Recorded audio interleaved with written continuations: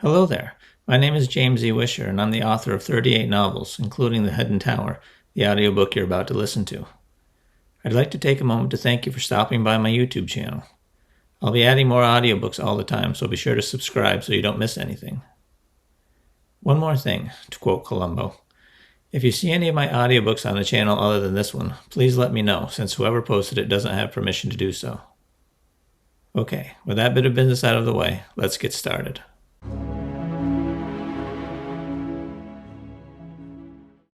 Chapter 1. Cold and dank. Those words always flitted through Otto Shenk's mind when he reached the bottom of the basement stairs. A thin sheen of condensation covered the stone walls, and shallow puddles dotted the packed dirt floor. A pair of Lux crystals rested in niches built into the wall, their feeble enchantments barely adequate for the task of illuminating the narrow hall that led to Master Enoch's workshop. The musty scent of mold lay over everything. A wall had been built specifically to seal his master's chambers off from the dungeons and cold storage.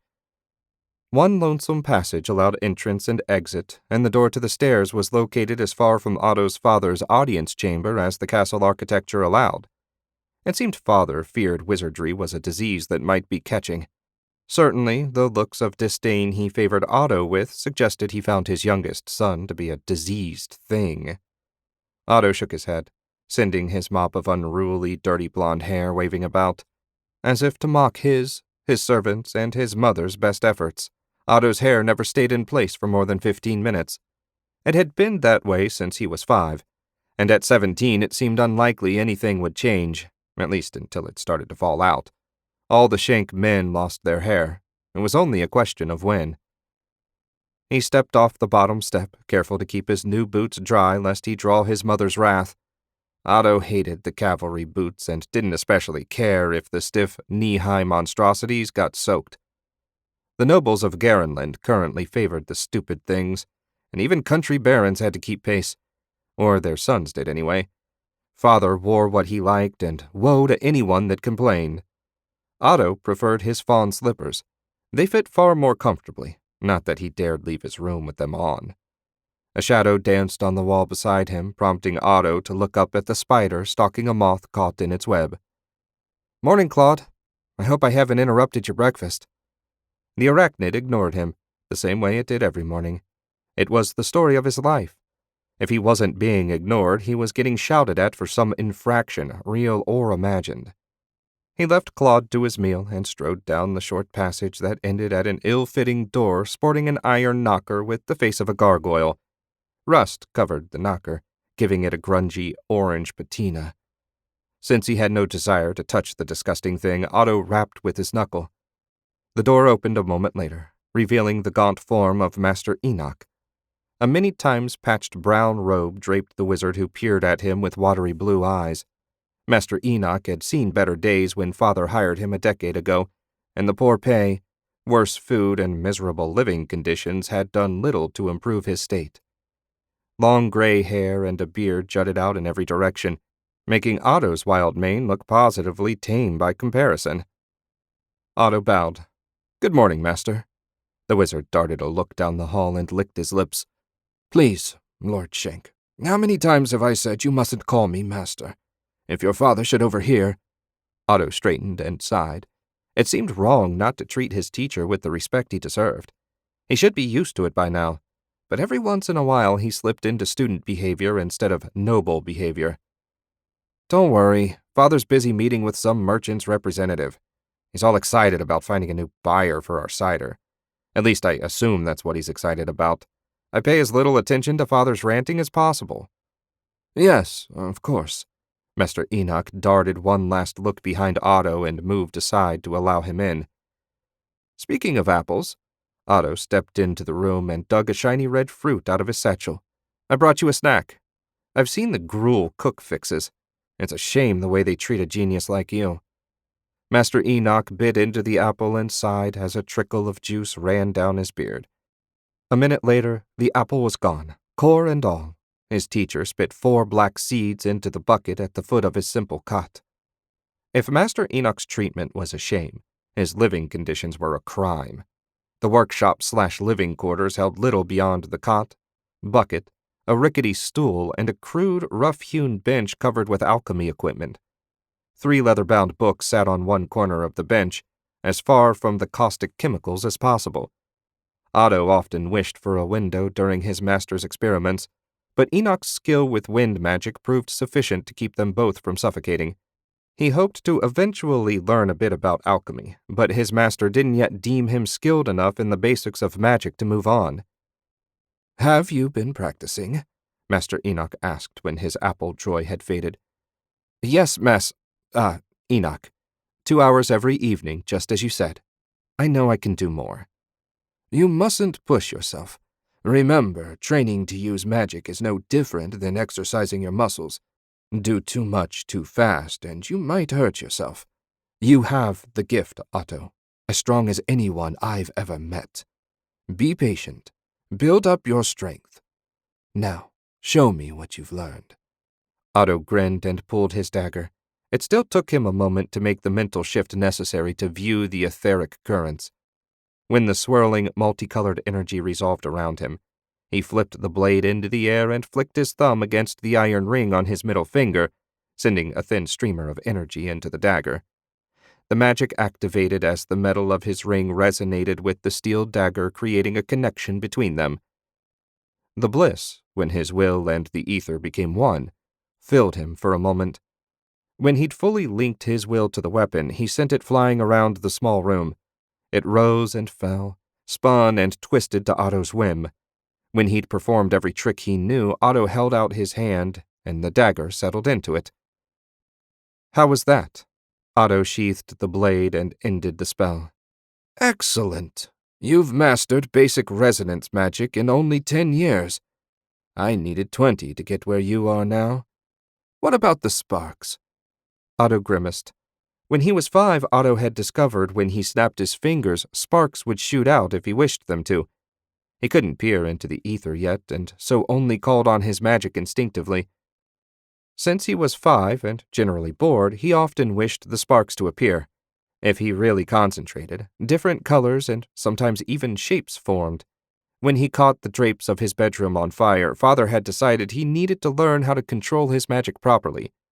When Otto recovered from the beating his father gave him, the wall in the basement had been built and Master Enoch hired. "I can still feel the fire right there, just outside my grasp. But as you commanded," Otto barely noticed Master Enoch's wince, "I haven't reached for it except in your presence." "And that's very good. But please, it's my suggestion. I would never dream of commanding a nobleman." "No, of course not. Can you control fire, Master?" They'd had this discussion a number of times over the years, but Otto still didn't fully understand his master's limitations. Master Enoch sighed and settled down on his stool. "Not well. Fire has always been nearly beyond my reach. Oh, I can light a torch or summon a cooking fire, and I understand the spells just fine. But the ether refuses to obey when I ask it for anything more. I don't know why. Every wizard has different limitations. That's the reason I had so much difficulty finding work. In Garenland, wizards are valued in direct proportion to their ability to produce value. Since I can't help in the foundry or the forges, my options were always limited. It was a great stroke of luck when the Baron hired me as your tutor." "That seems rather narrow-minded, considering all the things you can do." Master Enoch shrugged. "At least in Garenland I have basic rights as a citizen. I'm free to live as an ordinary man if I choose not to use my magic. Not that I ever would. But in Straken, they hang then burn anyone that shows wizard potential. In Roland and the other kingdoms, they use us as slaves. Be grateful that you were born in Garenland. Being of the nobility would offer you no protection in the other lands. Now show me your fire." Otto grinned. He loved this part of the lesson the most. He'd used his magic instinctively as a child, but now that he'd learned the proper way to do it, the things he could accomplish had multiplied by 100, as had the bliss. It was a pleasure beyond anything imaginable to a non-wizard, and Otto pitied them its absence. He rubbed his fingers together to build up heat. Fire magic was a form of enhancement magic. Next, he focused on the warmth between his thumb and forefinger and sent ether into it. A flame blossomed to life. A quick adjustment to the etheric flow, and the flame started feeding on the magic. Like the dagger earlier, the flame was fully under his mental control. Otto shaped it first into a dancing girl that pranced around on the palm of his hand. Next, he made a dragon and sent it flying around the room, breathing tiny fire blasts. The dragon landed on his finger, and he considered what to have it do next. "That's enough, Otto. I think you're ready for a new spell." Otto snuffed out the dragon and blinked away the ether to better focus on the spellbook. Finally, a new spell. Master Enoch was so stingy with his magic. He never let Otto learn a new one until he had full control of the last. "Which one this time, Master?" The wizard didn't even bother to correct his use of Master as he grabbed one of the books at the end of the bench. "Since you have the knack of enhancing heat to make fire, we'll see if you can enhance electricity. Here we are." He set the book down, and Otto peered eagerly at the pages. You could build up a charge capable of rendering a man unconscious by enhancing the spark you made when you shuffled your feet on a carpet. The etheric flow matched almost identically the shape he used for fire magic. The description went on to offer a number of ways to create the initial spark, since there wouldn't always be a carpet handy. Otto eagerly read and reread the pages, setting it all firmly in his mind. Otto? The sooner he mastered this spell, the sooner Enoch would teach him another one. Otto! He blinked and turned towards Master Enoch. "Did you say something?" "It's time for your sword practice. If you don't hurry, you'll be late." Otto's momentary happiness vanished. He hated sword practice, but it was a skill required of a nobleman. Never mind that he didn't have the least aptitude for the blade, much less any interest. Father expected him to show up for training, and if he didn't, the beating he'd receive would keep him in bed for a week. Chapter 2. The crisp fall air made a refreshing change after the stifling closeness of the basement workshop. Otto strode across the empty courtyard toward the training circle where his tormentor, or teacher, as his father would have it, waited, bare-chested and eager. Halfway to the circle, Otto diverted to the armory to collect a padded leather jerkin and wooden sword, even though it would have made no difference if he had chosen a live blade from the numerous racks. He had no hope of landing a blow on Sergeant Graves. Properly armed and armored for his daily beating, Otto resumed his trek. All around the yard the dark walls of the castle rose, blocking out his view of anything but the clear blue sky. It was said that in the old times, when the arcane lord still ruled the world, a wizard with the knowledge and power could soar through the sky like a bird. He would have given anything in that moment to bound into the air and away from the circle. Unfortunately, he had a better chance of being struck by lightning on this fine day. One step from the training circle, Otto stopped and bowed to Sergeant Graves. Though approaching 50, Graves had shoulders twice as broad as Otto's. Scars crisscrossed a chest covered with coarse black hair. The wooden sword in Graves's hand looked like a child's toy.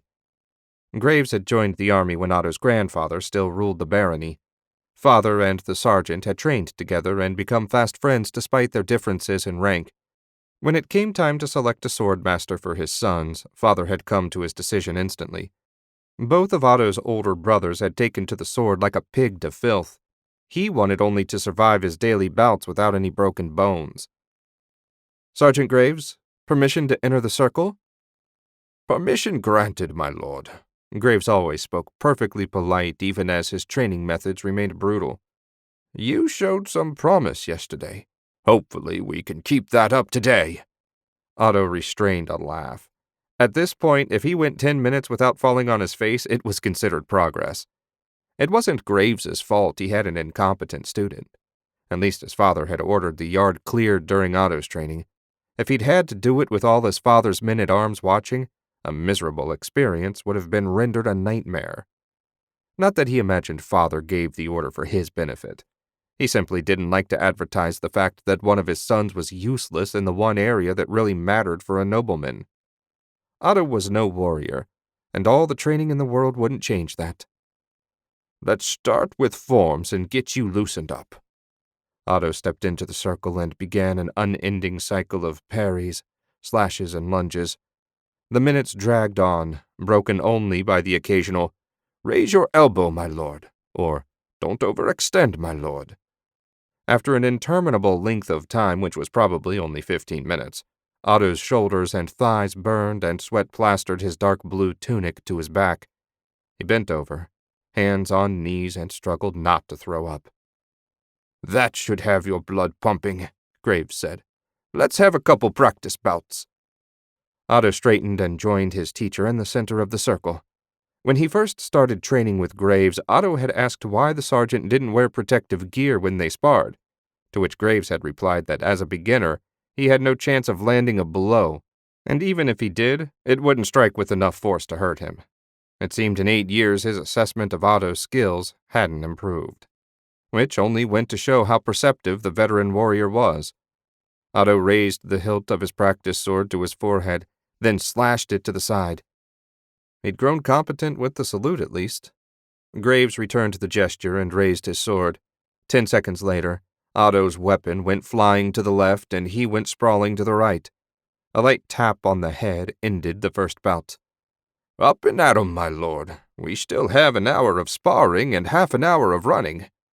It took all Otto's self-control not to scorch the smile off Graves's face.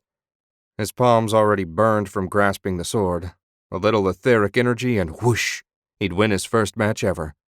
Using offensive magic would also see him quickly hung and his body burned. It would almost be worth it. He retrieved his weapon and returned to the center of the circle. Another salute was followed by a hard slash from his opponent. Otto parried and even managed a fair riposte, which Graves dodged easily. Otto bore in, slashing left and right before ducking a counter.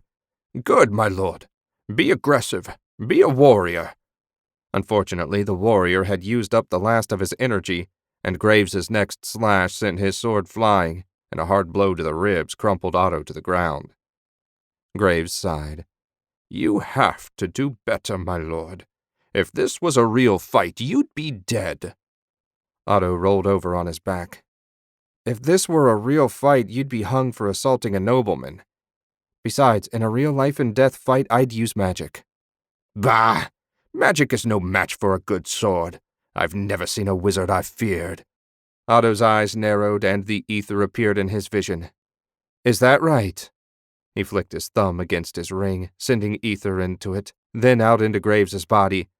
The magic resonated with the iron in the sergeant's blood, rendering him rigid and immobile. Otto climbed slowly to his feet and brushed the dirt off his clothes. He didn't bother retrieving his wooden sword. Instead, he drew the razor-sharp dagger at his belt. "Did you know, Sergeant, that you have tiny bits of iron in your blood?" Otto held up his hand and wiggled his ring. "I've connected that iron to the iron in my ring, rendering you as rigid as the metal band." Otto moved closer, raising his dagger. "I know you and my father don't think much of magic. None of the true men of Garenland do. In a large-scale battle, this little trick would be useless. But one-on-one, I think you'll agree it's quite effective. Legal, too, as the spell isn't doing you the least harm." When the dagger rested lightly on Graves's throat, Otto liked to imagine there was a hint of fear in the man's eyes. Graves couldn't speak, or even blink for that matter. He was totally helpless. Otto drew a breath to ask how the sergeant liked being the helpless one for a change, when a heavy fist crashed into the side of his head, and everything went dark. Chapter 3. Otto blinked, groaned, and at last the world came into focus. The glowering, bearded face of Baron Shank stared down at him, his bald head gleaming in the morning light. The side of Otto's head throbbed from the heavy blow, and he'd probably have at least one black eye in the morning. It wasn't the worst clout his father had ever given him, but it hurt all the same. As was his habit, Father dressed in all black save for the ermine collar of his cloak. The hilt of his longsword jutted out. Even in his own castle, Father never went about unarmed. Whether this was a comment on the garrison or general paranoia, Otto didn't know. "Hello, Father. Come to observe my training?" I came to see you sparring, not threatening to cut the throat of the best man to ever serve in this garrison, Father bellowed, waving his hands in his best imitation of a grizzly bear. On your feet. With considerable groaning and scrabbling, Otto stood, swayed a moment, then steadied. I wasn't going to cut his throat, Father. I simply wished to demonstrate to the good sergeant that wizards are dangerous and shouldn't be taken lightly. Off to the side, a pale Sergeant Graves had a hand to his throat. Otto coughed, and when Graves looked his way, said, No hard feelings. No, my lord. I didn't realize a wizard could do such a thing. I thank you for the instruction. Father slapped Otto on the back of the head, staggering him a step. You're not here to instruct Graves in the dangers of magic. You're supposed to be learning the sword. So you keep telling me. Has it not yet become abundantly clear that I have no aptitude for dueling? If I ever find myself in a situation where my life depends on my skill with the blade, I'm done for. I made peace with that within a month of beginning my training. If you ordered Graves to pound on me from now until doomsday, it wouldn't change a thing. Better for everyone if you stop wasting his time and let me focus on the things I'm actually good at. Like magic? The contempt in Father's voice hurt worse than the blow to his head. You will gain no respect for your wizardry, and the fact of its existence will prevent you from inheriting any land or leading men in war. Otto rubbed the side of his aching head. I'm a third son. I'll never inherit anything anyway, and the idea of me leading men into battle is laughable. Surely having a wizard in the family will be an asset to Stefan. He won't have to rely on the dubious words of a stranger should he run into arcane matters. You will serve the family. It's the main reason I brought in that skinny rat to teach you. Saving the castle drapery was just a bonus. Father grabbed Otto by the front of his shirt and jerked him off the ground so their eyes met. Do not ever use magic on one of my men again. Otto stumbled when his father dropped him, but managed not to end up in the dirt. As for your training, consider it ended. If in 8 years you haven't achieved even basic competence, you never will. Now follow me. Stefan's wife is pregnant again, and your mother wishes to know the sex. Otto grimaced at his father's back. He hated performing such simple spells. Any midwife knew the trick to divining the sex of an unborn child. Even those without the ability to see the ether could perform minor spells. Only the knowledge that he'd never have to enter the dueling ring again made up for it. If he'd known threatening to cut Graves' throat would get him out of the training sessions, he'd have done it years ago. He pulled off his jerkin, tossed it beside his wooden sword, and strode along beside his father. They left Graves alone in the circle to pick up. The 3-story keep loomed, dark and forbidding, ahead of them. Otto had never felt welcome in the cold, drafty halls, even though they were ostensibly his home. For his entire life, Otto's brothers had alternated between bullying and ignoring him. His father beat him regularly for offenses real and imagined. The servants tiptoed around him for fear of his magic, and the soldiers mocked his lack of sword skill, though never when they thought he was around. Only Mother had shown him kindness, even if it was always tinged with pity.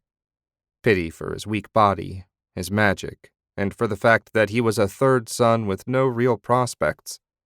When he thought about it, her pity seemed fully justified.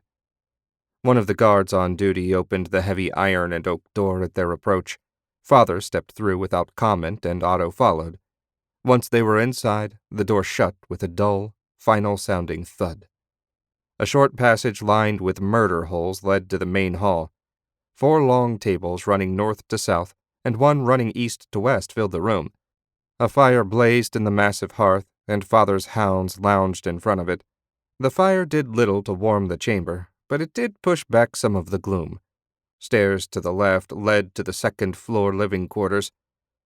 They're waiting for you. Father stomped over to his high-backed chair and settled in before the fire. Otto made his way upstairs. His brother, Stefan, shared the second-largest suite in the castle with his wife and 2 sons. A pair of blonde-haired boys guarded the room. 4-year-old Stefan II with his tiny wooden sword, and his brother, 1-year-old Mandel, who wielded nothing save drool and snot. Halt and state your business. Stefan II brandished his toy sword. Your Uncle Otto has come to visit your mother, he smiled. May I enter? Little Stefan slid his sword through his belt and stepped away from the door. You may. The boy managed to retain his stern expression for a few more seconds before breaking into a bright smile and running over to hug Otto. Mama's going to have another baby, Uncle Otto. So your grandfather told me. Grandmother Katharina wants me to see if you're going to have a little brother or sister. Little Stefan's eyes grew big. Can you look into Mama's tummy? Otto chuckled and ruffled the boy's hair. Something like that. The bedroom door opened, and the kind, lovely face of Otto's mother appeared in the gap. I thought I heard you. Come along, everyone's waiting. Yes, Mother. Stefan, back to your post. Little Stefan brought his fist to his heart. Yes, sir. Otto joined his mother inside, and she shut the door. Her hand went immediately to his face. Arnwulf at his gentle best. Yes, well, he did excuse me from further sword practice, so I consider it a minor price to pay. Did you not think to have the midwife perform the divination when she confirmed the pregnancy? Lyda tried, but claimed she got no result. Mother smiled and took her hand away. I thought a proper wizard might have better luck. I could certainly try, though I can't imagine why Lyda failed. Shall we move this along? The disagreeable voice of Stefan the Elder came from deeper in the suite. I mean to go hunting this afternoon. Ever the caring husband, Stefan and his bride of 5 years, Griswalda, had fallen in hate at first sight. Not that either of their fathers cared in the least. Griswalda's father ruled a small but wealthy county on Shank barony's eastern border. The old count had no sons, so when he died, his county would be absorbed into the barony, increasing its size by a quarter. For such a prize, father would have wedded Stefan to a goat. Coming, brother. Otto led his mother back to the bedroom. Lying on the bed under a mound of blankets was the blushing bride herself. Only the woman's piggish face, surrounded by a mound of greasy, dark curls, peeked out from under the covers. Otto had, on occasion, wondered how his brother worked himself up sufficiently to bed the woman, but ultimately, the less he thought about that, the more his stomach approved. I understand congratulations are in order. Otto sat on the edge of the bed. Just get on with it. Stefan glowered from his chair in the corner. Otto glanced at his oldest brother. Stefan was big and broad like their father. Receding, dirty blonde hair hung down the front of his brown tunic. Angry blue eyes stared at the world from under heavy brows. They'd never gotten along. Too different, Otto had always assumed. Over the years, he'd come to realize Stefan hated everyone. That made him feel oddly better. Right. Otto placed his hand over the blankets and shifted his perception so the ether became visible. The ring! Griswalda's shrill voice cut the air like nails on slate. Mother held out a silver chain with a gold ring dangling from it. That's not necessary. Otto refrained from reaching for the bauble. I can read the ether directly. It's tradition! Griswalda heaved herself up higher on the pillows. The blanket fell away, revealing her massive bosom. Otto shuddered as she covered herself back up. He took the chain from his mother and dangled it over Griswalda. A thread of ether swirled down into her abdomen at his command. Otto followed the thread in his mind and soon found the shape of the baby. Etheric energy caressed the tiny form, revealing everything. A faint resonance vibrated between them as Otto's blood reacted to that of his partially formed niece. He smiled. It would be a girl. He set the chain to swing left to right and prepared to withdraw the magic. He pursed his lips. There was something else. Something in the tiny, still-growing brain. Otto wasn't well-versed enough to recognize the nodule beyond knowing it didn't belong. It's to be a girl, then? Griswalda's shrill voice broke his concentration. Otto blinked. Yes, congratulations. Isn't that wonderful, Stefan? A little sister for the boys. Yes, wonderful. Stefan heaved himself out of his chair. I'll be back this evening. I should go as well. Otto straightened. Would you walk with me, Mother? Of course, dear. I'll be back shortly, Griswalda. She nodded and snuggled deeper into the bed, still beaming at the idea of having a daughter. Otto and his mother left the suite and walked down towards his small bedroom. When they were well away from the suite, Otto stopped. "I know why Lyda didn't get a result with her test." Mother raised an inquiring eyebrow. "The child is malformed. I don't know if she's going to lose it, but if she doesn't—" "Are you certain?" Mother's forehead wrinkled in concern.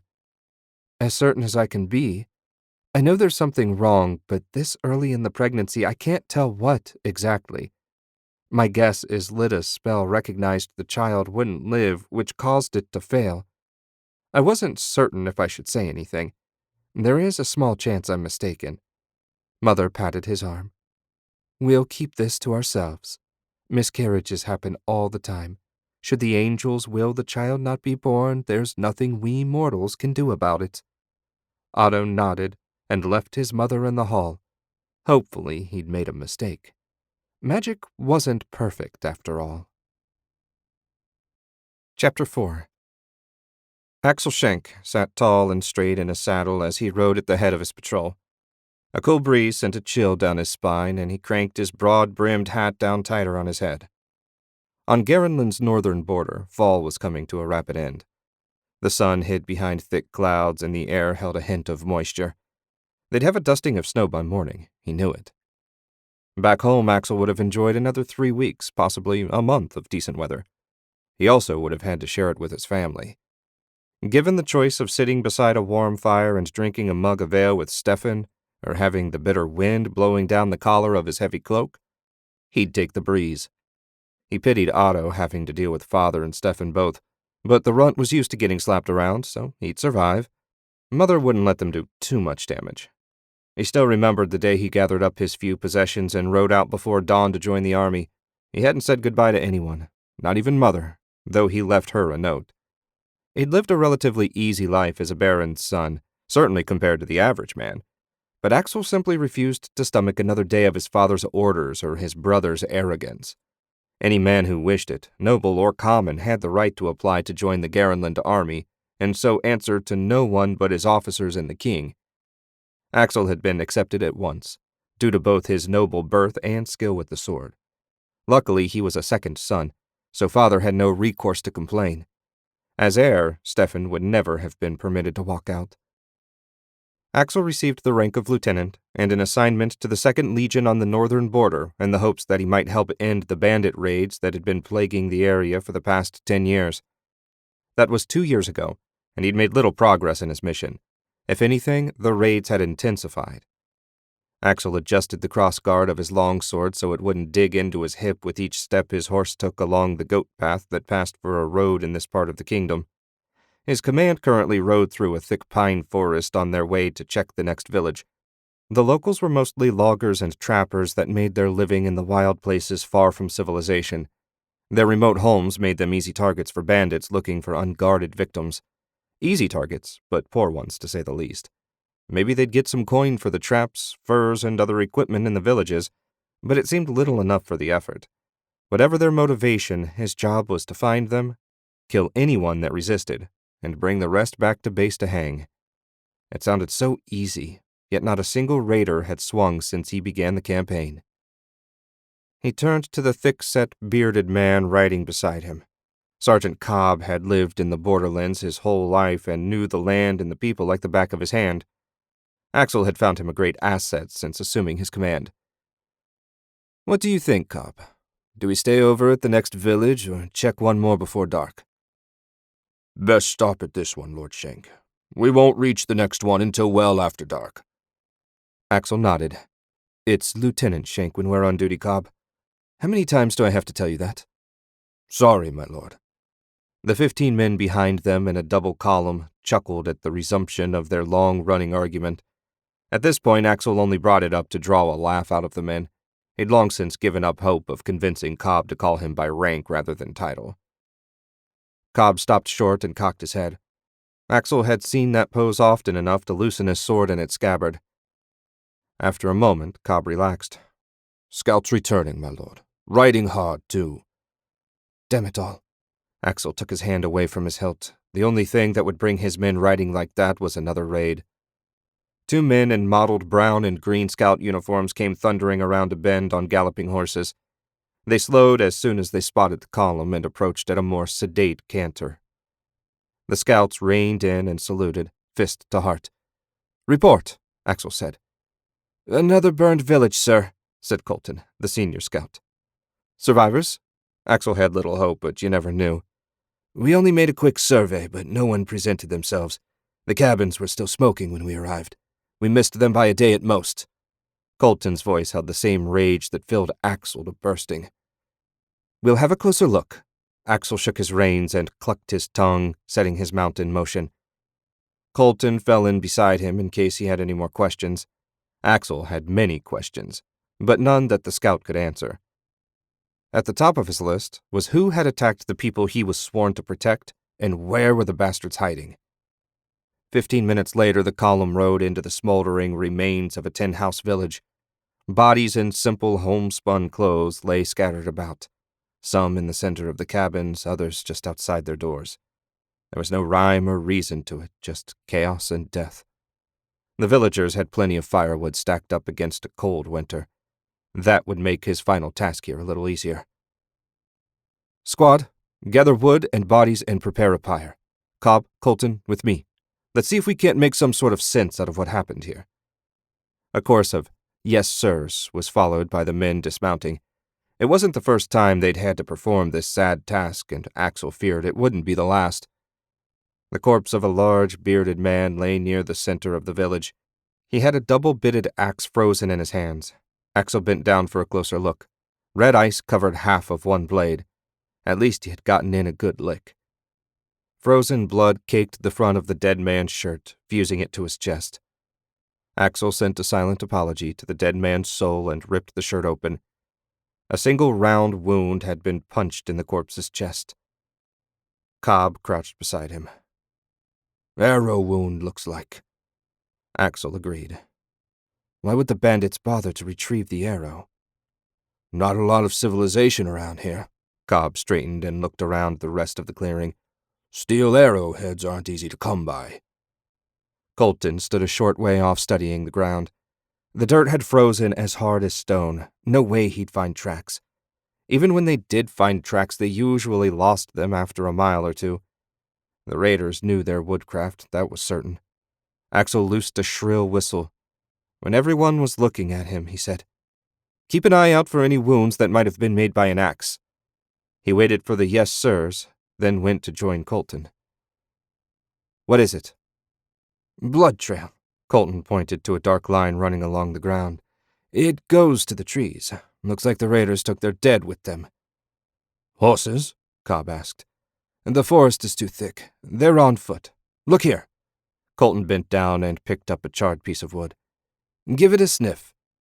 Axel took the stick and held it to his nose. He smelled the acrid, charred scent of burned wood. Nothing remarkable in that. "What am I missing?" "The blood of the earth. Don't you recognize the stink?" Colton asked. "They used the stuff to accelerate the fires. I'd like to know where they got it. There are no wells in this part of the world." Axel frowned. If Colton was right and the bandits had used the thick black ooze to start their fires, it added yet one more mystery to this madness. The nearest wells lay hundreds of miles away.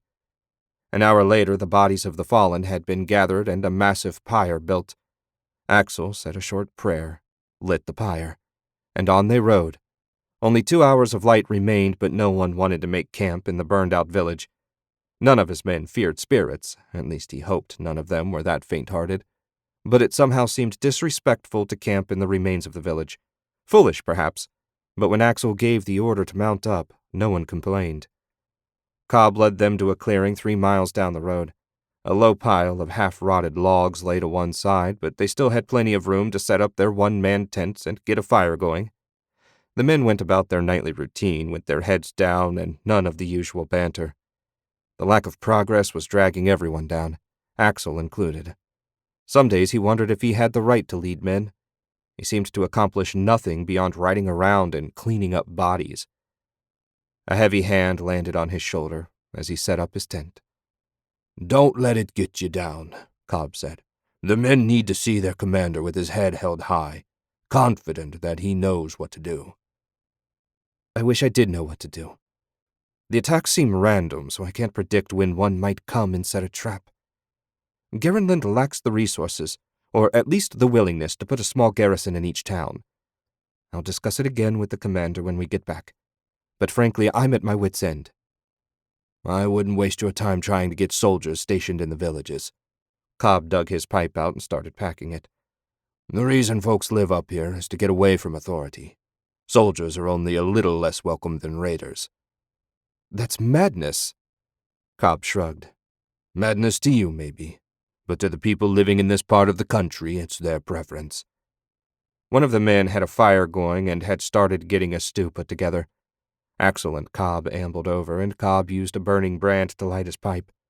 Colton joined them and held his hands out to the flames. "Pickets in place?" Axel asked. "Yes, sir," Colton said. "In place and the rotation set." Axel nodded.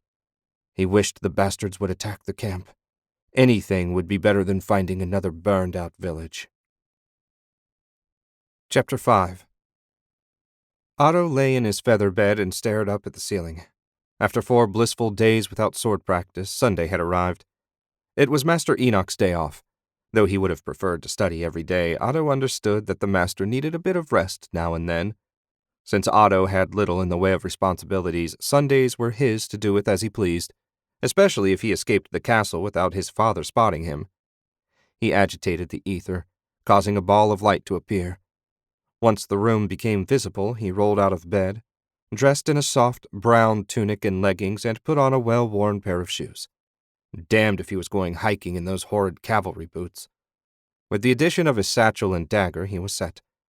The hall outside was silent and empty when he stuck his head out.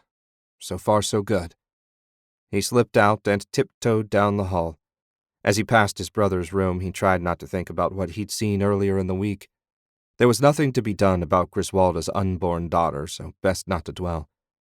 A quick glance over the railing revealed a great hall devoid of hounds and relatives. He sighed. Father and Stefan must have gone on an early morning hunt. Part of him wanted to feel indignant that they hadn't asked him to join them, but he didn't have it in him. Otto had never cared much for hunting. As far as he could tell, it was just an excuse for the men to get drunk and ride around. Heaven help any farmer's daughter out this morning. Stefan's appetites were well known amongst the country lasses. No doubt more than one Shank bastard wandered the barony. When he reached the ground floor, he turned toward the kitchen. Otto planned to be gone all day, so he'd need lunch. Heat from the spits and ovens washed over him as he stepped into the room. Cook bellowed orders at his assistants, his 3 chins jiggling. His white shirt sported a splash of bloodstains along with a coating of flour. 2 girls in faded blue smocks chopped vegetables, while a third pulled loaves from the oven. Cook finally spotted him, standing in the doorway, and hurried over. "Morning, my lord. Something for breakfast?" "I'll grab an apple or 2 on my way. I need bread, ham, and a skin of ale." Cook offered a little bow and bellowed for the girls to fetch his food. While they were gathering it, he asked, "Anything else, my lord?" Otto shook his head. "Did my father go out hunting this morning?" "He did indeed. I believe the plan was for boar up on Oak Ridge.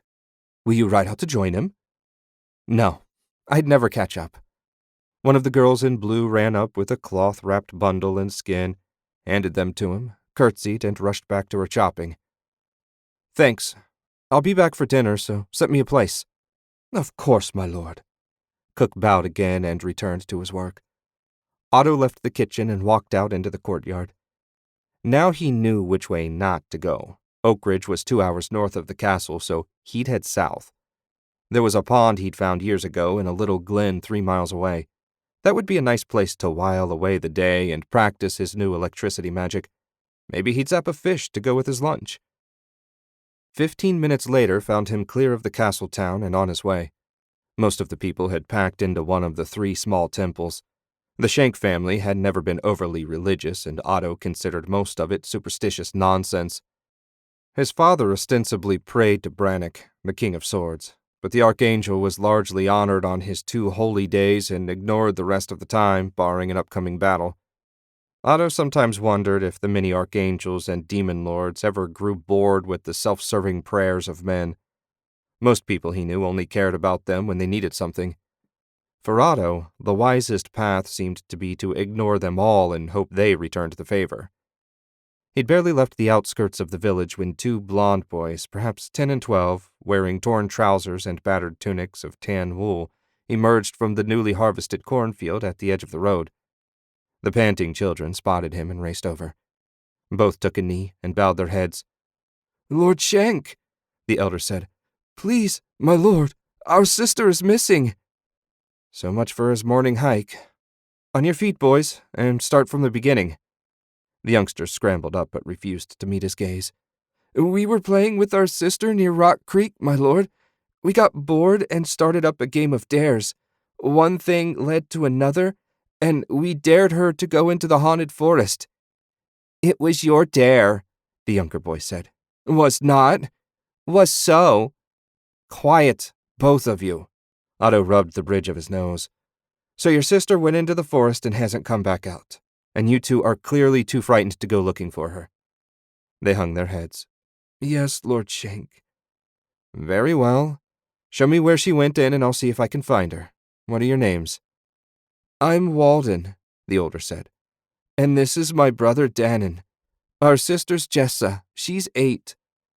"What's she look like?" Otto followed the boys back across the field. "Small, blonde, red dress," Walden said over his shoulder. "She's always dragging a doll around with her, too," Dannon added. "So basically a girl version of you 2. They stopped 20 feet from the tree line. The red dress should make her easier to spot.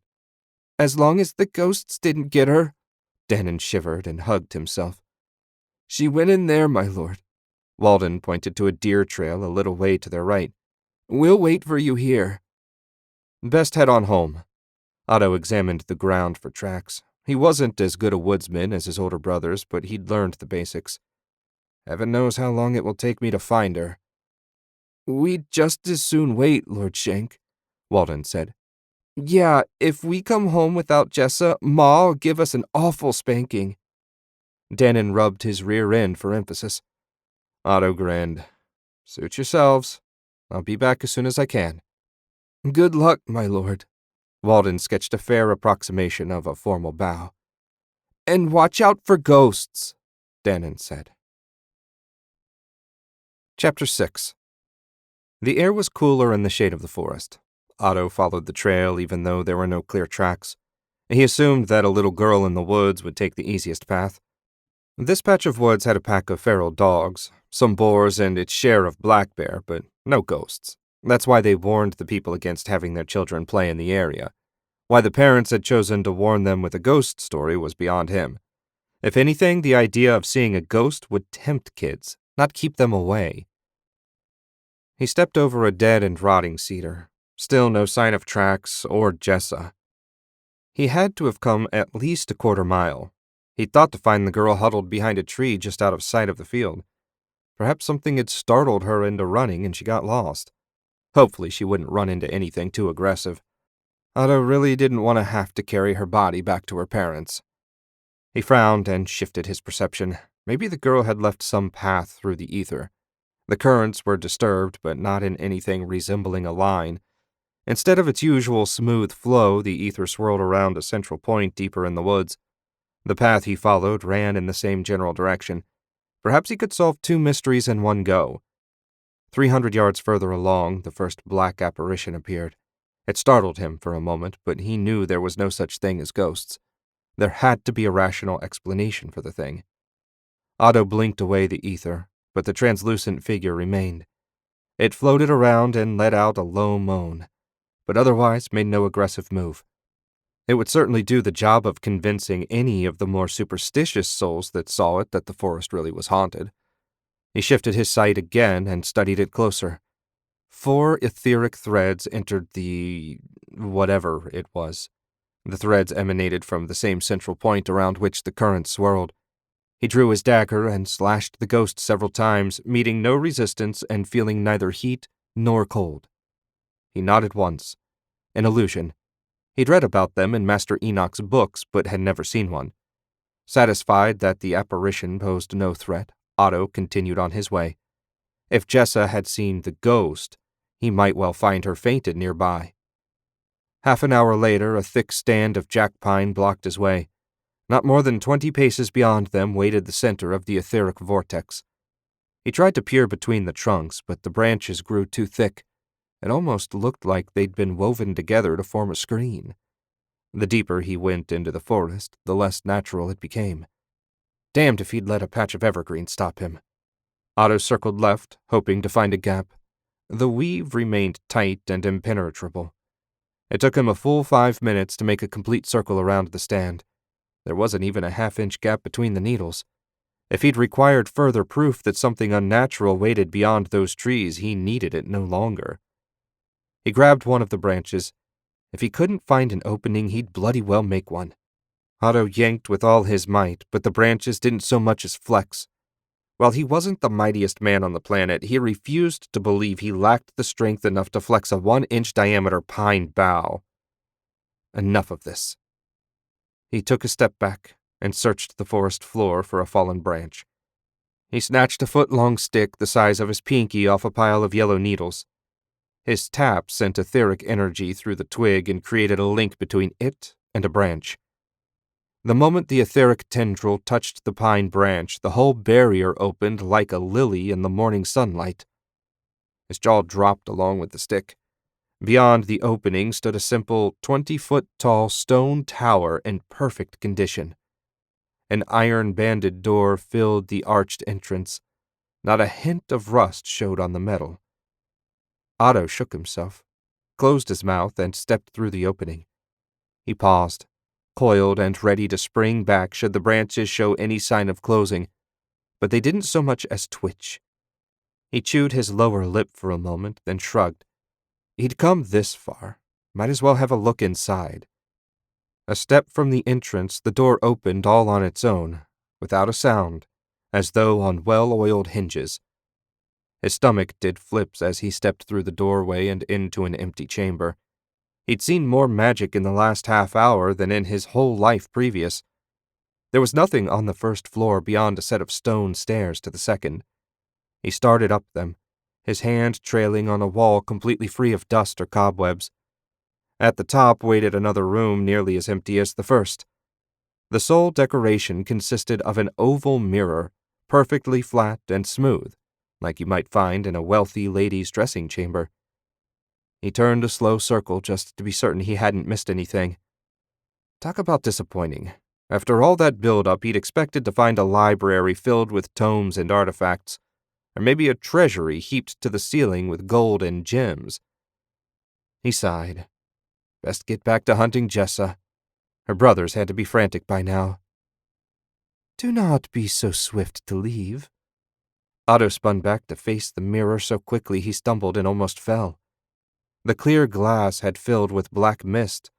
A woman's face, her skin tinged green and translucent, appeared in the center of the mirror. A halo of ghostly hair floated around her. Who are you? He asked. Do you not recognize me? He looked closer and racked his brain. I'm sorry. Should I know you? No, I suppose not. 600 years is a long time to you mortals, after all. I am Coronin, and at one time I ruled this continent. Otto gaped like a rube at his first fare. Arcane Lord Coronin? But you're dead. Indeed. For long centuries I've waited for a wizard to approach my sanctuary. I expected one of my apprentices, and long before now. What has happened, and who are you? I'm Otto Shenk. My father rules these lands. As for what's happened, well, that's a long story. Chapter 7. Otto recited the history of the last 6 centuries as he'd been taught it. He felt like a schoolboy standing in front of the teacher. When he arrived at the part about the wizard purges, Coronin stopped him. All the wizards were killed? disbelief rang in her voice. Perhaps not all, but all the ones that were known to have served, well, you. The books make it sound like a great bloody mess. The wizards killed many soldiers, but in the end were badly outnumbered, and eventually they grew so exhausted they couldn't hurl spells anymore. Once that happened, the war came to a swift end. Surely new wizards were born. You're here, after all. True, for many generations anyone showing signs of magic was killed at once. That's still the law in the kingdom of Straken to the north. In Garenland, the kings eventually realized wizards would be of use in the forges, helping create high-quality steel and, more importantly, working mithril. The law still imposes many limits on what a wizard can do, but at least here we are no longer murdered out of hand. Her lips twisted. How high-minded. Our kind has been reduced to little more than slaves to the people we once ruled. Damn Voltan and his betrayal. Otto blinked in surprise. I hadn't thought about it, but it's only natural that you'd have known him. It's easy to forget that the last living arcane lord has been around for centuries. Lord Voltan is quite highly thought of for a wizard. It was in large part his efforts that brought the many wars to an end 3 centuries ago. Oh? And how did the pig manage that? He reactivated the portals, but only for those countries that signed the Portal Compact, agreeing not to invade or otherwise harm the other members. We've become dependent on them for swift, safe travel and trade. They've made us rich and soft, or so my father claims. So there are no more wars? She asked. Not between the nations of this continent. We have little knowledge of the other lands, as none of them agreed to join. There are enough internal squabbles to keep the ground well watered with blood. Lucky for Garenland, as our main export is weapons. Bah, enough history.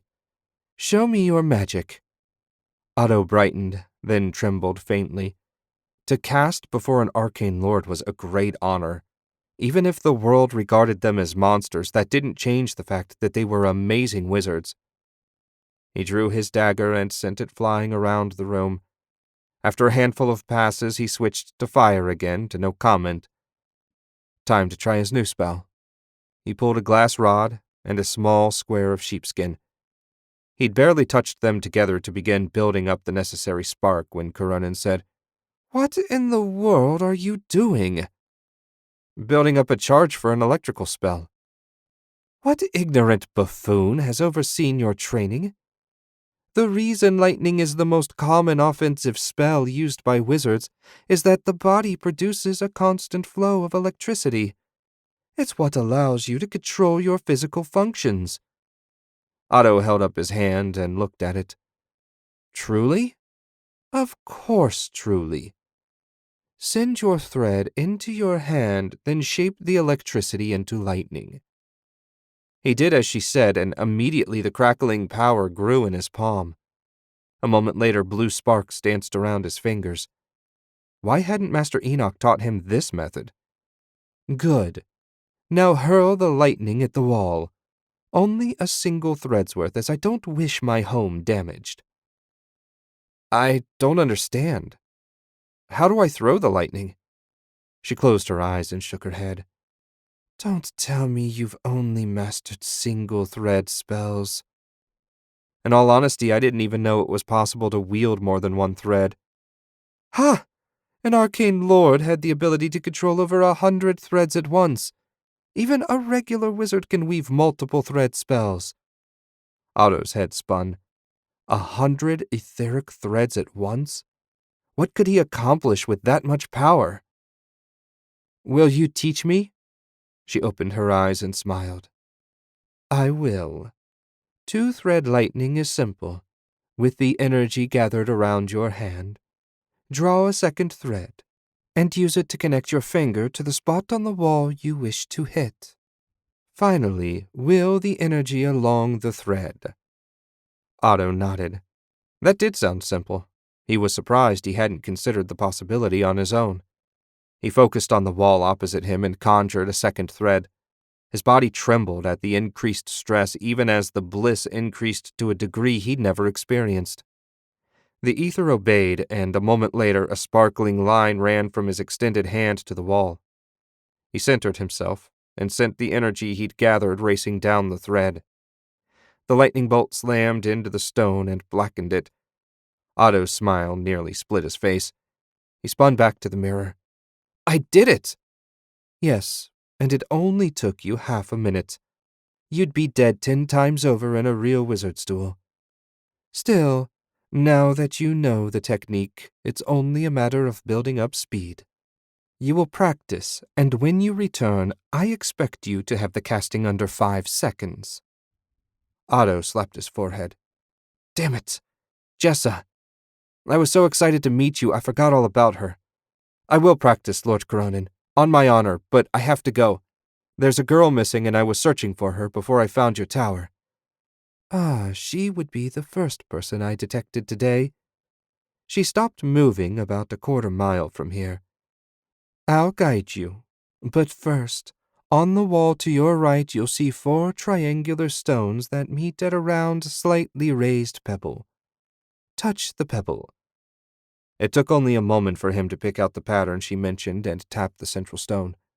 A vibration ran through the wall and the pieces slid apart, revealing a book bound in red, scaled leather. "My first spell book. It's probably not well known, but I was born not far from here, likely within the boundaries of your father's barony. I built this tower a century before I became an arcane lord." Otto ran a gentle finger over the smooth, cool cover. Everything in him screamed to grab it and dive into the secrets within, but the rational part of his mind balked. "Your gift is most generous, Lord. But if it should be found, the book will be at risk. Books of dangerous magic are often destroyed. It will be safer here. When I return, I'll bring my journal and copy as much as I can."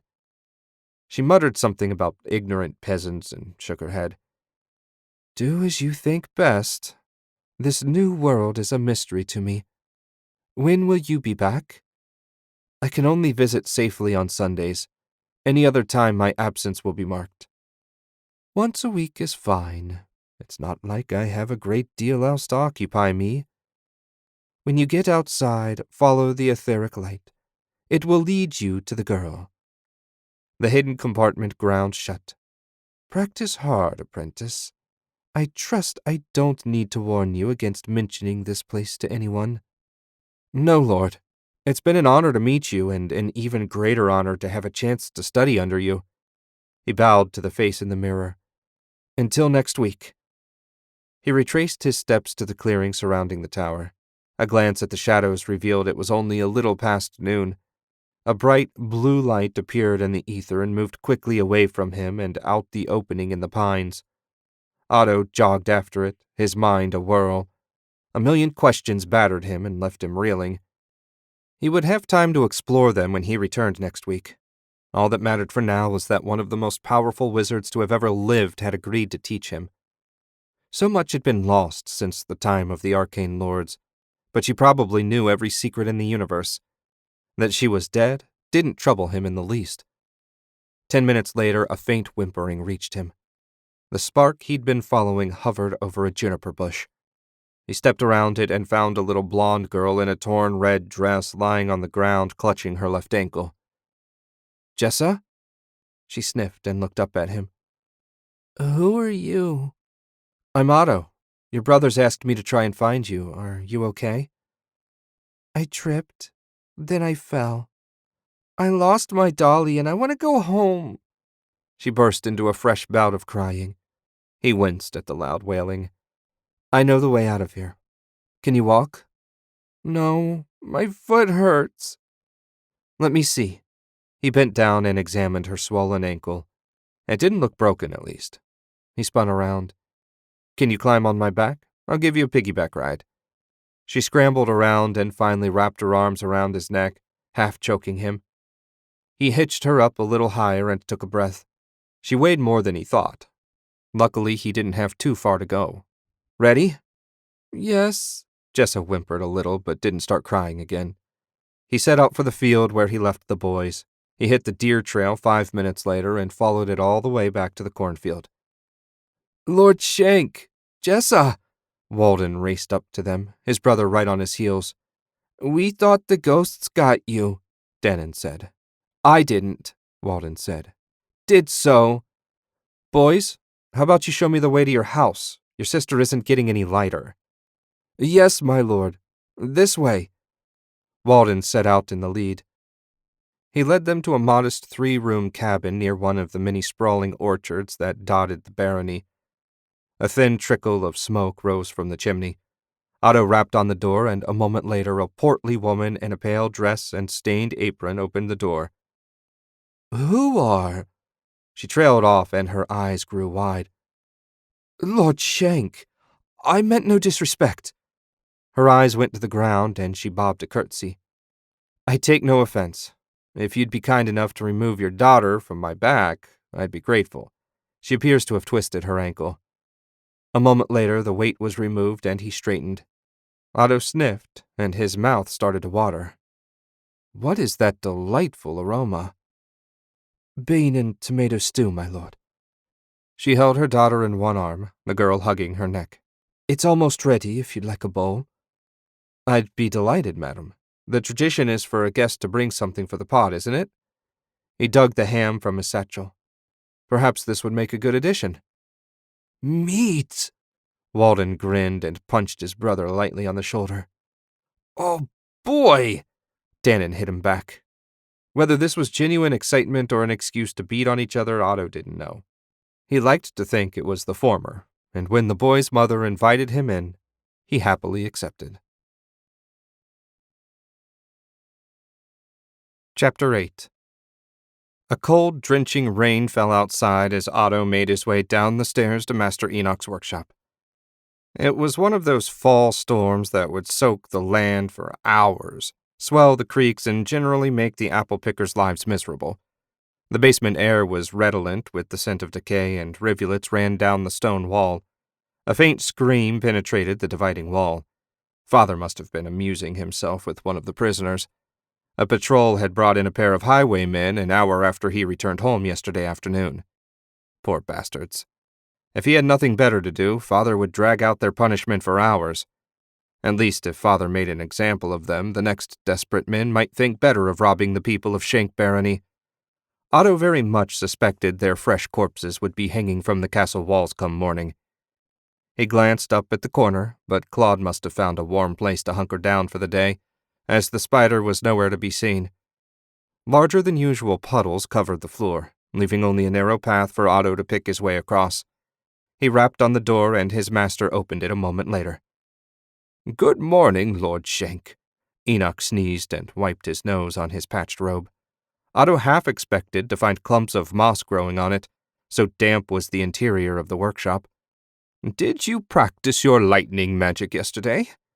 "Yes, master." Otto dug the wool and glass out of his satchel and cast the simple spell. He didn't dare skip the unnecessary components lest his master ask too many questions. "Very good. The spell gave you no trouble, then?" "No. In fact, it's almost identical to the fire spell you taught me." Otto steadied himself. Time to take a risk. Once I became comfortable with the spell, I did a little experimenting on my own and discovered something interesting. Otto sent his dagger flying with one hand and conjured the fire dragon with the other. He was about to have them fight when Master Enoch grabbed his arms, breaking his concentration and sending the dagger clattering to the floor. "You must never let anyone see you using 2 threads at once." Master Enoch's voice was as hard and commanding as Otto had ever heard it. "Why? Being able to use 2 threads opens up so many more options for spells. I'd been thinking for a while now that a single thread was far too limiting." Master Enoch released him and sat on his rickety stool. He gestured toward the cot. When Otto had settled in, Master Enoch scrubbed his face with his hand and sighed. "It's my fault, my lord. I should have cautioned you from the beginning, especially once I saw your curious and eager nature. I allowed myself to imagine if I didn't teach you multi-thread spells, You would never attempt them on your own. Foolish of me. I don't understand, Master. It's less about the technique than displaying your power. If anyone should see you performing a feat of potent magic, it puts you at risk and potentially all other wizards along with you. We're not so far from the purges after all. Otto chewed that over for a minute, then leaned forward. You think I could be killed for making a dagger fly while conjuring a flame? No, those simple tricks wouldn't cause enough consternation. My worry is about the future. Today it's 2 threads, but next month it may be 3, then 4 or 5. Once you reach that level, you have the potential to do real wizardry.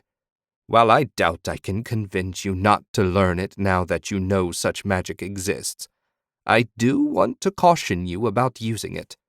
It risks more than your own neck. Otto leaned back and nodded.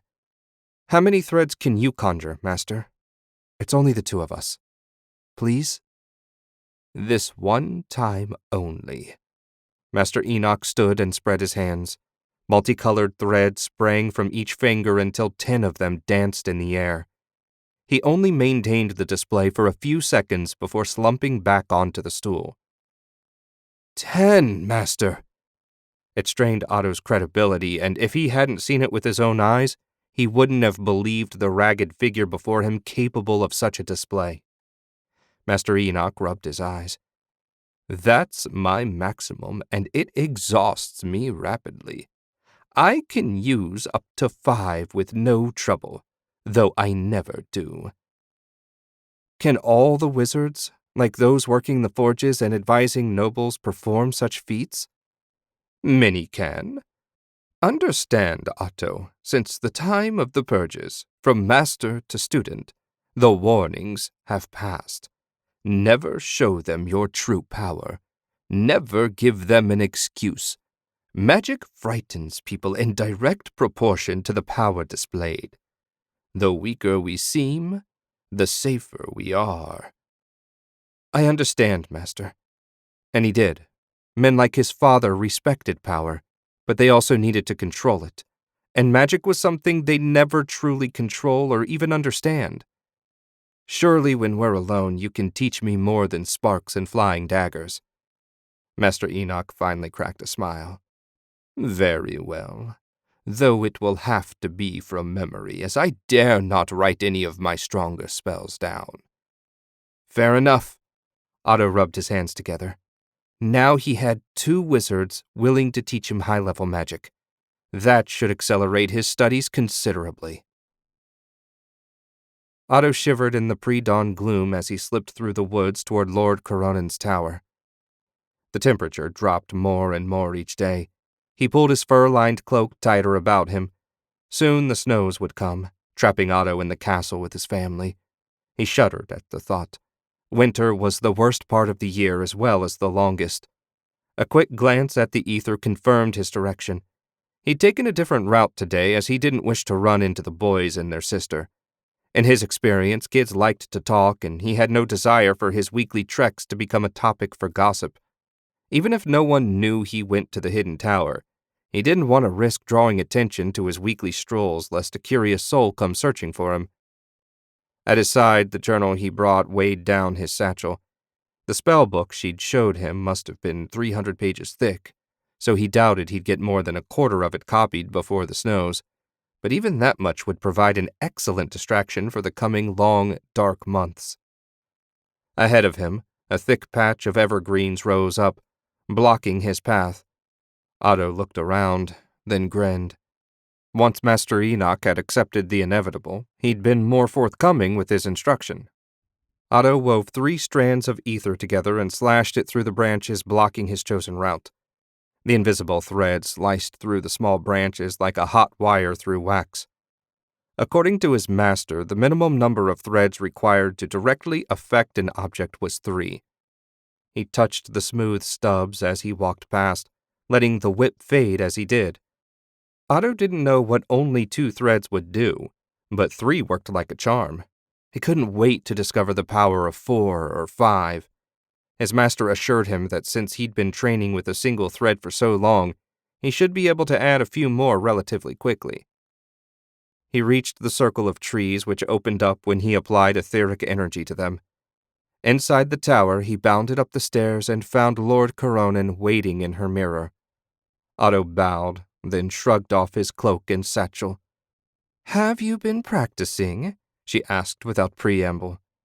"Yes, master. I've also learned some new tricks from Enoch. He's the wizard my father hired to train me. When I showed him I knew how to use 2 threads, it convinced him to be more generous, though not without offering a warning first." "What warning?" When Otto had explained, Lord Coronin's frown was so deep her lips almost touched her chin. "The masters of this time are training their students to feign weakness?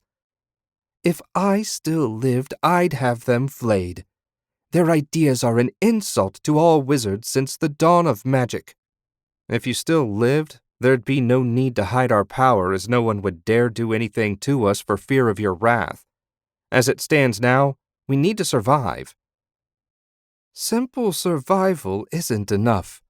Wizards are, and always have been, the strongest and the smartest. We should rule ordinary men, not be ruled by them." Otto shrugged. It was easy for a centuries-dead wizard to make such claims. For the still-living wizards, matters weren't so simple. "Show me your lightning." Otto obliged, using 2 threads to gather power to speed the process. In less than a second, power crackled around his hand. The targeting thread shot out, followed by the blast which enlarged the black spot he'd made the week before. "Under 2 seconds. Much better. What else has your other master taught you?" The way she said "other master" made his stomach do somersaults, but he set it aside. For now, he needed both his teachers. He hadn't actually learned a great deal beyond the etheric whip. When he started to describe it, she stopped him. 3 strands may be enough for small pieces of wood, but it won't dent flesh or metal." "Metal I can understand, but why not flesh?" Otto asked. "Surely an arm is no harder to cut through than a branch." "When you're using pure ether, an arm is harder to cut than metal. Even ordinary people, when attacked by magic, will instinctively use the ether to protect themselves. It's not something they can control, but it will blunt your attacks just the same. To penetrate the etheric barrier your target raises requires at least 6 threads, and 8 would be better." Otto stared for a moment. "But I used a single thread with resonance to bind a man without any trouble." "That's different," Lord Coronin said. "I'm talking about affecting them directly like you did those branches. Spells like Iron Bind or the lightning bolt you've improved so much will affect them with less energy." "I don't understand." Otto's head started pounding. "Why should one sort of magic work and not another?" "Did your master not explain the fundamentals of magic?" "Before this week, Master Enoch didn't even acknowledge that multi-thread spells existed." Lord Coronin sighed. "Very well. I shall relieve your ignorance. What we call spells, fire, lightning, and that sort of thing, utilize energy magnified or altered by the ether, not the ether itself, to affect the target. A single thread is used to direct the energy, and that thread is so weak that it doesn't register as a threat, so no instinctive barrier. When you try to use the ether in its unaltered state, you're using something with no real substance, so you need to use more of them, which makes it easier to recognize as a threat. That triggers people's barrier. Clear?" "Yes, master," Otto lied. He found her explanation as clear as mud, but he took her at her word. "Would it be all right if I copied some of the spellbook?" "By all means." Late afternoon had arrived, and Otto's wrist had cramped so bad it bent back like a claw. He'd managed 20 pages, which included a number of illustrations. His were crude by comparison, but they got the gist across. I think I'll call it a day. Keep practicing. The harder you work, the faster your power will grow. I will, though it's difficult when you have to be so sneaky about it. Overcoming challenges is what wizardry is all about. Chapter 9. The wind screamed and fat flakes of snow soaked Axel from head to foot. After another 2.5 weeks, they'd finally finished their patrol and set their sights for base. By some minor miracle, none of the remaining villages on their route had been attacked. At each stop, he'd warned the locals to be on guard against the bandits prowling the area. Scowls and sullen silence greeted his announcement. It seemed Cobb hadn't exaggerated the locals' general dislike of soldiers, even soldiers trying to protect them. Axel had been giving the same talk for the past 1.5 years, and the glares seemed to get sharper each time. Maybe if he'd managed something beyond talk, he'd have garnered more respect. After his little speech, Axel led his men back out onto the road with the silent hope that the next time he visited the village, he'd find it still standing. He raised his hand to block the snow and tried to peer through the blizzard. The fort had to be close, but in this mess, he wouldn't know until his horse ran into the bailey wall. Cobb, can you see anything? I can't even see my horse's ears, my lord. We have to be close. We've been riding long enough to have arrived already. Axel frowned. He'd ordered the men to tie themselves together as soon as the snow picked up. At least he didn't need to worry about anyone getting lost. He turned right and squinted. If the trees were still there, then they hadn't yet reached the clearing surrounding the fort. The thick screen of evergreens might have been 10 feet away or 10 miles for all he knew. Cobb yanked on his cloak. What? A light, my lord. Cobb pointed ahead and a little to his left. The height looked right. It had to be the signal lantern in the highest tower. The commander must have ordered it lit so any patrols in the area could find their way out of the storm. Axel had always held the level-headed son of a duke in high esteem, and this only raised it. I owe Commander Braddock a bottle of whiskey. Cobb's grin was barely visible through the snow. I'll chip in. Let's hurry before my nose falls off. Axel snapped his reins and his horse broke into a trot. Half an hour later, having seen the horses to the stables and rubbed down, Axel changed into a dry uniform and marched through the keep to the commander's quarters. The warm halls with their rough-hewn board walls and timbers visible in the ceiling had never felt so welcoming as they did after escaping that storm. He knocked twice and a muffled voice said, "Come in." Axel pushed the door open and found Commander Braddock seated behind his plank and timber desk. The commander was twirling his trademark bushy gray mustache and humming a bawdy tavern song.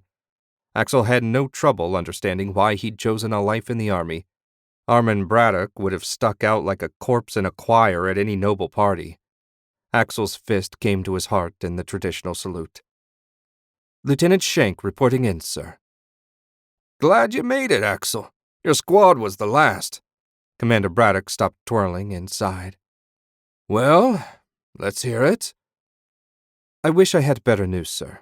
3 villages burnt, 12 unharmed, and no raiders killed or captured. Damn it! The commander slammed his fist on the desktop. How do the bastards do it? Are they wraiths able to appear and disappear at will? No, sir. We found a bloodied axe at the last battle site.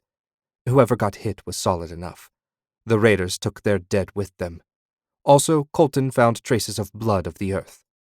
Where in this frozen hole did they find blood of the earth? Commander Braddock leapt to his feet and stomped around his quarters, muttering imprecations and looking like he wanted to strangle someone. Sir, have you passed my suggestions up to the capital? Of course. The commander dropped back into his chair. I've written, sent messengers to the generals. Hell, I even wrote my brother, Duke Braddock. I was roundly ignored. The northern borderlands are too far from everything to rate any help. What are we to do? Wait until everyone's dead, then head south? Close enough. When spring comes, you're going to the capital to make your case. I've never had a gift for diplomacy. Maybe you'll have better luck."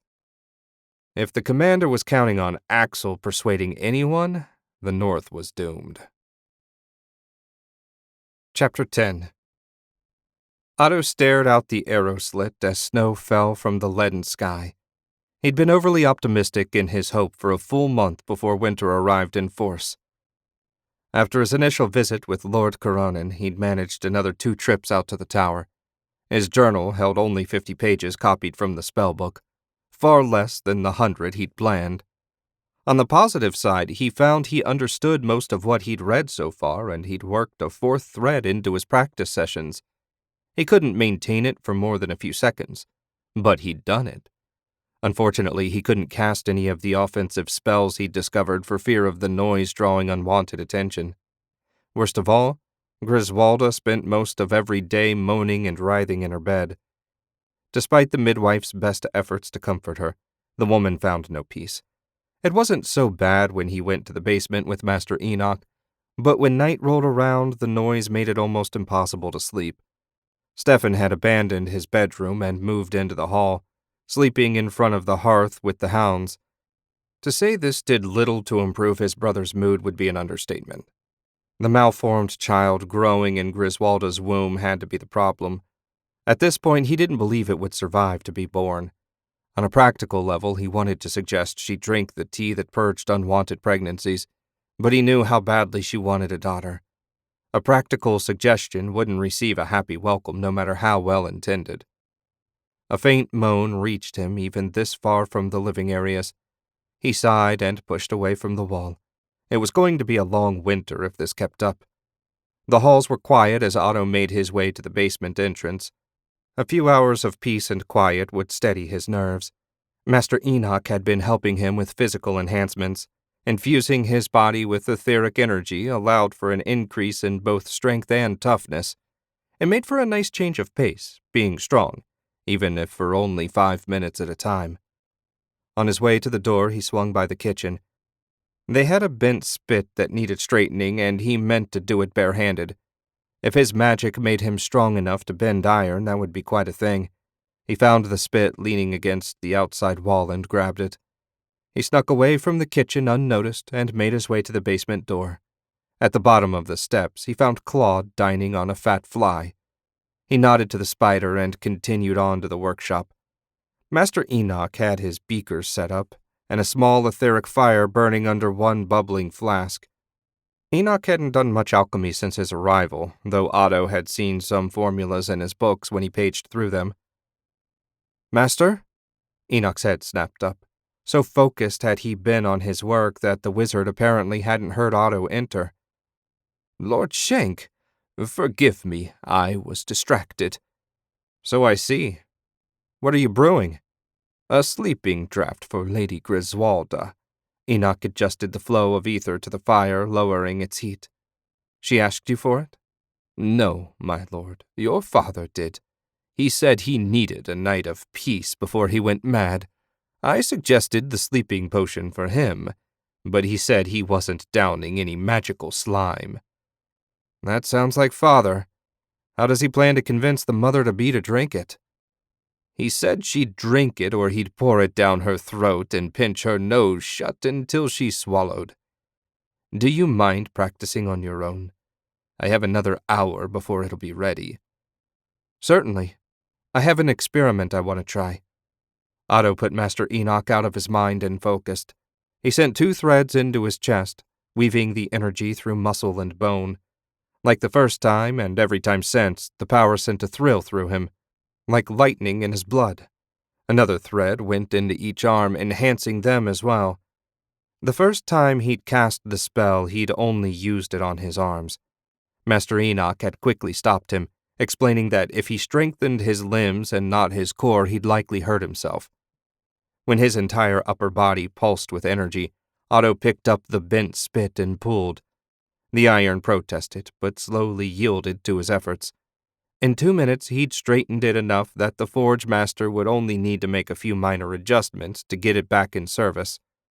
He'd never bothered to ask Cook how it had gotten bent in the first place. Otto suspected the fat tyrant had thrown one of his tantrums and slammed it into the wall. Lucky for him, he served the finest food in the kingdom since his personality left much to be desired. Otto released the spell and grimaced at the sense of weakness that followed as surely as night followed day. The problem didn't come solely from the lack of enhancement. Directing the magic inward sapped him faster than when he sent the power outward. This made no sense to Otto, and when he'd asked for an explanation, Master Enoch had shrugged and said it just worked that way. If there was rhyme or reason behind it, he didn't know the secret. The worst of the after effects of the spell had passed when Master Enoch said, "Done.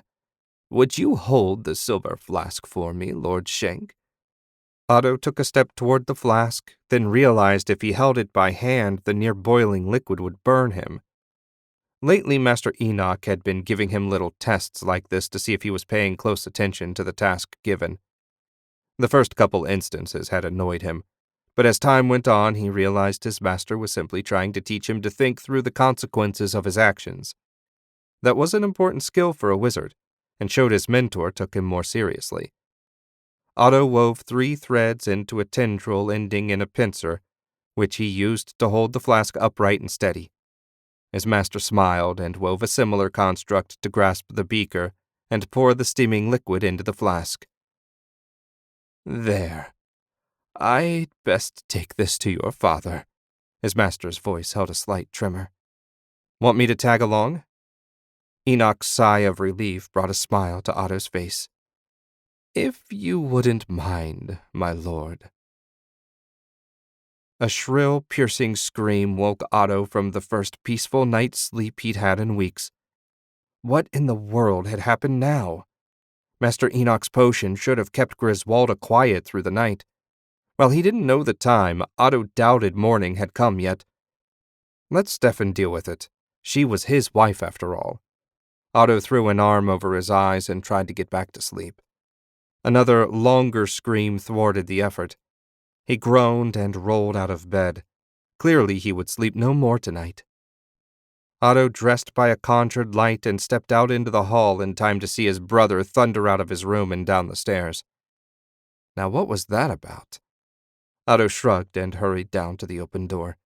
He poked his head in and found his mother sitting beside Griswolda, holding her hand and making soothing nonsense sounds. When she looked his way, Otto raised an eyebrow. Mother patted the distraught woman's hand once more, then came to join him. "She miscarried," Mother whispered. Otto grimaced, but the news didn't surprise him. He'd known the child wasn't viable the moment he felt it in the ether. "She blamed the potion your teacher prepared. Stefan has gone to extract vengeance from his hide." "Damn it! Father made him prepare the sleeping potion, and we both know it had nothing to do with the miscarriage." "Yes, well, I doubt your brother would listen to reason if we explained." Mother glanced back over her shoulder at the now quiet Griswolda. "What will the wizard do if he's attacked?" That was a good question, and it worried Otto that he didn't know the answer. "It won't come to that. I'll stop Stefan." He couldn't restrain a smile at his mother's incredulous stare. He deserved it. If he'd announced a plan to swim across the ocean to the western continent, it wouldn't have sounded any less likely. "Don't worry, Mother. I've learned a few tricks since the last time Stefan decided to use me for a punching bag. It won't go the same way this time." "Be careful." She kissed him on the cheek. "You know how your brother gets when he's in a rage." Otto nodded and took his leave. He knew exactly how Stefan got. Their last encounter had left Otto in bed for 3 weeks and limping for 2 more. He also knew that if Master Enoch's life was on the line, he could kill Stefan with no trouble at all. Whether he could kill all of Father's soldiers or not, Otto didn't know. Either way, it would make life hard for all wizards the kingdom over, and it wouldn't bring his brother back to life. But whatever it took, Otto had to stop Stefan. A pair of servants in their nightgowns had made their trembling way into the halls. No doubt the screams had woken them the same as they had everyone else. Otto had no time to reassure or explain. He brushed past them, ignoring their wide, frightened eyes. When he reached the door to the basement workshop, loud crashes filled the air and the door hung on one hinge. He took the stairs 2 at a time, sending etheric energy to his muscles. At the bottom, he found Stefan kicking the door to Master Enoch's workshop. Threads of ether reinforced the wood and iron, keeping his brother from doing any harm. Given enough time, though, Stefan would wear Enoch down. "Enough, brother!" Stefan spun. His face burned red and his lips were drawn back in a mad snarl. "Stay back, runt! I'm going to kill your wizard like he did my daughter." Stefan kicked the door again. "It wasn't his fault, Stefan. The girl was never going to survive. I saw it when I determined her sex. Master Enoch just did what Father ordered." His brother turned to face him once more, slowly this time. After several panting breaths, he said, "You knew and yet said nothing?" "What would it have mattered? Nothing could change the child's fate, and if I'd made a mistake, so much the better. It's no one's fault, Stefan. Sometimes children just die."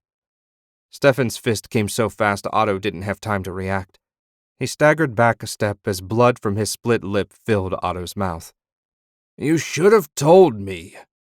When the second blow came, Otto was ready. He caught Stefan's fist in his enhanced grasp and squeezed. The bones ground together, drawing a pained hiss from his brother. "Maybe you're right. Maybe I should have told you. But it changes nothing tonight. Past is past. Go to your wife and leave Master Enoch in peace." Otto released him, and Stefan took a step back, shaking his hand. "You're right. Past is past. Unfortunately, my sow of a wife will give me no peace unless I bring her the wizard's head. She's convinced it's his fault.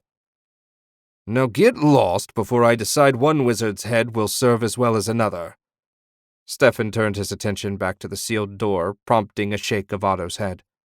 He released his physical enhancements and flicked his ring. An etheric thread shot into Stefan, binding him in place. "I'm sorry, brother, but I can't let you kill an innocent man. Master Enoch, open the door, please." The etheric threads reinforcing the door vanished, and it opened enough to reveal his master's face. The skin above his beard had gone pale, and sweat dripped down his beard. "It's okay, Master. He's bound." "What have you done, Lord Shank?" Enoch's voice held an uncertain quaver. "What I had to do. Do you have any coin?" "I have everything your fathers ever paid me. All my needs are provided for, after all. Why?" "I fear you won't be able to live here anymore." Otto glanced at his brother, whose face had grown redder as he strained against the spell. "I'm sorry." Master Enoch waved his hand. "These have been good years, my lord. I'm grateful and sorry for any trouble I've caused." "And I appreciate all you've taught me. Hurry now. I doubt Father will rouse the garrison, but I'm not certain." Yes.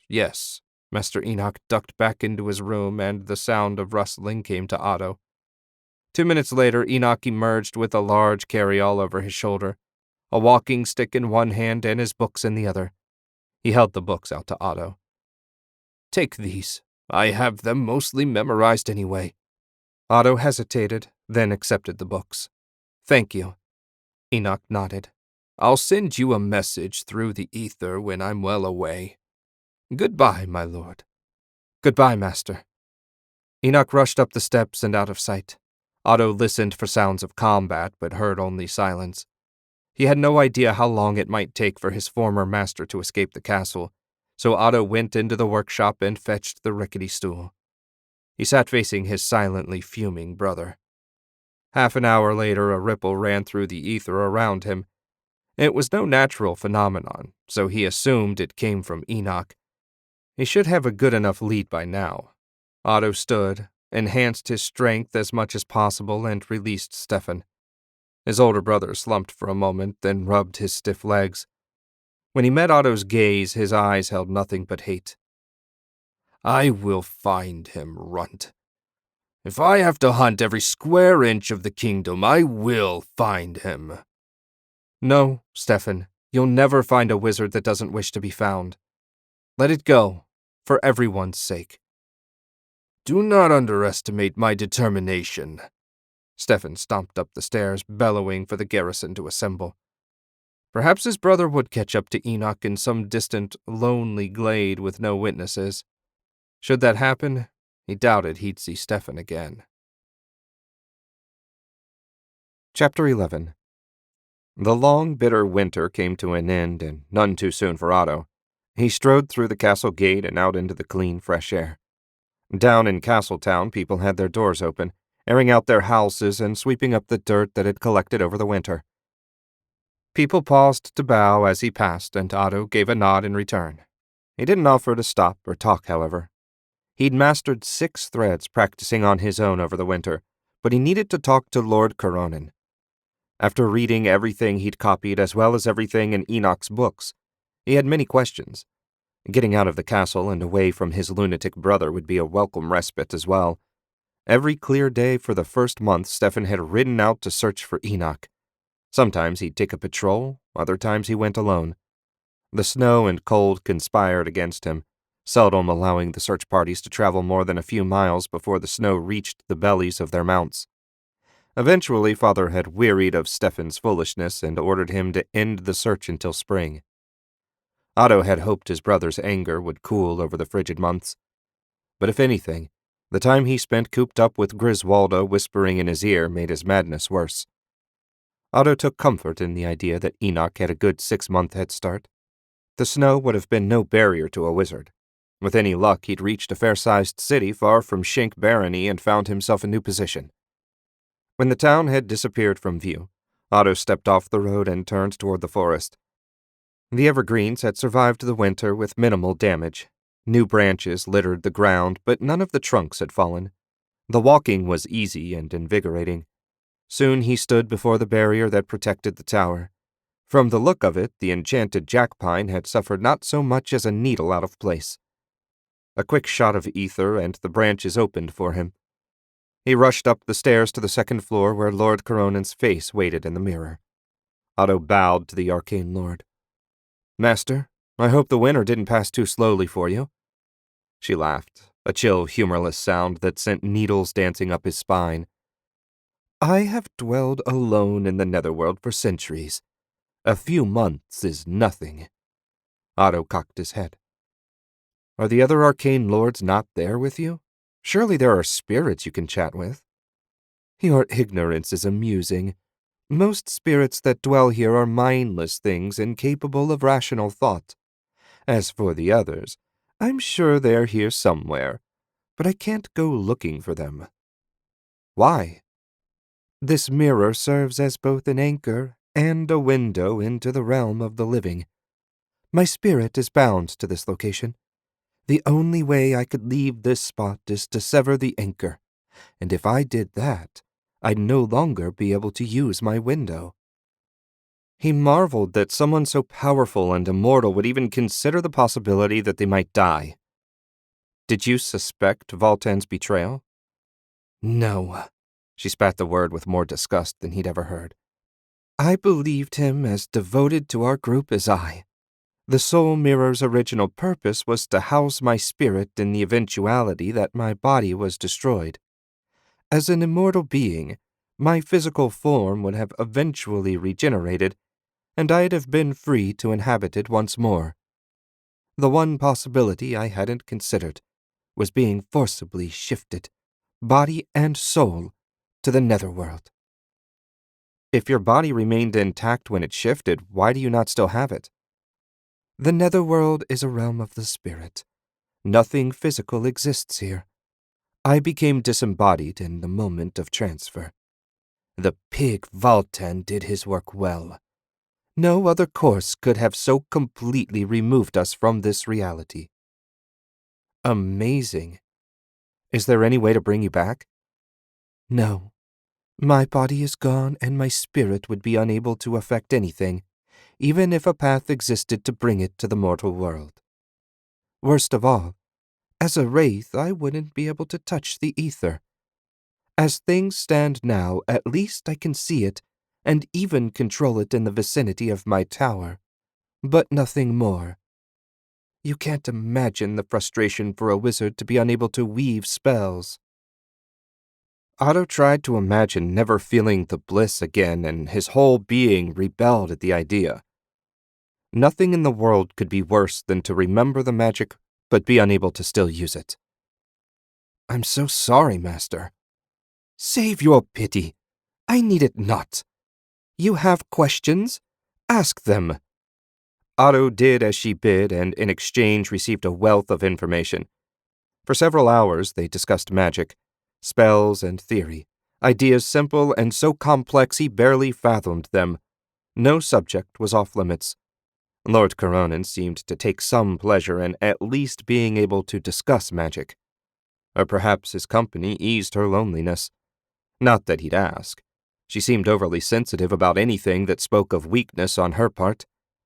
He'd take what she offered, and if he made her feel less alone, so much the better. He could conceive of no fate worse than the one inflicted on her. Valtan must have truly hated his former allies. When he at last reached his capacity for new information, Otto said, "One last question, master, before I take my leave. Is it truly possible to form the ether into shapes other than threads?" "Of course it is. The ether is nothing but an energy field that responds to our will. Threads are versatile, and an easy way to inject energy into people and objects, thus making them the first sort of spell taught to new students. That said, they are hardly the be-all and end-all of magic. Take one of the most common offensive spells, Fireball. You are familiar with it?" "I've heard of it, certainly." "The spell is created when you form a sphere of ether and fill it with fire magic. The strength and diameter of the sphere determines how much energy your spell has. You should practice it without letting the spell detonate." "How do I do that?" Practicing fireballs inside the castle struck him as a dangerous idea. "I keep forgetting how little you know. You can pull the energy out of your spell by reversing the flow. As long as you take your time, the danger is minimal." "Minimal? Well, that was a relief." Chapter 12. Otto returned to the castle, his mind spinning with the knowledge Lord Coronin had shared. They'd spent so much time talking he hadn't gotten around to copying a portion of her spellbook. Drunk on secrets, he almost walked right past the black and white piebald mare tied to the post outside the stable. It wasn't one of theirs. Shank horses were all brown. Who would have braved the sketchy roads this early in the spring? He shoved the keep door open and marched into the great hall. Father and mother sat chatting with a pudgy, balding man in mud-spattered wool pants and a black tunic. He carried no weapon, and Otto hadn't seen one in his gear outside. Traveling alone with no weapon, the man was either very brave or very stupid. His attention shifted to his parents. They were both dressed in their finest clothes, silks and lace for mother, black leather with brass accents for father. How did this man convince his normally indifferent father to dress up? Usually nothing less than a duke would garner such treatment. "Otto, come here." Father waved him up to the main table to join the group. He felt out of place with his hiking clothes on, but he didn't dare ignore his father. He nodded to the stranger, kissed his mother on the cheek, and sat beside her. "Son, this is Mr. Cotton. He came to visit us last fall. Do you remember?" The way Father looked at him told him to say yes. "Of course. Nice to have you back, sir."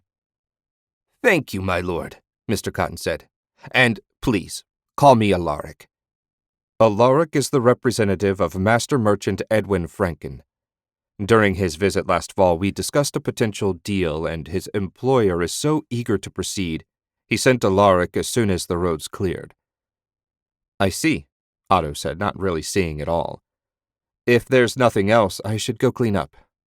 "Good idea," Father said. "When you're finished, pack your things. We're going to the capital in the morning." Dumbstruck, Otto could only blink and stare at his father. He must have misunderstood. "Why are we going to the capital?" "So Master Franken and I can conclude our negotiations face to face. Assuming we come to an equitable arrangement, you'll be marrying his daughter within the month." If his father had possessed a sense of humor, Otto would have assumed he was joking. Granted, as the son of a noble, he'd always known his future, as far as wife and family went, would be out of his control. but he'd always assumed he'd at least get a bit of a warning before Father simply made the announcement. Unable to summon a coherent reply, Otto nodded and half walked, half stumbled toward the stairs. At that moment, you could have knocked him over with a feather. He'd never given women much thought. His first and only true love was magic. Oh, he'd tumbled one of the serving girls in the town tavern a time or two, but that was just a way to pass a Sunday afternoon before he found the hidden tower. Good heavens. Lord Coronan! He'd have to find a moment to sneak out and tell her what had happened. If Father meant to marry him off to some merchant's daughter, he'd be away from the castle for at least a month, and likely longer. It wasn't like the arcane lord could run away on him, but since she'd been generous enough to share her knowledge, Otto felt he should at least tell her he'd be away for a time. When was the tricky part. In an hour or two, night would fall, and if Father intended to leave at dawn, there'd be no chance in the morning. He slammed his door behind him, only vaguely aware of the action. He threw his dirty clothes in a pile for the servants and pulled clean ones out of his drawers and dressed. His parents had bought him a travel trunk for his birthday 6 years ago. Why, he had no idea, as they seldom went anywhere. The bulky black thing had been stuck under his bed for the past 6 years and however many days collecting dust. He dragged it out and opened it. It wouldn't take long to pack, as he only had 4 changes of clothes and 2 pairs of boots. Even if he packed everything he owned, including his books, he'd still have space to spare. The last tunic went in and he shut the lid. That was that. He sat on the bed and sighed.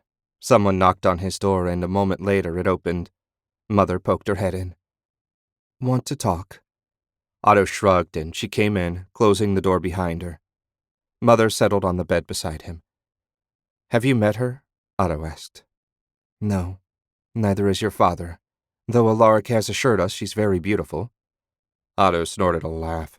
He's selling her. Probably best to take his words with a grain of salt. Given the dowry on offer, I doubt Arnwulf cares. He'd marry you off to Master Franken's long-dead grandmother for 10,000 double eagles. Otto found himself struck dumb for the second time in an hour. A single double eagle held enough gold to pay a good soldier's wages for 2 years. 10,000 constituted a fortune beyond imagining. Where did Father find someone foolish enough to pay that much to marry his daughter off to me? He didn't. Alaric rode up to the castle last fall and made the offer. He'd made it at 4 other noble houses and they turned him down flat. No one wanted to marry a son off to a commoner, not even for a fortune that vast. Of course, the houses he visited before us only had first sons. Ah, lucky Father had a third sitting around waiting to be sold. What does the merchant get out of it? If he's that rich, he's obviously not looking for wealth. Mother's laugh resembled more of a satisfied purr. Master Franken wants the one thing a commoner can't simply buy, no matter how rich. A lordship. By marrying his daughter into a noble family, he earns the right to be called Lord Franken. He still can't own land or collect taxes, but his grandsons will have that right. What do you think of Father's deal? She took his hand and squeezed it. It's a good bargain. We need the gold, and as a third son you'll never have a better prospect. He didn't even care that you were a wizard. Generous of him. Very well, Mother. I'll make the best of it. I suppose you need to go back as well. I won't be joining you. Though I regret missing your wedding, someone has to stay here and keep Stefan from running the barony into the ground. She looked into his eyes and smiled. I can't believe when next I see you, you'll be a married man. My little boy's all grown up. Otto found sleep impossible after his father's revelation, so he settled in to read. Night had fallen hours ago, and no opportunity to slip out had presented itself. Everyone had been in good spirits during dinner, even Stefan. No doubt the fact that his future treasury would soon expand by a large margin had improved his sour mood. For his part, Otto had sat quietly, nibbling at his food and listening to the happy, indifferent people discussing his marriage like he wasn't even there.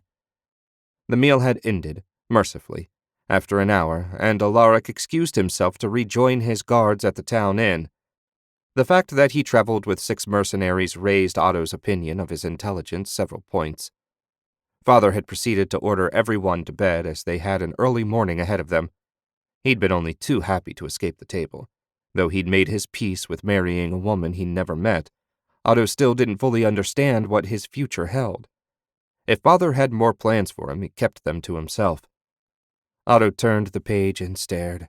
It held a spell that allowed you to extend your senses through the ether. He vaguely remembered it from his first reading of the book, but the details escaped him. If he extended his hearing and voice, he could talk to Lord Coronan without leaving the castle. He read the page, then read it again, and a third time before he felt confident enough to attempt the spell. It took 3 threads per sense, so he had just enough power to do what he needed. First, he connected a trio of threads to his eyes and closed his lids. He saw his room as clearly as before, and the ether looked even brighter. Now the tricky part.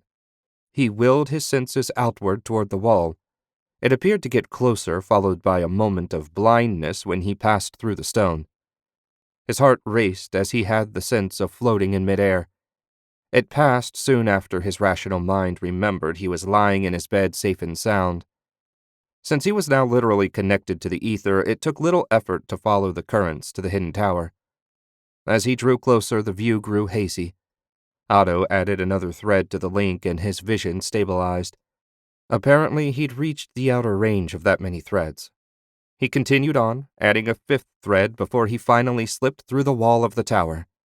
Lord Coronan's face appeared at once, and her lips moved. Otto cursed his limited power and left a single thread to mark the location before returning sight to his physical eyes and switching the link to his throat. Quick as thought, he returned to the end of the guide thread. Lord Coronan, I can only extend one part of my body at a time, so I'm afraid I can't hear you. I will be leaving tomorrow and fear I may be gone for some time. It seems I'm to be married. As soon as I can, I'll return. I apologize for leaving you alone again. Nothing remained to be said, so he let all the threads dissolve and returned his full awareness to his body. Using that many threads for an extended time left him exhausted, and he soon fell into a deep sleep. Chapter 13. The clamor of something heavy pounding on his door dragged Otto back to the waking world. A faint glow came from the hall. He groaned and rubbed the sleep from his eyes.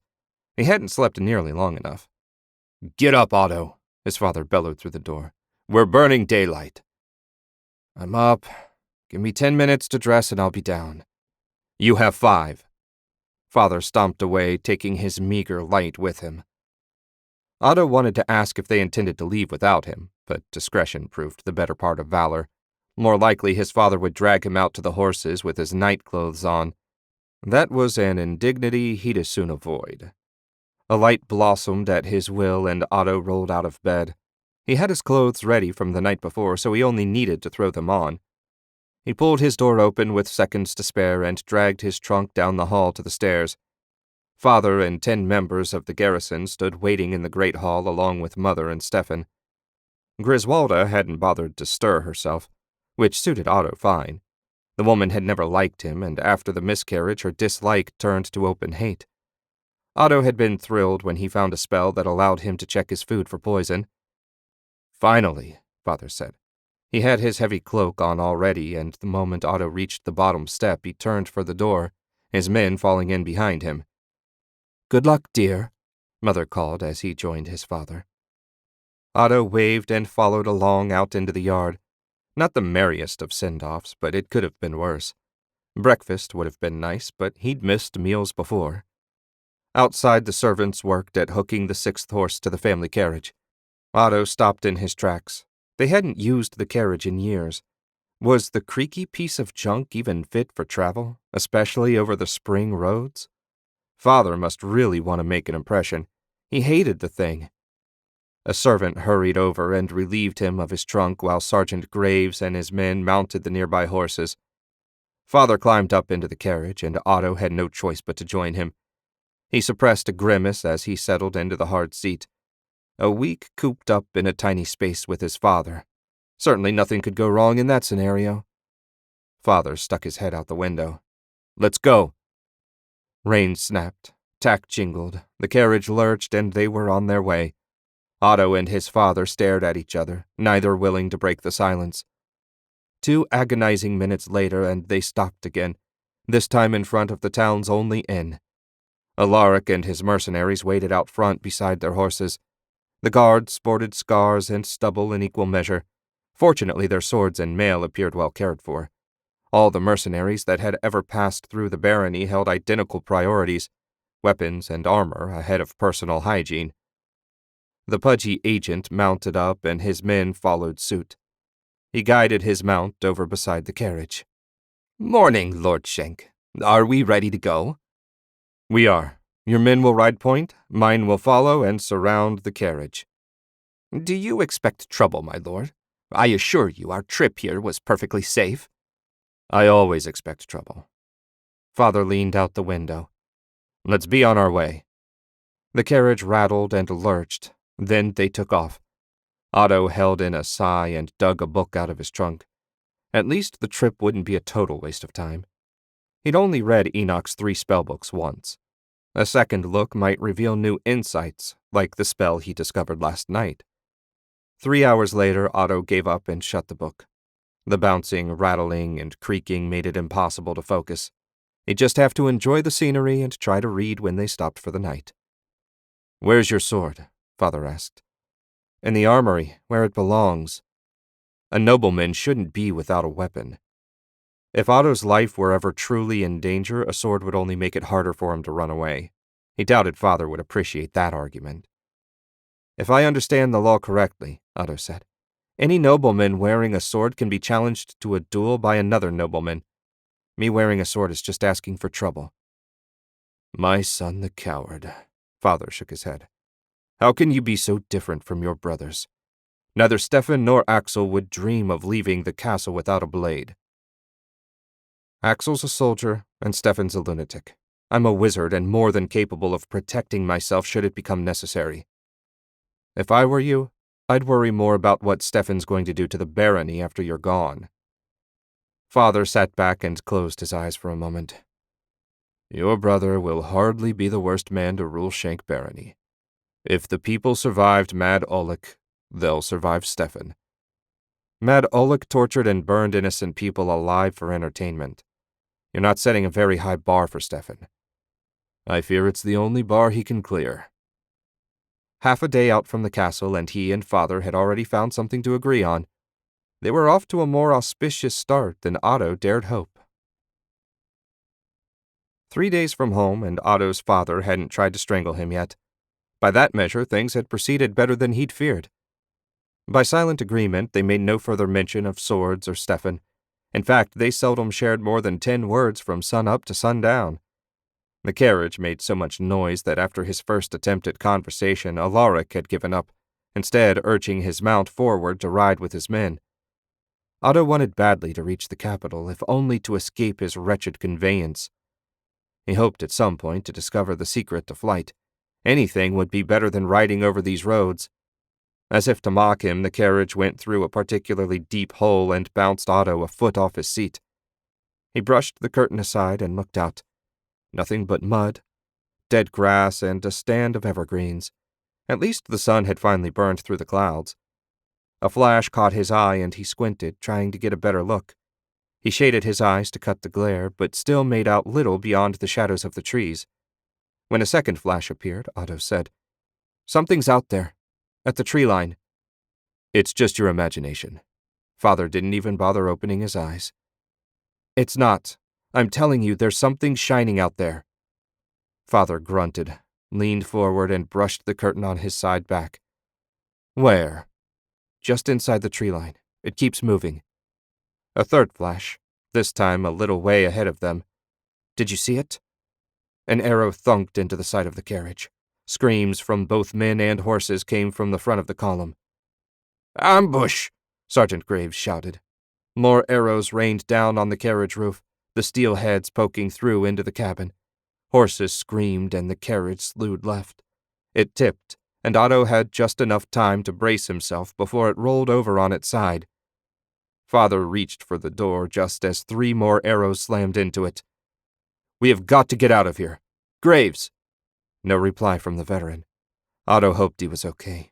Despite the misery he'd inflicted, Otto wished the sergeant no harm. "Where is everyone?" Father asked. Probably looking for cover. I can get us out of here if you'll allow the magic. The muscle in Father's jaw bunched, but he nodded.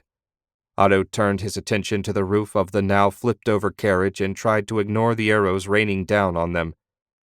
He wove 6 threads together and set them spinning.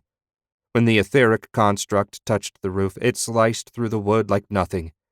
Seconds later, a 3-foot diameter disc fell on the ground. He darted through, and his father joined him a moment later. Graves lay behind a horse that resembled a pincushion. The sergeant noticed them and waved. Father motioned him over, but a fresh volley of arrows clattered down. Otto shifted his construct into a pair of tentacles and set them to waving in the air along the path Graves would have to take to reach them. "Come on, Sergeant," Otto said. Graves looked at him, tensed, and broke cover. 3 arrows streaked in, but the tentacles smashed them aside. Graves slid to a stop beside them, and Otto ended his spell and gasped for breath. 6 threads still took it out of him. "Report," Father said. "I make at least 20 men in the trees. No idea on the condition of our people or the mercenaries." Father snarled and reached for the hilt of his sword like he planned to go out there to kill them all on his own. "I'll check for survivors." Otto closed his eyes and looked through the ether. He extended his sight toward the rear where their men were positioned.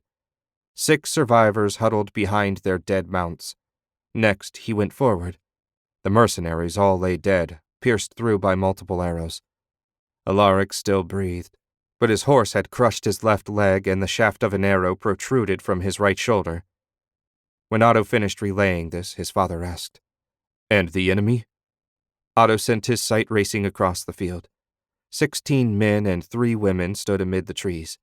They wore a motley collection of skins and rusty armor. 13 carried longbows, and they'd send an occasional arrow at the trapped men, but with no clear targets, they seemed content to hold their fire. "Bloody bandits," Graves said. "I wonder if they know who they've attacked." "After this winter, I doubt they care."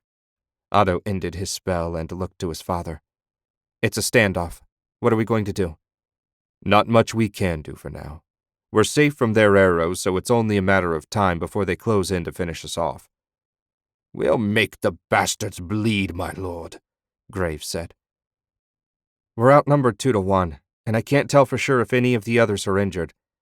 I know it's against the law, but a little offensive magic might make the difference." Father gave him a speculative look. "What did you have in mind?" "A fireball. When they're halfway across the field, I'll throw one in the center of the group. The shock will disorient them and the soldiers can attack." "You can do that?" He understood Father's doubt, considering the piddling spells he'd demonstrated over the years. "It was the last thing Enoch taught me before Stefan chased him off." "We can use every advantage, my lord," Graves said. Otto nodded his appreciation for the backup. Finally, Father said, "Very well, but we need some way to tell the survivors what we intend." "I'll take care of it." Otto adjusted his thread to connect his voice to the ether. To the men, it would have sounded like the wind whispering in their ears. Since they all knew he was a wizard, hopefully they wouldn't think they'd imagined his voice. When the fireball detonated, they needed to be ready. Chapter 14. It felt strange, shaping the ether into something other than a thread. Aside from the mental challenge, making an etheric sphere didn't take any more effort than forming a thread. Otto had made 7 of them while they waited for the bandits to work up the nerve to attack. It took him less than a second now, but filling it with power would be another test altogether, and he'd only have a single chance to get it right. Failure probably meant death for them all, so no pressure. Graves crouched at the edge of the carriage to watch the enemy. He hadn't flinched since Father gave him the assignment, and Otto doubted he'd move for anything less than an arrow through his eye. "They broke cover, Lord Shank." Graves ducked back down. Otto formed his sphere and rubbed his fingers together. When the heat had built, he sent 2 threads to carry the fire into the sphere. The moment he did, an orange ball appeared before him. Father hissed and moved a few feet away. Otto ignored him and kept pouring power into the sphere. The glow went from orange to blue, causing the binding to shiver. He dared not infuse any more power. "Say when, Graves." It took all Otto's focus to hold the spell together. The sergeant resumed his position. "They're in the field. 30 more yards. 20. 10. Now, Lord Shank!" Otto popped up and sent a targeting thread out into the center of the ragged collection of humanity. The fireball raced along and, in the blink of an eye, struck. The explosion stunned him, and the flames made Otto's eyes water. The 3 closest bandits went flying in pieces. Those further away were blown off their feet. At the outer edge, a handful of bandits remained standing, though all they seemed capable of was staggering around and staring. Graves leapt to his feet. "For the Baron and Garenland, charge!" He raced out toward the field. The other men joined him a moment later. Father gave Otto one last look, drew his sword, and marched toward the enemy. To call what ensued a fight would be overly generous. A slaughter was more like it. The bandits were so stunned by the blast most never even raised a rusted sword in their own defense. The soldiers had the day won before Father even reached them.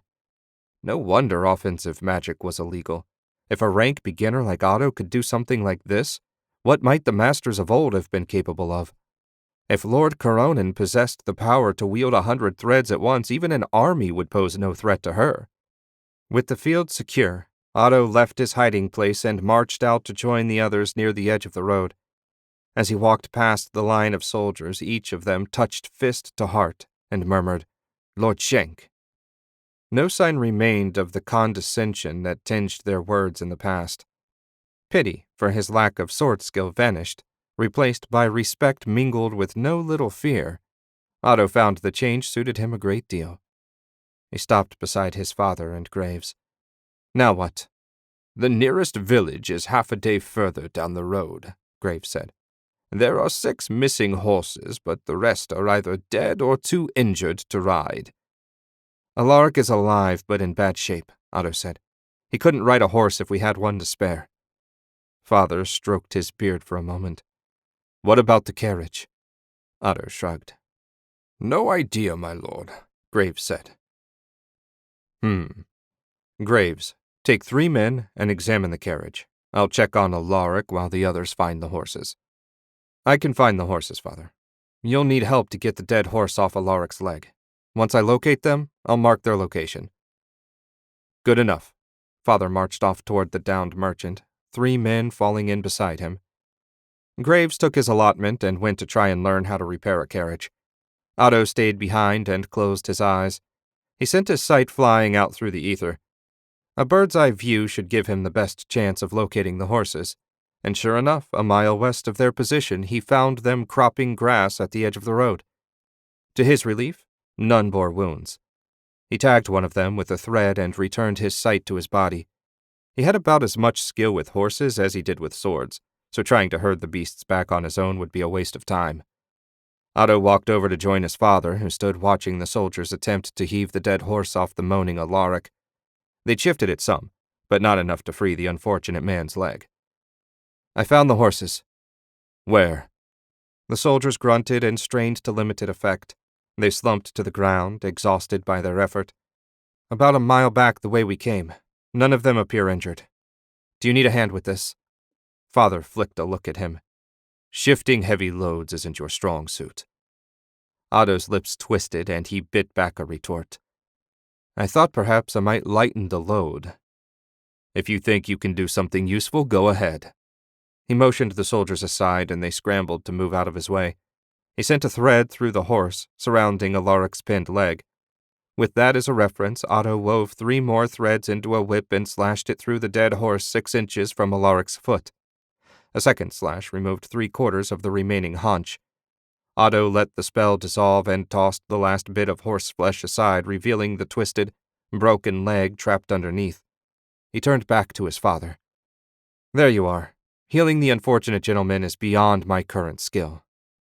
"Many thanks, Lord Shank." Alaric's still-pained voice held a note of relief. No doubt getting half a ton of dead horse off your broken leg did wonders for your outlook. The men stared at the dismembered horse. It must be disconcerting to watch an invisible force slice up an animal like it was soft butter. Otto found it a little nauseating, and he controlled the magic doing it. Combined with the exhaustion of using so much magic all at once, Otto badly wanted to sit down. Graves ran up, breaking the moment. Lord Shank, the carriage appears roadworthy, if not fully intact. Assuming we can roll it off its side and recover horses enough to pull it, it should get us to the village. Good, Father said. I don't want to spend the night out here, so you'd best get started. Chapter 15. A battered, bruised, and weary group reached the outskirts of the capital 3 days behind schedule. Otto gaped like a country bumpkin from his seat on the carriage bench. He'd been forced outside to make room for the injured Alaric. Ahead of them, the city of Garen sprawled over several square miles. Even from half a mile away, the crash and clatter of the many forges reached them. No wonder it was nicknamed the City of Steel. With the noise came the smoke and stink of coal. Otto's eyes watered and his lungs burned. How did people stand living here?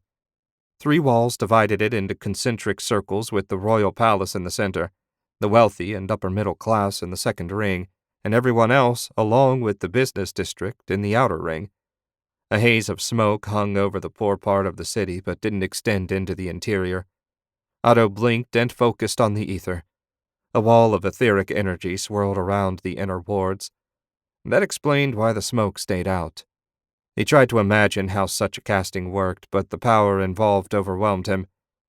Given that this had once been her imperial capital, he suspected Lord Coronan had handled the spell. And speaking of overwhelming power, a mass of swirling energy surrounded the great portal. Even from a distance, the power vibrated in his bones. The portal consisted of a semicircle of silver metal 20 feet high and 30 feet across. Every once in a while it flashed and the ether straightened as someone passed through. Despite his limited experience, Otto doubted he'd ever see a working of magic to equal it. Beside him, Graves flicked the reins and sent the carriage rattling on its way. The right front wheel wobbled, and Otto expected it to fall off at any moment. Of course, he'd been thinking that for the past 4 days, and it hadn't given up yet. Father was going to have to spend a couple of his new double eagles on a new transport before they went home. On the carriage roof, the surviving soldiers rode with their feet dangling over the sides. If they had any complaints about traveling like luggage, one look at his father's scowling face convinced them to keep their peace. "Have you been to the capital before, Graves?" "Once, my lord. I came with your father to a gathering of nobles when the lost king died. It's quite a place. They say you can buy anything in Garen, assuming you have the coin." A line of wagons, horsemen and pedestrians had formed in front of the outer gate. Graves reined in their horses. A moment later, Father poked his head out the hole Otto had cut in the roof. "What's the delay?" "There's a line, my lord," Graves said. "It's moving quickly. We should be through in a few minutes." Father grunted and disappeared back inside. Slowly but surely they made their way closer. As they drew nearer, Otto studied the fortifications. The outer wall had to measure at least 60 feet tall and 30 feet thick. An iron portcullis with bars as big as his arm hung above, ready to crash down at the first sign of trouble. He'd expected to find guards, but the gate was unmanned. When he mentioned it to Graves, the sergeant said, "Everyone's welcome in the business district. When we reach the inner ward, you'll see more guards." Otto laughed. "They'll probably take one look at us and refuse to stand aside."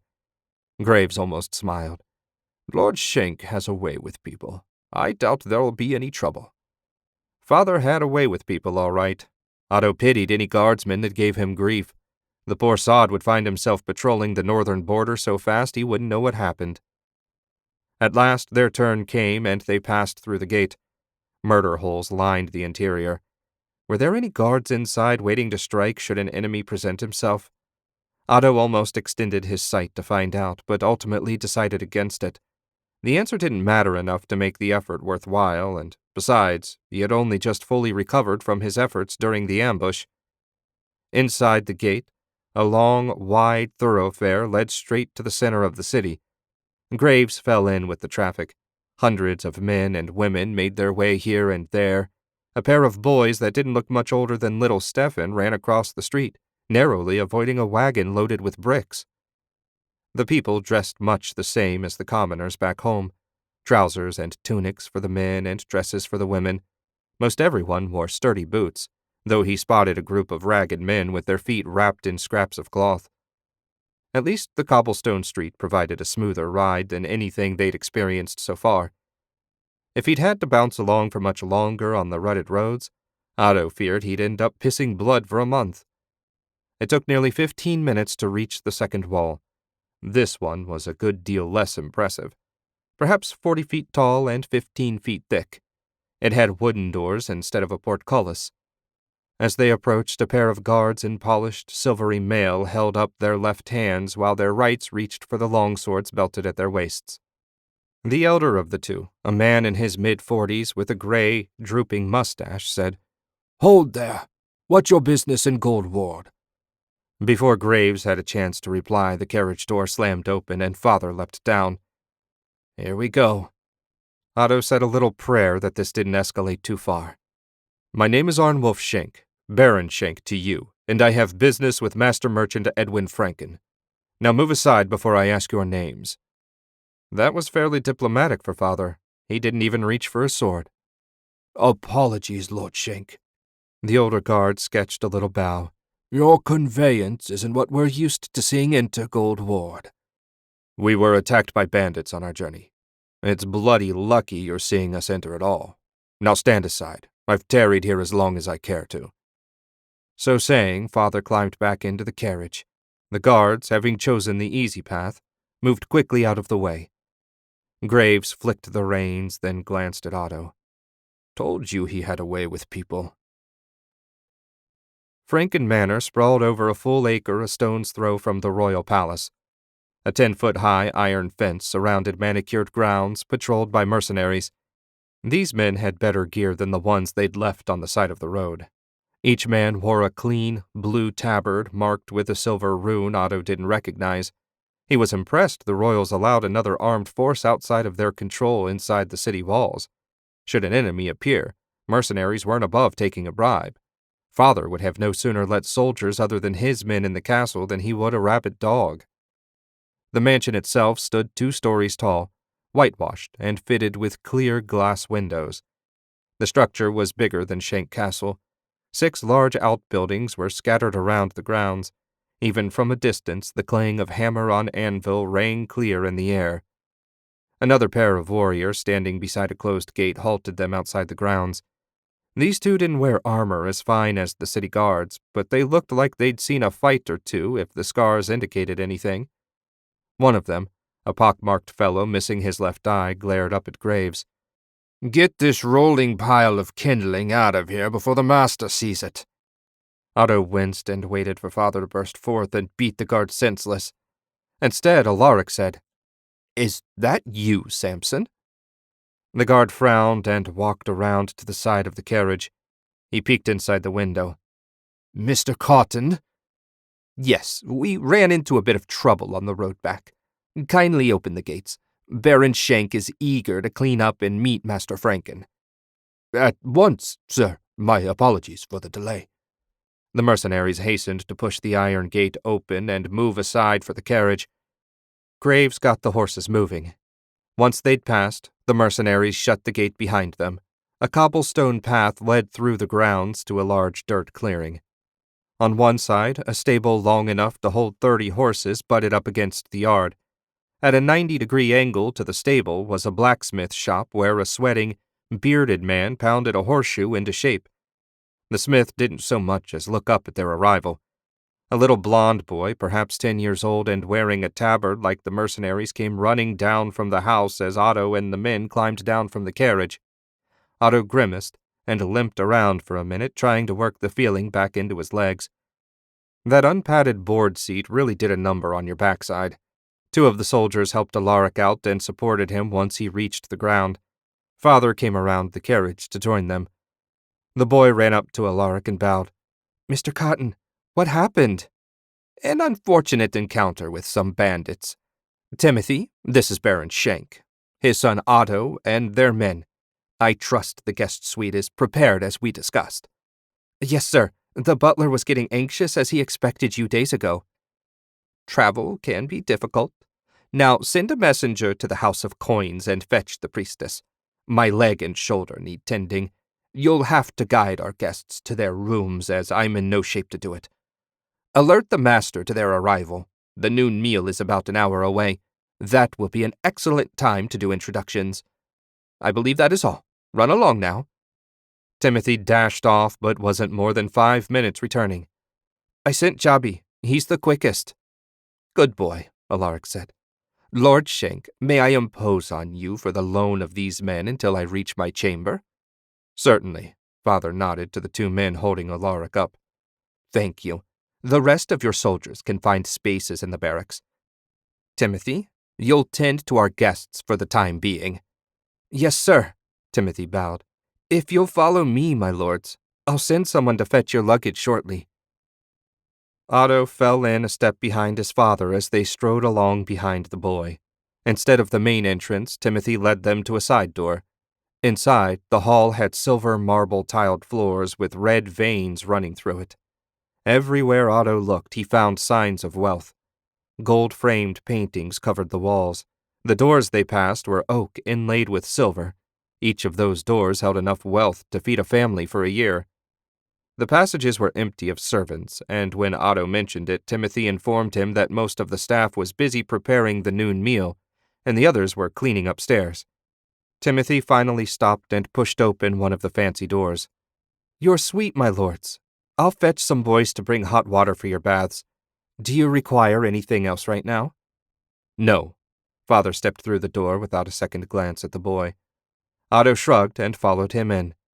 Soft, leather-covered chairs and a table filled the main chamber. A large, cold hearth jutted from the far wall, and 4 doors led off into other rooms. He didn't dare sit on anything for fear of getting it dirty. Father held no such concern. He unbuckled his sword and dropped into the nearest chair, indifferent to the puff of dirt that rose off his clothes. How much wealth does this merchant have? Otto asked. Father turned to look at him, a predatory smile on his face. A lot, and I mean to get as much of it as I can. Chapter 16. Bathed, rested, and dressed in clean clothes, Otto and his father followed a fully healed Alaric down the marble hall. Whoever the temple sent must have been highly skilled to have repaired his leg and shoulder so quickly. He didn't even walk with a limp. When he finally returned home, Otto would have to ask Lord Coronan how priestly magic worked. Beside him, Father adjusted his sword. Even here he refused to leave it behind. Of course, if Father wore it in his own castle, why wouldn't he wear it in a stranger's home? Otto only carried his dagger because Father insisted a nobleman must always be armed. After his display with the bandits, Otto thought he'd made it clear that regular weapons were unnecessary, but he'd thought wrong. What's for lunch? Otto asked when they'd walked 100 yards with no sign of a dining room. A little of everything, my lord, Alaric said. Master Franken likes variety at his meals. Father grunted. As long as he found meat, potatoes, bread, and ale, he'd be satisfied. Otto hoped for fish. He hadn't had any fresh fish since last fall. Ahead of them, the hall opened up into a sprawling dining room with a 60-foot table. Above it, a gold chandelier glowed with the light of 60 lux crystals. Otto shifted his vision and found each crystal swirled with its own little pool of ether. The enchantments appeared much fresher than the weak ones in the basement back home. Despite the massive table, only 2 people stood waiting for them. At the head was a man around his father's age, if not a little older. A great belly hung over the belt that held up his white pants. A white silk tunic embroidered with gold thread strained to cover his girth. Even from a distance, the stink of perfume rolled over Otto. He restrained a cough with the greatest of efforts. Beside the man waited the most beautiful woman Otto had ever laid eyes on. She had long golden hair and flawless curves accentuated by a clinging blue silk dress. She held her head down, hiding her face, but if it matched the rest of her, it would surely be stunning. If she was to be his bride, Stefan would be jealous. Alaric cleared his throat. Master Franken, may I present Baron Arnwulf Shank and his son Otto Shenk. Father waited as their host and his daughter made their way over. The fat merchant managed a credible bow despite his bulk, and the girl bobbed a curtsy before finally looking up at Otto. Bright blue eyes sparked with rage. Smooth, pale skin held a faint blush he suspected had more to do with anger than excitement. It seemed the lady didn't look on her future with enthusiasm. Lord Shank, Master Franken held out his hand, but Father ignored it. However rich he was, the merchant was still a commoner. This is my daughter Anna Maria. She curtsied again. A pleasure, my lords. Her tone held all the warmth of a midwinter night. Master Franken turned his attention to Otto. And you must be my future son-in-law. So good to meet you. Following his father's example, Otto simply nodded in acknowledgement. The merchant's smile grew strained. Shall we dine? Father strode over and took the merchant's seat at the head of the table. Their host grimaced a moment, then smoothed his expression. He took the seat to Father's left, and Otto the seat to his right. Anna Maria started towards the chair beside her father, but he shooed her over to the seat next to Otto. The daughter took her turn to grimace before reluctantly obeying. Before the silence grew too strained, 6 men in livery bearing laden trays entered from another door. Each platter held a different meat surrounded by a mixture of vegetables. The savory scent of roast meat mingled with spices, causing Otto's mouth to water. Any of the presentations would have made a fine meal on its own, but together they overwhelmed his senses. At first, Otto thought the merchant had arranged this to impress his guests, but there was no way he could have known when they'd arrive. If this meal represented Master Franken's regular diet, it explained the man's girth. The trays were set on the table, and the men remained behind to serve. Otto had salmon with asparagus and potatoes. More servants arrived with flasks of wine and pitchers of ale. Everyone, save Anna Maria, dove in and ate with enthusiasm. About halfway through, Otto asked, "Where did you come by such fresh asparagus, Master Franken?" The kingdom of Roland. It came through the portal just yesterday. And please, if we're to be family, you must call me Edwin. At least until you can call me Father. Otto nodded and offered a polite smile. Father cleared his throat. Let's not get ahead of ourselves. We still have matters to discuss. Just as you say, Lord Shank, but not until we finish our meal. 45 minutes later, the finest meal of Otto's life came to an end with a small lemon tart. He sighed and took a final swig of wine. Now to business, Father said. Of course, Edwin said. Why don't you show Otto around the gardens, my dear? Lord Shank and I have matters to discuss. She stood. As you wish, Father. My lord. Otto joined her, and she led him out a third door. They walked in silence through the empty halls, her a step ahead of him, never looking back. He didn't blame her for being upset, but in their position you had to accept that your life wasn't always your own. They finally left the mansion and went out into a perfectly maintained garden. The shrubs and many of the trees still hadn't budded, but the evergreens appeared freshly trimmed. A stone path meandered through the garden, past benches and statues. Anna Maria marched down one of them, seeming not to care if he followed or not.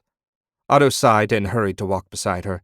They'd barely moved out of sight of the mansion when a slim, handsome man stepped out from behind one of the cedar hedges. He wore the armor and tabard of a house mercenary. His hair was short and slicked back from a rugged, chiseled face. He pulled his sword and pointed it at Otto. Anna Maria is coming with me. Otto looked from one to the other.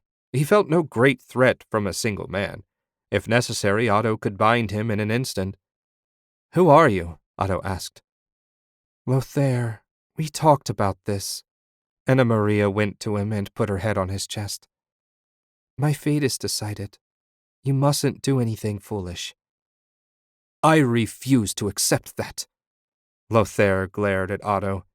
I love you, Anna Maria. We can run away together. This nobleman can't stop us. He doesn't even wear a sword. Otto had heard about all he cared to. "Take her if you wish," This marriage wasn't my idea. Lothair and Anna Maria just stared at him for a moment. You would give her up? Lothair's sword wavered for a moment. Otto shrugged. She clearly has no interest in me. Just understand that while I'm perfectly willing to let her go, our fathers may have different thoughts. What do you mean? Anna Maria asked. I mean that if you run off with this man without your father's permission, under the law he'll be guilty of kidnapping. That's a hanging offense, as is drawing your sword on a nobleman, but I'll overlook that for the moment. They can't hang me if they can't find us. Lothair turned his gaze on Anna Maria. We'll hide in the wilds. It'd be romantic. Otto laughed and sat on one of the benches. Romantic? I assure you, having just traveled through the wilderness, there's nothing romantic about it. Assuming you don't enjoy dirt, mud, rotten food, and bandits. Oh, and bounty hunters. Mustn't forget the bounty hunters. Bounty hunters? Anna Maria's voice came out in a squeak. Otto nodded. If you cost my father 10,000 double eagles, he'll put a bounty on your boyfriend so big every idiot with a sword will be looking for him. Lothair moved Anna Maria to the side. Maybe I should kill you. Then there won't be any witnesses to tell your father who to look for. Lothair! Otto rubbed his fingers together and conjured a pair of threads. He sent fire through them into the sword pointed at his face. The hilt turned red hot. Lothair hissed, dropped it, and held his burned hand. Otto got up and kicked the sword a safe distance away.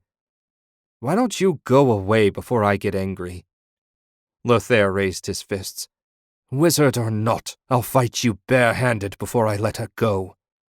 Otto summoned lightning around his hands. Hopefully the threat would be enough to scare the fool off. So far he'd only used his magic defensively. If he did anything more, he'd be the one facing the noose. Anna Maria stepped between them. Enough of this! Lothair, I love you, but this is madness. I've known my whole life father would choose my husband one day. Being with you was a pleasant fantasy, but that's over now. But, she shook her head and turned to Otto. If you let him leave and forget his foolishness, I promise to be a loyal wife. Otto let the lightning vanish. Very well, but I don't wish to lay eyes on him again. Should he appear before me just once more, I'll see him hung from the nearest tree. You won't see him again. Anna Maria took a gold ring from her finger and gave it to Lothair. This will tide you over long enough to get safely away from Garen. Take it and go. Anna Maria! The pain in Lothair's voice cut Otto. A tear glimmered in the corner of her eye, but Anna Maria turned away from Lothair and offered Otto her arm. Shall we retire, my lord? Otto didn't take his gaze off Lothair. Hate and rage burned in the man's eyes with frightening intensity. He should kill Lothair right here and now. Nothing but trouble would follow if he kept his word to Anna Maria. He turned his back on Lothair, linked arms with his bride-to-be, and walked with her back to the house. Father would say he was a sentimental fool, but Otto wanted at least a chance to be happy with his future wife. If he killed Lothair, any hope of that vanished. When Anna Maria and her bastard fiancé had moved out of sight, Lothair collected his sword and sheathed it, though not in the noble's heart as he would have preferred. To think her father would force her to marry a wizard. Disgraceful. Perhaps some enchantment had been used to force his dishonorable act. He would have liked to believe that, but Master Franken had made his plans to marry off his daughter to a nobleman clear long before he'd ever heard of Baron Shank. Lothair tried to do as his beloved said, but no matter what, he found no way to silence his mind. He loved the woman, and deep down knew she loved him. Circumstances may have separated them for now, but he believed with all his heart that somehow they'd find a way to be together. First, he needed to leave the grounds before the wizard informed the master that he was no longer welcome here. Lothair caressed the ring before slipping it on his little finger. He'd hold on to it until he had the chance to return it to her. He had coin enough saved to tide him over for a week or two, maybe. Lothair fled the garden, retreating to the barracks to collect his meager belongings. Several of his comrades gave him long, sad looks, but none of them spoke. His love for Anna Maria was well known amongst the other guards, though none ever said anything. It took only 5 minutes to empty his footlocker into a canvas sack. 10 minutes after the fateful encounter, he walked away from the manor for what he vowed wouldn't be the last time. Next time he left, he'd take Anna Maria with him, even if he had to remove the noble's head to do it. Lothair soon left Gold Ward behind. He dearly wanted to stay close to the mansion, but his limited wealth wouldn't allow it. In fact, he'd be lucky if his funds would cover a one-room garret for the month. He shook his head. Details, irrelevant details that would sort themselves out in time. With love on his side, nothing else mattered. 20 minutes later brought him to his favorite bar, the Thirsty Sprite. Smoke poured from the chimney of the 3-story wood and brick building. The lunch rush had ended, and the common room was almost empty when he pushed through the door. He used to hang out there all the time before he got the job working for Master Franken. He'd known Alan, the bartender, since they were children. He hoped to parlay that old friendship into a discount on the attic room. A stranger with a thin, drooping mustache that didn't connect in the middle stood smoking a cigar behind the bar. He polished a glass and watched Lothair with a look of blank disinterest. Lothair frowned. If Alan had found a new job, his plans were up in smoke. He walked up to the bar and sat on a stool near the end. The new bartender ambled over and raised a bushy eyebrow. I'm looking for Alan. He used to serve here. The bartender shrugged and blew smoke in Lothair's face. We grew up together. I haven't seen him in a while and hope to catch up. Does he not work here anymore? The bartender yanked a pull cord hanging off to one side. Lothair didn't remember it from before. "What is it, Ulf?" a familiar voice asked from behind him. Lothair hopped off his stool and spun around. Alan stood there, hands on hips, his long blonde hair tied back in a ponytail, not looking a day older than when they last saw each other. "Lothair?" Alan closed the distance between them and took Lothair in a tight embrace. "It's been too long. What brings you here? I thought you'd found work at the Franken estate." They parted, and Lothair smiled despite his heavy heart. I did, and it was a wonderful 18 months, but my circumstances have changed. "We'll have a drink, and you can tell me all about it," Alan said. "Ulf, a bottle of the good stuff and 2 glasses." Ulf grunted and rummaged around under the bar before coming up with a bottle of amber liquid and 2 crystal glasses. The bartender wandered off to a far table, leaving the old friends to talk. Alan poured 2 measures of liquor into each glass, then picked one up. Lothair took the other, and they clinked. The fiery amber drink burned its way down and settled into his stomach. Lothair sighed. Wonderful. I needed that. "I could tell. So, what brings you to my door after all this time?" Lothair debated for a moment, then told Alan everything. When he'd finished, he asked, Is the attic apartment empty? I need a place to stay for a little while. "It is, and you're welcome to it, no charge." Alan poured them another drink.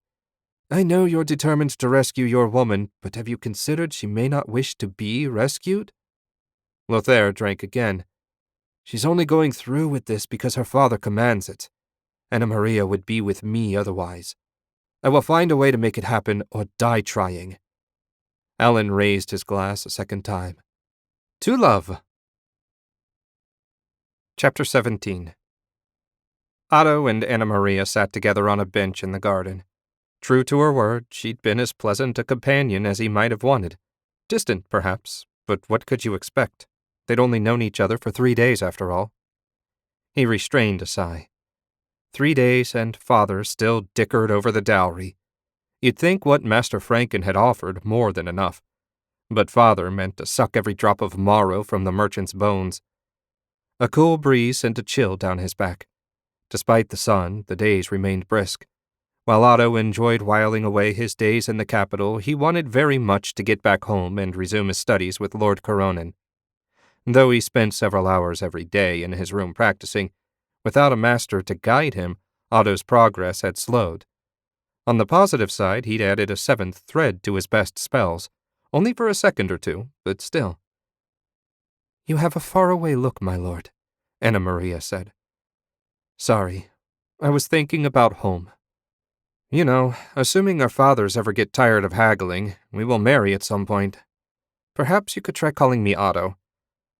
Yes, Otto, I guess I don't feel I know you well enough to call you by your given name. This is all very sudden.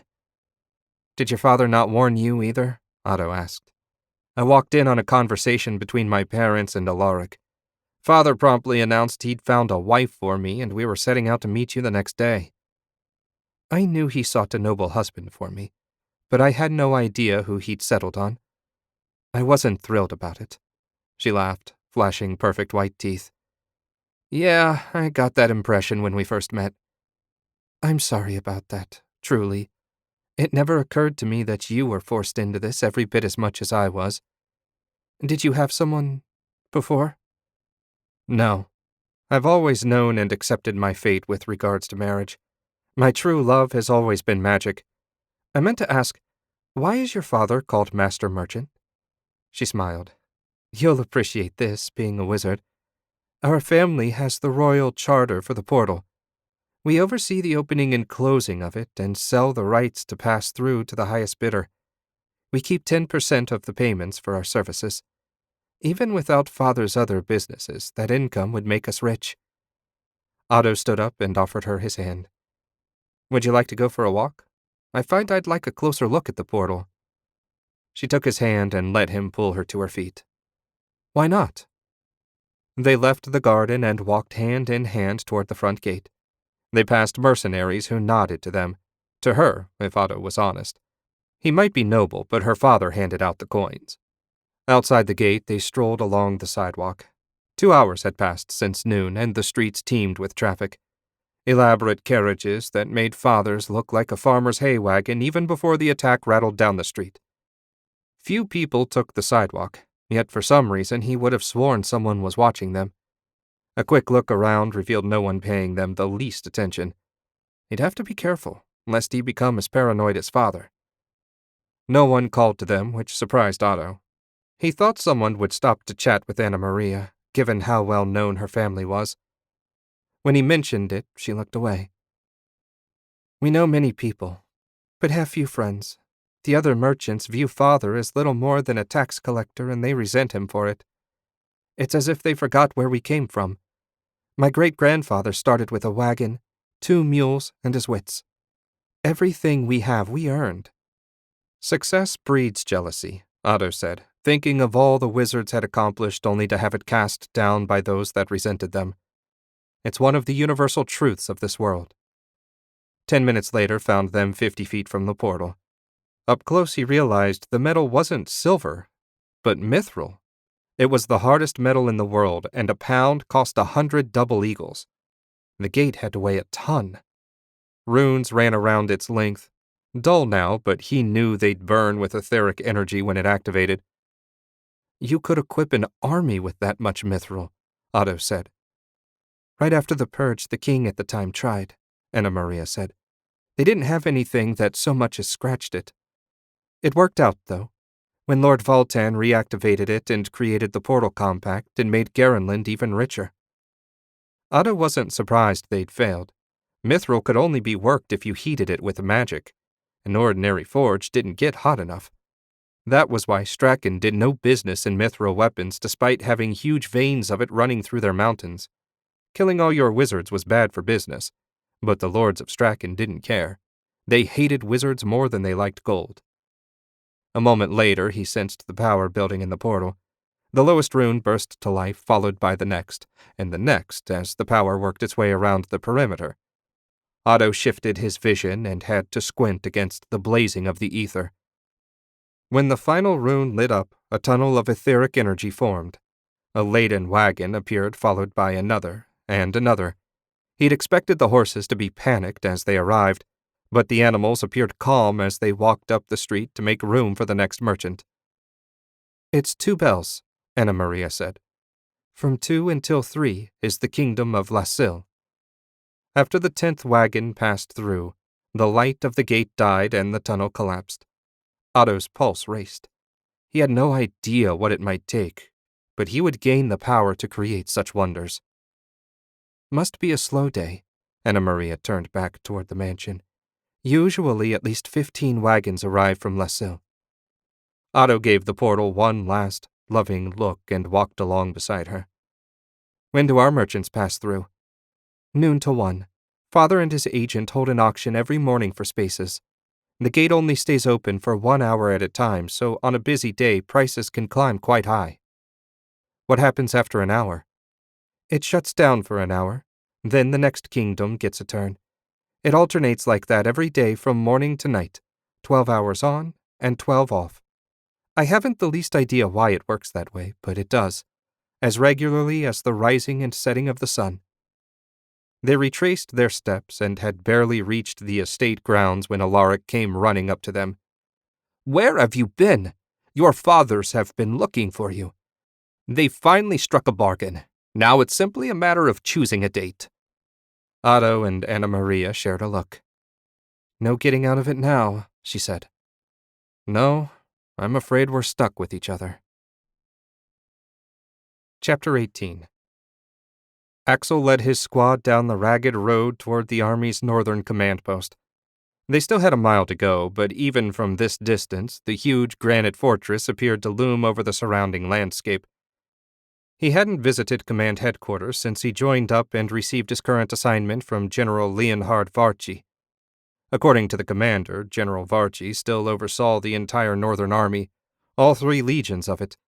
Hopefully, since he and the general were passing acquaintances, he'd be more apt to listen to Axel. Not that Axel held any great hope for it. He had nothing to add that the commander hadn't included in his letters.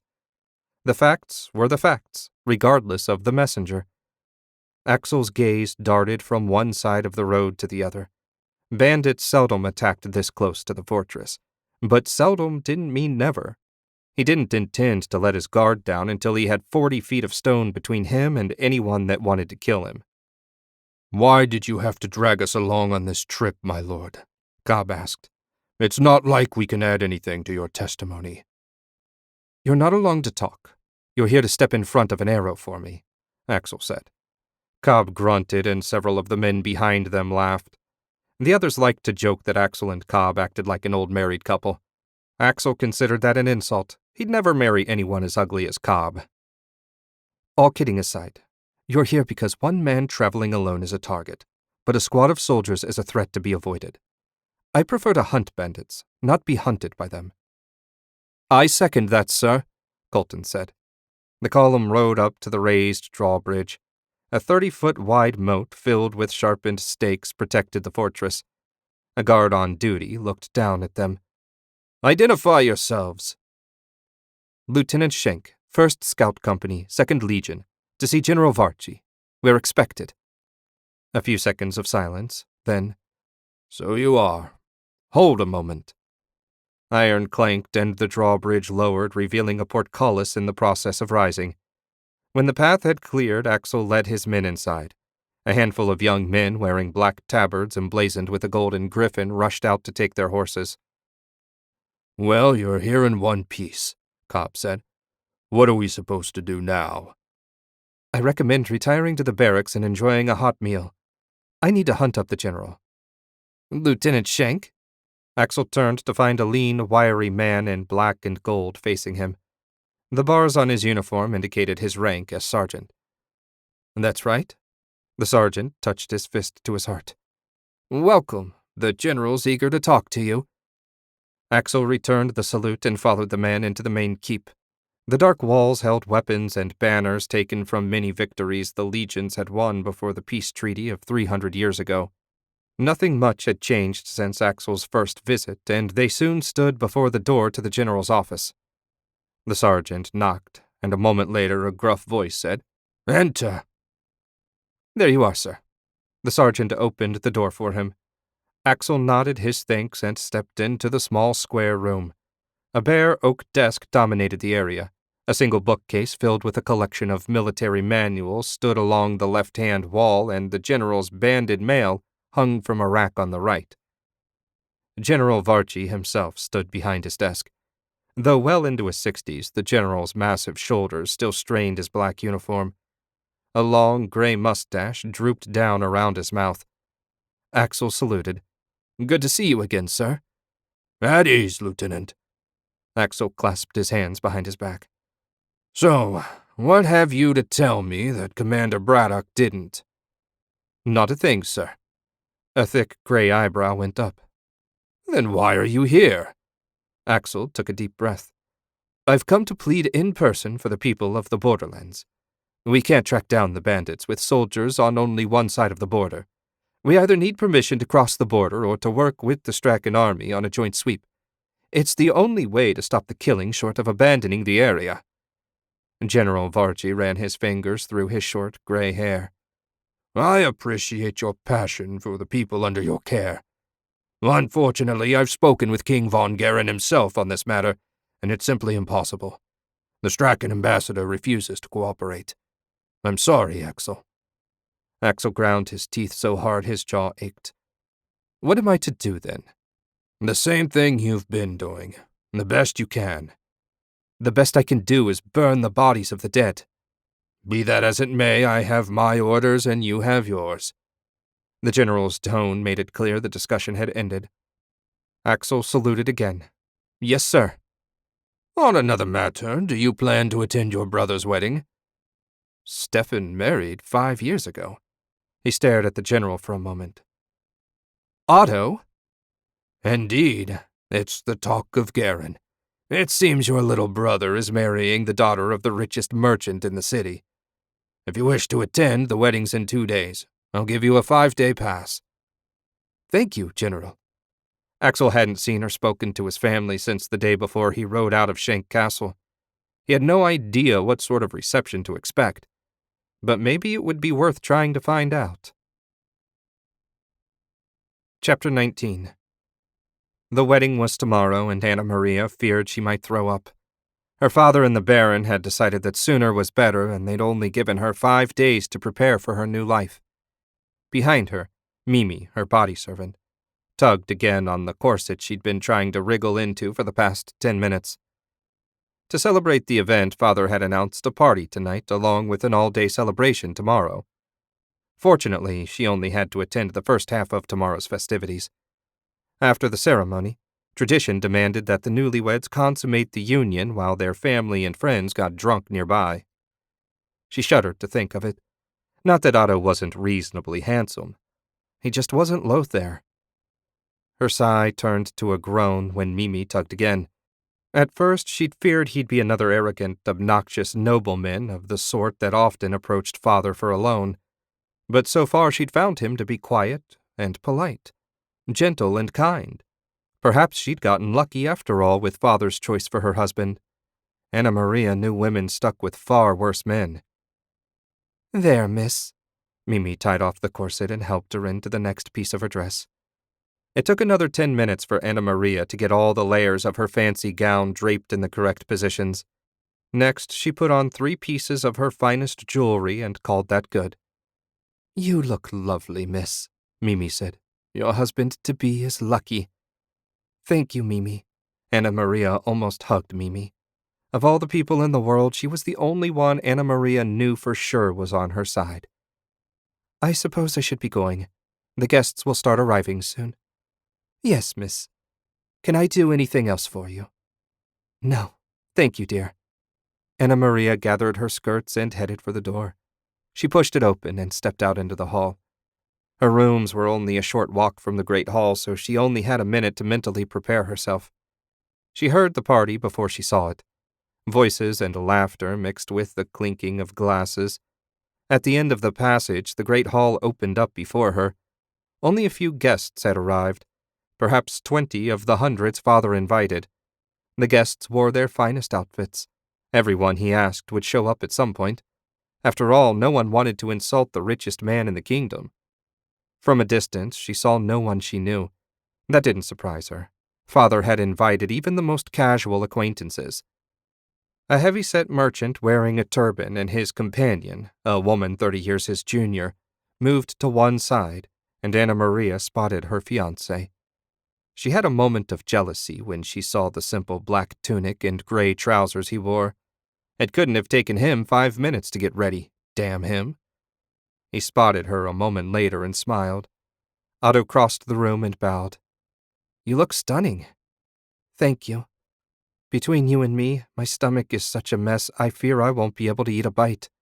How did you sleep? I only got a few hours, Otto said. I hate things like this. Too many people. The main doors opened to admit more guests. This one was a weapons merchant she recognized from her occasional trips to the daily auctions. He probably wanted to suck up to Father in hopes of getting a better price on his access. She wished him luck. He'd need it. Anna Maria took Otto's hand. It'll be over soon enough. Let's go greet our guests. For the next hour, she and Otto stood near the door smiling and shaking hands. She felt a little bad for him. Otto knew no one that entered, though he maintained a game, if stiff, smile. Finally, a lone man dressed in a crisp, black and gold uniform marched up the stairs. Otto's grip tightened on her hand. Axel, he whispered. The soldier went right up to Otto. Hello, little brother. Surprised to see me? Otto stared at his brother for a moment, unable to speak. How was it possible Axel was here? He darted a look around but saw no sign of Father. He doubted they'd come to blows with all these people present. But with Father, you never knew. He finally realized his brother had his hand out, and Otto shook it. I suppose this is a surprise, Axel said. That's putting it mildly, considering we haven't had word of you in 2 years. What brings you here? Chance. I was at the Northern Army's headquarters making a report when the commander informed me of the happy news.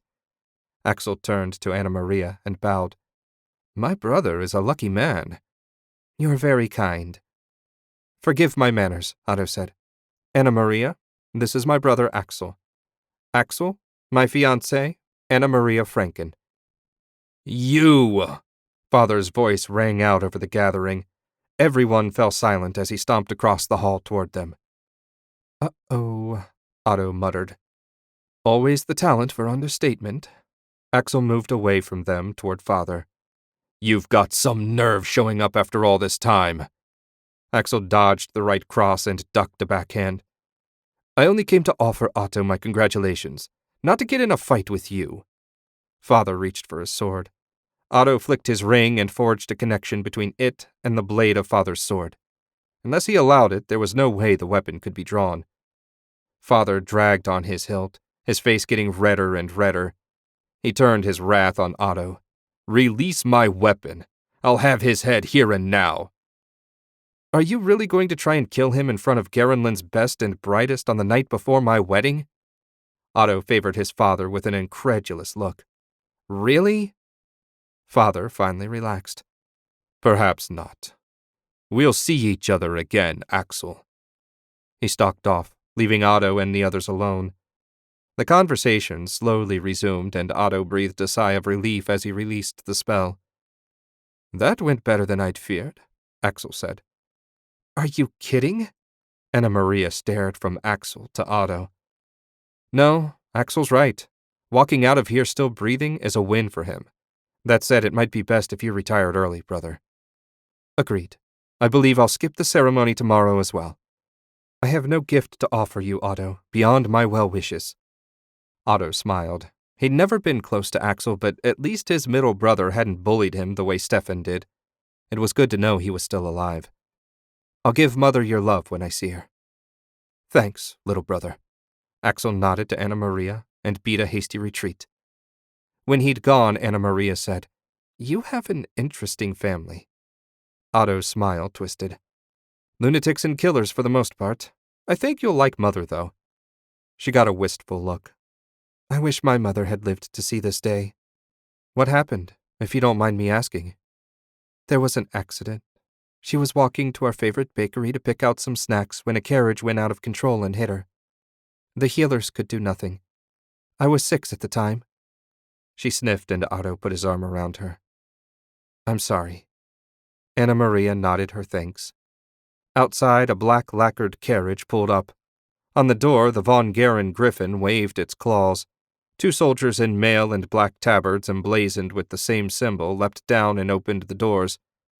A slender, handsome man in black and gold with short, Oiled hair and a goatee leapt out, ignoring the stairs.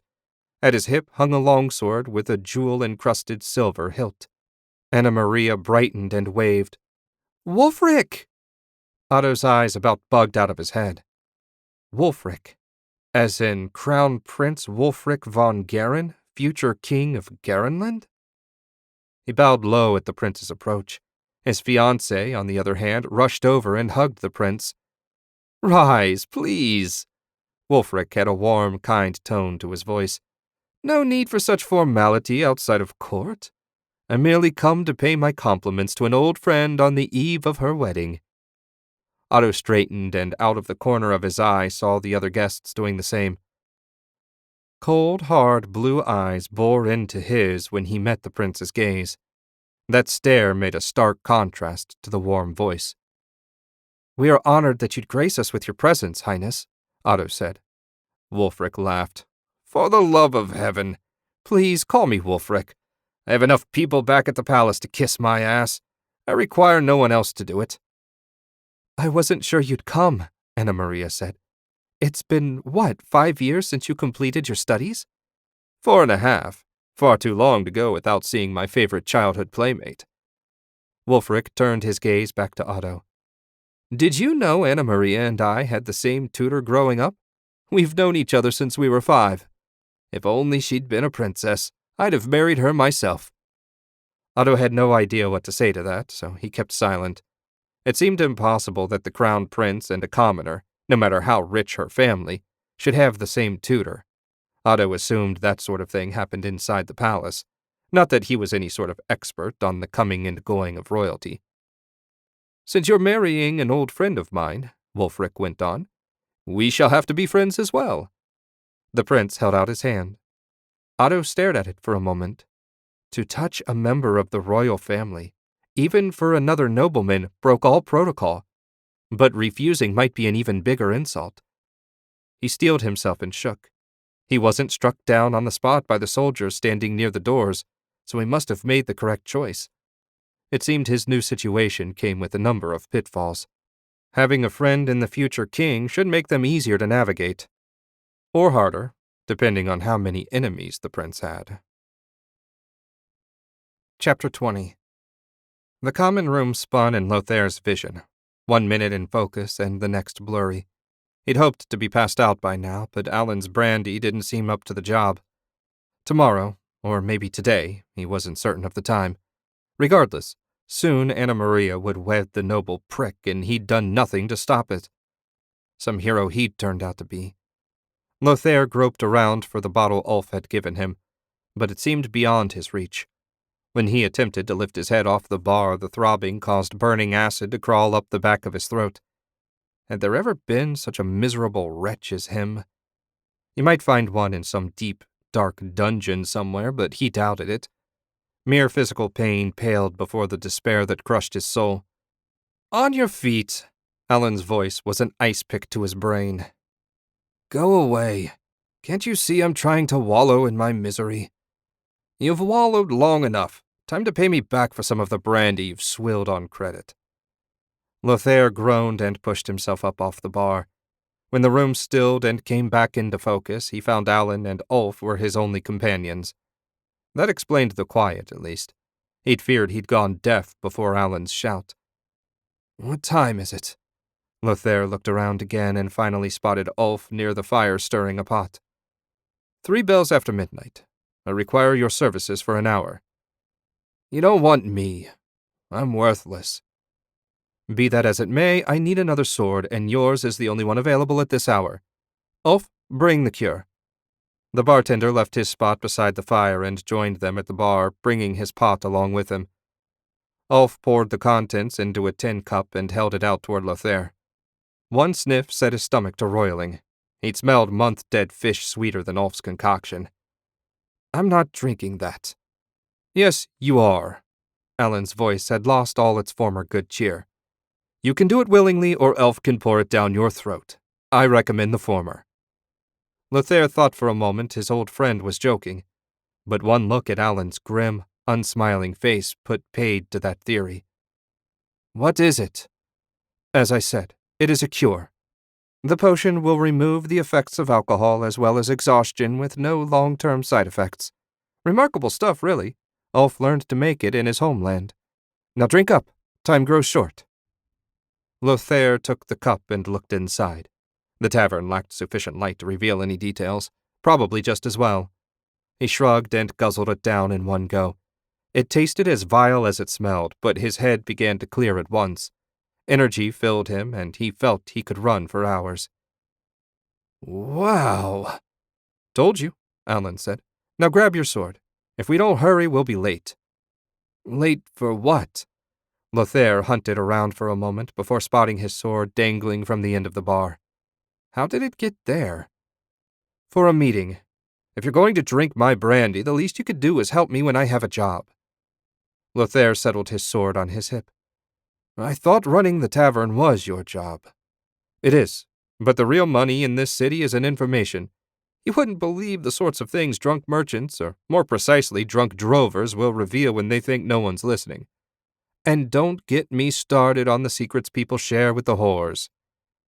Alan marched toward the door with Ulf hard on his heels. Lothair still didn't understand what was going on, but he hurried to catch up. It was clear to him that if he wanted to continue living rent-free, he needed to play along with whatever Alan had planned. Magic street lamps glowed with pure white light on each corner, shedding just enough illumination for them to see where they were going.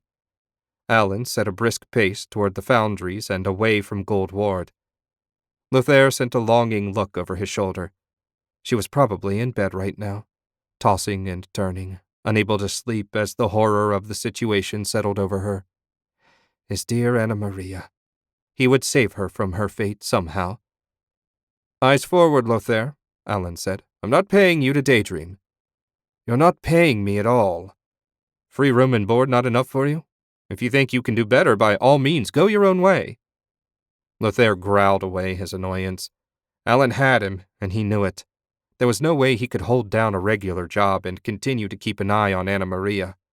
He'd made up his mind to watch over his beloved as much as possible. He turned away from Gold Ward and focused on the task at hand, whatever it was. 10 minutes after their departure from the tavern, Alan led them to an alley between a foundry and a smithy. The meager light from the nearby lamp did nothing to dispel the darkness of the alley. Alan stopped and removed a small cylinder from his pocket. He twisted it, and a light flashed. A few seconds later, another light flashed from deeper in the alley. Alan flashed 3, 1, 3. A lantern was unhooded, revealing 4 men at the far end of the alley. Alan advanced and met the strangers in the middle. Up close, they were a rough crew. Scarred men in ragged leather armor, the hilts of daggers poking up at every angle. They looked like street thugs, and Lothair figured that's exactly what they were. What business Alan might have with such men escaped him, and honestly, it made no difference. All Lothair had to do was stand behind his old friend and look intimidating. That had been his job in one form or another since he turned 16. "You have the information I requested?" asked the central figure.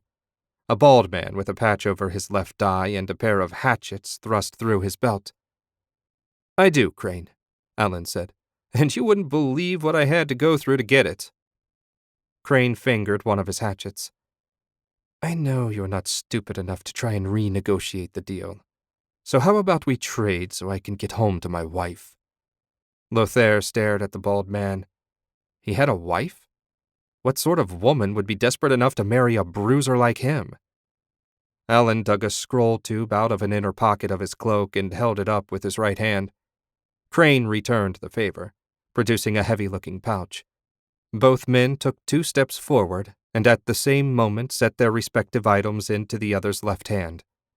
They stepped back, exchanged nods, and led their groups back the way they'd come. Lothair had no idea exactly what had just happened or what part he'd played in it. When he asked Alan, his friend said, "The deal went off without a hitch. Whether or not your presence played a part, I can't say. Crane respects strength, and an extra sword is never a bad thing. 3 against 4 is a lot better than 2 against 4, after all." "So, do I get a share of the coin?" Lothair asked. Alan laughed. "For taking a short walk and standing in an alley for 5 minutes? Hardly. Look on the bright side. You still get to live above my bar for free. And if you should prove yourself useful, perhaps at some point, a paying proposition will pop up. Lothair grinned in the dark. He liked the sound of that. Chapter 21. Otto woke after a fitful 5 hours of sleep.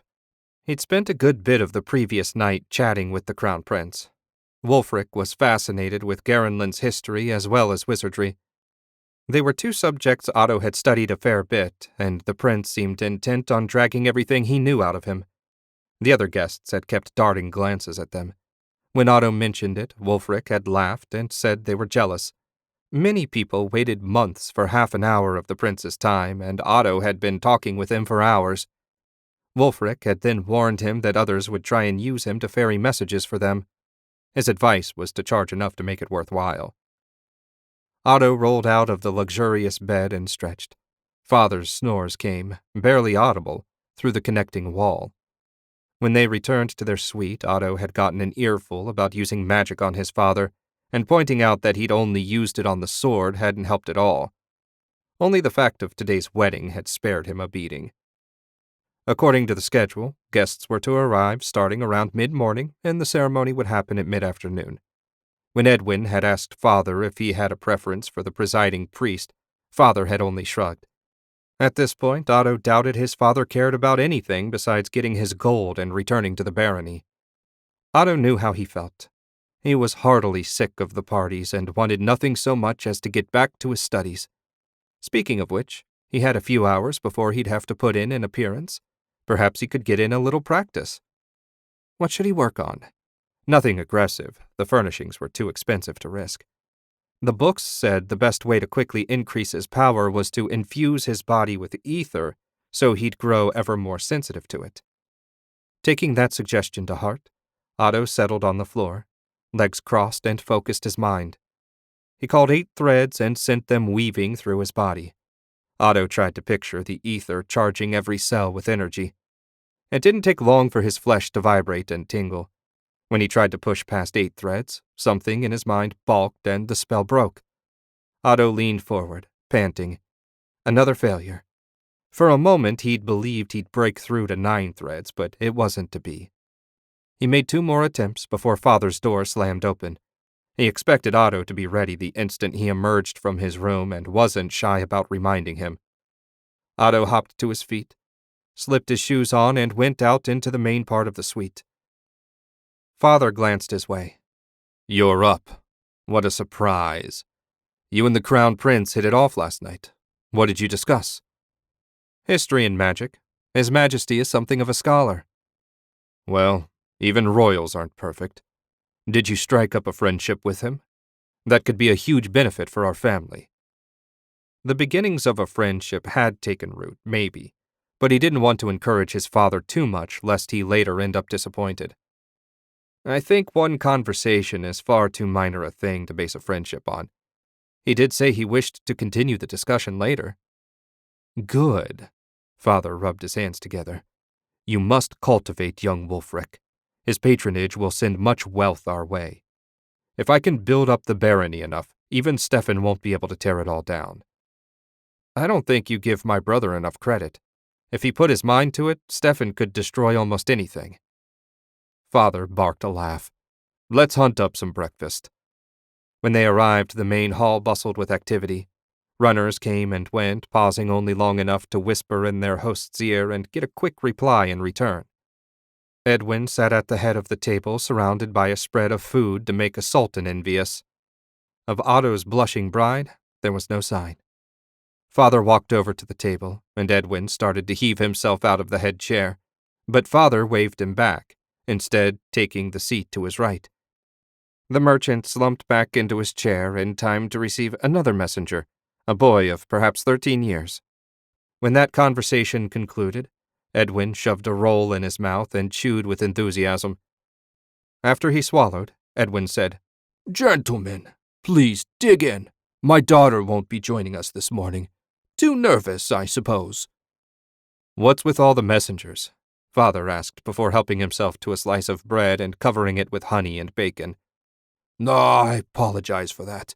With the wedding today, I didn't wish to leave the estate for the morning auction, so I'm trying to run things from a distance. It isn't going as well as I'd hoped. I should have trusted Olaric to handle it and just gone for the ritual of opening.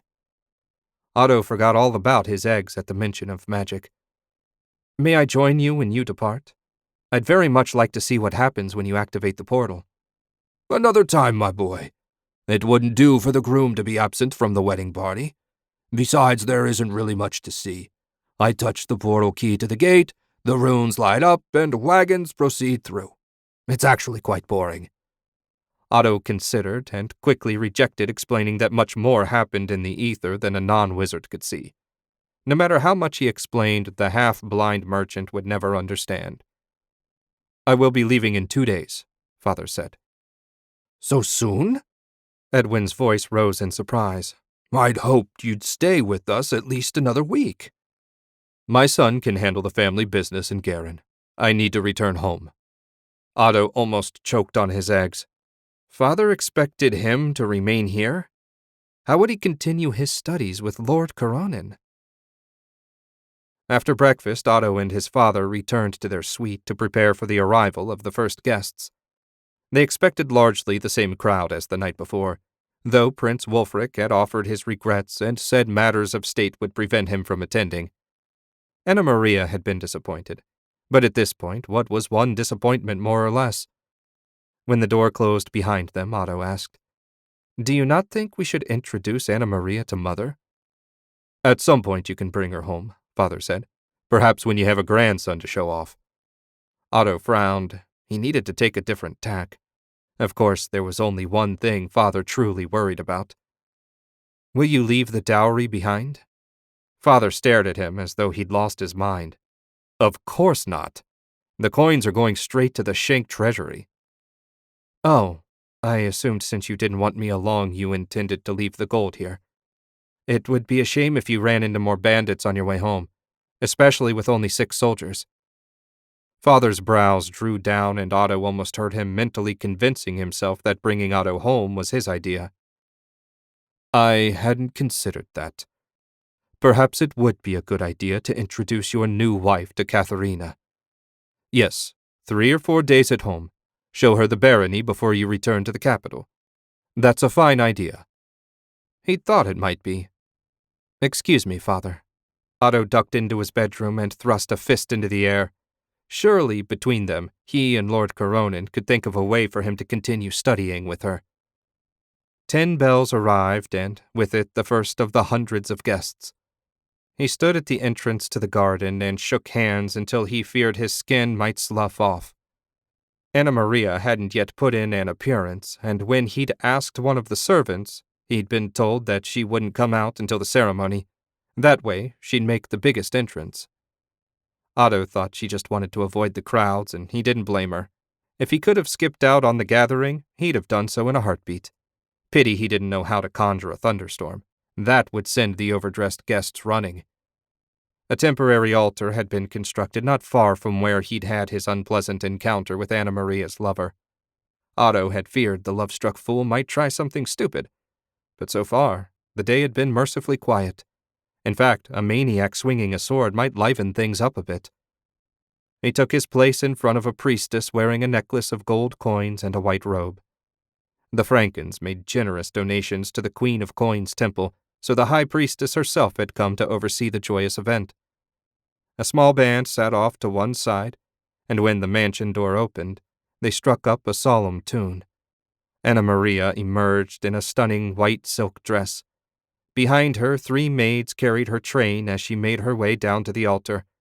When she reached him, Otto held out his hand and the band fell silent. He looked into her eyes in hopes of finding something, anything, to encourage him. But there was nothing but resignation. So be it. This didn't fit in with his plans either. They'd just have to make the best of it.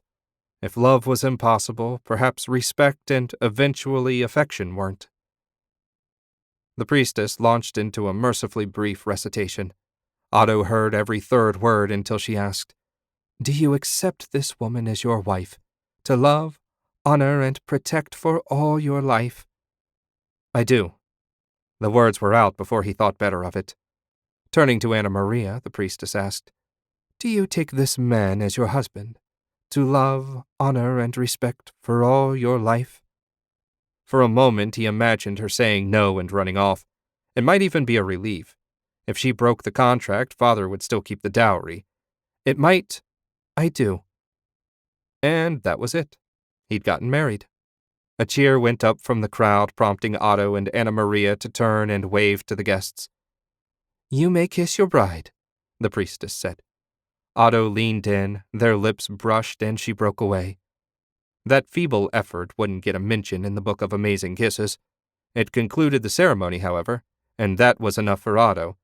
Not that things got any less awkward from here. Next, it was off to the bedroom. Edwin raised his hands for quiet. "I know it breaks with tradition, but I wanted to offer my gift to my new son early." A servant handed him a long, thin box of ebony. "This is a relic of my family, passed down from father to son for the past 6 centuries. It was used in the War for Freedom and the Great Purge. While my name ends with me, my blood continues on with my daughter. I hope when the time comes, Otto, you can pass this on to your own son." Edwin opened the box, revealing a sheathed broadsword with a basket hilt made of silver. Otto's eyes widened. Not silver. Mithril. A mithril blade was almost priceless. "Don't be shy," Edwin said. "Take your gift." Otto reached in and removed the weapon. He pulled the blade and raised the shining metal. The mithril flashed in the sun, drawing a chorus of oohs and ahs. "You have my most sincere thanks." Otto sheathed the blade. "I'll do my best to be worthy of it." Edwin clapped him on the shoulder and winked. "You and my daughter need to be on your way." He turned to his new wife and found her lip trembling. They walked together to the door where Anna Maria had emerged a little while ago. Servants had covered the tile in rose petals. The path led to a room Otto hadn't seen before today. It was a single chamber with a huge bed in the center. White sheets had been strewn with more petals, not exactly subtle. Otto closed the door and sealed the sword in its sheath with a thread of ether. Not that he thought Anna Maria would do anything crazy, but better not to take chances. He leaned the sword by the door and they walked over to the bed. "I suppose you want to sleep with me now." She reached for her topmost button. Before she could undo it, Otto took her hand and guided her to the bed. He sat beside her. "If you don't want to do it, we don't have to." "We don't? You are my husband, and that comes with certain rights." Otto sighed. "I'll make a bargain with you. We're only 17, and I'm actually 19. Fine. The point is, we're going to be together for a long time.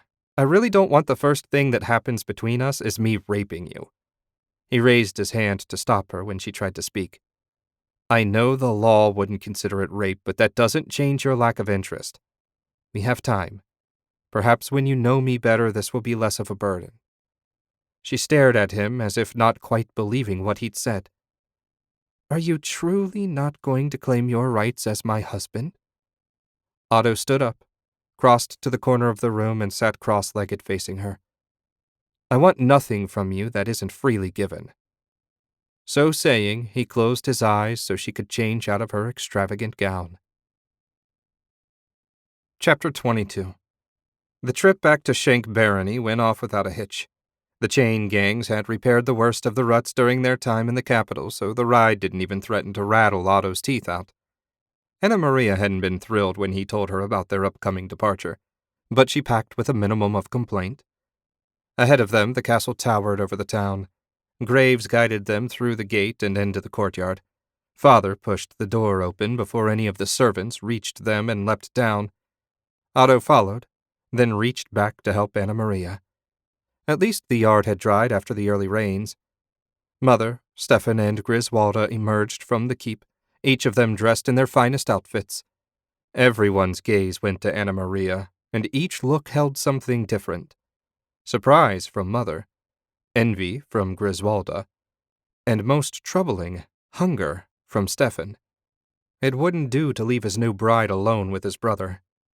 Otto hoped Stefan would keep himself under control, but he held little optimism. Self-control had never been Stefan's strong suit. Mother rushed over and hugged him. After a moment, he whispered, "Axel sends his love." She stepped back and stared.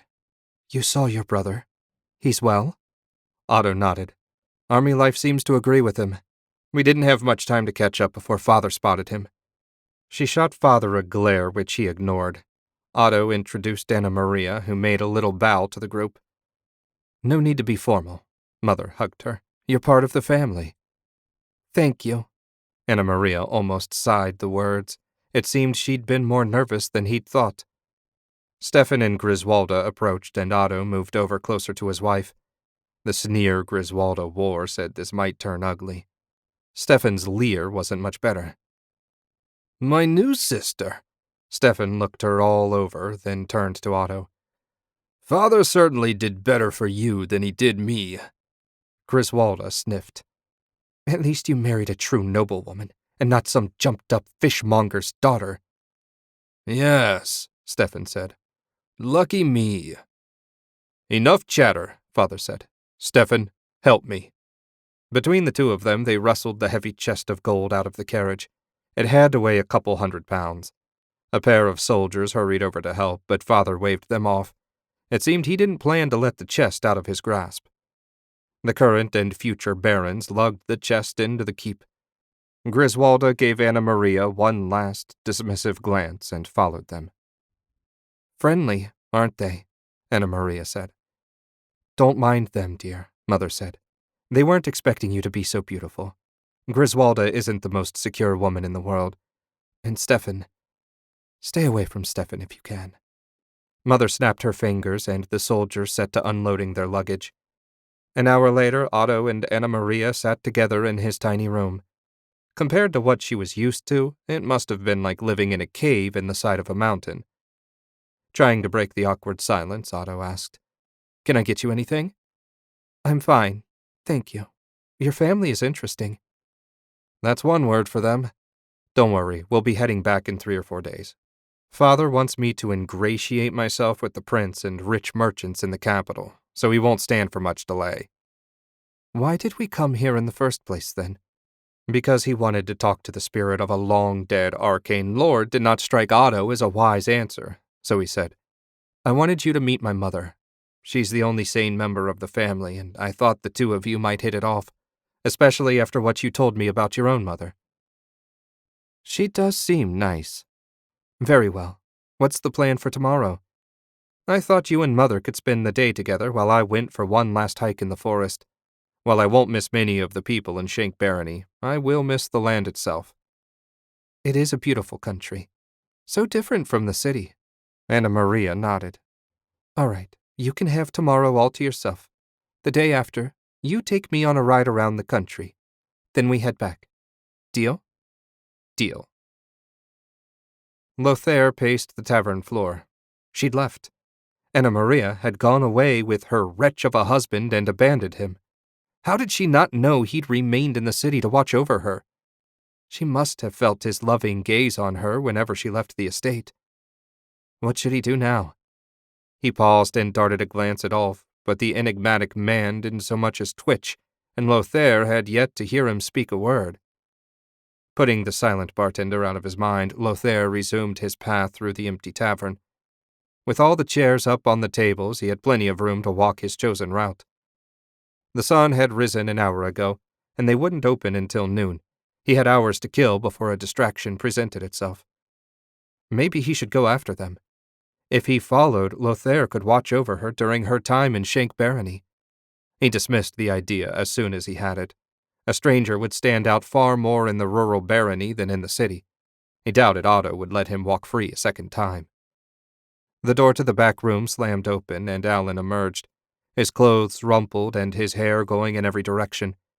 He stood directly in Lothair's path. "Please stop with the pacing. The thump of your boots is driving me mad." "Sorry, but when I stop moving, I can't escape thoughts of Anna Maria and her husband. It's driving me out of my mind." "What should I do, Alan? I fear if I go after them, I'll be caught. But if I don't, something might happen to her.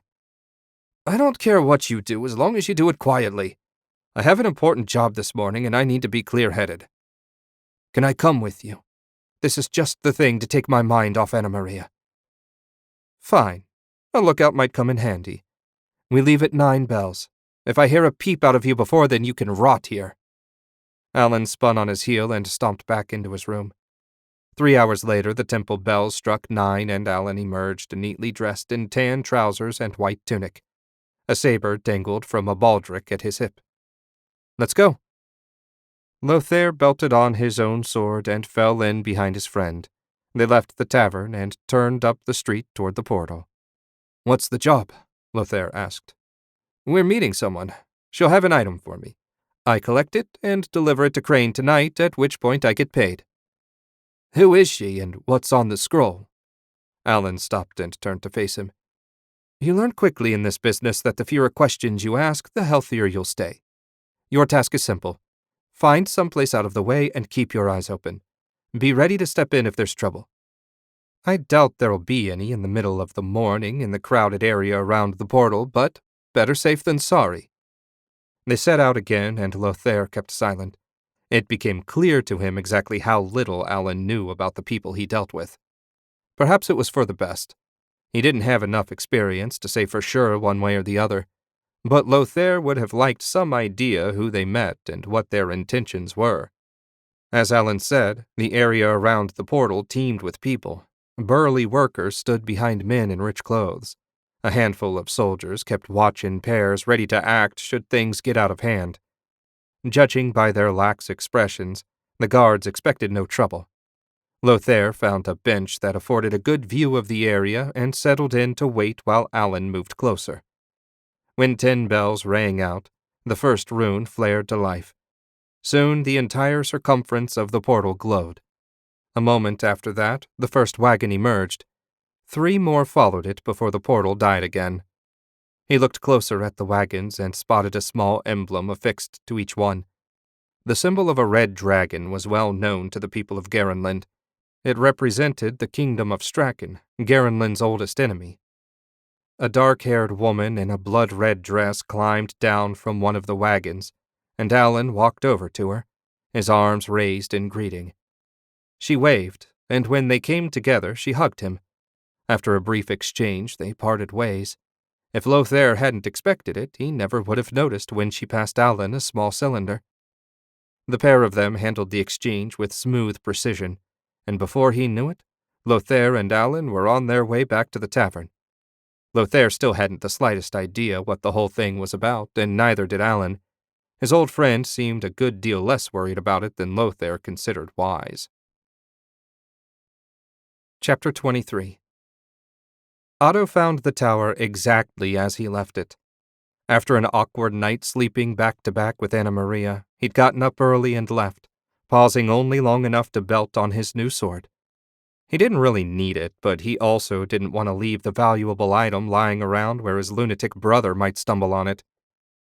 When he slipped out of bed, his wife simply groaned and rolled into the center of the mattress. Being married to a heavy sleeper might not be a bad thing for him. He'd drawn no notice as he slipped out of the castle.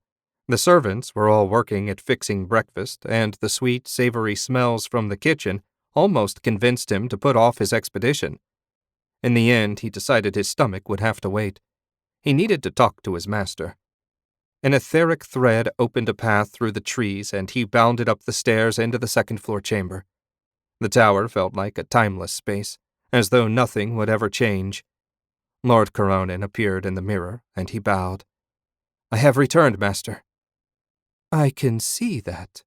Have you improved your skills?" "I seem to have reached a plateau. I can wield 8 threads with little trouble, but when I try and push to add a 9th, everything falls apart. No matter how hard I try, I can't make the leap." "You've reached your natural limit. It happens to every wizard eventually." Otto's heart leapt into his throat. 8 threads couldn't be his limit. He wanted to do so much more. "That's it, then? I'll never get any stronger?" "Possibly. My natural limit was 12. It took me over a year to find my way through that barrier. Once I did, I mastered 40 in another year. This, more than any challenge you'll face as a wizard, will determine your future." Otto slumped with relief. He wasn't doomed. For once, it seemed he held his fate in his own hands. "How did you overcome your limit, Master?" She laughed. "The same way I overcame every obstacle I ever faced. Sheer stubbornness. I kept pushing and pushing, some days until I passed out and blood ran from my eyes. I decided I was either going to succeed or die trying." Did he have that sort of willpower? Otto wanted to be a great wizard more than anything in the world, but would he die for it? His life wasn't so bad, especially now that he'd live a week away from his family. No, simply living wasn't enough. He would be strong. Strong enough that his father and Stefan would shy away from him for a change. "What can I do to improve my chances, Master?" "You must become one with the ether. Infuse it into your body until it pervades every cell. Make it an extension of yourself. Only then can you truly call yourself a wizard and gain access to the most powerful magics." He nodded and settled on the floor. He'd been on the right track when he tried to force ether into his body. He just needed to push it further. He shifted his perception and called 8 threads to him. "No," Lord Coronin said. "Stop thinking in terms of threads. Embrace the ether as a whole." Otto frowned. How did one embrace an insubstantial energy field? He let the threads diffuse into mist and breathed it in. He pictured the energy entering his blood and circulating through him. The bliss nearly overwhelmed him. He'd never felt it this intensely. "Good," Lord Coronin's voice came, soft and encouraging. "Now a little more. Keep adding to the power in your body. Push it out into your hair. Enhance your senses. See everything. Feel everything." He took another breath, drawing more ether into his body. Overwhelming pain burned away the bliss. Otto choked back a scream and fought to hold on to the power. He managed for a few seconds before it became too intense. He moaned and the ether flooded out of him. He trembled, every inch of his body raging at him. Panting and trying to force the pain away, Otto curled up in a ball on the floor. In her mirror, Lord Coronin shook her disembodied head. "You are weak. Until you discover true strength, you'll never break through your wall." Otto tried twice more, and both times he ended up abandoning the power at the same point, the pain and his desire to live forcing him to give in. He heaved himself up off the floor, his body aching and his stomach complaining about the lack of breakfast and lunch.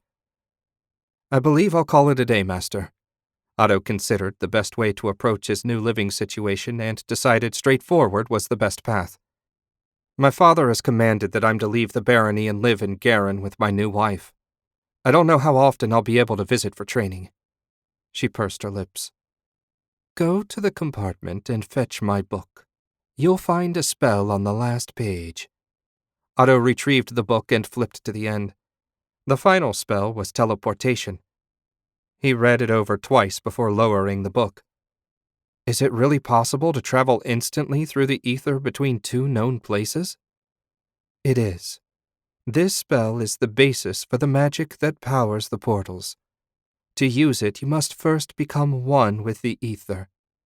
Until you've broken through your wall, I can teach you nothing more. What purpose does the rune serve?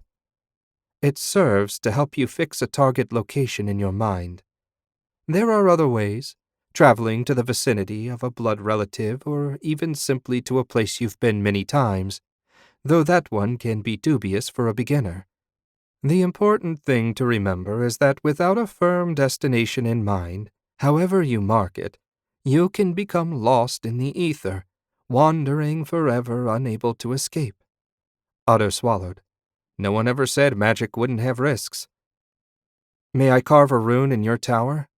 When I overcome my limits, I want you to be the first person that sees me. You may.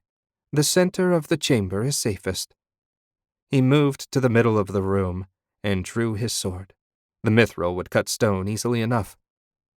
That sword, Lord Karanin said. Where did you come by it? Otto held it up to allow her a better look.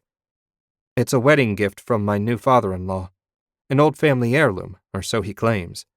I'm no fighter, but given its value, I thought it best to keep it close. Do you not know the purpose of mithril? To make swords strong enough to cut through steel? Damn your ignorance! Mithril's true purpose is to magnify etheric energy, not make toys for warriors.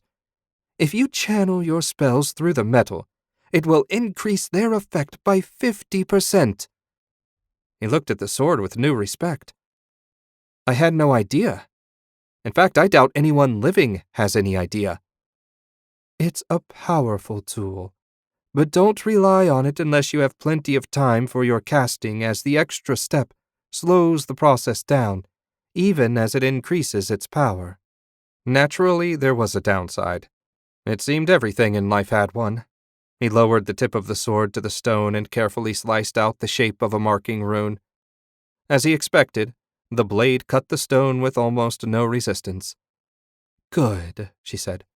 Now channel energy into it until the rune glows in the ether like a beacon. If you do it correctly, the marker will last until you destroy it. Why would I want to destroy it? You wouldn't want to destroy this one. Since I control the ether in the vicinity of the tower, I can stop anyone else from finding it. But if you mark a different spot and don't want another wizard to find it when you're done, you'll need to erase your mark. Otto scowled and began the flow of energy. He wasn't in the habit of thinking his every move out the way Lord Karanin did.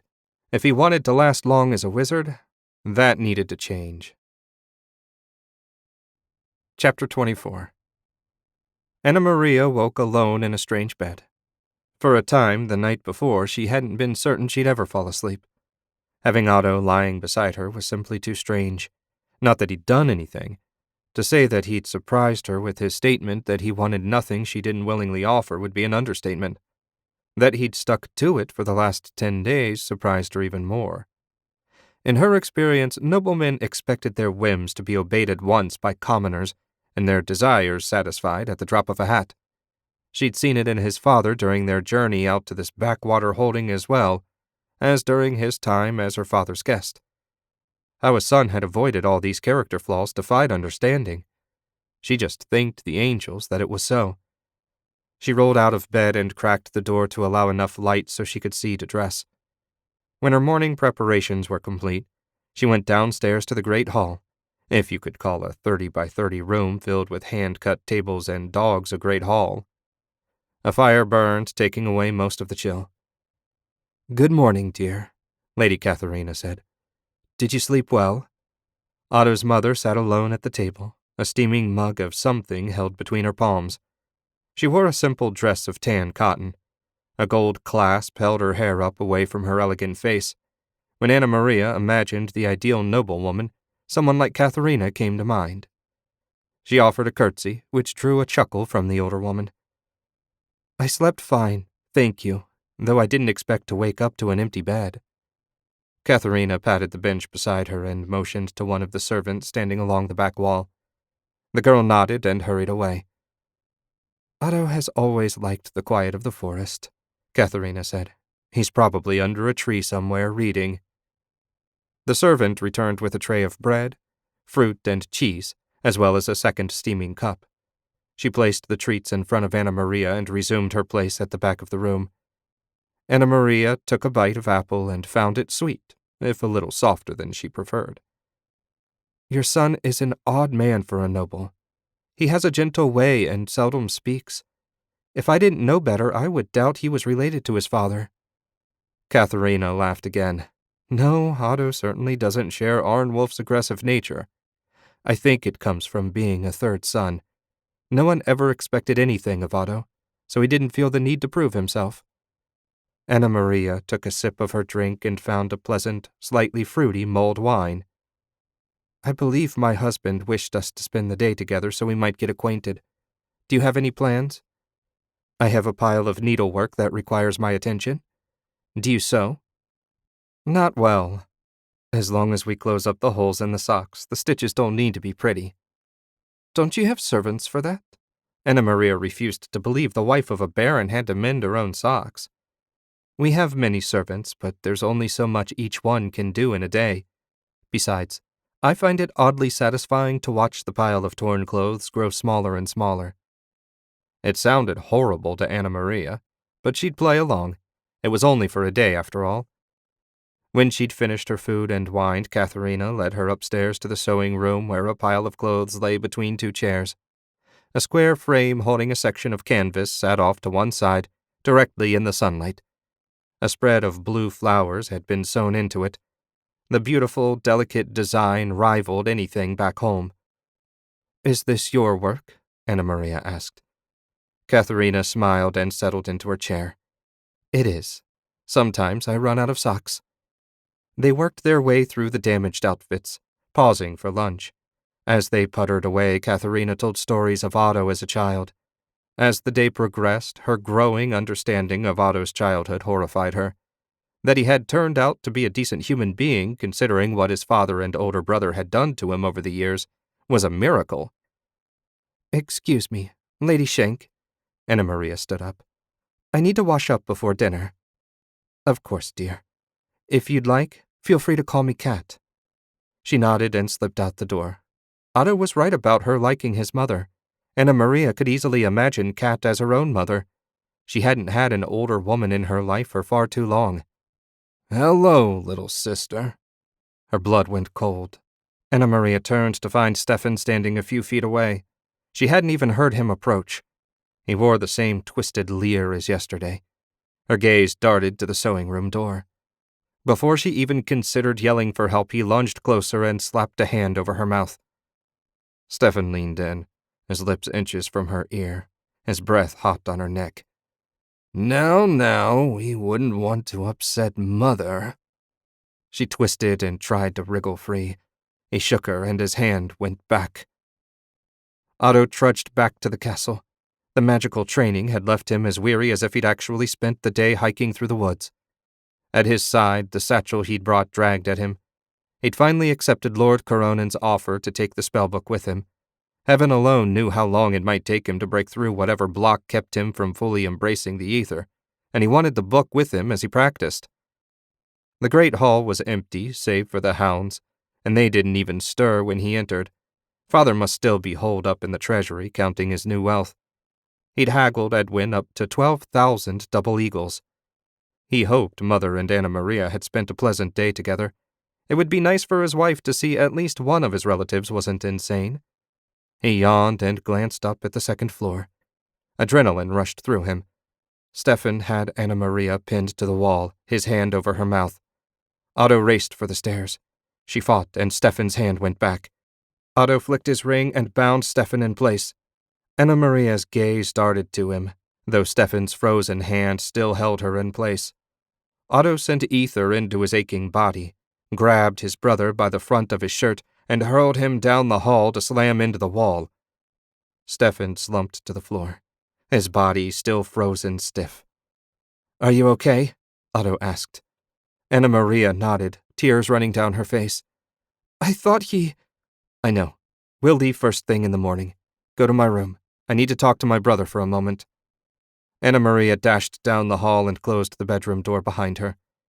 The door to the sewing room opened and Mother stuck her head out. When she saw Stefan lying on the floor, she sucked in a breath. Otto held a finger to his lips. Mother nodded and closed the door again. Otto stalked down the hall, releasing Stefan as he got close. His eldest brother had always scared him to death, but right now anger so consumed him that fear didn't even enter his mind. His brother slumped for a moment, then sprang to his feet. You dare lay your hands on me? Stefan swung and Otto caught him by the wrist. The moment he had a firm grip, he summoned lightning. Stefan's jaw clenched as he spasmed. When the lightning ended, Otto let him collapse back to the floor. If you ever touch my wife again, brother or not, Heir or not, I'll kill you. Do you understand, brother? Stefan still twitched from the shock, apparently unable to speak. Nod if you understood me. Otto let the electricity dance around his fingers in an unsubtle threat. Stefan's head jerked up, then down. Close enough. Otto let all his threads fade away and staggered to his room. They'd take their meal together and leave at first light. If he'd gotten home a second later, things might have ended much worse. He refused to put Anna Maria at any further risk. Chapter 25.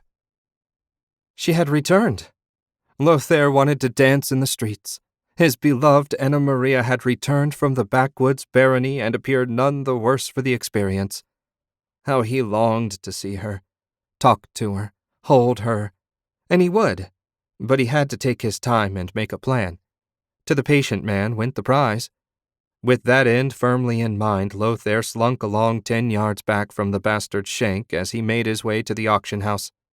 He'd invested the few coins Alan had paid him for his efforts in the finest clothes possible, so he'd better blend in with the rich residents of Goldward. So far, his investment had paid off. The broad-brimmed hat with the peacock feather thrust into the band made an especially nice touch. It also cast a shadow across his face, making his features harder to discern. Not that Otto so much as glanced his way. The arrogant noble never looked left or right, so confident was he in his privilege. Or more likely, the confidence came from his magic. Lothair couldn't deny that one-on-one he had no hope of defeating his rival. Happily, there existed more than one path to any destination. Lothair's lay around rather than through the man in his way. Otto crossed the street and went into the auction house. Lothair stayed on the opposite side. He'd been following the noblemen for the past 3 days, and so far the routine never varied. An hour at the auction, then 3 hours at the palace. To be safe, he intended to follow Otto for a full week to be certain nothing changed on any given day. He found a bench a comfortable distance from the auction house door and settled in to wait. A little over an hour later, right on time, Otto emerged from the building along with Anna Maria's father. They set out for the mansion, chatting and laughing just like the best of friends.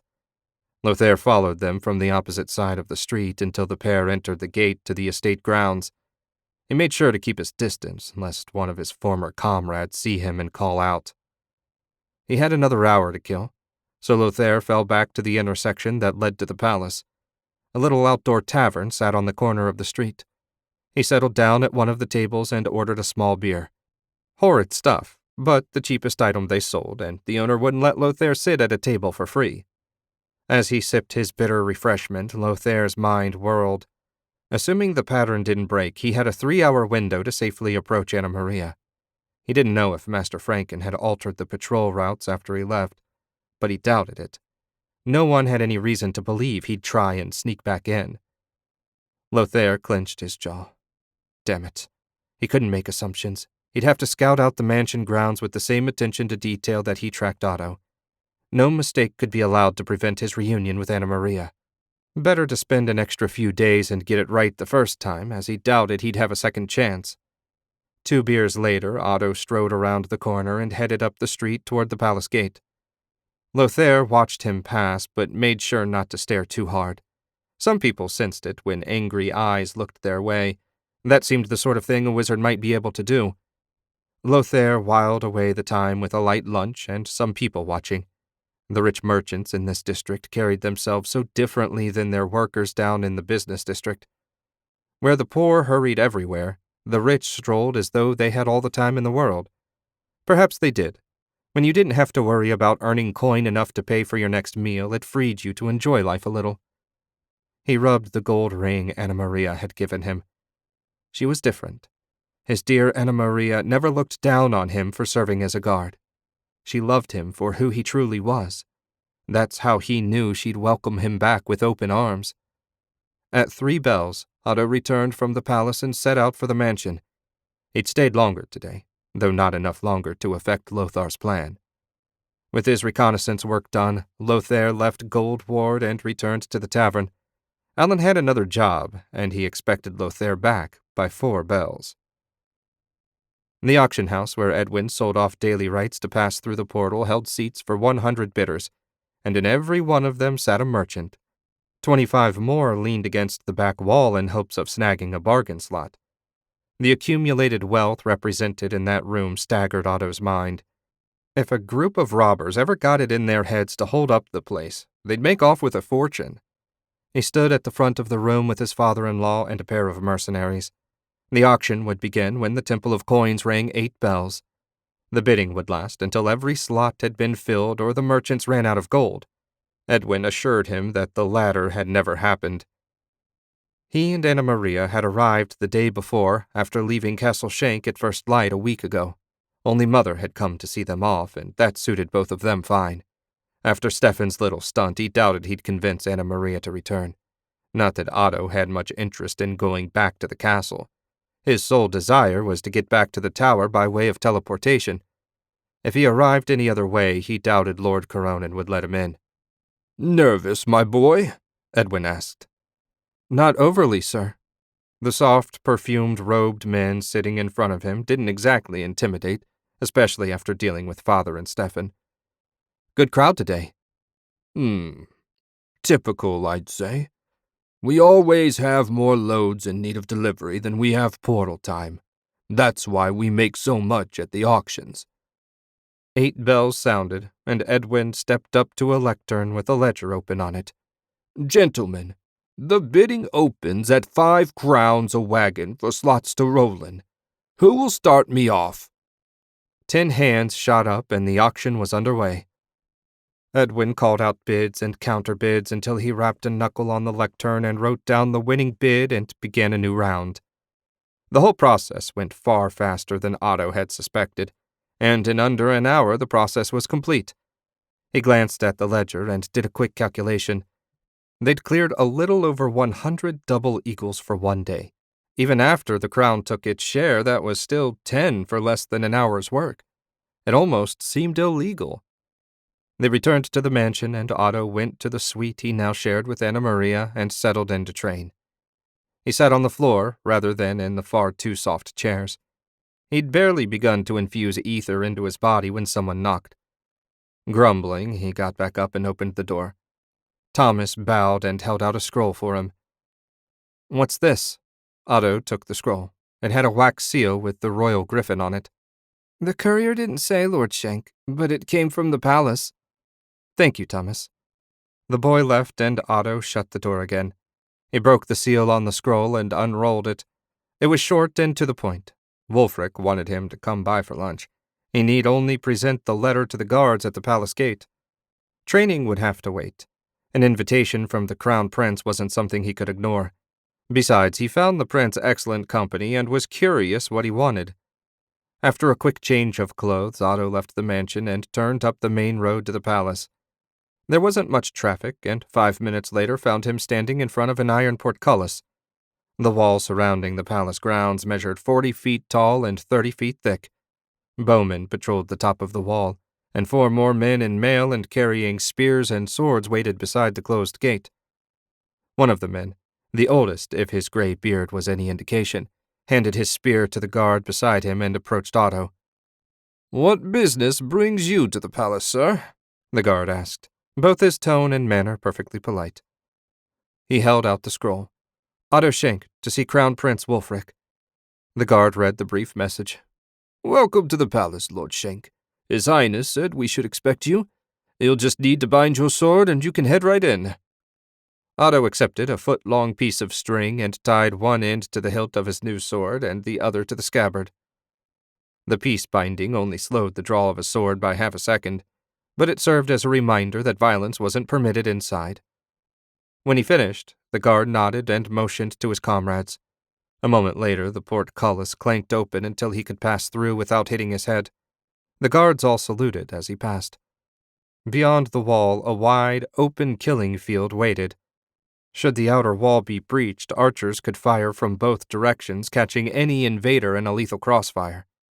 How many lives would it take to conquer the city of Garen? He shuddered to consider it. Across the killing field loomed another wall, this one with the gate open. He went through and looked around.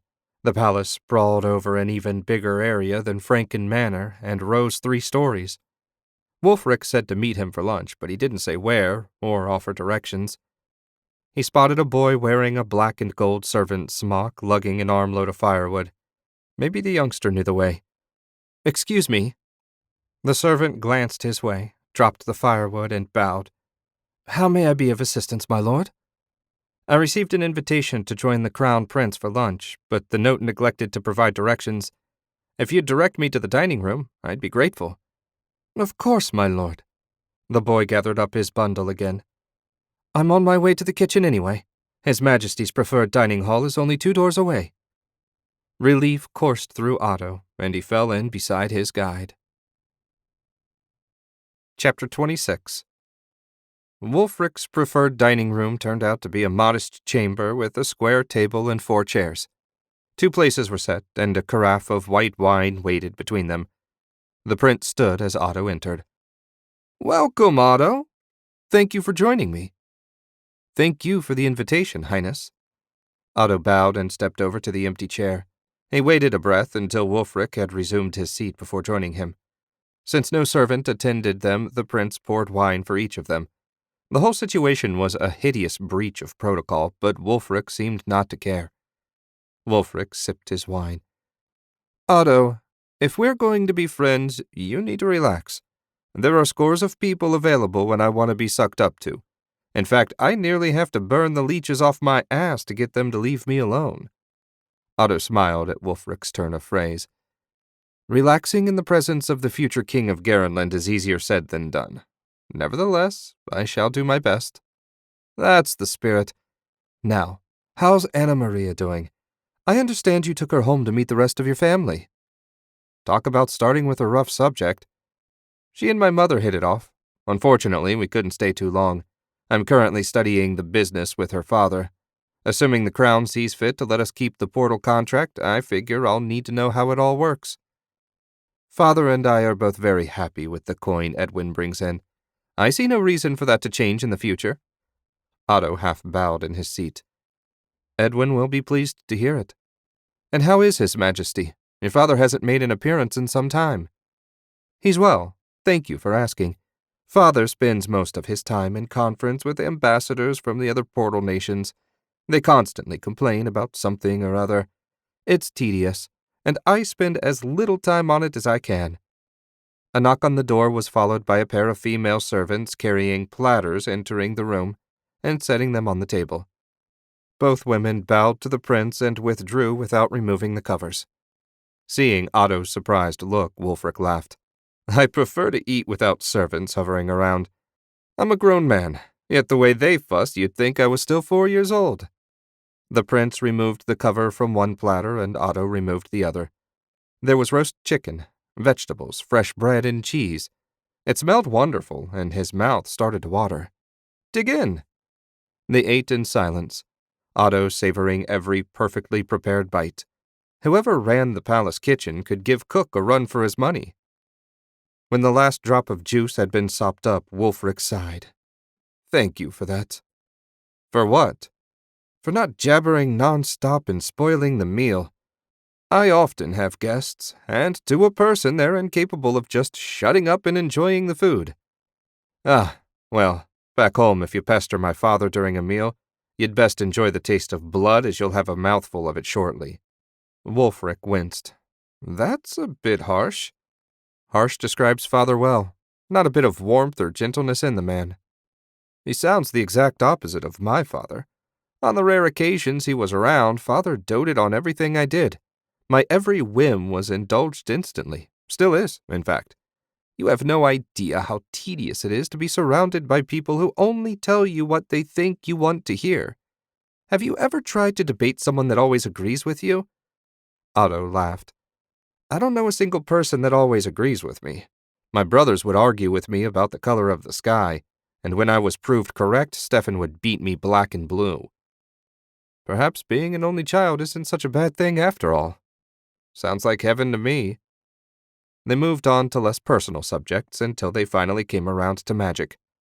Wulfric leaned across the table. "What's it like to be a wizard?"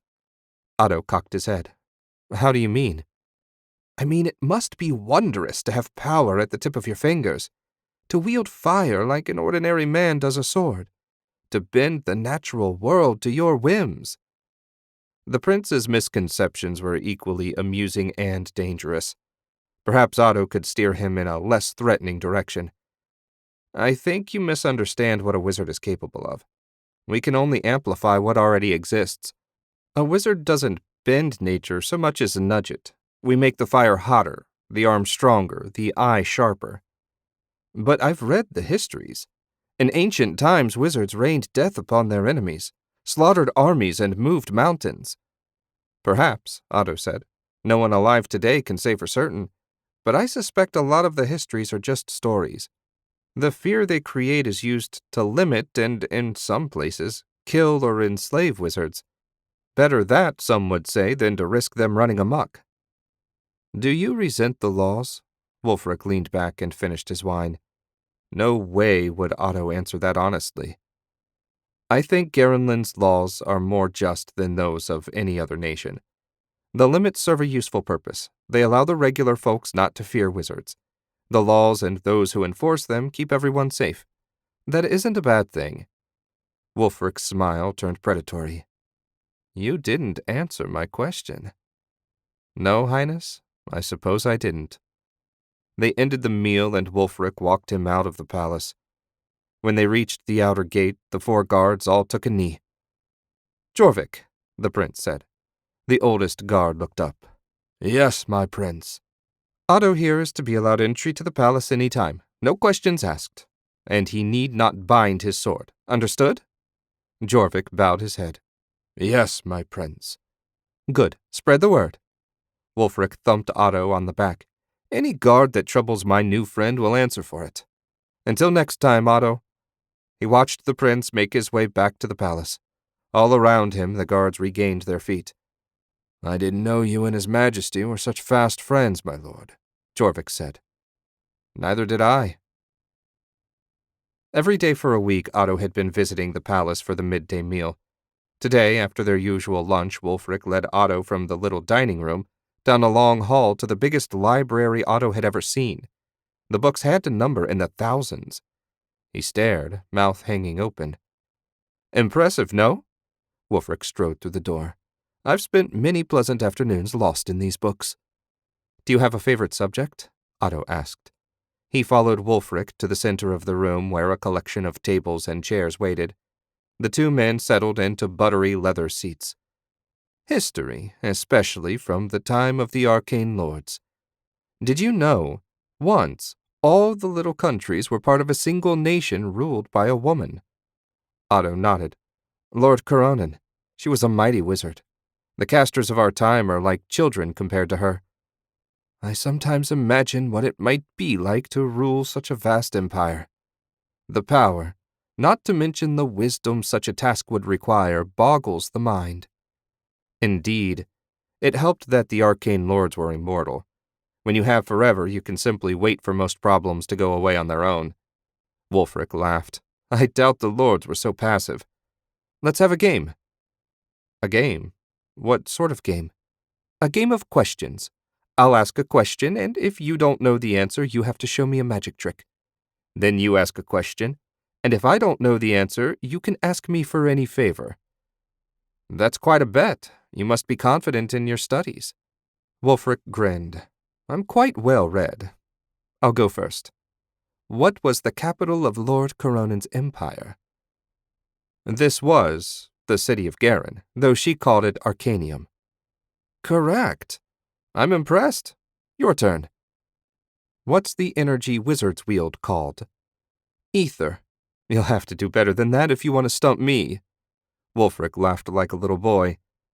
They went back and forth a couple more times, neither able to think of a question the other didn't know. At last Otto said, Where was Lord Coronan born? Wulfric pursed his lips, scratched his chin, and did everything else you could think of to avoid admitting he didn't know. Finally, he blew out a sigh. I give up. Where? Shank Barony. It's something of a local legend. Since I can't show you any written evidence, what do you say we call the contest a draw? Agreed, though I would have liked to see some magic. Otto looked around, but it was only the two of them in the library. He held out a hand, wove 4 threads into a single strand, and used it to grab a book off a nearby shelf. He pulled the book to his grasp and held it out to Wulfric, who was staring. Just a simple spell. But since you were kind enough to show me your excellent library, I thought it was the least I could do. Wulfric took the book. Thank you. I've never seen a wizard casting up close before. Not that there was much to see. Will you join me again tomorrow? I'd be delighted, Your Highness. Chapter 27. Anna Maria knelt in front of the daisy bed and hacked out a weed. The air held a hint of summer, and her work blouse was stuck to her back with sweat. In the 2 weeks since she'd returned with Otto from his father's barony, she shuddered at the memory, the newlyweds had fallen into a comfortable, if dull, routine. Her husband spent his mornings learning the family business from father and his afternoons at the palace with Wulfric. For her part, she'd settled into her old habits. Putter in the garden, maybe practice her harp, and generally make sure the household ran smoothly. That had been her responsibility since she turned 13. Despite father's talent for business, he simply had no idea how to manage the servants and deliveries. At least he pretended not to. She suspected the reality was he liked leaving the work to her. Someday down the road, she'd be running the house for Otto. Women couldn't inherit property, after all. Everything she'd helped father build would go to Otto. She slammed her spade into the dirt. It wasn't fair.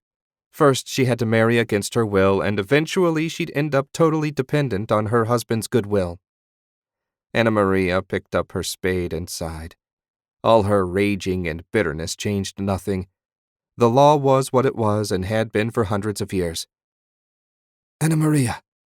She leapt to her feet, heart racing. It couldn't be. Lothair stepped out from behind the cedar shrubs. He had on such a ridiculous broad-brimmed hat that she almost laughed. Only the fear that someone might hear and investigate stifled it. What are you doing here? You should be on the far side of the kingdom by now. He moved closer so only a step separated them. Did you think I'd abandon you to the wretch Shank? I've been searching every moment for a way back to you. If Otto finds you, he'll kill you. I've been watching him. Every day's the same. We have hours before he returns. Lothair raised his hand and wiggled the ring she'd given him. I knew you meant this as a promise that we'd be together again. She looked around the garden, but no guards showed themselves. Anna Maria trembled. If father or Otto discovered that Lothair had returned. You must leave before you're discovered. Hurry! He closed the distance between them and put his hands on her shoulders. Heat rushed through her. I won't leave you alone. Not like your foolish husband. He leaned in and her breath caught. How many times had she dreamed of this since the wedding? Their lips touched and she dropped the spade. Time lost all meaning as they kissed in the garden. She didn't care if they got caught or her father kicked her out. In that moment, nothing mattered but him. When they finally came up for air, she said, Let's go inside. An hour later, lying in bed beside him, Anna Maria came to her senses. What they'd done was madness. Wonderful madness, but madness all the same. Lothair stroked her arm. Crown for your thoughts. She rolled over to face him. I wonder what will become of us. I should throw you out and refuse to see you again. But you won't. I love you, Anna Maria. You know we belong together. Did she know that? Certainly she cared more for Lothair than Otto, even if he was a better man than she'd expected when father announced her engagement. She didn't love him, and doubted she ever would. Perhaps, but the situation hasn't changed since that day in the garden. If we run away, we'll be found, and you'll die. I can't stand the idea of anything happening to you. Then we'll steal what time we can. He kissed her. Your heart belongs to me and mine to you. You may be married to Otto in name, but in your soul you know it's you and me forever. 2 bells sounded, drawing a sigh from Lothair. I have to go, but I'll return tomorrow. Meet me in the garden? She should refuse. Today had been a wonderful thing, but nothing good could come from continuing down this path. I'll be waiting. Lothair left the grounds as easily as he entered. Lightning raced through his blood, and he wanted to shout his joy to the world. Not now, though. As he'd suspected, the guards' patrol routes hadn't changed, and their attention remained as lax as he remembered. While that made his sneaking in easier, he worried for Anna Maria with such poor protectors watching over her. He left Gold Ward with no trouble and made his way through the crowded streets back to the tavern. Even the jostles of the crowds and cursing of the wagon drivers failed to dent his good cheer. Lothair doubted anything short of a foot of steel in his gut would ruin the day. When he arrived, the tavern was nearly empty. Only a single party eating and a pair of ragged men at the bar nursing half-full mugs of ale. Ulf stood in his usual place, as sullen and silent as ever. Their gazes met, and Ulf jerked a thumb toward the office. Lothair ambled over, knocked, and pushed the door open. Alan sat behind a desk cluttered with paper. He motioned Lothair into the only other chair in the room. Lothair closed the door behind him and sat. "What's on your mind?" "We have a job tonight." The prospect of more coin brightened an already glowing day, at least until he noticed Alan's scowl. "You seem less than thrilled?" "Yes, well, tonight's work is more complex than a simple delivery, and more dangerous. I hate jobs like this, but the coin is too good to pass up. I take it from your shit-eating grin your assignation went well?" "Well is an understatement. So what, exactly, are we doing tonight?" "We're retrieving information, but what we need is in an estate in Gold Ward. Are you familiar with the Kunitz family?" "Only in passing.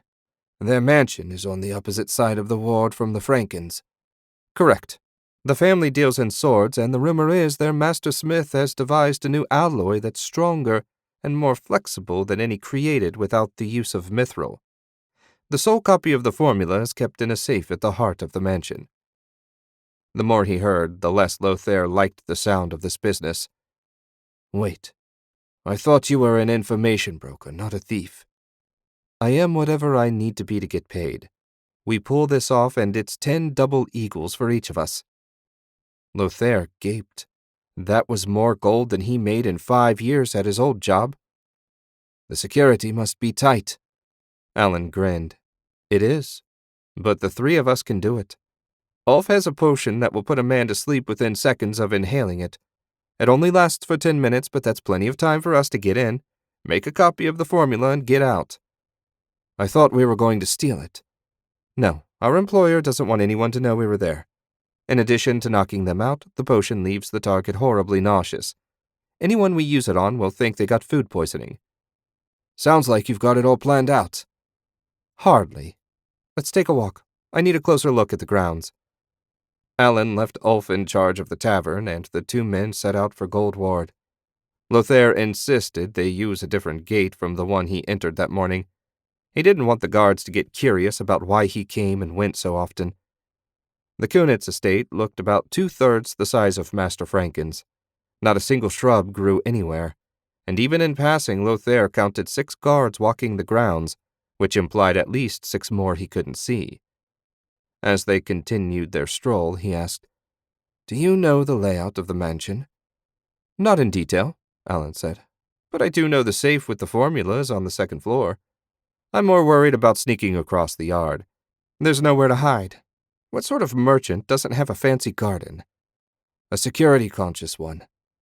Do you have a plan B if we can't sneak in?" "Ulf's working on something, but I'd hoped not to have to use it. I've seen enough. Let's go back." Lothair gave the estate one last backward glance. They'd earned their coin tonight, that was certain. Chapter 28. The last of the patrons left the tavern half an hour ago. Lothair, now dressed in plain servant's garb, joined Alan and Ulf in the common room. Alan hadn't bothered to inform him why he needed to change his clothes, but Lothair assumed his old friend had a reason. In his right hand, Ulf held a 6-foot tube, and in his left, a needle with a tuft of hair on the end. The silent bartender proceeded to slide the needle into the tube and raise it to his mouth. and blew.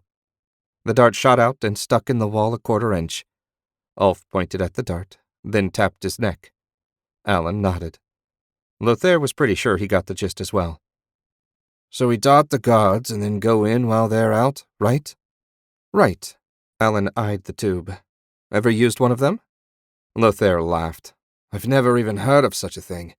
I think friend Ulf is going to have to do the darting. Ulf tapped his chest and gave a thumbs up. He set about loading a small box hanging from a shoulder strap with darts and a sealed vial. Are you sure about this? Lothair asked. Not at all, but I'm not about to pass up 10 double eagles. Alan gave him a hard look. What about you? Lothair shrugged. I'm broke. The coin from this job will hold me over for a year at least. Ulf shouldered his gear and nodded toward the door. Okay, let's go. Alan led them outside to a fancy carriage he'd rented for the night. The guards wouldn't dare refuse entry to someone riding in such a rich-looking rig. No clouds obscured the 3/4 moon, so they had enough light to see by, if only just. Up you go. Alan and Ulf climbed in the back, and Lothair climbed up in the driver's seat. Now he understood why he was dressed like a servant. Well, he'd played worse roles over the years. A flick of the reins got the horses moving. 10 minutes later brought them to the eastern entrance to Gold Ward. The guards on duty raised their hands, and Lothair reined in. What's your business here this late at night? The nearest guard asked. Just bringing my passenger home after a late night slumming, sir. Lothair shook his head as if to say, What can you do? What's the hold-up? Alan's slurred voice shouted from the carriage. He sounded every bit the drunken fop. I have to piss. Please, sir, Lothair said. If I don't get him home soon, I'll have to spend the rest of the night cleaning my employer's carriage. Off with you, then. The guard waved, and the gates were thrown open. Thank you, sir. Lothair managed a credible bow from the seat and urged the horses through. One challenge down, plenty more to go.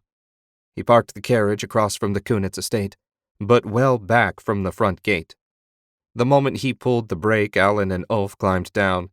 Ulf crossed the street, pulled a dart from his ammo box, dipped it in the poison, and loaded the tube. He crouched by the fence and watched. Lothair turned to Alan. What are we supposed to do?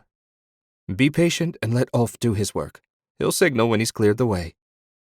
A chuff of air followed a moment later. Ulf reloaded and chuffed again.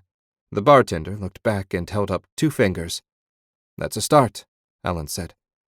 Do we have a plan for when we get inside? Lothair asked. First, we're going to strip those guards, then we'll walk right in like we own the place. The helmets will keep anyone from knowing we aren't who we're pretending to be. How long could it take to search the top floor? Another chuff announced the downfall of a 3rd guard. 3 more, and this side of the grounds would be clear. Didn't you say Kunitz kept the plans in a safe? I don't know about you, but I'm no safecracker. Never fear. Alan reached down the front of his shirt and pulled out a large key. An acquaintance of mine is a locksmith. When I mentioned the type of safe we needed to open, he made me a skeleton key. You told someone we were robbing this place? Lothair failed to keep the disbelief out of his voice. Relax. This particular locksmith isn't exactly legitimately employed, if you take my meaning. I also paid him 3 crowns for the key and 3 more for his silence. We have nothing to fear on that end. 2 more quick chuffs were followed by Ulf twisting and shooting a 3rd dart. He waved them over, pointed inside, and gave a thumbs up. The 3 men made the 100-yard dash down to the gate, slipped inside, and ran back to the closest unconscious guards. Between them, it took only 2 minutes to strip off the guards' mail hauberks and helmets and don them. Alan added several items from his satchel to his pants pockets. When they were ready, Alan said, Keep an eye out. We don't want anyone stumbling over the bodies. Ulf nodded, and Alan led the way up to the mansion. They didn't go to the main entrance. That would be asking for trouble. Instead, they marched up to the servants' entrance, shoved the door open, and entered like they knew where they were going. The interior was mostly dark, and after a quick search, Lothair found a lantern and fire starter. He scratched the flint against the steel, and a stream of sparks landed on the wick. He squinted against the glare until his eyes adjusted. Let's go, Alan said. Keep your eyes peeled for a flight of stairs. There must be one nearby. It didn't take long to find the stairs, and they climbed them quietly, but not furtively. Lothair kept his role at the front of his mind. They were guards doing their job. They had to search the office, but they didn't want to wake the whole house. At the top of the stairs, they found a long hall running left and right. Lothair raised an eyebrow, and Alan shrugged. They went right, peeking in each room as they passed. The first 4 were bedrooms, 3 empty and 1 occupied by a snoring lump. "This is taking too long," Lothair whispered. Alan touched his finger to his lips and went on to the next door. This one revealed a garter robe, thankfully unused. Lothair glanced up the way. A weak glow emerged from under one of the doors. He tugged Alan's sleeve and pointed. Alan snuck over and looked through the keyhole. He straightened at once and motioned Lothair a little way away. "That's it," Alan said. "But Kunitz is in there reading." "So what now?" Lothair remained acutely aware of the time rushing by. Every second increased the chances of them getting caught. "We have to take him out." Alan dug a scrap of cloth and a vial out of his pocket. "You knock, and when he comes to the door, I'll get him." "Okay." At this point, Lothair would have agreed to almost anything if it got them moving. "Ready?" Alan nodded and stood on the opposite side of the door. Lothair blew out a breath and knocked. Kunitz's muffled grumbling was followed by his chair creaking. The lock clicked, and the door opened. "What is it?" Kunitz asked. With the light behind him, Lothair couldn't make out much beyond the merchant's bulky figure. Hopefully the dark hall limited Kunitz's sight as well. Lothair eased back and, barely above a whisper, said, "There's been some unusual activity outside, sir." "What?" Kunitz took a step closer. The moment he cleared the doorway, Alan pounced, clamping the rag on Kunitz's face. The merchant struggled for a second, but soon drooped to the floor. Lothair looked all around. The encounter had been nearly silent, save for Kunitz's words. Hopefully they hadn't drawn any attention. "Help me carry him inside."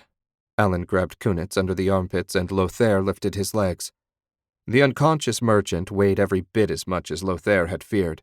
It took everything the 2 men had to maneuver him back into his office. They dropped him the moment his body cleared the door. Lothair grunted and rubbed his back while Alan went to the desk. "We're in luck." Alan went through the desk drawers until he came up with pen and paper. "It seems our host was studying his secret formula. We won't have to open the safe after all." Alan set to work copying while Lothair chewed his lip.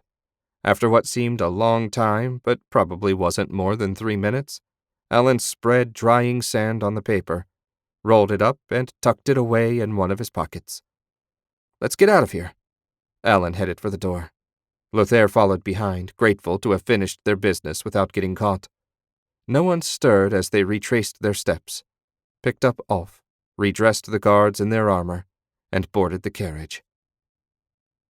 When they cleared Gold Ward, Lothair found he could breathe freely again.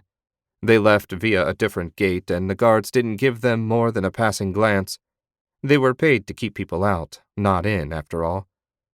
When they'd put some distance between them and the gate, Lothair asked, "Where to now?"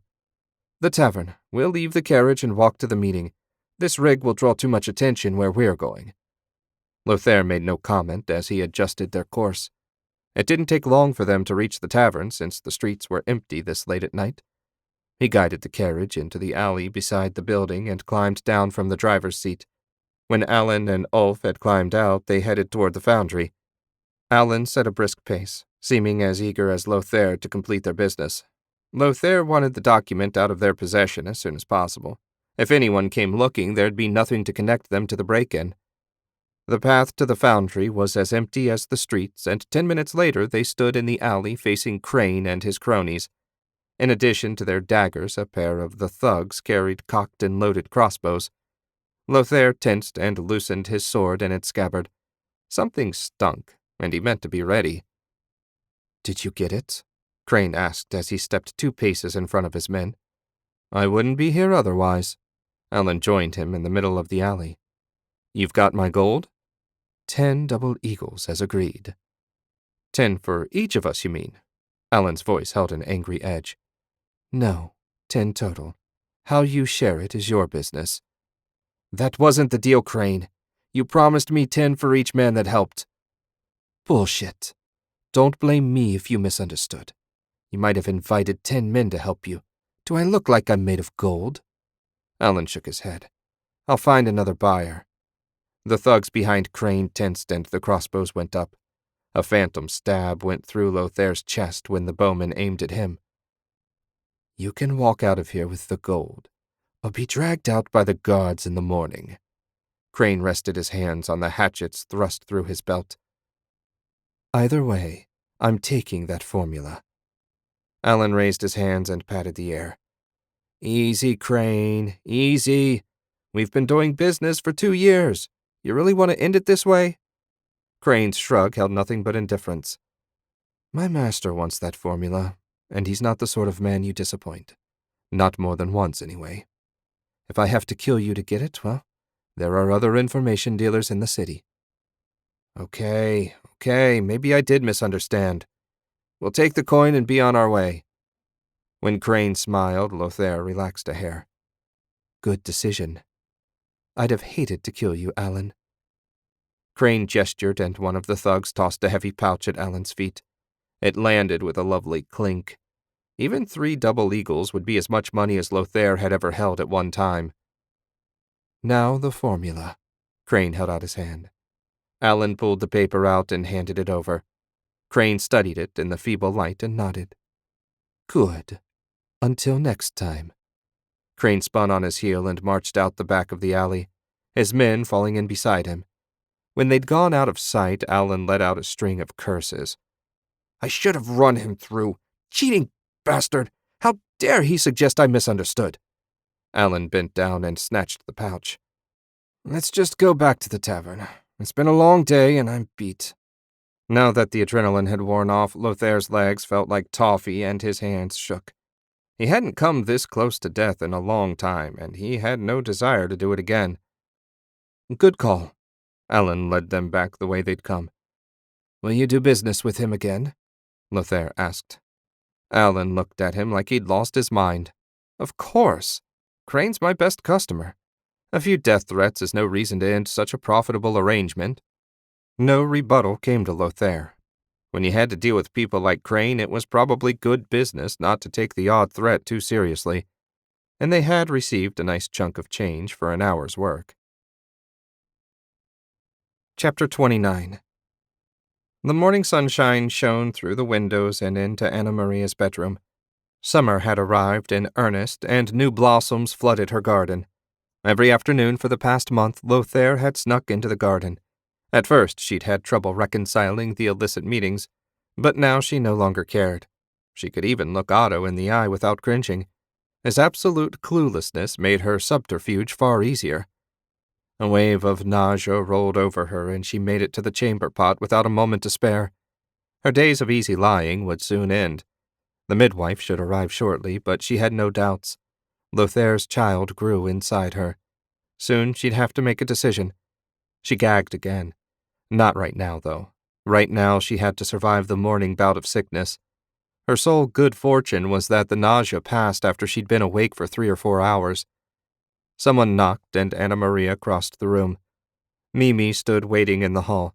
She bobbed a curtsy. I heard you gagging, miss. Can I do anything? No, thank you. Is Madame Cohen here yet? Not yet. Mimi sucked on her lower lip. Will you tell Master Lothaire about this? Dread overwhelmed nausea. She grabbed Mimi and dragged her inside. How do you know about him? I see him coming and going now and then, miss. And we all know that Lord Shank has moved back into the guest suite. Even a servant could put those 2 pieces together. Does anyone else know about Lothaire? No, miss. I only see him since I stay nearby in case you need me. Anna Maria grasped her maid by both shoulders. You must never let even a hint of what you saw slip. Lothaire's life is in your hands. Mimi gave her a shy smile. Your secret is safe with me, miss. I think it's romantic. You finding a way to be with your true love. I always thought it was wrong of your father to force you to marry Lord Shank, though I find him to be a kind man whenever he speaks to me. She pulled Mimi to her and gave her a hug. He is kind, and he deserves a wife that loves him. But Otto has me instead, and we're just going to have to make the best of it. Yes, miss. How are you going to explain? Mimi gestured at her still flat stomach. Anna Maria sighed. How indeed. I'll think of something. Perhaps I just have the stomach flu. Mimi tittered at the suggestion. Perhaps. I'll go wait for Madame Cohen. 20 minutes later, the midwife entered her bedroom. Madame Cohen had to be pushing 80. Her skin sagged and wrinkles covered every bit that poked out from her voluminous black robe. The harsh scent of herbs hung in the air around her. She peered at Anna Maria. When did the sickness start? 3 days ago. And your courses? A week late. Madame Cohen made a shooing motion toward the bed. Lie down and we'll find out for sure. Anna Maria lay on top of her heavy blanket. The midwife stood over her, a gold ring suspended from a silver chain in her hand. Just relax. Close your eyes. She held the ring over Anna Maria's abdomen. Relax? At that moment, she could no more relax than she could fly. She closed her eyes for a moment, but opened them up again. She had to know. The ring wavered, then swung from side to side. Madame Cohen let it go for a moment, then nodded. Congratulations. You're going to have a daughter, aren't you? Anna Maria understood what she was asking at once. The midwife knew about more than how to bring a child into this world. Whatever happened, Anna Maria was no more capable of harming Lothaire's child than she was the man himself. I am. The wrinkled face broke into a broad, toothless smile. Good. I have herbs for the sickness. Heaven bless you. Anna Maria would have sold her soul for something to stop the nausea. Madame Cohen left behind a bundle of herbs and instructions to make a tea with them once a day for the next 6 weeks. Mimi guided her out, leaving Anna Maria alone with her troubles. She knew what she had to do.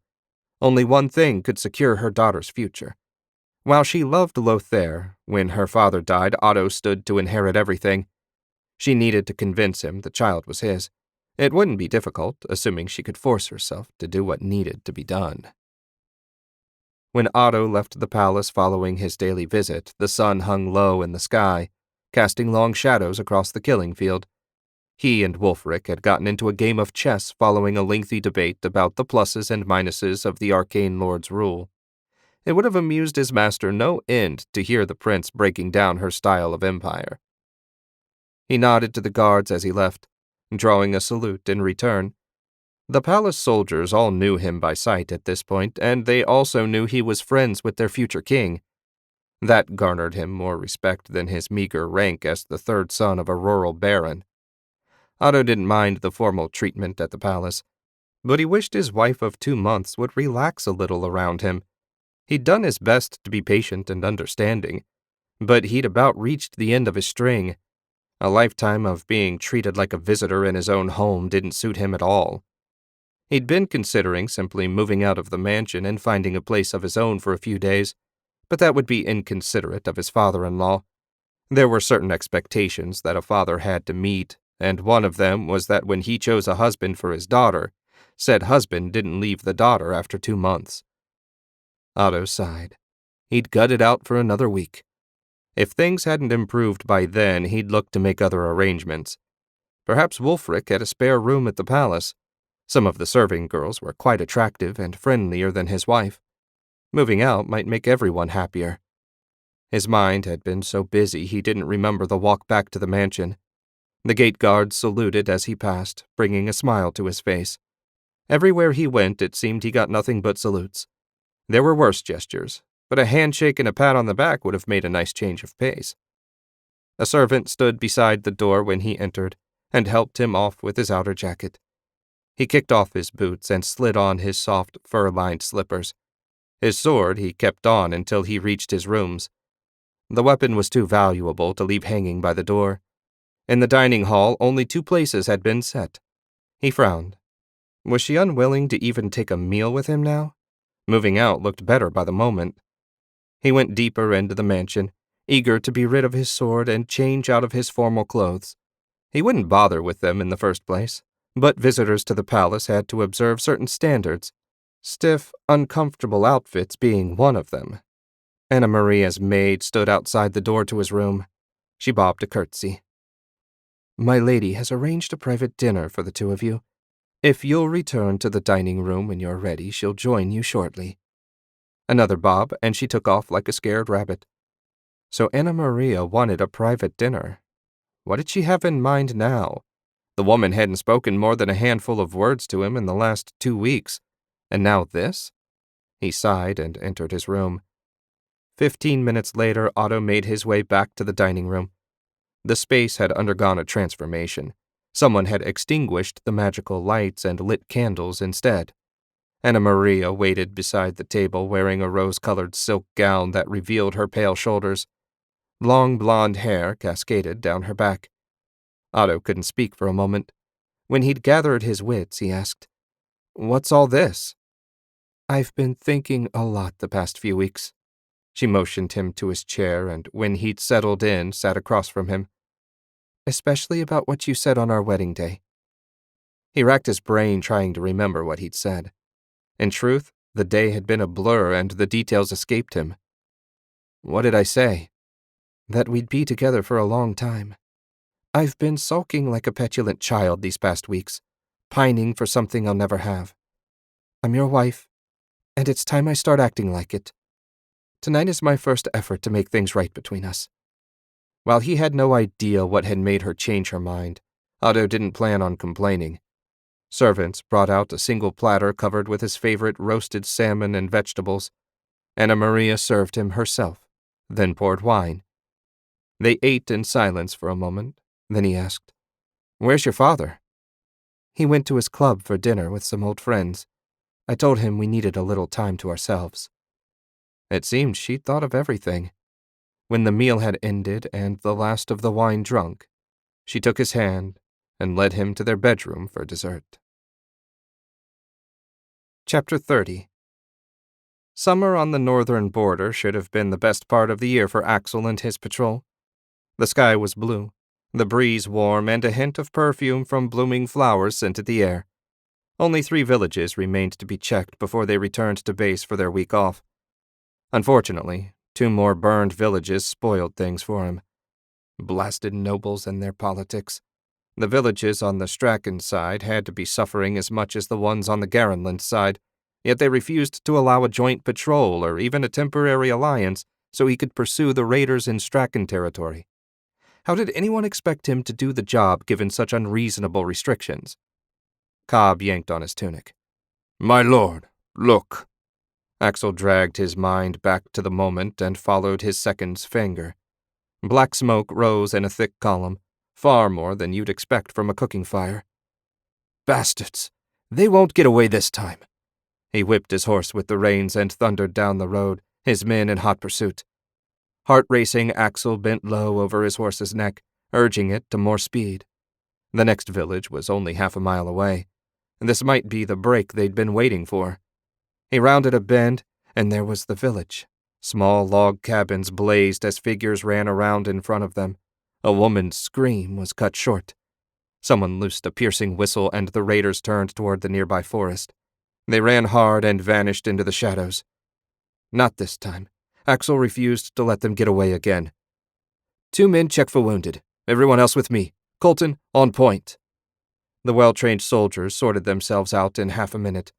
Colton leapt off his mount and ran for the edge of the woods. Seconds later, he motioned the others to join him. The moment Axel reached him, the scout jogged into the trees. Axel studied the broken branches and scuffed dirt. He could have followed the trail without Colton to lead him. Even though they'd startled the raiders, no skilled woodsman left a trail this sloppy by accident. "On your guard, everyone." Axel drew his sword. The solid heft offered him some comfort. "We might be walking into a trap." The sound of steel clearing leather reassured him as they continued deeper into the forest. Colton made his way in the lead without a moment's hesitation. Despite their reckless pace, no sign of the enemy appeared. "Colton, do we gain?" "Perhaps a little, sir, but not much. They set a brutal pace." Axel growled in the back of his throat. He didn't dare push the men any harder. If it was a trap, out-of-breath soldiers would make easy targets. The raiders must have intended to cross the border. He had to catch them before then. He didn't intend to let the slaughter of people under his protection go unanswered. Not this time. Their pursuit continued until Axel lost all track of time. Behind him, all his men gasped for breath. If they didn't catch up with the raiders soon, they'd be in no shape to fight. Up ahead, the trees thinned. They left the forest and found themselves at the edge of a village. The buildings were made of rough-hewn logs. A few trickles of smoke rose from stone chimneys. A scream went up. Axel turned to find a girl of 10 staring at them. A stout woman in a brown homespun dress came running, snatched the girl up, and fled into the nearest house. "This is a Straken village, my lord," Cobb said. "We've crossed the border." Axel swore at the sky. "Colton, this is the way they came." "No doubt about it, sir." The scout retreated from the edge of the village. "What do we do?" "What can we do?" Axel slumped. They'd been so close. "We retreat, bury our dead, and try harder the next time." He led his men back into the forest. Why hadn't the raiders troubled the Straken villagers? For that matter, why weren't the villagers already cowering in their homes? They couldn't have missed a band of armed men bursting from the trees. Had the bastards made a bargain with the raiders? A cut of whatever they took for safe passage through Straken? That would explain a lot. Axel had many questions and few answers. The little he knew for sure left him cold inside. Chapter 31. The throne room held only Wulfric, his father, and 10 royal guardsmen. The Straken ambassador had requested an early morning audience, and father decreed it important for them to show a united front. The benches in front of the throne that usually held petitioners and advisors sat empty. Wulfric hadn't the least idea what the ambassador wanted to discuss, but clearly father intended to keep the matter quiet. When he commanded Wulfric to attend him this morning, father made it clear that all Wulfric had to do was stand beside the throne and keep quiet. The whole thing was a pointless exercise, like many he engaged in as crown prince. He'd given up keeping track of how many times father asked his advice only to ignore it. The two men had totally different ideas about Garenlin's place in the world, and it made it difficult for them to find common ground. Wulfric adjusted his sword and glanced down at his father. At 50 years old, the king had lost much of the strength of his youth. His thin, haggard face wore the simple gold crown like it weighed as much as a mountain. Despite the warmth of the day, father pulled his purple cloak tighter about him. Father looked up and caught Wulfric staring. Wulfric looked quickly back toward the door. While he may have lost much of his physical strength, father's will remained strong. Some days he gave off an aura of unflagging determination. Today, however, he looked like a tired old man. The throne room doors opened, and the herald announced, "The Straken ambassador." A mountain of a man stomped into the room like he owned the place, not a hint of deference on his bearded face. The ambassador made no effort to dress in clothes appropriate for a court appearance. In fact, the leather and fur jacket and trousers he wore looked cut out for a hunting trip, not a diplomatic mission. Not that the ambassador had ever been overly diplomatic in his dealings with Garenland. The ambassador made a half-hearted bow. "Your Majesty, I bring word from my king, Uther. You are summoned to a king's council and lords to answer for a breach of the compact." Wulfric stared in disbelief. Father held the compact sacred. He would never do or order anything done that anyone might consider a violation. There had to be some misunderstanding. Straken's ambassador reached into his fur jacket and withdrew a rolled and sealed scroll. Father snapped his fingers, and one of the guards hurried down to fetch it. The moment it hit his hand, father broke the seal and started reading. Wulfric followed along over his shoulder. The kingdom of Straken accused Garenland soldiers of crossing the border in violation of the Portal Compact. It went on to describe a squad of soldiers entering a border village. No mention was made of injuries or deaths. It ended by summoning the king to a council in 1 month's time. Father looked up from the scroll. "You have proof of these accusations?" "Over a dozen witnesses. I assure your Majesty that King Uther takes these actions extremely seriously." Do you have any words you wish me to carry to my king? Anything I have to say to Uther, I'll say to his face at the council. You may go. The ambassador bowed, turned on his heel, and marched out.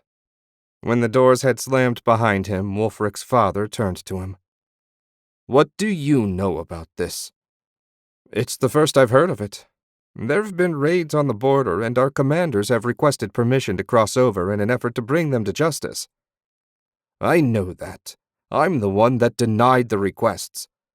Find out who's responsible and bring them to me. We must find out more if we're to formulate a response. Father rose and strode out of the throne room, his guards falling in place around him.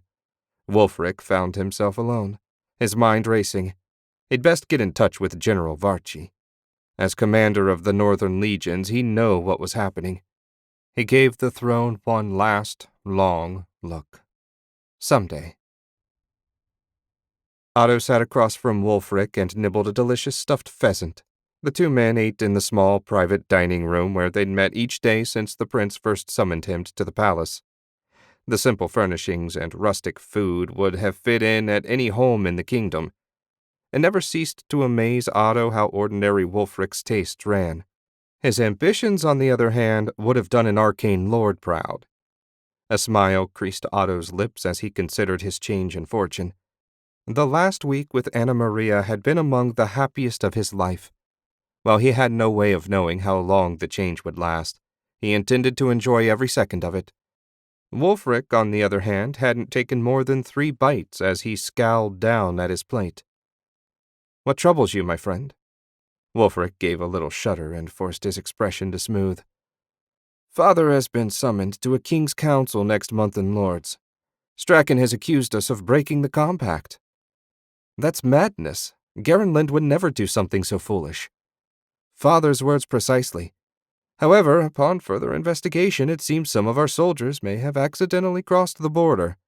They did no harm and retreated as soon as they realized where they were. Nevertheless, the word of the contract was broken." "What a mess. What will the king do?" "He will acknowledge the mistake, but claim that since no harm was done, there should be no penalty. If they accept his argument, we'll have no trouble. If not, well, let's hope it doesn't come to that." Otto pushed his plate away, his appetite gone. "Will you join your father?" "Yes, and I'd like you to come as well." Otto's eyes widened. "Me?" "I'm honored, Wulfric, but why?" "2 reasons. 1, I value your judgment. 2, your brother is the one that led the soldiers across the border." "Axel, you idiot!" "I am, of course, at your service. When are we leaving?" 20 days from today. Your brother arrives from the north in 10 days, leaving 10 to figure out an argument that might save us from the worst-case scenario." Otto shuddered. The worst case would see them cast out of the compact and their portal deactivated. It would be a death sentence for their merchants' businesses. "Can I share this news with my father-in-law, or do you wish it kept secret?" "You can tell Edwin, but no other. We don't want to cause a panic. Impress upon him the importance of keeping quiet. I only permit you to share with Edwin because as master merchant he has the most to lose should the portal be shut down." "I appreciate that, and Edwin will too." Otto got to his feet. "If you'll excuse me, I need to inform him as soon as possible." Wulfric waved him away. "Go. I fear I'd make poor company today anyway. Think hard, my friend. If ever a wise solution was needed, this is it." Otto bowed and withdrew. His mind raced as he rushed through the halls and out into the street. Beyond the walls, he turned toward the portal. Edwin should be at the gate preparing for the noon activation. 5 minutes from the portal, it flashed to life. Otto rounded a corner and reached the end of a line of 50 wagons. He ignored the inching line and walked straight toward Edwin. The master merchant had a guard on either side of him as he motioned the next wagon through. He spotted Otto approaching and waved him over. "Your meeting with the prince ended early today, I see. You're welcome to hang around, but I have nothing for you to do." Edwin was in such good cheer Otto almost hated to tell him, but he needed to know. "His Highness has brought something important to my attention, and I thought you should know right away." Otto leaned closer to ensure no one would overhear. When he finished, the blood had drained from Edwin's face. How are our chances? Prince Wulfric doesn't appear optimistic. We are ordered to say nothing about this matter to anyone. He was emphatic about that. Edwin nodded. I understand completely. I'll breathe not a word. That said, once I complete the day's shipments, we must hurry home to make plans. I'll go at once, Otto said. Maybe I can come up with some ideas. Anna Maria lay in bed beside Lothair and tried to think of the best way to tell him about both the baby and her plan for Otto. What she was doing was necessary to secure her daughter's future, but he'd hate it all the same. Why did men so seldom understand that sometimes you had to do the practical thing? Maybe she should just close her eyes and go to sleep. The bed felt soft and the silk of the sheets smooth against her skin. A quick nap before she said anything. Would that be so bad? Yes, it would. The longer she waited, the harder it would be. At last she took a breath, steadied herself, and said, I'm pregnant. Lothair stiffened beside her, then his arm slipped around her. He kissed her neck and whispered, That's fantastic. Is it a boy or a girl? She relaxed against him. That took care of the easy part. A girl. I bet she grows up as beautiful as you. He kissed her again. Now the hard part. I've begun preparing Otto to accept that the child is his. Lothair stiffened again. Part of her wanted to roll over and see his expression, and another part, the larger part, didn't want to know. And how are you doing that? The barely controlled anger in his voice sent a shiver down her spine. By playing the dutiful wife. In 2 or 3 more weeks, I'll tell him about the baby, and he'll believe it's his. Once that's done, I can beg off, maybe say it's too uncomfortable now that I'm pregnant. So now you're sharing your bed with him. How long until you cast me off and become his wife in truth instead of just make-believe? She rolled over. Don't give me that jilted lover nonsense. You know I love you, but my fate, as well as our daughter's, depends on Otto not finding out about us. There are penalties for what we're doing. Harsh ones. Please. His lips twisted in an ugly sneer. The nobles jump in and out of bed with each other's wives all the time, and the merchants are worse. None of them ever get into trouble. Idiots. Nobles bedding nobles or commoners bedding commoners is fine. But a commoner and a nobleman's wife? You think there would be no consequences for either of us? His expression softened. The thought of you and him together pains me. I can't shrug it away and say no big deal. She stared in disbelief. You think this is no big deal to me? I'm the one that has to smile and pretend to love someone I was basically sold to. I'm the one that has to lie with a man I feel nothing for because it's the only chance I have to provide a comfortable future for my daughter. I have to bear these things, not you. All you need to do is hold me and say you love me anyway. Anna Maria sniffed and tried to will the tears away. Lothair squeezed her tight. I love you now and forever, no matter what. Nothing will ever change that, I swear it. He leaned in to kiss her when frantic pounding sounded on the door. She groaned. This is not a good time, Mimi. Lord Shank has returned home, miss. Mimi's muffled voice barely penetrated the door. Her eyes widened, and Lothair said, He never comes back this early. Never say never. You need to get dressed and out of here. She leapt out of the bed and swirled a robe around her shoulders. I'll keep him distracted so you can slip out the back. Lothair ran around collecting his clothes and dressing as he went. I'll return tomorrow, but not until I see him leave. She shivered. If Otto is changing his schedule, we'll have to be extra careful. It never occurred to her to suggest not seeing him. Without Lothair, she doubted she'd survive a week with Otto. Chapter 32. Otto looked at his brother and shook his head. Axel had arrived an hour ago to receive a thorough bawling out from the king. Otto listened to the whole thing from the back corner of the throne room. To say His Majesty hadn't been kind would be an understatement. At least Axel escaped with his head still attached to his neck. When the king finally wearied of yelling, he ordered Axel out of his sight. Wulfric had taken Axel by the arm and dragged him to the war room, which was where the three of them now stood as they tried to make sense of what had happened. A huge table covered with a map of the continent filled the center of the room. It was a relic of the days when the nations still regularly fought wars. Otto studied the northern border.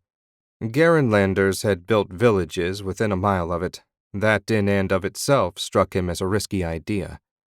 Wulfric stalked around the room, every once in a while shooting lethal glares at Axel. Frankly, it did little to help Otto concentrate.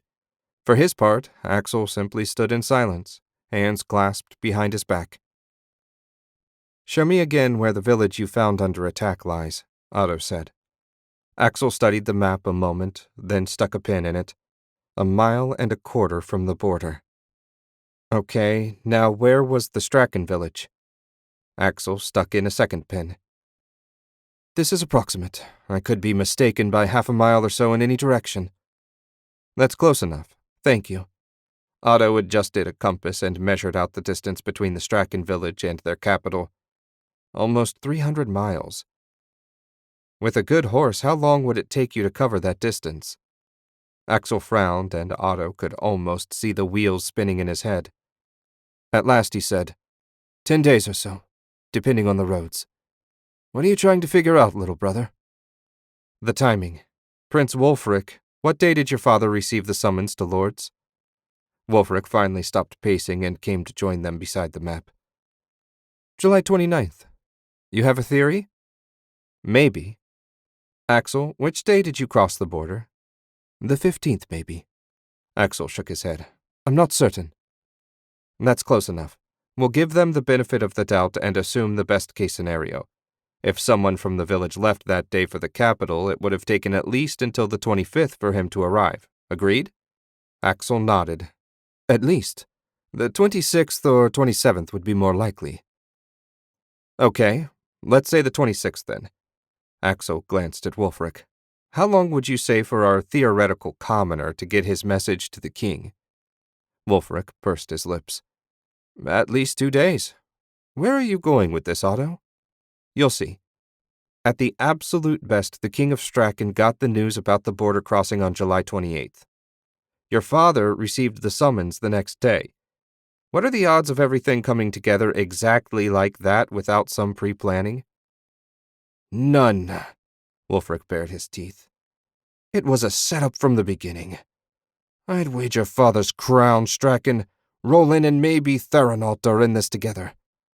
Those three have always resented Garenland for our wealth and success.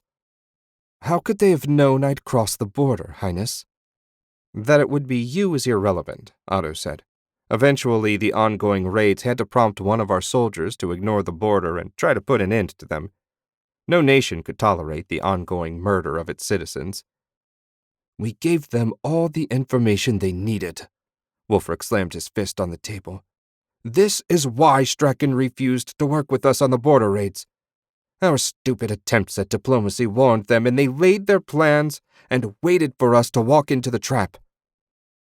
And so I did, Axel said. Shall we tell His Majesty?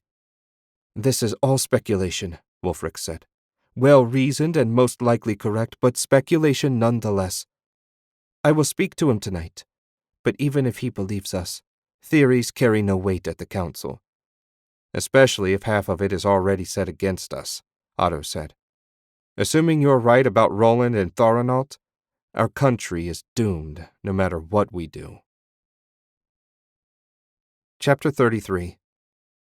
Otto lay back in their bed and stared at the ceiling. Anna Maria had gone to take a bath, but she said she had something important to share with him when she finished. He didn't know what was on her mind, but he was eager to find out. He was due to leave for Lords with Wulfric and the royal party in the morning. Wulfric had explained their theory to the king, and he had agreed they were most likely correct in their assessment. The king also, unfortunately, agreed that it would make little difference to the council. Garenland had broken the rules of the compact. No amount of theories or excuses changed that. The only hope they had was that they were wrong about the other kingdoms working with Straken. If that turned out to be true, then nothing would help them. Well, that was trouble for tomorrow. He intended to fully enjoy tonight in the hopes that the memory would sustain him during what would no doubt be a difficult trip. Otto smiled at the idea of Anna Maria being the source of any happy memories. Whatever caused the change that had come over her, he thanked heaven for it every day. He couldn't have asked for a more loving and attentive wife. To think he'd considered moving out only a short time ago. Now it felt like he was living a dream.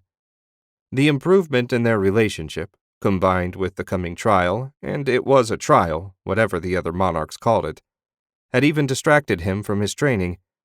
He hadn't made a single attempt to break through his personal barrier since the night before that first private dinner.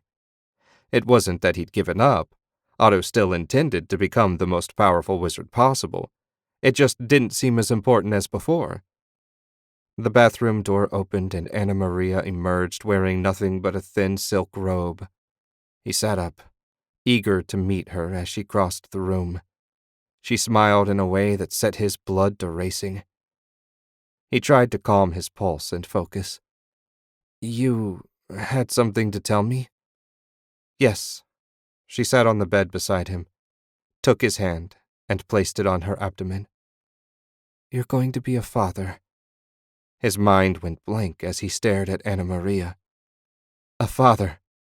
Him. Nothing else she might have said could have surprised him more. "Are you sure?" She nodded. The midwife confirmed it. Otto swallowed. He was going to be a father. He kissed Anna Maria and they fell into bed together. Later that night he lay awake, staring into the dark. Warmth and joy filled him to bursting. Wait until Mother found out. She'd be so excited to have a little granddaughter. Anna Maria's soft breathing drew a sigh. So much had changed in such a short time. Soon they'd be a real family. Otto resolved in that moment to be better than his father. He'd be patient and gentle. Wherever their daughter's passion took her, he'd do his best to support her. The midwife had confirmed a daughter, which should mean the baby was developing properly. But after what happened with Griswalda, he had to know for sure. He reached out with a thread of ether and slid it into Anna Maria's womb. The energy encircled and caressed the tiny life forming inside her. He frowned. When the ether had touched his malformed knees, he'd felt a faint resonance as blood called to blood. But between him and his own daughter, he felt nothing. Otto added a second and third thread, hoping a stronger connection would give a different result. It didn't. The gentle feelings in him turned to ice, and the light in his heart went dark. Whoever's child his wife bore, it wasn't his. The threads dissolved along with his focus. Whose was it? The question consumed him. Who? He'd find out. When he returned from Lord's, he'd devote his every waking moment to the task. Whatever it took, he'd learn who had done this. And when he did, heaven helped them. Heaven helped them both. Chapter 34. Otto didn't wake early, so much as he never got to sleep. He lay awake all night, his mind consumed by his wife's betrayal. He now knew there was never any love between them, despite the fact that he'd always tried to treat her with kindness and respect. That should have bought him at least a little loyalty, shouldn't it? He snarled away the question as the first ray of light appeared in the sky. He had more pressing concerns than his whore of a wife. She and her lover would keep until he returned from Lord's. Though he had little hope, Otto needed his mind clear so he could help Wulfric, or, failing that, keep his brother from a noose.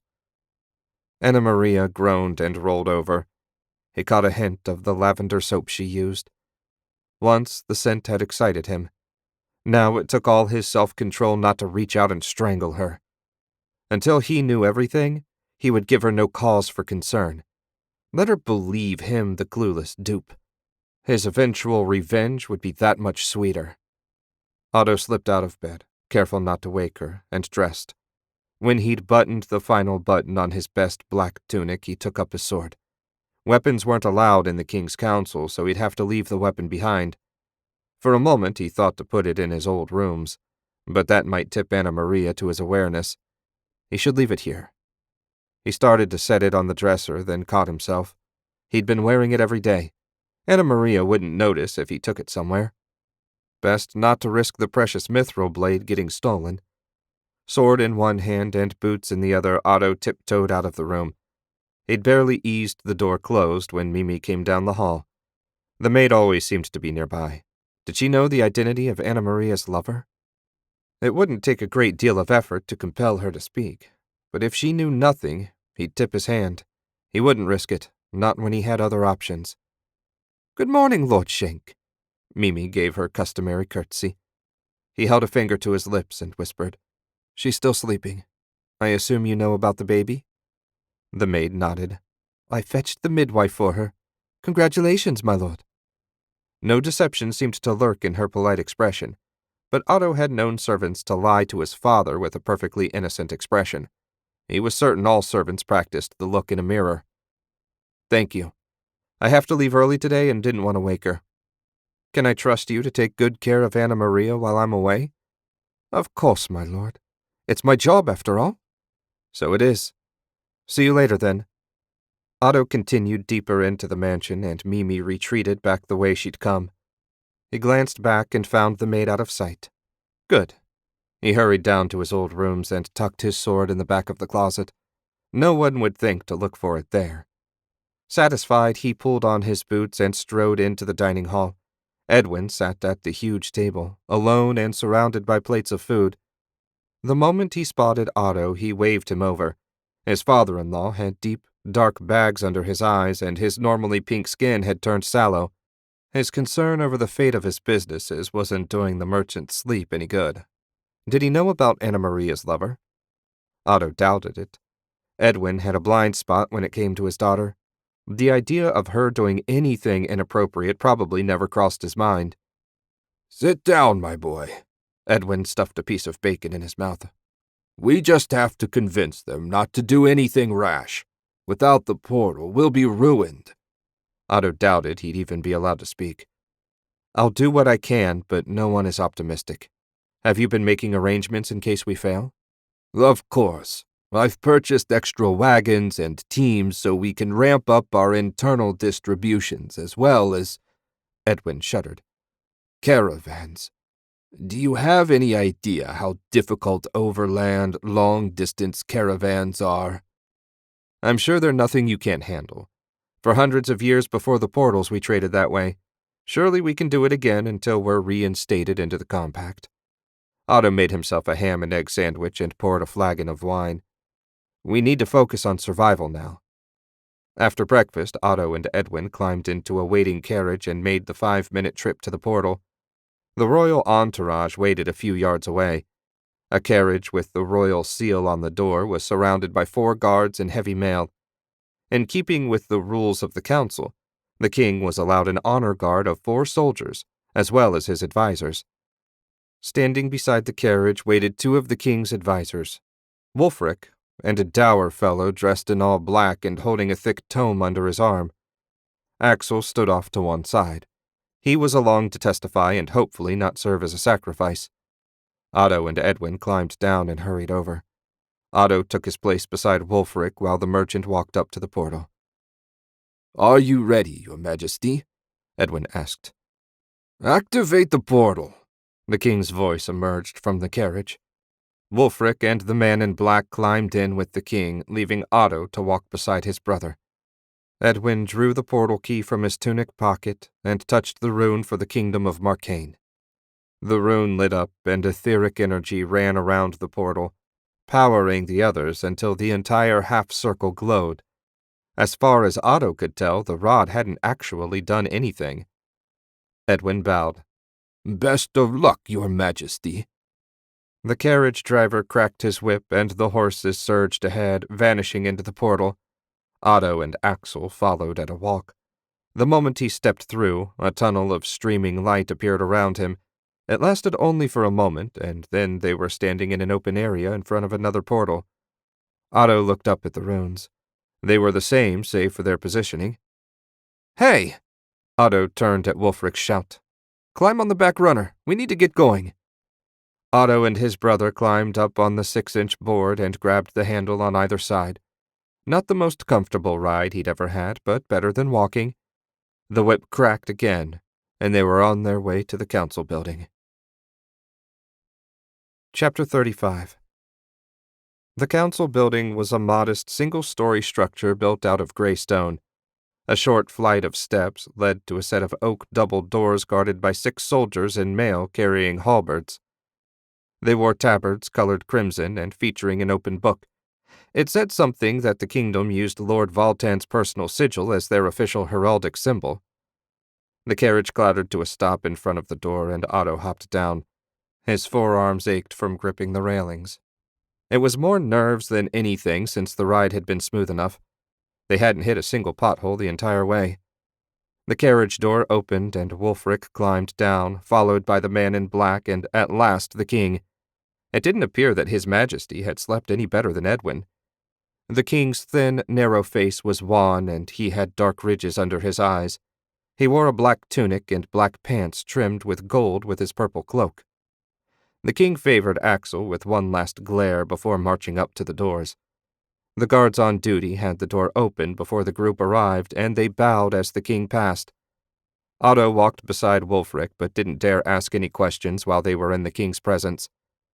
Immediately inside the building was a lounge filled with comfortable chairs and low tables. In the far wall was a closed door seething with etheric energy. Otto didn't recognize the weaving and couldn't count the individual threads, but he estimated at least 50 had been used in the casting. The king looked around the empty room, his scowl deepening by the moment. "Where is everyone? The summons said 8 bells." As if on cue, a nearby temple rang out the hour. Their group was the only one present, and they knew no more than the king. After one more annoyed glance around the empty room, the king stalked over to a handy chair and sat down. He waved the man in black over, and the moment he sat, the two began poring over the tome he'd brought. "Who's he?" Otto asked. Wulfric favored the man with a dismissive glance. "He's the king's lawkeeper, an expert in both Garenlin's law as well as the Portal Compact. The two of them have had their heads together for the past 2 weeks trying to find anything that might persuade the other rulers not to invoke Article 6 and banish us from the Compact." "How's that going?" Otto asked. "About as well as you'd expect. Their theories aren't any more valuable than ours, at least none of the ones I've heard. So is there a plan, or will he make our weak arguments and hope for the best? It's hard to make a solid plan until we see what the other kings have to say." Wulfric went to a chair, a comfortable distance from his father, and sat. Otto joined him, leaving his brother the odd man out. Axel didn't seem especially troubled. He leaned against the wall in a dark corner without comment. "Will your father offer Axel as a scapegoat?" "If he thinks it will do any good, which it won't." Wulfric shrugged as if Axel's fate meant nothing to him, which it probably didn't.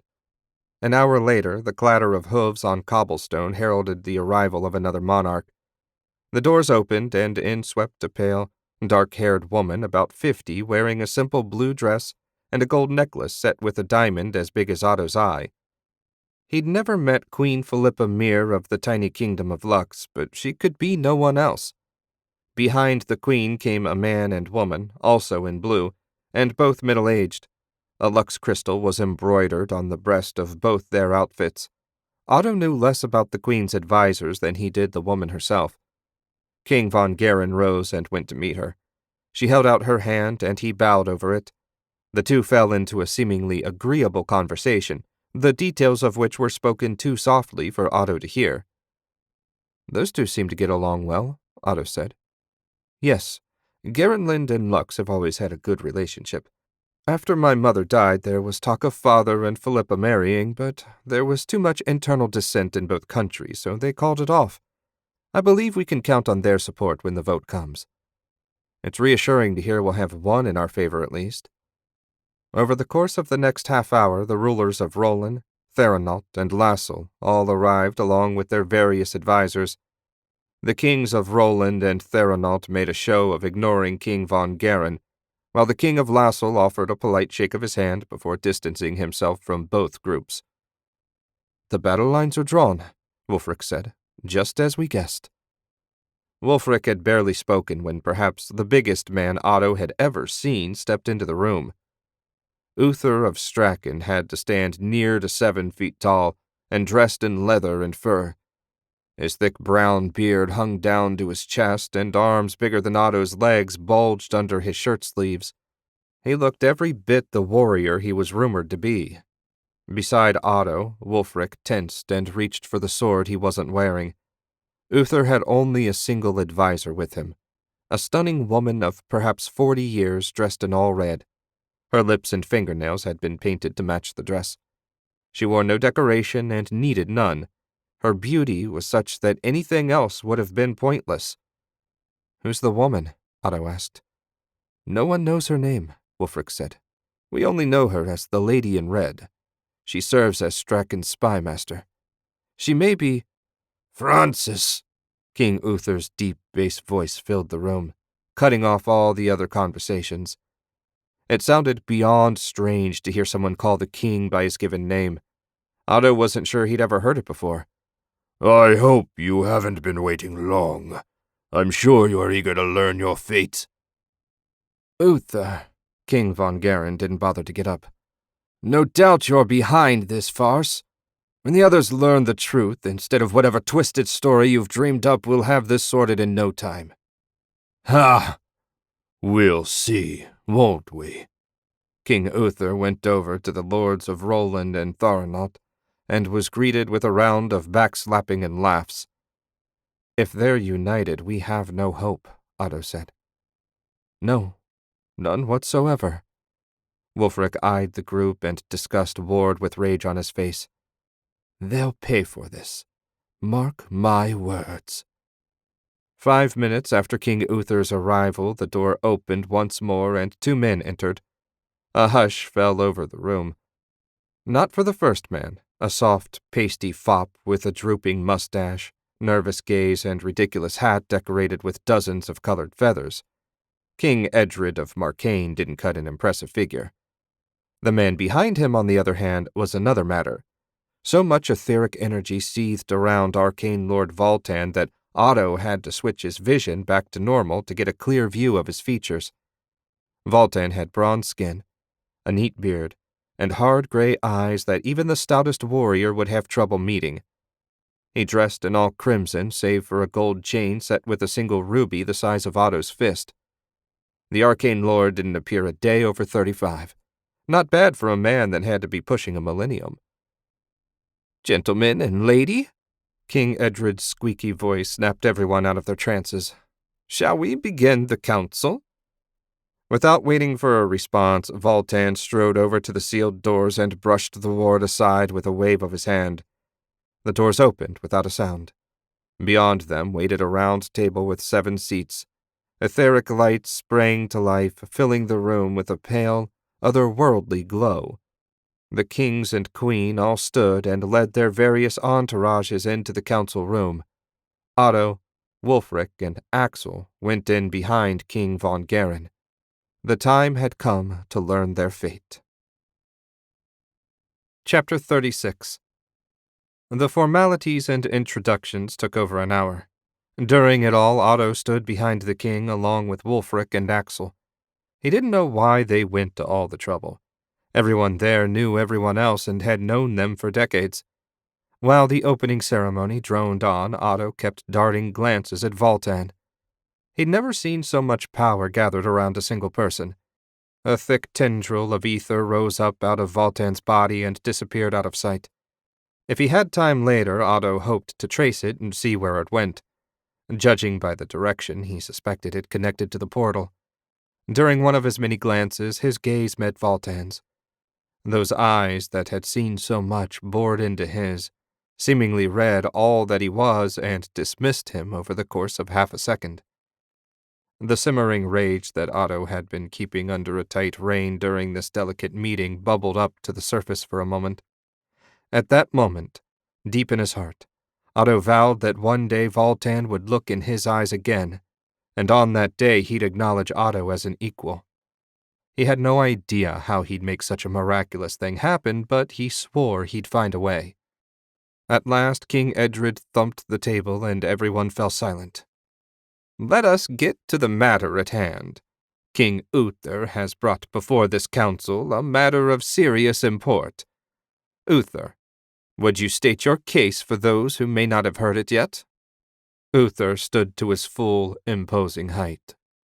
"Fellow monarchs, some weeks ago, soldiers of Garenland knowingly crossed the border into Strachan in full violation of the first article of the compact. Strachan demands the invocation of Article 6, a complete ban on Garenland's use of the portal network for 10 years. Uther sat back down, and Edred turned to King von Garen.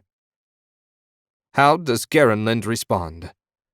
The king rose and smoothed his tunic. "Fellow monarchs, Garenland acknowledges an unwitting crossing of the border by a small patrol pursuing a band of raiders. As King Uther well knows, the northern border between our nations is long and poorly marked. The moment our soldiers realized their error, they withdrew." "They entered one of my villages with steel bared," Uther shouted. King Edred made a calming gesture.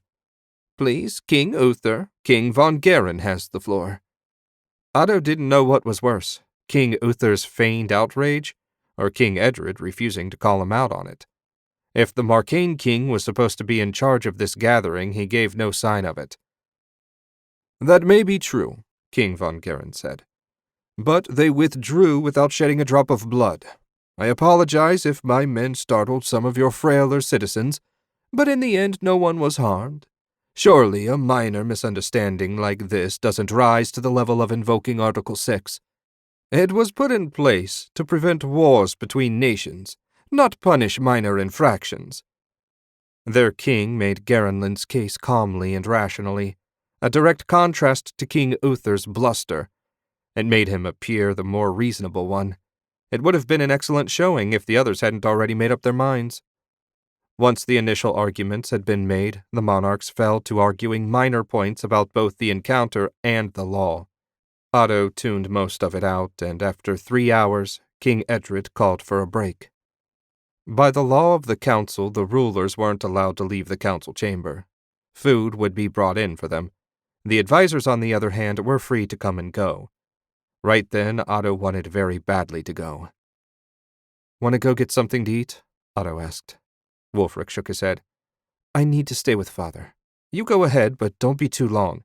The break probably won't last over an hour." "Okay." Otto looked to his brother. "How about you?" "I'll pass," Axel said. "All this politics has spoiled my appetite. Life would be so much easier if we could settle this with a sword." Otto grinned. Typical Shank thinking. If we settled things that way, it would most likely be your neck under the blade. That might be preferable to all the chatter. The king glared back at them. "Silence, all of you. I'm trying to think." Otto bowed. "Apologies, Majesty." He nodded to Wulfric and Axel, then took his leave. The moment he cleared the doors, he took a deep breath of air. Not exactly fresh, since they weren't that far from the docks, but the hint of salt and rotting fish was better than the stale air of the council room. A quick glance up showed the path of the etheric tendril that ran from Lord Voltan. Otto retraced his steps back to the portal, and, just as he thought, the thread was woven all around the portal. Voltan had clearly bound himself to the artifact. The weaving was far too complex for Otto to understand. Perhaps Lord Coronin could explain it. He looked around and spotted a restaurant serving fried fish and wedges of potato. Otto ordered a serving and settled in on a bench to eat. Maybe he could find some paper and charcoal to sketch the design. Aside from the placement of the runes, the design seemed identical to the one in Garen. A third of the way through his meal, the lady in red sat on the bench beside him. She had a serving of the fish and potatoes as well. How had she approached without him noticing? "Quite remarkable, isn't it?" She had a warm, melodic voice that sent a shiver down his back. "Though I expect a wizard like you can see more than I." No surprise that the Strachan spymaster knew he was a wizard. It wasn't exactly a state secret. The question was, What else did she know? Otto took a bite of fish to buy a moment to think. I see a great deal. Unfortunately, I understand very little of it. The skills of an arcane lord outstrip my meager abilities by many orders of magnitude. Her laugh was a throaty purr. You're far more self-deprecating than most nobles I've met. You're going to lose, you know. Otto nodded. We figured that much out. It's the why we're having trouble with. Really? I should think the why is obvious. Strachan has hated Garenland for most of our shared history. Just because peace was forced on us doesn't mean we're happy about it. The reason you lost this battle was because your king forgot the war hadn't ended, just because the fighting did. He took another bite and studied the woman beside him. What did she play at? Following him out here and telling him things it might be best he didn't know. Was she simply toying with him, enjoying his pending doom? Or did she play a deeper game? Otto had no idea. Spycraft lay far outside his area of expertise.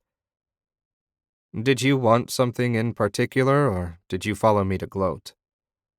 I wanted to gloat a little. When you tell your friend Wulfric what I said, his anger will be most amusing, at least in my imagination. The main reason I followed you was curiosity. I've never had the chance to speak to a wizard. We kill ours young. I wanted to see what you were like.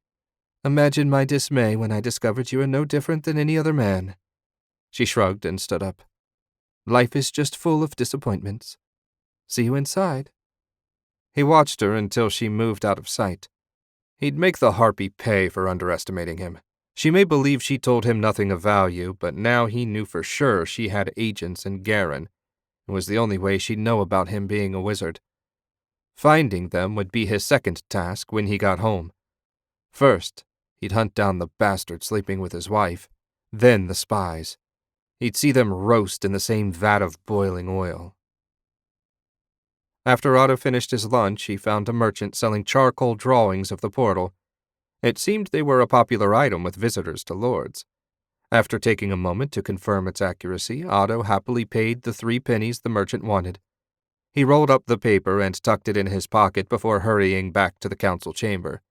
The moment he returned, Otto motioned Wulfric aside and related the lady's taunts. The prince's anger was revealed only by the tightening around his eyes. Apparently, life at court had taught the prince how to control his emotions.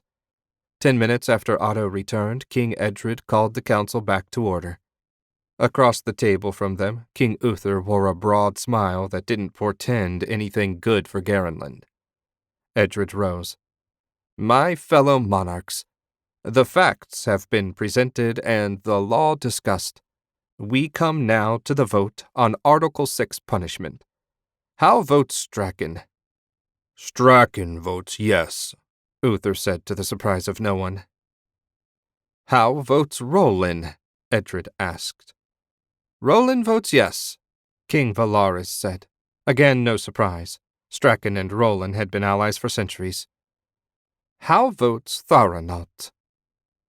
Tharanaut votes yes, King Liatos said. Otto had suspected the result, considering the king's warm greeting of Uther. How votes Lasso? This was where things grew interesting.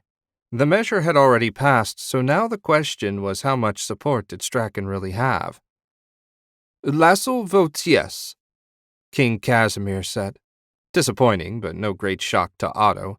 King Casimir the coward would never go against the majority. Now for the real test.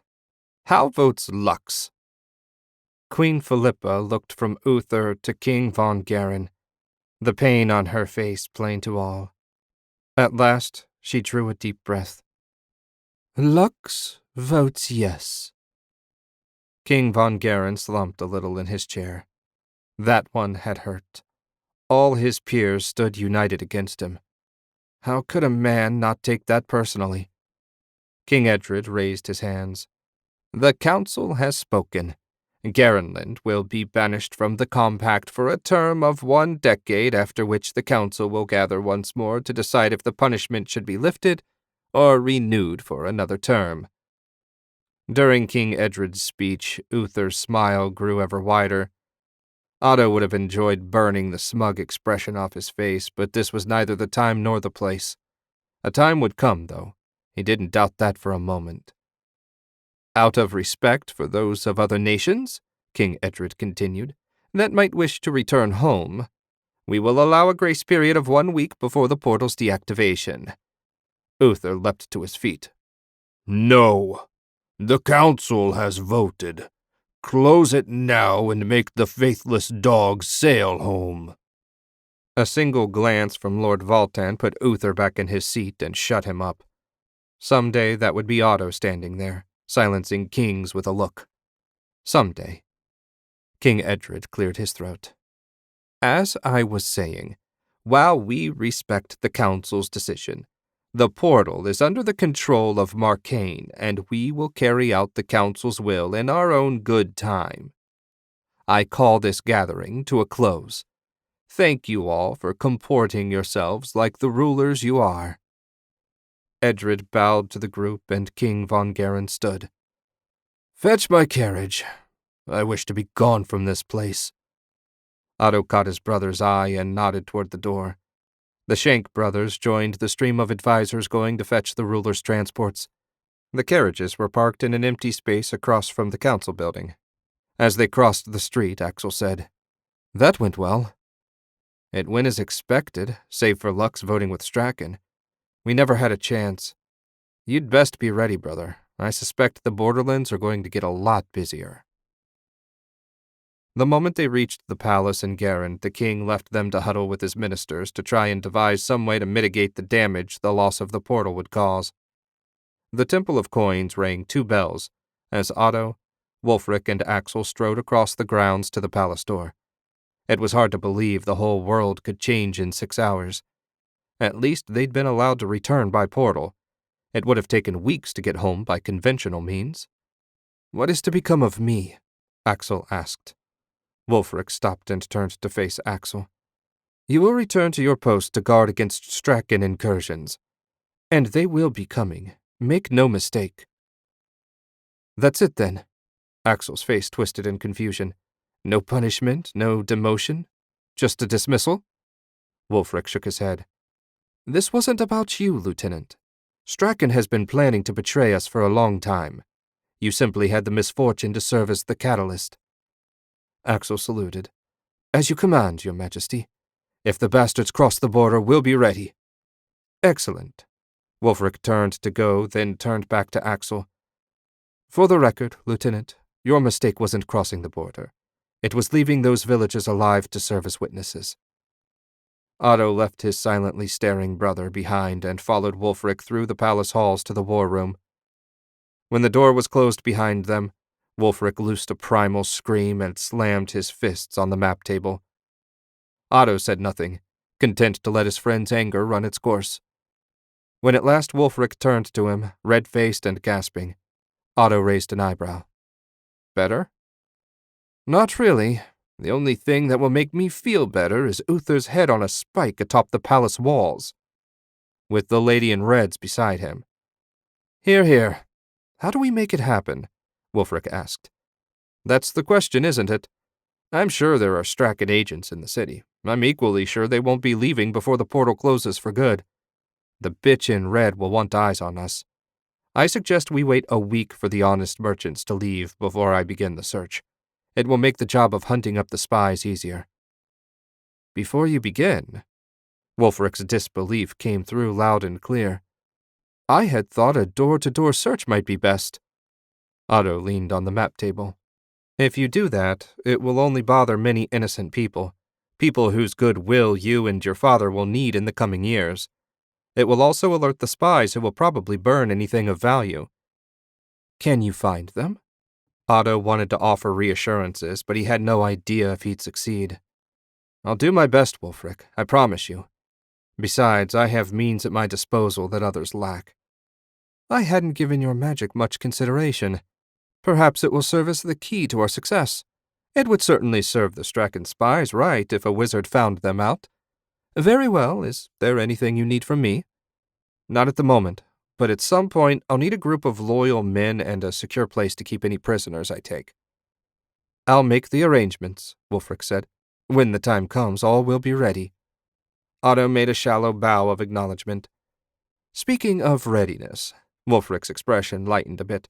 Has your father-in-law made preparations for the coming difficulties? Edwin's business will suffer more than most. He's made what arrangements he can, but this is uncharted waters for us all. Don't worry, the Frankens are not without resources. If there's nothing else for now, I should get home. That's fine. Will you join me for our usual lunch tomorrow? We still have much to decide. Of course. Good afternoon. Otto bowed once more and took his leave. Maybe he'd get lucky and find his wife in bed with her lover. That would make a fitting end to the day. Chapter 37. Otto woke early the next day. It had taken all his self-control to remain in bed beside his wife. She had showed no interest in sex, especially after he finished informing her and her father what had transpired during the meeting. He'd closed his eyes as soon as his head hit the pillow. The exhaustion wasn't wholly feigned. The King's Council had taken a lot out of him mentally. This morning he felt rested and his anger fully stoked. He had 6 days to hunt down Anna Maria's lover before he needed to turn his attention to the Straken spies. Hopefully it would be enough time. He also had to help Wulfric plan for whatever their enemies had in mind for Garenland. That wouldn't be simple, since neither of them really knew what to expect. He left Anna Maria dozing in bed. Before he left their bedroom, he conjured an etheric thread across the threshold. Should anyone break it, he'd know at once. It would be a simple matter to send his sight back to check things out. Otto adjusted his sword as he descended the stairs. He found Edwin at the table, once more surrounded by a mountain of food. In addition to the food was a rolled-up scroll. Edwin looked up from his breakfast. The king sent out a proclamation this morning announcing the portal shutdown. He says that even though we have been cast out of the compact, Garenland will continue to abide by its rules in hopes of showing our goodwill toward the other nations. Or some such rubbish. Edwin thrust the scroll at him. Here, read it yourself. Otto grabbed a piece of buttered bread and set to reading. Edwin had summed it up perfectly. Rubbish, for sure. Wulfric wouldn't be pleased. He tossed the scroll back on the table. What will you do? I'm not certain. I'm going to meet with the other merchants this morning. We'll have to put some caravans together. I know about 10 loads headed to Thorinalt, 6 to Roland, and 8 to Lassille. I generally just broker deals and send the occasional load of swords. We'll have to expand our direct shipment since brokering isn't going to be much use without the portal. Wulfric and I are trying to think up ways to help mitigate the damage to the merchants. If you could keep me informed of your peers' thoughts on things, it would be a great help. I'll do what I can, my boy. Edwin chewed his lip and refused to meet Otto's gaze. But the Franken clan isn't the most popular with the other merchants. Now that they don't need me to open the portal for them, I fear some of the bad feeling may come to the surface. Be sure to remind them that we're all in this together. If Garenland is to survive this trial, we'll have to work with each other, not against each other. Otto pushed away from the table. I'll see you at dinner. 5 minutes from the mansion, Otto sensed Anna Maria pass through the thread he'd left. It was working correctly, so far at least. There'd be no auction this morning, so he set his path to the business district.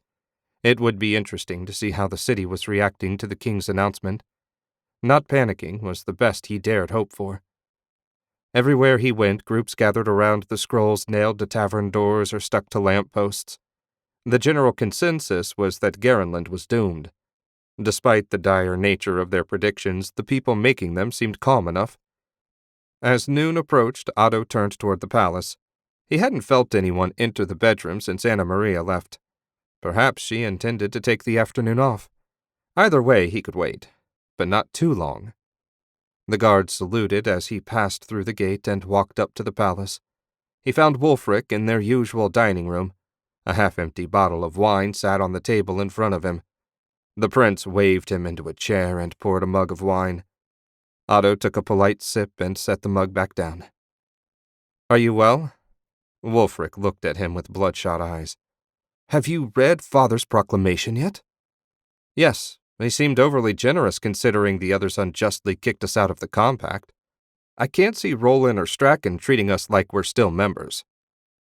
Wulfric snapped his fingers and pointed. My exact argument. Father would have none of it. He said if we did the right thing and bided our time, the other kings would vote us back in when the decade was over. Ha! It's a bad joke. While Wulfric downed another glass of wine, Otto debated how best to redirect his drunk friend. I spent the morning walking around the city.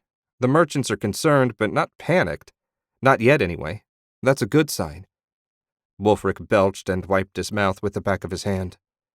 Give them time. After a month and the reality sets in, then you'll see real panic, assuming we're not fighting a war with Strachan by then. You're just full of good cheer this morning. Has Axel left yet? At first light, carrying orders from my father not to do anything that might antagonize our neighbors to the north. You know, like defending ourselves.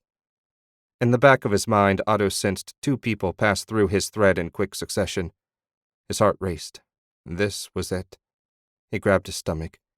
Excuse me a moment, Wulfric. I'm not certain that fish I ate in Lord's yesterday agreed with me. The prince waved his hand and tried in vain to hit his mug with another splash of wine. Otto hurried out and up the hall to the garter-robe. He slipped inside, his mind so consumed with what he might find at home that he hardly noticed the stench. He closed his eyes and sent his sight soaring through the ether. Moments later he reached his bedroom, where he found Anna Maria and Lothair sitting on the edge of the bed talking and stroking each other. Lothair. He should have killed the mercenary when he had the chance.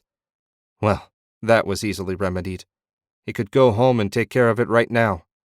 Wulfric certainly wasn't in any condition to accomplish much today. Chapter 38. Otto marched back toward the mansion, his rage building with each step.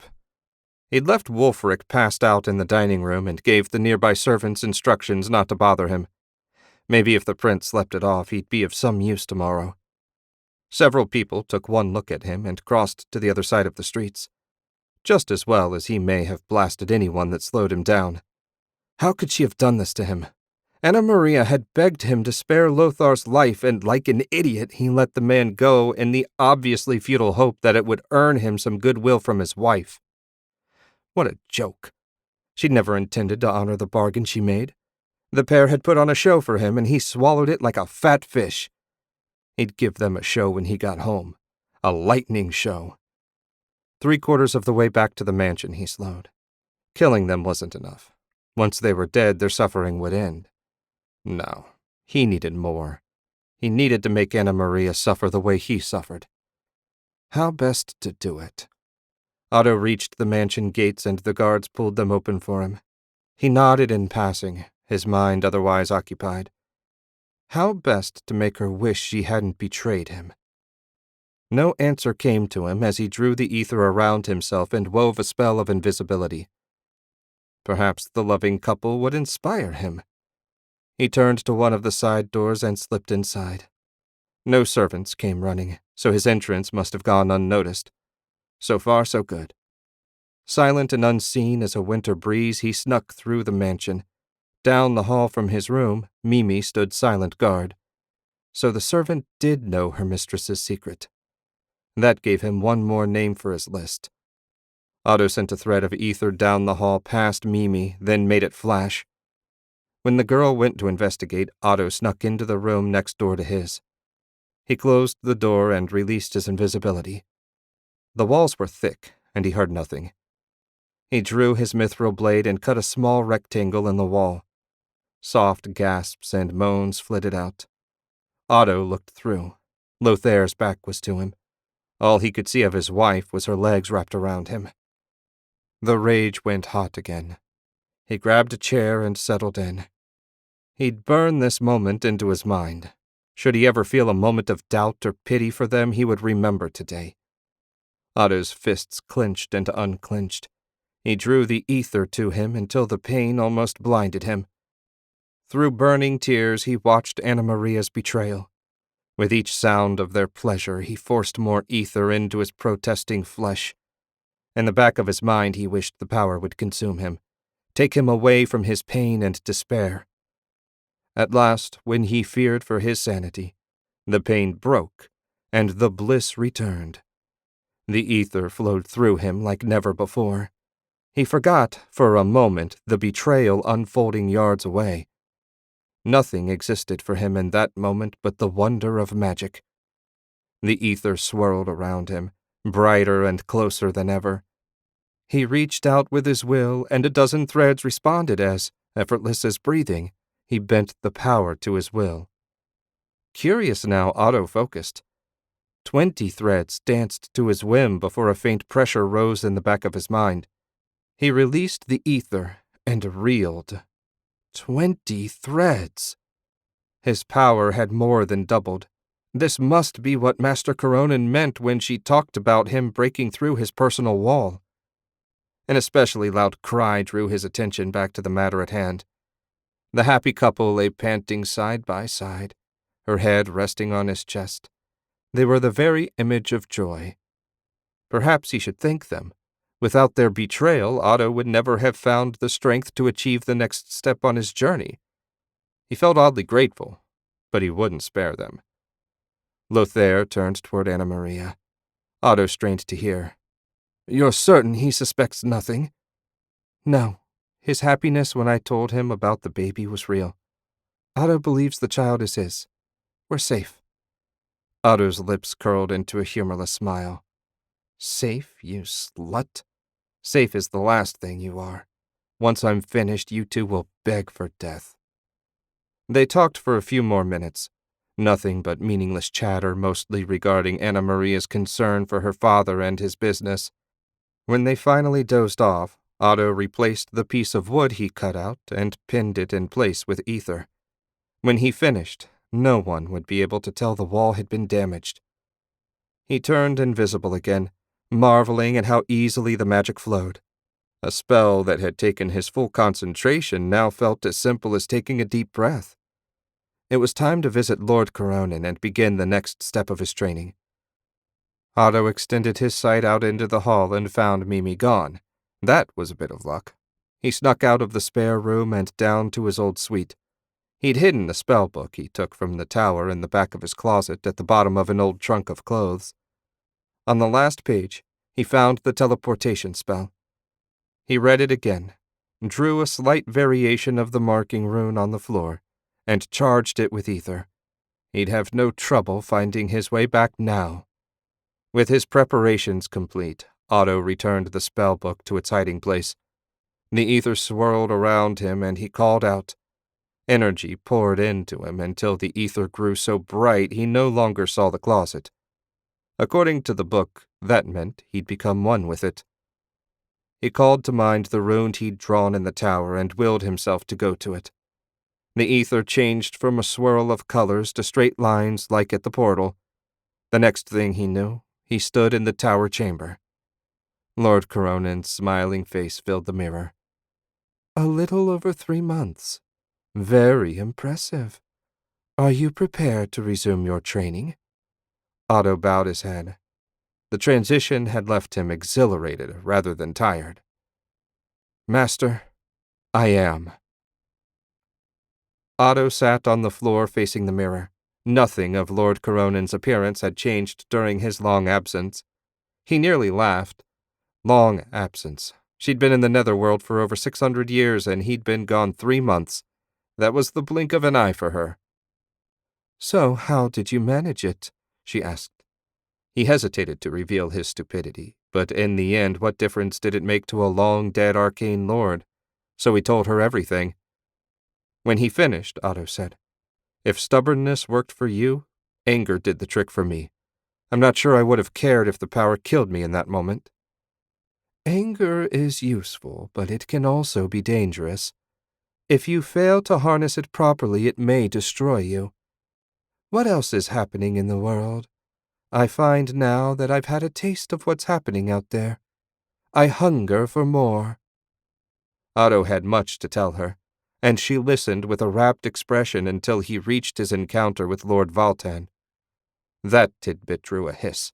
She truly despised the man. The giant thread that bound him to the portal. It never wavered? You're certain? Yes, master. I watched it for most of an hour and it never flickered. Is that important? Extremely. It means Faltan has tied himself to the portal permanently. He's constantly powering the entire network on his own. That must have reduced his strength to a shadow of what it once was. If only I still lived, I'd destroy him like the pig he is. Yes, she certainly despised him. He means to banish us from the Portal Compact. The nation is in a state of perhaps not yet panic, but concern for sure. The king's response has been weak. I fear Garenland is in for hard times. Her snarl smoothed into a quirk of amusement. Hard times can be valuable. Fearful people are easier to manipulate if you promise them a return to what they knew, or something better. Keep your eyes open for opportunity, apprentice. The only opportunity I want is one to leave Anna Maria and Lothair in ruins. Do not be so obsessed. He flinched at her sharp rebuke. I've done a great deal of thinking over the last 3 months. I'm not just entrusting you with my legacy, but with the future of wizards all over the world. Returning our brethren to their proper place in the world is your responsibility. The world is a big place, Master.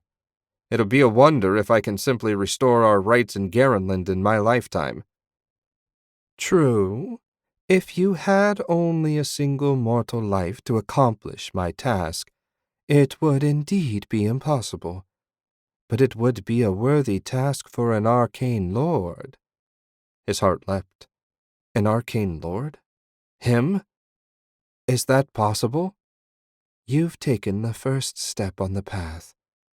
I didn't wish to raise your hopes, but becoming one with the ether is the first skill a wizard that wishes to undertake the transformation must master. If you had failed in that simple task, there would have been nothing more for us to discuss. So I can do it. She laughed. You've made the tiniest bit of progress. It will take you years, if not decades, to complete the transformation. Ahmet Sir, the first and greatest of us, spent 1,200 years mastering the skills to achieve true immortality. Luckily, you have something he didn't. Otto's mind spun at the idea of spending that much time on the task.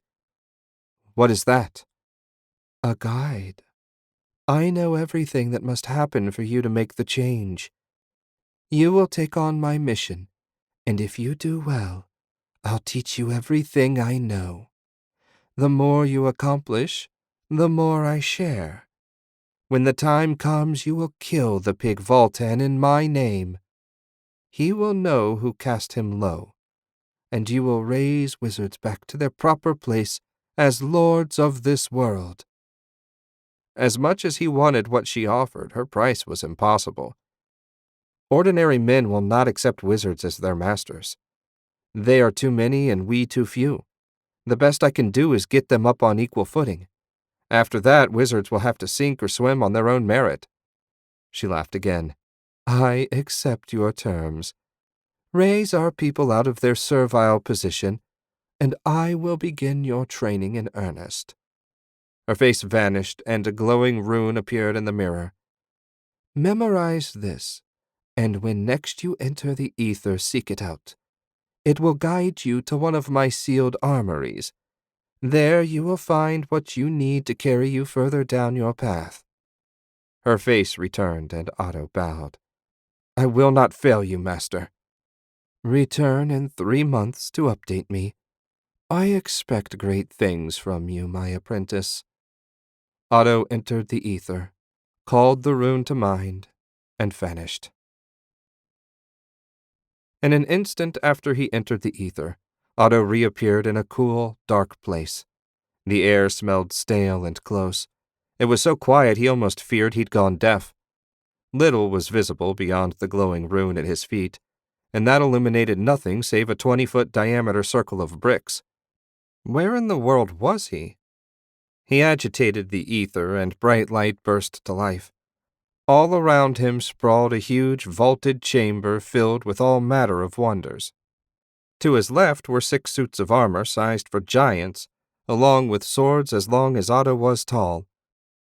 To his left stood a score of bookcases filled to bursting with tomes. Directly ahead was a long, wide table covered with coffers, pouches, and containers of all sorts. He felt like a child in a sweet shop. He went to the table and opened a dark wood coffer. Inside he found a row of 20 mithril rings, their interiors covered with tiny runes. Engraved on the inside of the lid were 2 words, apprentice rings. There were 9 more identical boxes. He moved on and opened one of the pouches.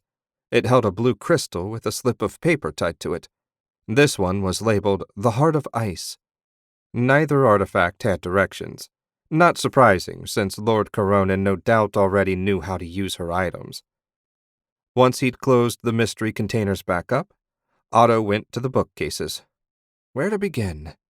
He took his time studying the spines. Many were written in languages he didn't recognize. After the 3rd shelf, he found one that might be of immediate use. War magic. That one he'd bring with him. The rest would have to wait until later. He'd lost track of time, but it had to be getting late. With his book tucked under his arm, Otto entered the ether and pictured the rune he empowered back at the mansion. An instant later, he appeared in the closet. He tucked his new book behind a row of boots, turned invisible, and ducked out into the empty hall. A quick walk brought him to the front door, where he turned visible and ambled into the house like he'd just arrived. A servant entered the foyer, and her eyes widened. "I'm sorry, Lord Shank, I didn't hear you enter. Do you need anything?" "The time, please." "Between 4 and 5 bells, my lord. Dinner should be ready in an hour." "Thank you." For the life of him, Otto couldn't remember the woman's name. "Is Edwin home?" "Yes, sir. The master is in his office." The servant looked around to make sure it was just the 2 of them. "Forgive my gossiping, sir, but when he and Mr. Cotton returned from their meeting, both of them appeared quite agitated." "I appreciate you letting me know." Otto left the foyer and made his way to Edwin's office in the back of the house. After 3 months, it was one of the few rooms in the mansion he hadn't visited. He and Edwin usually had their discussions at the dining room table. He paused outside the silver inlaid door and knocked. "I said I didn't wish to be disturbed." Agitated indeed. "Edwin, it's Otto. I've just returned from the palace." The door opened part way, and Edwin's pudgy red face appeared in the gap. "I'm sorry, my boy. I thought you were Bartholomew coming to check on me for the 10th time. Come in, come in." Otto stepped into the richly appointed office, the primary occupant of which was a mahogany desk covered with papers. Edwin dropped into the soft leather chair, motioning Otto into one of the 2 smaller chairs in front of his desk. Once Otto took his seat, Edwin asked, "How go things at the palace?" "Not well, at least not from Prince Wulfric's point of view. His Majesty is determined that we'll behave as if we're still a member of the Compact, even if we can't use our portal. The Prince favors a more aggressive approach to the other nations, but his thoughts go unheard." "That may have to change." Edwin rested his hands on his belly. "I spoke to some friendly merchants that came through the portal from Lasso. The other nations are planning checkpoints on all roads in and out of their kingdoms, as well as, at minimum, 25% tax on all Garenland goods. Do you understand what that means?" Otto understood all too well. "It means there's no way for our goods to compete." "Exactly. Between the costs of a caravan and the tax, only our highest quality items have any hope of turning a profit. And even then, most merchants don't deal in premium items. I don't know how we'll survive." Maybe this would be enough to convince the king to change his position. How did the others take the news of a border tax? "They panicked, of course. The forges can't compete with Strachan steel with all the extra costs. There may be a few opportunities for grain sales in Lux, but a deal here and a deal there won't keep hundreds of merchants in business. Edwin hung his head. I don't know what we're going to do. I'll tell the prince tomorrow. In the meantime, maybe we should shift our forges away from making swords and toward ordinary items we can sell within Garenland. It might not be as profitable, but it's something. Edwin gave an enthusiastic nod. Good thinking, Otto. We'll make it through this yet, mark my words. When the bell rang calling them to dinner, Edwin looked as determined as Otto had ever seen him. He took it as a good sign. Now if they could just convince the king to do his part to help, maybe Garenland had a chance. Chapter 39. The sight of the fortress's palisade brought a sigh of relief to the weary Axel. His horse snorted and shook its head as if agreeing with him. If he needed any reminder of why he left his family and joined the army, his journey to Lords with the royals and his brother took care of it. He still didn't fully understand how he'd escaped with his head, much less his rank intact, but he'd take it as heaven's mercy and do his best to be worthy of the reprieve. Not that he'd have an easy row to hoe if General Varchi's interpretation of the king's orders were to be followed. In all honesty, interpretation might have been an over-generous description. Axel had read what His Majesty wrote to the general, and he'd read the scroll the general prepared for Commander Braddock. The connection between the two sets of commands was tenuous at best. For his part, Axel wholeheartedly agreed with the general. The king's order made it impossible for Axel and the other soldiers to keep the people under their protection safe in the event of Straken aggression. Sometimes Axel liked to imagine there wouldn't be any raids. Then he'd wake up. Prince Wulfric had warned him before he rode north that Straken would be coming. The only question was when and in what numbers. The gate guard spotted him as he approached and, after confirming his identity, opened the foot-thick oak double doors. He'd no sooner rode into the bailey when Sergeant Cobb came ambling down to greet him. Welcome back, my lord. Cobb grinned. Still in one piece, I see. That's a relief. I had 5 crowns on you returning alive. Then I guess the drinks are on you. Axel climbed down, and a page came to collect his mount and lead it to the stable. Anything happening here? Cobb's good cheer vanished. We've had running skirmishes with the Straken border guards as well as their elite ranger units over the last 5 days. Some injured, no deaths on our side, yet. Braddock's pulling out his hair waiting for new orders. Axel pulled out the scroll the general gave him and waved it at Cobb. Might be I can do something about that. How bad is it? Cobb asked. Bad. We're in for a bloody run, I fear, and heaven knows what we can expect from the capital. Cobb winced. I'll spread the word. Axel clapped his sergeant on the shoulder. I'll see the commander and meet you in the barracks. Cobb nodded and marched back the way he'd come. Axel watched the veteran for a moment before turning toward the fort. Hopefully Cobb and the others would survive whatever was coming, but he doubted everyone would. It took only minutes to reach Commander Braddock's office, and the moment he announced himself, the commander called him in. You look terrible, Axel said. Braddock had dark circles under his eyes, and his uniform was a crumpled mess. 3 hours of sleep a night will do that to you. Please, tell me you have good news. Sorry, sir. Axel handed over the scroll. As Braddock read it, his expression grew ever dourer. Finally, he dropped it and looked back at Axel. How the hell am I supposed to aggressively defend Garenland but not cross the border? The bastards slip back and forth like ghosts. They hit our patrols, then flee home. It's like they already know we can't follow. Axel didn't know what to say. I'm just a messenger, sir. If it's any consolation, General Varchi isn't any more pleased with our orders than you. He did his best to interpret the king's commands as widely as possible, and Prince Wulfric made it clear that as far as he was concerned, we could cross the border, we just couldn't leave any witnesses. Braddock slumped in his chair. It wouldn't matter if we had permission.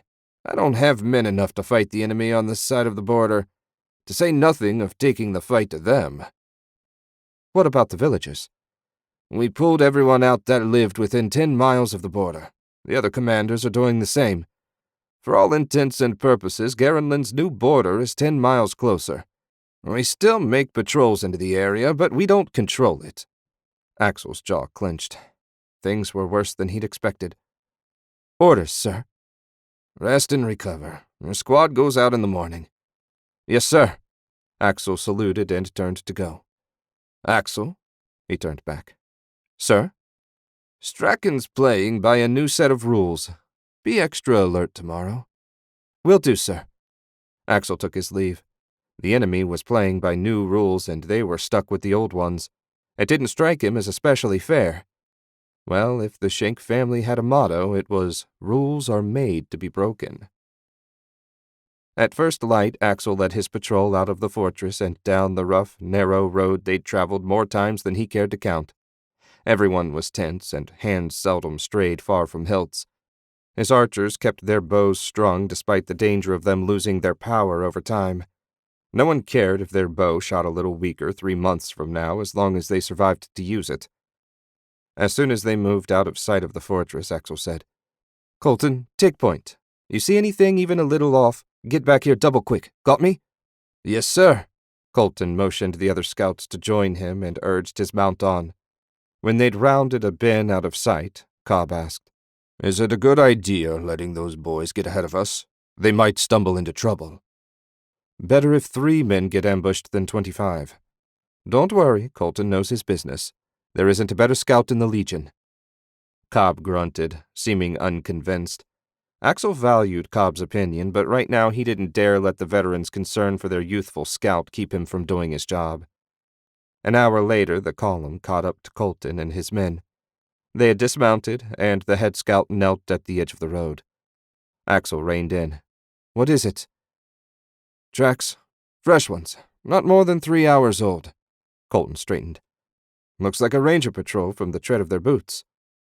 "What the hell are they doing this close to the fortress?" Cobb asked.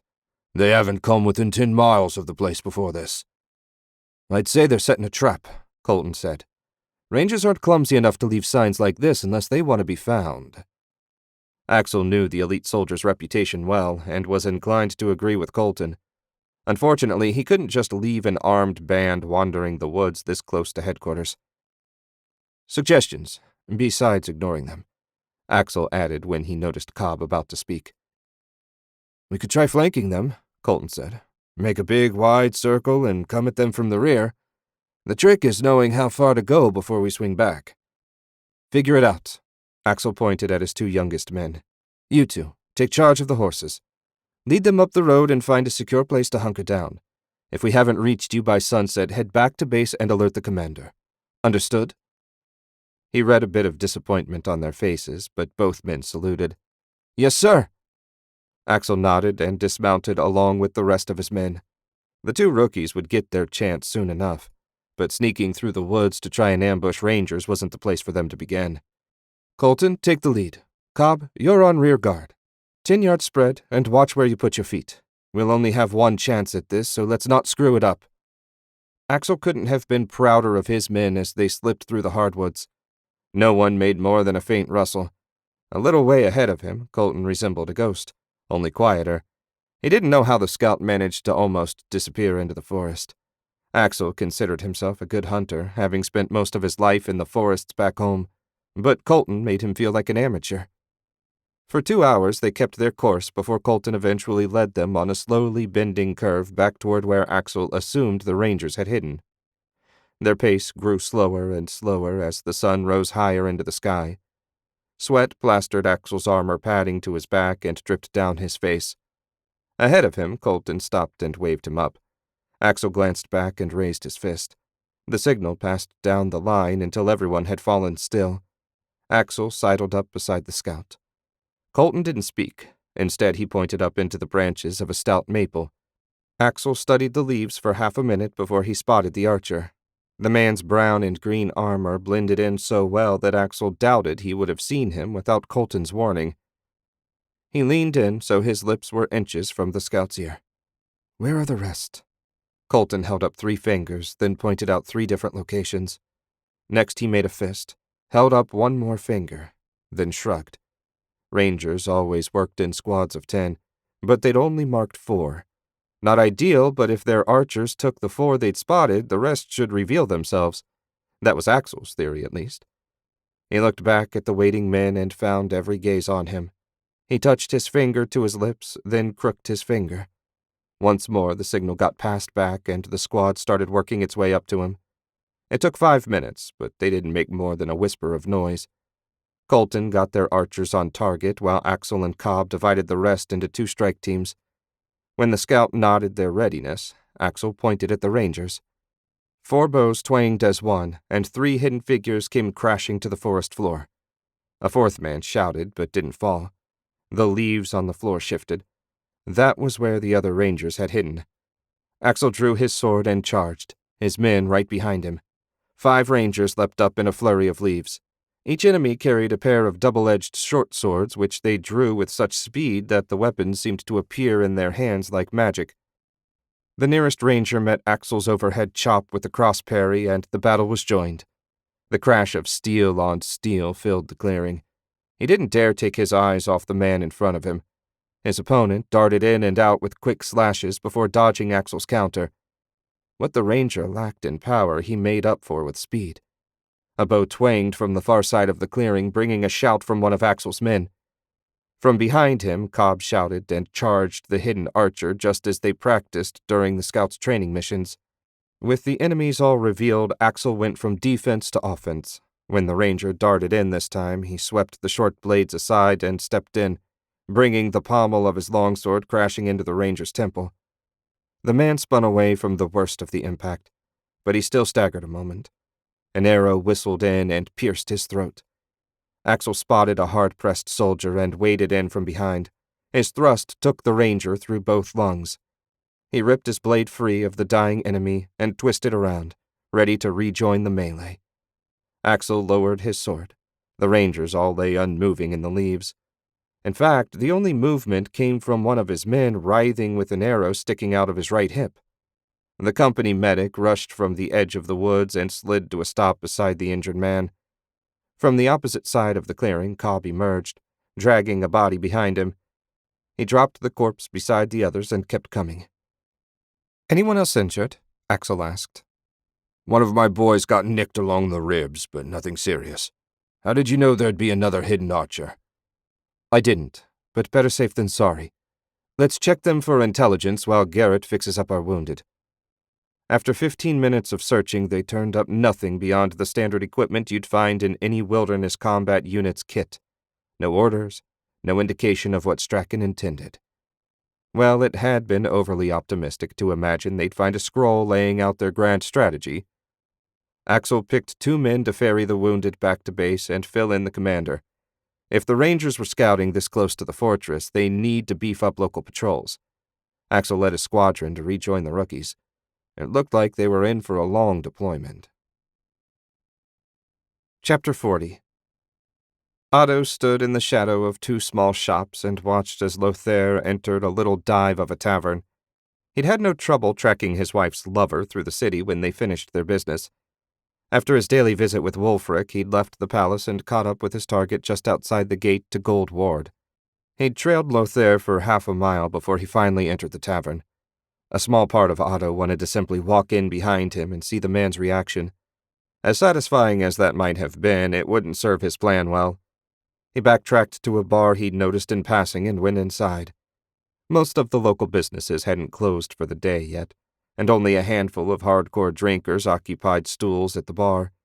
No one but the bartender so much as looked Otto's way. He ignored the tables scattered throughout the common room and took a booth in a shadowy corner. He'd barely settled in when a blonde barmaid whose best years had come and gone long ago sashayed over. "Get you a drink, handsome." He flinched as the stink of her rotting teeth rolled over him. "A mug of wine, please." "We don't get many fancy boys like you in here. You meeting someone?" She winked at him. Otto slapped a silver crown on the table. "I needed some time away from my wife. This struck me as the sort of place she'd be unlikely to look." "Ha! I imagine not." The barmaid snatched up the coin and went to fetch his drink. Best not to begin his work until she'd come and gone. A minute later, a dripping pewter stein filled with sour wine not far removed from vinegar arrived at his table. "Anything else?" she asked. The thought of eating anything they prepared in this place set his stomach twisting. I'm fine. Thank you. She returned to her post near the bar, and Otto leaned back and closed his eyes, the very image of an exhausted husband. He sent his sight soaring through the ether and into the little tavern down the street. They had even fewer customers than this dump. Lothair and two men sat around a table, clearly deep in discussion. Otto switched his sight for hearing, and their disembodied voices appeared in his mind. We have another delivery tonight. Otto didn't recognize that voice. What does Crane want this time? That was Lothair. Nothing major, and the payment reflects it. I've been collecting caravan schedules for him. Why would a thug like Crane care about caravan schedules? Lothair asked. I don't care, and I didn't ask. As long as he pays in gold, I'm happy to get him whatever information he wants. It seemed Lothair was working for an information broker. Interesting. When are we going? Lothair asked. 3 bells after midnight. Good, Lothair yawned. I'm going to get some shut-eye before then. The unfamiliar one laughed. Your sweetheart wearing you out? Otto's fist clenched and lightning danced around his fingers. He glanced around, but no one appeared to have noticed. It's not Anna Maria. I told you her pig of a husband came home early one day. I fear it may happen again. It's wearing on my nerves. I've got to find some way to convince her to come with me. Another laugh from the stranger. You think she'll move out of a mansion to live in a garret above a tavern? I doubt it's possible to love someone that much. Otto had heard enough and severed the connection. He poured the horse piss that passed for wine on the floor under his booth and waved the barmaid over. Get your refill, sweetie. No, I had a question. On my way in, I passed another tavern, but it appeared closed. I've been considering an investment in this part of the city, and I wondered if you knew who owned it. What's the name? Otto hadn't noted the building's sign, so focused had he been on Lothair. I'm not sure. It has a light, stained-facing and dark green door. 2 glass windows in the front. Oh, sure, that's the Thirsty Sprite. The owner goes by the name Allen. She cocked her head. I've never heard his last name.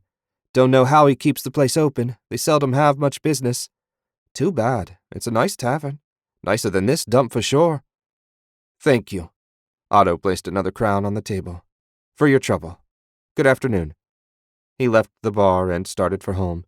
It was going to be a long, but hopefully interesting evening. Otto stood, invisible in the pitch-black, moonless night, watching the door of the Thirsty Sprite. 3 bells couldn't be far off. He felt a little bad for spies that didn't have access to magic. When no one could see you, it made sneaking around much simpler. Throw in a little teleportation to slip out of the mansion, and his nighttime stalk was off to a fine start. The hardest part had been slipping out of bed without Anna Maria noticing. Otto had gotten pretty good at the various ways to use magic to blow stuff up, but he hadn't figured out some of the more subtle uses. Being able to put someone to sleep would be a useful trick. When he returned to the armory, he'd have to look closer at the other books. The tavern door opened, and Lothair, along with 2 other men, the same 2 he'd seen earlier in the day, stepped into the street. Lothair had traded his fop costume and was dressed in leather like a proper mercenary. The little group turned toward the foundry area, and Otto trailed behind. No words were exchanged as they walked, at least none he heard. They walked along for 10 minutes before finally stopping in front of an alley between 2 foundries. A series of lights flashed before the group moved further down the alley. Someone unhooded a lantern, revealing a group of 5 men. They were a rough bunch, scarred and ragged. Otto had seen better-looking beggars. This lot would have fit right in with the bandits he'd helped kill this spring. A man from each group, Otto assumed Allen and Crane, moved apart from their respective groups and into the center of the alley. Otto extended his hearing to listen in. You have the information? Crane asked. Of course. Allen held up a scroll. You have the coin? Crane jingled a small pouch. The 2 men exchanged items, rejoined their groups, and retreated back the way they'd come. Otto let his spell fade away, then hesitated a moment before falling in behind the thugs. He knew where to find Lothair whenever he decided to deal with him. His gut said the second group would lead to more interesting prey. Crane and his group wove their way through twisting alleys in the poorest and roughest part of Garin. Otto had never visited this section of the city. His meager knowledge came from Wulfric's tales of youthful slumming. He snuck by a woman in rags huddling in a doorway. How did these people survive in the winter? Perhaps the king let them starve to keep the excess population in check. That's what Father would have done, were he in charge. At last they reached Crane's destination, a 3-story tenement that appeared in danger of falling over at any moment. Lights shone in many of the windows, but he heard no voices. Crane rapped on the door in a particular pattern. For short, too long, too short. The door opened, and the whole crew slipped inside. Otto had no hope of following, but that didn't keep him from having a peek inside. He slid into a niche between 2 buildings to keep anyone from sneaking up on him and extended his sight. After a blurry moment as his magical vision passed through the wooden walls, he found himself in a narrow, door-lined hall. He looked inside each room in quick succession, finding nothing but one-room hovels. The first floor was exactly what you'd expect from such a building. When the second floor yielded nothing of interest, Otto feared he'd tracked Crane home. Another blurry moment came as he passed through the ceiling into the top level. He gaped for a moment.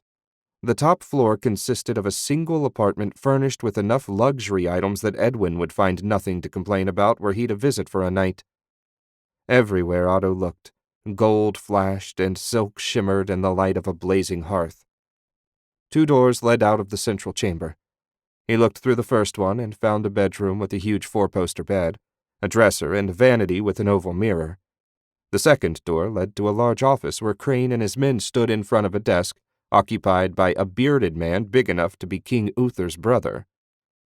The bearded man held the scroll Alan had given to Crane. Otto read over his shoulder. It was nothing but a list of caravans, their goods and destinations. Over half weren't leaving Garenland. The rest were generally bound for Lassel, Lux, and one risking a trip to Roland. What on earth did this man want with such information? Otto read the scroll several more times before the man tossed it on his desk and waved at Crane. When the thug had left the room, the bearded man walked over to the far wall and tapped a loose board. A hidden door swung open. A savage growl distracted him from whatever was behind the door. "What is it, boy?" A voice right outside his hiding place asked. "There ain't nothing in there." Otto ended the spell, blinked, and found himself staring into the face of a man so wrinkled he resembled an apple after a winter at the bottom of a barrel. At the vagrant's feet, a scruffy mongrel snarled and bared its teeth. The stupid beast smelled Otto but didn't see him. If the old man reached into the niche, he'd feel the invisible Otto, and that would bring attention he didn't want. A tiny spark of lightning appeared at the tip of Otto's finger. He connected that spark to the dog's nose and released it.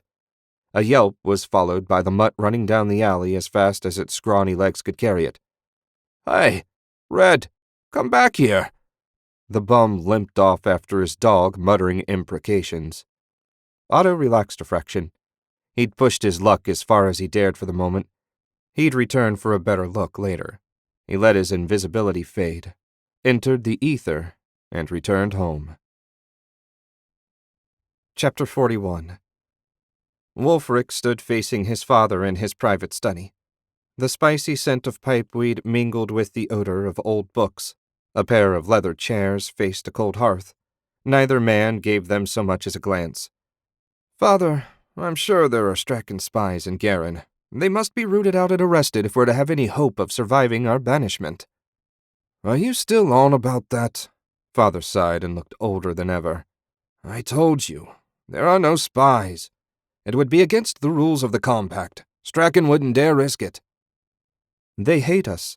Why can't you accept that in their eyes the war never ended? The lady in red as much as admitted she had agents in the city." Father snorted. "According to a jumped-up country noble that wouldn't recognize subtlety if it bit him on the nose. She's trying to manipulate us into doing something that will convince the other monarchs we can't be trusted to rejoin the compact." "They don't want us back in the compact. Can't you see Strachan, Roland, and Theranalt have colluded to get us kicked out? They want to destroy Garenland, and you're letting them do it. How dare you? Uh-oh. Maybe he'd pushed too hard this time. Father's gray pallor had turned red as the heat rose in his cheeks.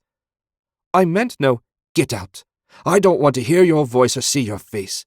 Your foolish ideas will destroy us, not some imagined conspiracy. Father, please, out! His father pointed at the door, his finger trembling with rage. As you command, Majesty.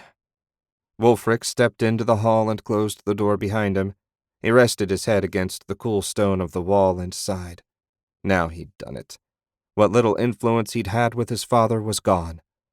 How could he be so blind to Strachan's intentions? It almost felt like he'd rather blame Wulfric than the people responsible for their predicament. He grimaced and pushed away from the wall. As long as father was king, Wulfric had to accept his decisions, but that didn't mean he couldn't do his best to mitigate the damage. He gave a silent word of thanks that he'd had the good fortune to meet Otto. Whatever father might think, Otto knew what he was talking about. He was as clever and well-read as any of the nobles from Garen. He was also the first wizard Wulfric had spoken to at any length. The more he got to know his new friend, the less Wulfric understood the limitations on wizards in positions of authority. Otto was more sensible than most of the regular people he knew. At the end of the hall leading from the royal residence to the public areas of the palace, Wulfric found Hans waiting for him. He'd selected the grizzled veteran to lead the small force Otto requested to assist him in his hunt for spies. "How went the meeting, my lord?" Hans scratched the scruff of beard Wulfric had ordered him to grow. He wanted the soldiers assigned to Otto looking more like mercenaries than royal guards. "Badly. We're going to have to use the backup plan. Did you and your men find the armories I discovered in my research?" "Yes, sir, though only one was usable for our mission. The others are cleaning it out and getting everything ready. I was just waiting for a final word from you before I went to join them." "Consider it given, Sergeant," Wulfric said. "I know I've told you this before, but it is absolutely vital that no word of what we're doing gets out. If Father finds out before we have the evidence we need, the results will be unpleasant." Otto yawned as he walked along the streets of Gold Ward beside Edwin. They were making their way to the portal, more out of curiosity than anything. He hadn't gotten nearly enough sleep the night before. He didn't regret the loss. Otto was pretty sure he'd located one of the spies Wulfric had set him to find. Even better, Lothair was mixed up with them. He could let the crown execute the man for him. That would be sweet indeed. Today was the first morning of Garenland's banishment, but Edwin wanted to try his key just to make sure Lord Voltan hadn't forgotten. More likely, with no auction to attend and his business in chaos, Edwin simply sought something to take his mind off his problems. That plan didn't strike Otto as one with a great chance for success, but he'd offered to tag along anyway. It would be interesting to see how the deactivated portal looked in his wizard sight. The streets of the ward were empty. None of the rich and powerful seemed certain how to handle their new circumstances. They'd best adapt quickly if they wanted to survive. At least that's what he'd been telling Edwin. "Did you reschedule that caravan I mentioned?" Otto asked. One of Edwin's shipments had been listed on the scroll Alan sold to the thugs the night before. It might mean nothing, but in case it did, he'd warned his father-in-law to send it out a day later than planned. "Yes, though the caravan master wasn't thrilled." "He doesn't have to be thrilled as long as he does what you tell him." They found the always bustling area around the portal as empty as the rest of the ward. You'd think everyone had up and disappeared. It gave Otto the creeps. But he quickly shifted his focus to the portal. It still seethed with etheric energy. It seemed impossible that the arcane lord had forgotten, but the power flow hadn't changed from the last time he viewed the portal. Edwin dug the enchanted cylinder out of his pants pocket and touched it to the Garenland rune. Of course, nothing happened. The device held no magic in the first place, and as far as Otto could tell, it served only a ceremonial function. Edwin slumped and threw the rod to the ground. "It really happened. I'd have convinced myself it was just a threat. But it really happened. We'd best get home. There's much that needs to be done." Are you going to leave that there? Otto pointed at the activation cylinder. It's useless now. Why should I bother lugging it around? May I have it? As a souvenir? Suit yourself. Edwin turned for the mansion. Otto collected the device and looked closer at the matching rune on the portal. While the portal still crackled with power, it didn't reach the activation rune. Interesting. Lord Voltan hadn't cut off the flow of power to the portal. He'd simply stopped the activation cycle from initiating. The hint of an idea began percolating in the back of his head. He'd need to consult with Lord Coronin, but maybe they weren't as helpless as he'd first believed. Otto sat across from Wulfric at their usual table. A platter of roast beef and potatoes grew cool as the prince glowered at nothing in particular. His stomach growled, but he didn't reach for the food. For the first time since he met the prince, Otto feared what his friend might do. Finally, their gazes met and Otto risked raising an eyebrow. Wulfric gave a full-body shudder and made a visible effort to relax. "I'm sorry, Otto. I'm in a bit of a mood today. Please, dig in." Otto fixed himself a plate, and when Wulfric didn't make a move, fixed one for the prince as well. When he slid the food across the table, Wulfric waved him off. "You need to keep up your strength. Why don't you tell me what the problem is?" Wulfric obliged him by taking a bite of meat. "The problem is the same as it has been since we returned from Lord's. Father refuses to see that the other nations are our enemy now. I've tried everything I can think of to convince him that no matter what we do, they'll never let us rejoin the compact. But he won't accept it. After our last argument, he banished me from the throne room and his councils." Otto winced. That certainly explained Wulfric's anger. Perhaps Otto's discovery would cheer him up. "I believe I've located one of the Strachan spies. Or perhaps I should say I've located someone's spy. I'm not at all sure who the fellow works for, though he's certainly big enough to be from Strachan." "That was fast. I didn't think we were even going to start looking until today." "I wasn't actually hunting spies, and I stumbled onto this one quite by accident. I'll be returning this evening to confirm my theory, assuming the men and dungeon I mentioned are prepared. Since Father refused to even listen when I brought up the spies, I had to find an alternative location to hold our prisoners. I also reassigned 5 men from my personal guard. They're absolutely loyal and at your disposal." "If not the dungeon, then where?" Otto asked. "When I was reading in the library one day, I found mention of old armories from before the compact. It took a bit of looking, but we found one of the empty buildings and made a few modifications. The place isn't ideal, but it should serve our needs. Would you like to see it?" "After lunch." Wulfric grinned, and they dug in with a will. An hour later, a plain, unmarked carriage was clattering down the street toward the converted armory. They soon left Goldward behind and entered the business district. Otto glanced out the window. The neighborhood grew steadily worse. It wouldn't surprise him if they ended up in the same area as the tenement where he found the spy. That would certainly be convenient. "So you read about this place in the library?" Otto asked, when the silence had dragged on for a while. "Yes. During the war against Lord Coronin's followers, there were 4 of the armories in the city so guards could reach them in an emergency.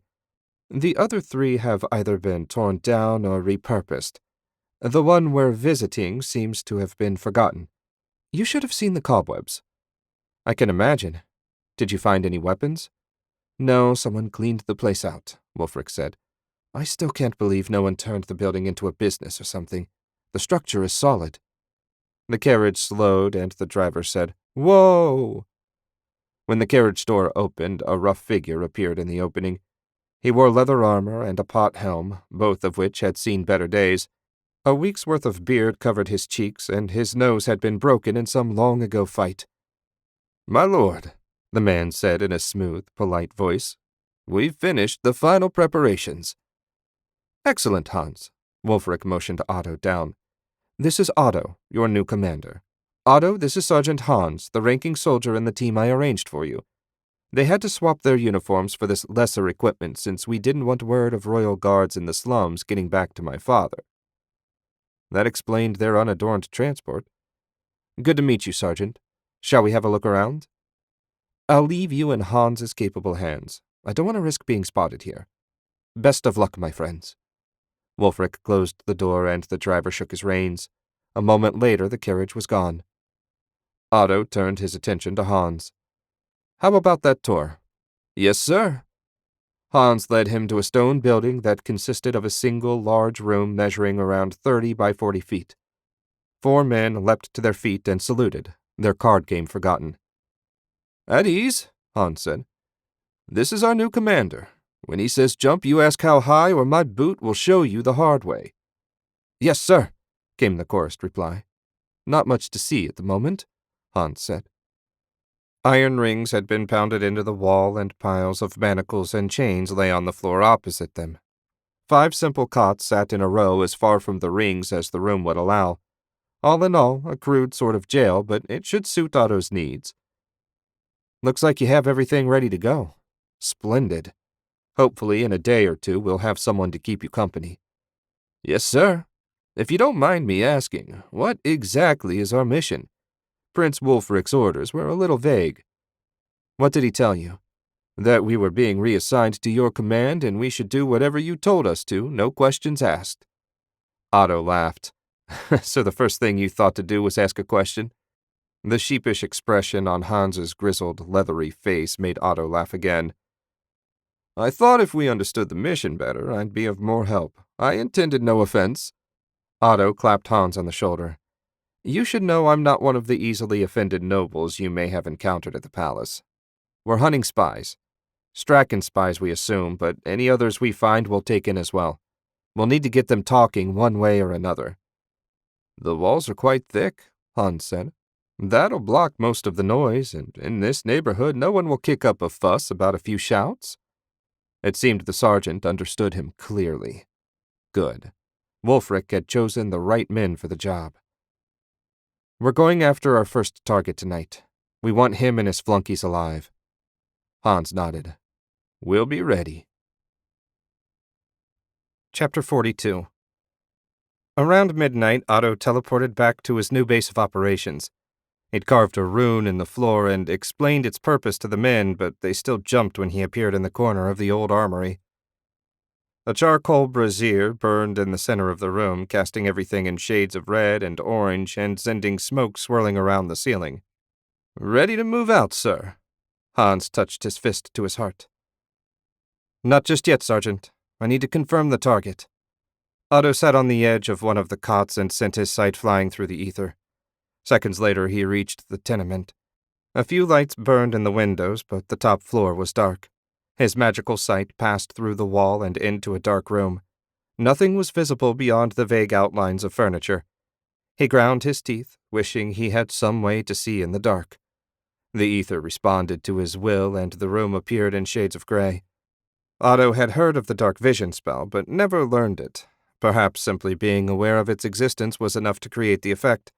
He'd add it to his list of questions for Lord Coronin when he visited the tower again.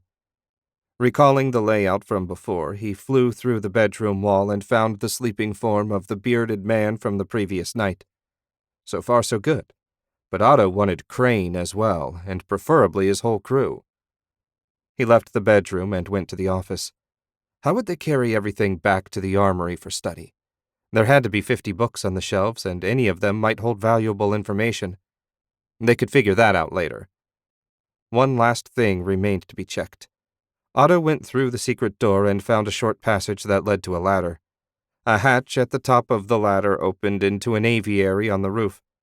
6 niches each held a single gray bird of a species he didn't recognize. Otto returned his sight to his body. The primary target is home, but the secondary target is elsewhere. Here's the mission. We grab the primary target and bring him back here along with all written material in his apartment. There's a lot, so we'll need a way to transport it. One of the men raised his hand. "Would a wheelbarrow work, sir? We still have the one we used to lug all these chains from the palace." "That'll be perfect. You're in charge of gathering books and other written material. Leave nothing behind." The soldier saluted, and one of the others muttered something and punched him on the bicep. A bit of good-natured ribbing, no doubt. When Otto finished describing the spy as well as Crane, Hans said, "I think we've got it, sir." We'll definitely want these men alive, right? Absolutely. If we don't get the spy in one piece, we're back to square one. I don't want to have to tell the prince we failed on our first mission. Me neither, sir. We'll get him. Just lead the way. Otto guided them along a roundabout path to the tenement. The disguised guards didn't draw a second look in this part of the city, though a couple vagrants stared at the wheelbarrow. Otto had wrapped himself in a full-length cloak with a deep cowl so no one would be able to describe his features. The team stopped in front of the building, and one of the guards muttered, "It'll probably collapse with us in it." "Shut it, Cord," Hans said. "Want us to break down the door, sir?" "Let's try knocking first." Otto tapped out the pattern he remembered from the previous night. A moment later, the door opened. A grizzled, one-legged man that made his soldiers look like posh nobles stared up at Otto. "Oh, the hell!" He fell silent as Otto's paralysis spell settled on him. Hans and another man rushed in and gagged the doorman before clapping him in irons. Otto released his spell, and the group hurried up the stairs to the top floor. They stopped at a locked door that appeared far sturdier than the ones downstairs. Sturdy or not, he doubted it would stand up to a mithril blade. He drew his weapon, forced the blade into the gap between the door and the jamb, and slid it down. The lock resisted for an instant before the impossibly sharp sword cut it in half. Hans nudged the door open, and they slipped inside. They'd barely entered when a mountain of a man slammed the bedroom door open. "Crane!" the spy shouted. Otto flicked his ring and bound the man, but it was too late. People were pounding up the stairs, and from the volume it sounded like far more than Crane and his 4 thugs. "Shackle him and barricade the door." Otto slammed the door, wishing he hadn't cut off the lock. He could have barred it with a spell, but he feared he'd need all his power before the night was over. Better if they just barricaded it. Hans took the manacles while 3 men set to work piling up expensive furniture in front of the door. They'd barely gotten a leather chair in place when the first heavy blow landed. Otto left the men to their work and tried to think how they'd escape the building with their prisoner, short of killing everyone between them and the exit. "Are you okay, master?" a voice shouted from the hall. Maybe Crane, maybe not. Otto couldn't tell for sure.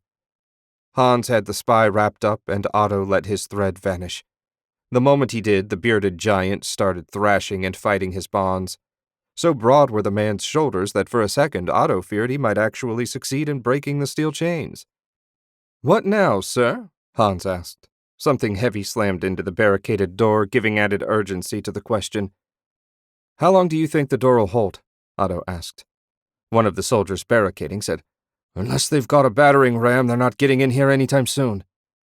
"All right, let's finish our inspection, then I'll decide how we're going to escape." Otto went to the office and conjured a light. The room was every bit as cluttered as he remembered. "Start gathering everything up."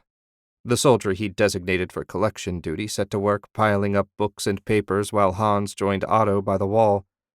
The dull thuds of something slamming into the door lay over everything, a constant reminder of their situation. He studied the wall, trying to remember exactly where the release was. "What are you looking for, sir?" Hans asked. Otto stabbed the wall with his finger, and the hidden door slid open. "That! Come on!" Another light appeared at his command, and Hans drew his sword. "Best let me go first, sir." The sergeant didn't give him a chance to protest as he started down the passage. A handful of steps later, they reached a ladder that led up to the aviary. The area wasn't any more interesting in person than it had been in his magical sight. Hans stopped in front of the ladder and looked back. "Up you go," Otto said. They climbed the rungs up to the aviary and were met by the loud, angry cries of the caged birds. Up close, he noticed that the cages weren't connected. That was handy, as he planned to take one of them back to base. Off to one side, in the corner, a little table held ink, pens, and blank pieces of paper. Nothing indicated where the birds were trained to fly, though Otto would have bet his sword that the answer was Strachan. "Sir, do we have an escape plan now?" Hans asked, a little more urgently than last time. "Yes, though how good it is, only time will tell. Grab one of those cages and let's go rejoin the men." When Hans had taken the nearest bird, Otto sent a thread through the rest before summoning lightning. The birds fell instantly silent when the charge struck. It was a shame to kill them, but he didn't dare risk someone sending a message warning Strachan that their spy had been found out. Back in the office, everything was arranged in 6 neat piles. Hans set the bird beside the papers, and they all went out into the living room. The pounding hadn't let up, but it didn't appear the mob outside had made any progress either. "Report," Hans said. "They keep pounding away, but they're not accomplishing much," Cord said. "This might be a good time for that plan, sir," Hans said. "It's nothing complicated, I'm afraid. I thought I'd blast the men out there with lightning and we'd escape before they recover." "Why don't you just kill them?" one of the men asked. "Because if Crane's out there, I want him alive." Otto didn't add that he had no desire to kill out of hand, however many people waited beyond the door. "Are we ready?" When everyone had their weapon drawn, Otto sent 2 threads out into the hall. He guided them by feel until all 11 people had been pierced through the abdomen. He made sure to keep the thread well below their hearts, just to be safe. When his hands crackled with energy, he sent lightning rushing down the threads. Screams were followed by thumps, and then silence. Otto sent his sight along the threads and found a heap of twitching bodies on the landing floor. They'd been using a rough-hewn post as a battering ram. No wonder they hadn't gotten through. "It's safe. Clear the doorway and let's get going." The soldiers tossed furniture aside, and in short order the path was open. 2 soldiers carried piles of paper, while another pair guarded them. Otto and Hans checked the unconscious men one by one until they found Crane. Hans snapped the manacles on and dragged him to the ground floor. Otto kept an eye on the unconscious men, but no one moved. He fell in behind the final load of papers, and the group hurried back to base. It wasn't the smoothest infiltration ever, but they captured their targets, and none of his men were hurt, so Otto decided to call it a win. Chapter 43. Otto studied the spy they'd captured the night before. He appeared even bigger than last time he'd seen him. Noon had come and gone a few minutes ago. Hans joined him in front of the prisoner while the others indulged in their seemingly perpetual card game. "He hasn't said a word since we brought him in," Hans said. "The other one either."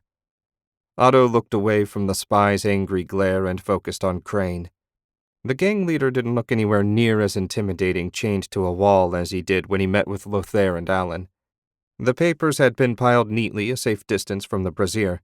The bird, a gray and black creature Otto had never seen before, hopped around in its cage. Every once in a while it let out a little squawk. "Did someone feed that thing?" Otto asked. Cord looked up from his cards. "We tossed in a couple crusts after breakfast." "Good. Well, I suppose we'd best get started. State your names." Crane and the spy offered nothing but sullen silence. Otto shook his head. "Are you really going to make me torture you just for your names?" When that brought more silence, he shrugged and made a show of walking over to the glowing brazier and setting the iron poker in it. While he'd never tortured anyone himself, Father had made him watch a few of his sessions back home, so Otto understood the basic principles. "Maybe we should chop a finger or 2 off while we wait for the poker to heat up," Hans said. "Good idea. We can use the hot metal to cauterize the wounds." Otto glanced at Hans. "I don't suppose you have an especially dull knife we could use." "As a matter of fact," Hans pulled the rustiest, most chipped dagger Otto had ever seen. "I keep this for special occasions." "Start with the bearded giant." The spy clenched his fists tight and bared his teeth. That wouldn't do. Otto conjured 5 threads, wove them together, and inserted the tentacle into the prisoner's index finger. Muscle and bone protested, but soon enough the finger stuck straight out. Another thread paralyzed him in that position from the neck down. "There you are, Sergeant. Take your time now. No need to rush this." "Yes, sir." Hans stalked closer, letting the ruddy light play over the rusty dagger. The spy's eyes grew wider as Hans drew closer. When the edge of the dagger touched his skin, the man said, "Xavier. My name's Xavier. This is my helper, Crane." "That wasn't so hard." Otto waved Hans back. "Now, why don't you tell me who you're spying for, what you've shared, and all the other juicy details of your sordid business?" "If I tell you, I'm a dead man," Xavier said. Otto glanced around the makeshift prison. If you don't tell me, you're going to wish you were dead. No, what I think I'll do is make a big show of releasing you with Garenlin's thanks for all you've done. When word reaches the lady in red, I suspect you'll be begging to return to our care." Xavier's flinch when he mentioned the lady answered one of Otto's questions. Maybe if he played on that fear, he'd get what he wanted more quickly than with torture. "Take good care of this one, Hans. We don't want Garenlin's new best friend injured." "Yes, sir. What about the other one?" "What about it, Crane?" Otto asked. "Want to tell us something useful, or should the sergeant start carving?" Crane slumped in his bindings. "What do you want to know?" Otto conjured up his father's evil smile. "Absolutely everything." Lothair took a sip of brandy and sighed. The tavern held only a handful of serious drinkers off in the corner. The summer night was warm, and Anna Maria loved him. All was right with the world. A little way up from him, Ulf polished the bar with a dirty rag. He must have just wanted something to do, since the rag probably added more filth to the bar than it removed. The tavern door opened, and a trio of vaguely familiar men entered. They wore rough leathers, and each carried a small arsenal. Two of the thugs lugged a wooden chest between them. The drinkers in the corner took one look at the new arrivals and hightailed it out the door. "Where's Alan?" asked a one-eyed bruiser tattooed with an eagle on his forearm. Ulf favored the men with a disdainful look before he yanked the pull rope. A muted bell sounded, and Alan emerged from his office a moment later. He eyed the men and frowned. "I told Crane I didn't want him or his men hanging around my place. There's a reason we meet in that alley, you know." "We've got a problem. A big one," the designated speaker said. "Crane and our boss got kidnapped last night. We need help finding and springing them." Alan sat beside Lothair at the bar. "Has there been a ransom demand?" "No, we haven't heard anything." "They're probably dead." Lothair refilled his glass and took another sip. "If whoever grabbed them wanted the bosses dead, why take them prisoner? They had plenty of time to kill them last night, but some of our guys saw them dragged away in irons." "Was it a rival gang?" Alan asked. "No one recognized them, but get this. They had a wizard. Bastard zapped Crane and a bunch of the boys, knocked us all cold. We didn't even have a chance to fight." "So you want us to find the kidnappers and help you rescue your employers?" Alan asked. "That's right. By the time we came to, they'd gone and no one dared follow them for fear of the wizard." "That was smart," Lothair said. "Normal men taking on a wizard is beyond stupid. It's suicidal." He turned to Alan. "You're not seriously considering taking this job after what I've told you?" Alan waved him to silence. "We haven't heard how much they're offering for the job, so what about it?" The thugs with the chest set it on the floor and opened the lid. Gold double eagles glittered in the tavern's dim light. Lothair's breath caught in his throat. He'd never seen that much gold in his life. "How much is in there?" Alan asked in a ragged voice. "We didn't count it, but it's the boss's whole stash. It's yours when they're free and in one piece." Alan rubbed his eyes. "How many men do you have for the assault once we find them? The three of us are no match for a wizard backed up by warriors." "I've got 15 men," One Eye said. "I can call in favors for 10 more. How soon will it take you to find them?" Alan shrugged. "I have no idea. Could be a day, could be a week. This isn't the sort of thing you can predict, but rest assured we will find them. How do I get in touch with you?" "I'll station a man in the alley every night. Let him know and he'll bring me the message." The thug slammed the lid of the chest and the little group left the tavern. Ulf pointed at the spot where they'd stood and dragged his finger across his throat. "Yes," Alan said, "it would have been easier to kill them here and take the gold, but if they have 15 more men, and those men know where their comrades went, we likely wouldn't have lived long enough to spend it." With the glitter of gold out of his eyes, Lothair returned to his senses. "We shouldn't do this. Gold or no gold. A wizard makes it too risky. I told you how the noble pig bested me without even trying. Gold is useless to the dead." "1-on-1? I agree. None of us would have a chance. But 30-6? I like those odds even if one of them's a wizard." Lothair looked away and took another drink. With his share, he'd have wealth enough to support Anna Maria and their daughter in luxury for the rest of their lives. It was a risk. Heaven above, was it ever a risk? But the reward... I'm in. When do we start? Otto took a bite of braised veal and sighed. Wulfric wished he could enjoy the food as much as his friend. They sat together in his private dining room with a platter of meat between them. 3 days had passed since Otto captured his first spy, and Wulfric was eager for an update. It seemed the man had been remarkably forthcoming once Otto made it clear that his only hope of living a long, reasonably healthy life lay in helping them understand what his masters in Strachan intended. Just because Father refused to accept reality didn't mean Wulfric had to stand aside and let Garenland's enemies do as they pleased. "So give me the rundown," Wulfric said. Well, the spy, Xavier, claims he's just one of many agents that infiltrated Garen over the years. His task was industrial espionage. Not long ago, agents of his stole the formula for a new steel alloy. That pleased his masters a great deal. I've heard nothing about any theft. Not surprising, since he ordered his thieves to make a copy of the information and leave the original behind. And that's just the most recent action he's ordered. It seems he makes an effort to steal anything as soon as our people think it up. What about the other spies? Wulfric took a bite of his food, hardly tasting it. He ate mechanically, resigned to the necessity of maintaining his strength for the long fight he knew was coming. That, and it seemed to make Otto feel better when he joined in during the meal. How did they even sneak into Garenland in the first place? I have a few details. He sends reports to Strachan, and they send orders to the other spies. All he knows for sure is that a lot of our bandit troubles are organized by his fellow agents. As to how they entered the kingdom, that's simple. They arrived through the portal, posing as merchants or guards or whatever, and simply disappeared into the countryside. It's not like anyone keeps track of who comes and goes every day through the portal. Another oversight on our part.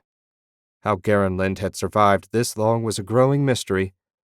Only the other nations' desire not to lose their place in the compact had protected them from their own foolishness.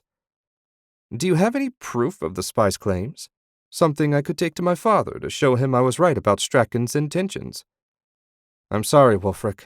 All we have is Xavier's word and the ledgers, which are written in code to look like a simple merchant's logbook. Wulfric slammed his fist on the table, rattling the silverware. So capturing this spy has gained us nothing. On the contrary, at a bare minimum, we've removed an enemy from the board and gained insight into Strachan's network in our country. That's the first step to rooting them out. It's only been 2 weeks. You need to have patience, my friend. Trust Otto to be the calm one. Wulfric didn't know how he'd manage if anything happened to the mild-mannered wizard. How can I have patience when Father concocts new plans every day to appease our enemies in the vain hope that they'll decide to be our friends instead? He's so invested in the compact that he'd rather see Garenland burn than risk offending one of the other monarchs. Otto held his hands out to either side. I'm doing all I can. As long as your father is king, we'll have to accept that we can only accomplish so much. Wulfric scratched his chin. Yes, as long as father's king. Wulfric refused to let his thoughts wander down that path. Not yet, anyway. If only he could find something irrefutable, father would have no choice but to listen to him. Lothair followed Alan down a dark alley with Ulf bringing up the rear. Just enough light from the half-moon overhead reached them to reveal the crumbling stone of the building to his right. The stench that wafted up every time he took a step in the crud covering the ground made him gag. One of Alan's informants claimed Crane and his boss were being held in an old building nearby. He'd harbored a secret hope that they'd find the kidnappers in Gold Ward at some mansion. No such luck. They'd spoken twice over the past week to the thug, Dirk, and he said no ransom demands had been set. That implied the kidnappers wanted something other than money, though what that could be, Lothair had no idea. As they drew closer to the kidnappers' hideout, Lothair fought the urgent need to relieve himself. He couldn't believe he was seeking out a confrontation with a wizard, not after what Otto had done to him in the garden that day. If not for Anna Maria's generous act, he might have been killed without even being able to defend himself. At the end of the alley, Alan paused and waved for them to stop. Lothair inched closer. Across from the alley sat a simple stone building with no windows and a single door visible.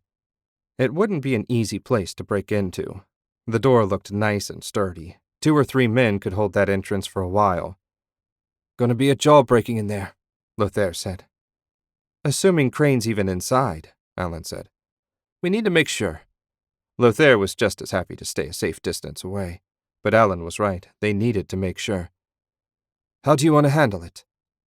"Knock on the door, then run," Alan said. "When they open it, I'll be able to look inside. Hopefully I'll see something." "To hell with that. I have a better idea. You knock and I'll look inside." Alan tapped his chest with his thumb. "I'm in charge of this job, not you. So that means I have to take all the risks?" Ulf tapped them both on the shoulder and held a finger to his lips. He patted the air with his hands, then pointed at himself. Lothair was still trying to figure out what the mute bartender had signed when he darted across the street, rapped on the door, and ran off out of sight. A few seconds later, the door opened half a foot, and a face appeared in the gap. Reddish light leaked out. Lothair tried to see past the man, but made out only a bit of stone floor. He risked darting across the alley for a different angle. Before the door shut, he caught a glimpse of chain rattling around. It wasn't much, but combined with the tip, it argued that this was the place. Ulf appeared from the rear of the alley, having run around the block. Lothair reported what he'd seen, and Alan frowned. "It's thin, but Dirk's getting impatient," Alan said. "We have to go for it or risk losing the job." Lothair debated whether being wrong would be so bad. At least they wouldn't have to deal with the wizard. Chapter 44. Axel and his men were 3 days into their patrol, and they'd already ambushed 2 groups of Strachan infantry and were in turn ambushed once by a group of rangers. He'd lost 2 men so far, and 4 more bore minor wounds. They rode down the dirt track with their weapons bared.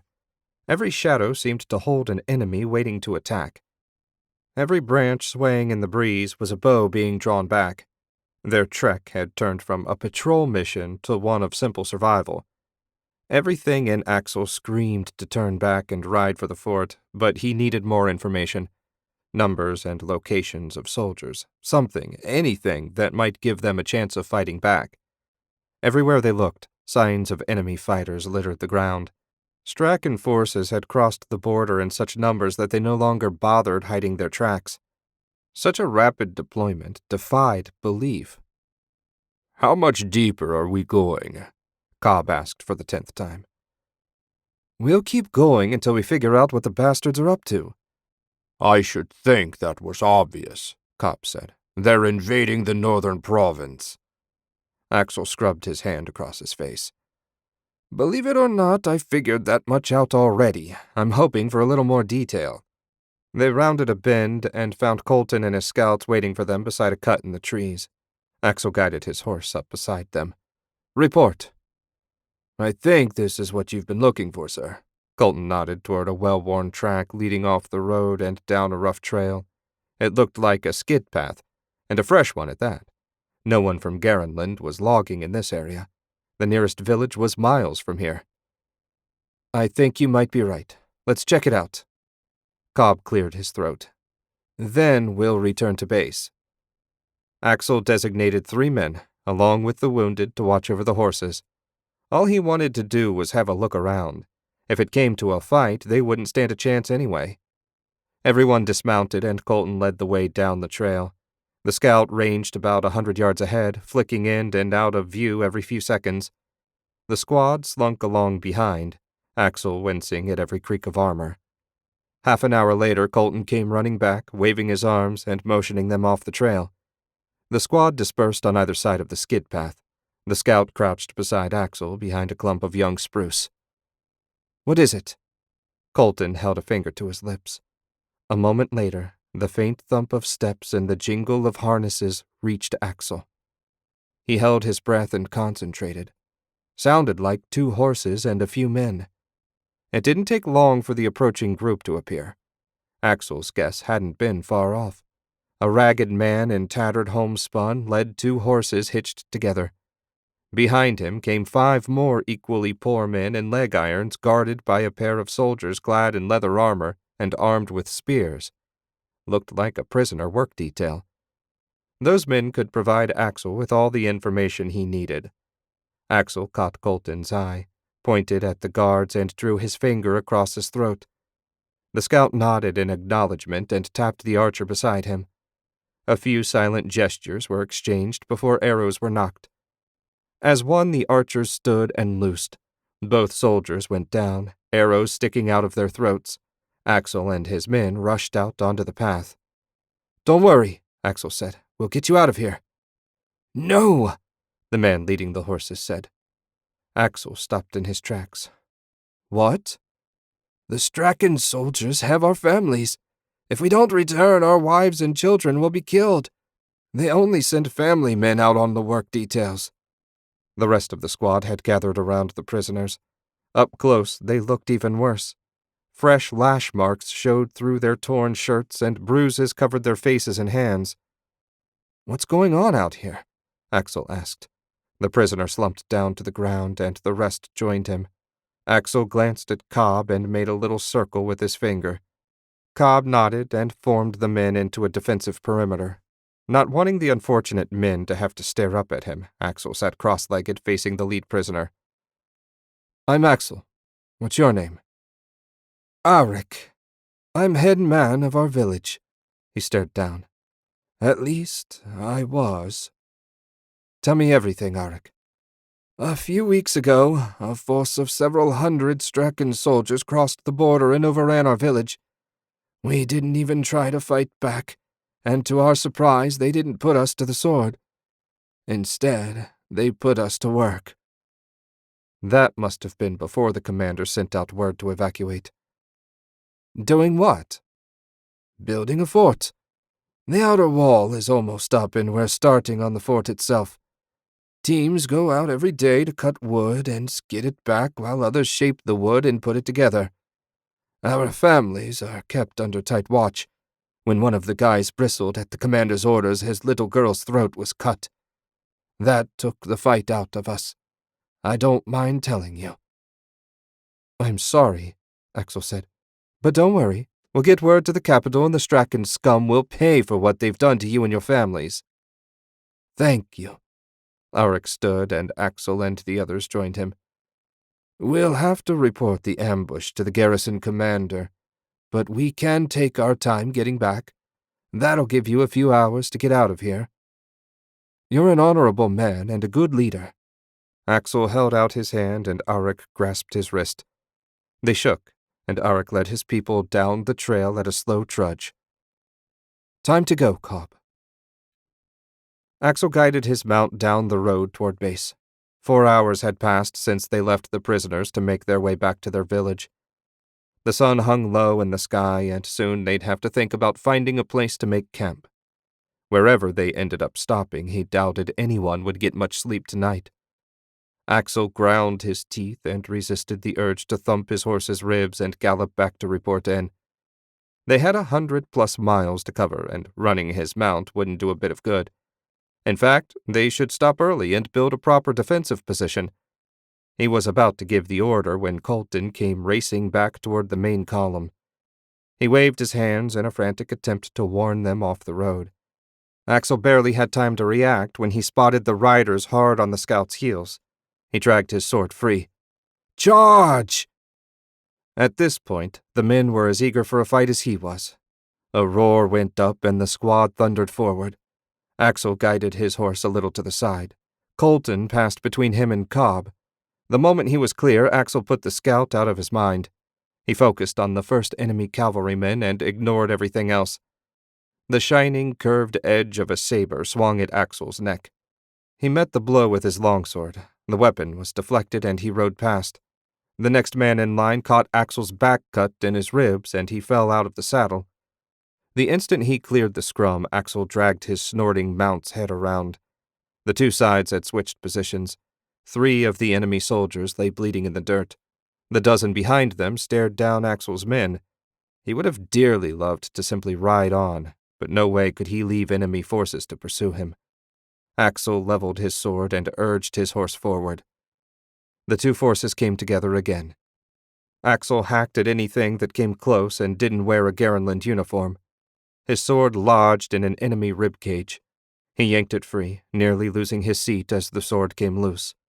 A saber skipped off his leather pauldron. Axel hacked at the passing arm, drawing a scream. When he raised his sword again, he found no one to swing it at. Men and horses lay bleeding and moaning in the mud. The figures were so filthy he couldn't tell if any of the bodies were his men. "Sound off!" Axel shouted. His men chimed in, but he came up 3 short. Axel bit off a curse. He'd lost one of his rookies. Considering they'd had no time to prepare, it could have ended far worse. "Cobb, find our dead and finish off any Strachan survivors. Scouts up the road. I don't want another surprise." "Yes, sir." Colton led his men back up the road. At least none of his scouts had been injured. Thank heavens for small favors. If they had to blunder around on their own, he doubted the squad would last a day. 15 minutes later, they were on their way. Axel's hope for an early quit gave way to his more urgent desire to put as much distance between them and the dead cavalrymen as possible. They rode until it grew too dark to see. Colton led them well off the road, and the patrol made a cold camp. Jerky and their dwindling supply of water was shared out. Axel had just started on his second strip of dried meat when Colton motioned him over to the edge of their makeshift camp. Cobb joined them unbidden. "What is it?" Axel asked. "We need to abandon the horses and the road and continue on foot through the woods. We're too exposed out there. One of these times we're going to run into something we can't handle." "It'll take twice as long to walk through the woods," Cobb said. "And what are we supposed to do with the horses?"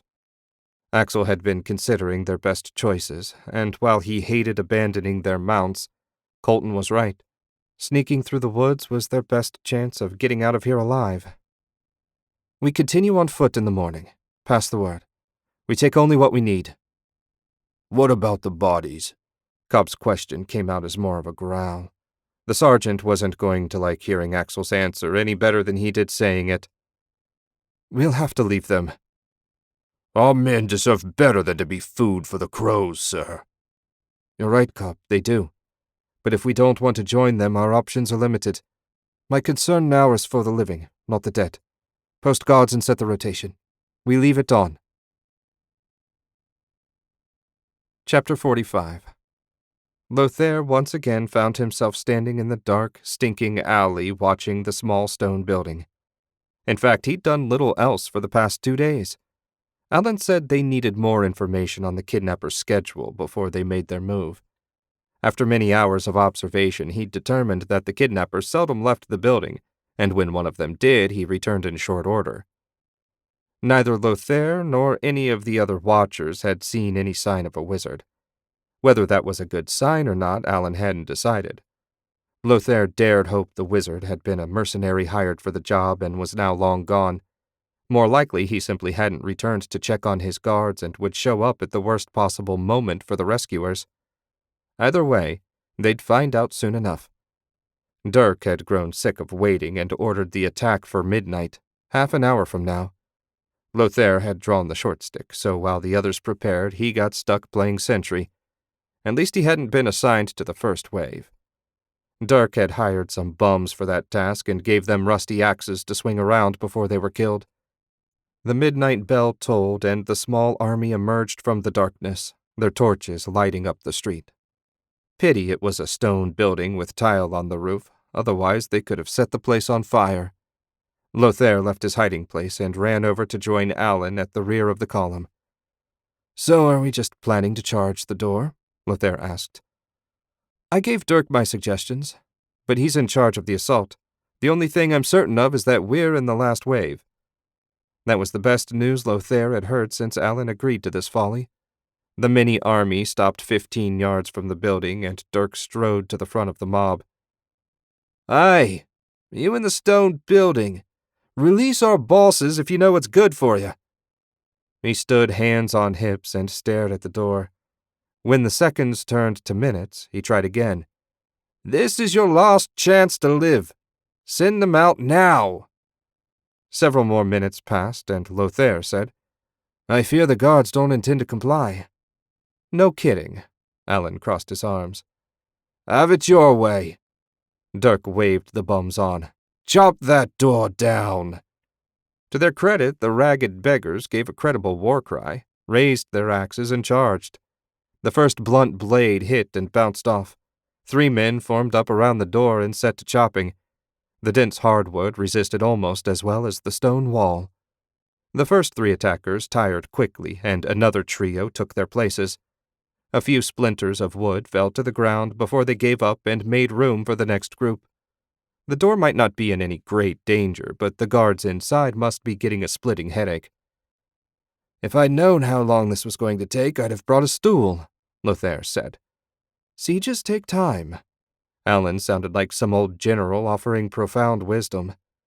"They also require battering rams and catapults, either one of which would end this sideshow in seconds. I doubt there's a functioning catapult in the entire kingdom." A loud crack sounded, and Alan pumped his fist. "They found a weak spot. It's only a matter of time now." Hopefully not too much time. Lothair doubted the city guard would look kindly on a gathering like this. When the shouting moron woke Hans from a deep sleep, he assumed some drunk local took it in his head to vent his personal demons. It happened more often than he'd have guessed. The thick walls muffled the words, so he didn't catch the details of the idiot's diatribe. Cord sat up in his cot and groaned. "What is all that racket?" The other guys were awake and muttering about murdering whoever was out there. Hans didn't blame them. The cots made sleeping hard enough without this. "Just relax," Hans said. "He'll wander off soon enough." "You're wrong," said the smaller prisoner. "What did Lord Shank say his name was?" "Crane." "I know that voice. It's my second, Dirk. He's come to bust us out." "That right." Hans rolled out of his cot and started to gear up. The mission had been dull as dirt since the raid, and the boys had been itching for some action. Looked like they were going to get their wish. "Let us go now." Chains rattled as Crane climbed to his feet. "And I'll lead my men away from here. No one has to get hurt." "You think I'd let you 2 go to get into heaven only knows what mischief? If worst comes to worst, I'll kill you both myself." "That's not smart." The first blow reverberated through the door as if to emphasize Crane's words. Hans drew his sword and pointed it at Crane. "Sit down and shut up. You're not especially valuable. Maybe if I cut your head off and toss it out there, your men will take the hint." Crane grimaced and slid down the wall. He leaned in and whispered something in his boss's ear, drawing a nod. Hans didn't know what they had planned, but they'd have a hard time doing it chained to the wall. His men were geared up, and the crashes outside grew louder by the second. That was probably just his imagination, though. An especially heavy strike landed, and a crack ran halfway down the door. Then again, maybe it wasn't his imagination. "What's the plan, sir?" Jax asked. "Simple. We hold the door. As long as we're in here, we have the advantage. Only 1 man at a time could come through." Cord grinned. "If they break down the door, we stack up their corpses to make a new one. Nothing to it."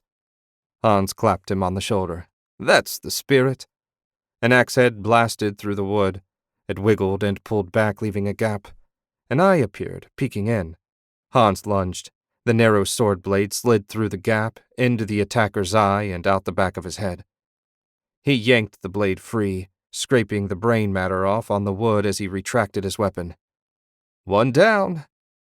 Jax crouched and looked through the opening from a safe distance. "There's at least 20 guys out there, Sergeant." 4 to 1's not so bad, given our position," Hans said. The drum beat of axes resumed. Given the damage the door had sustained, Hans doubted it would last 5 more minutes. They needed reinforcements.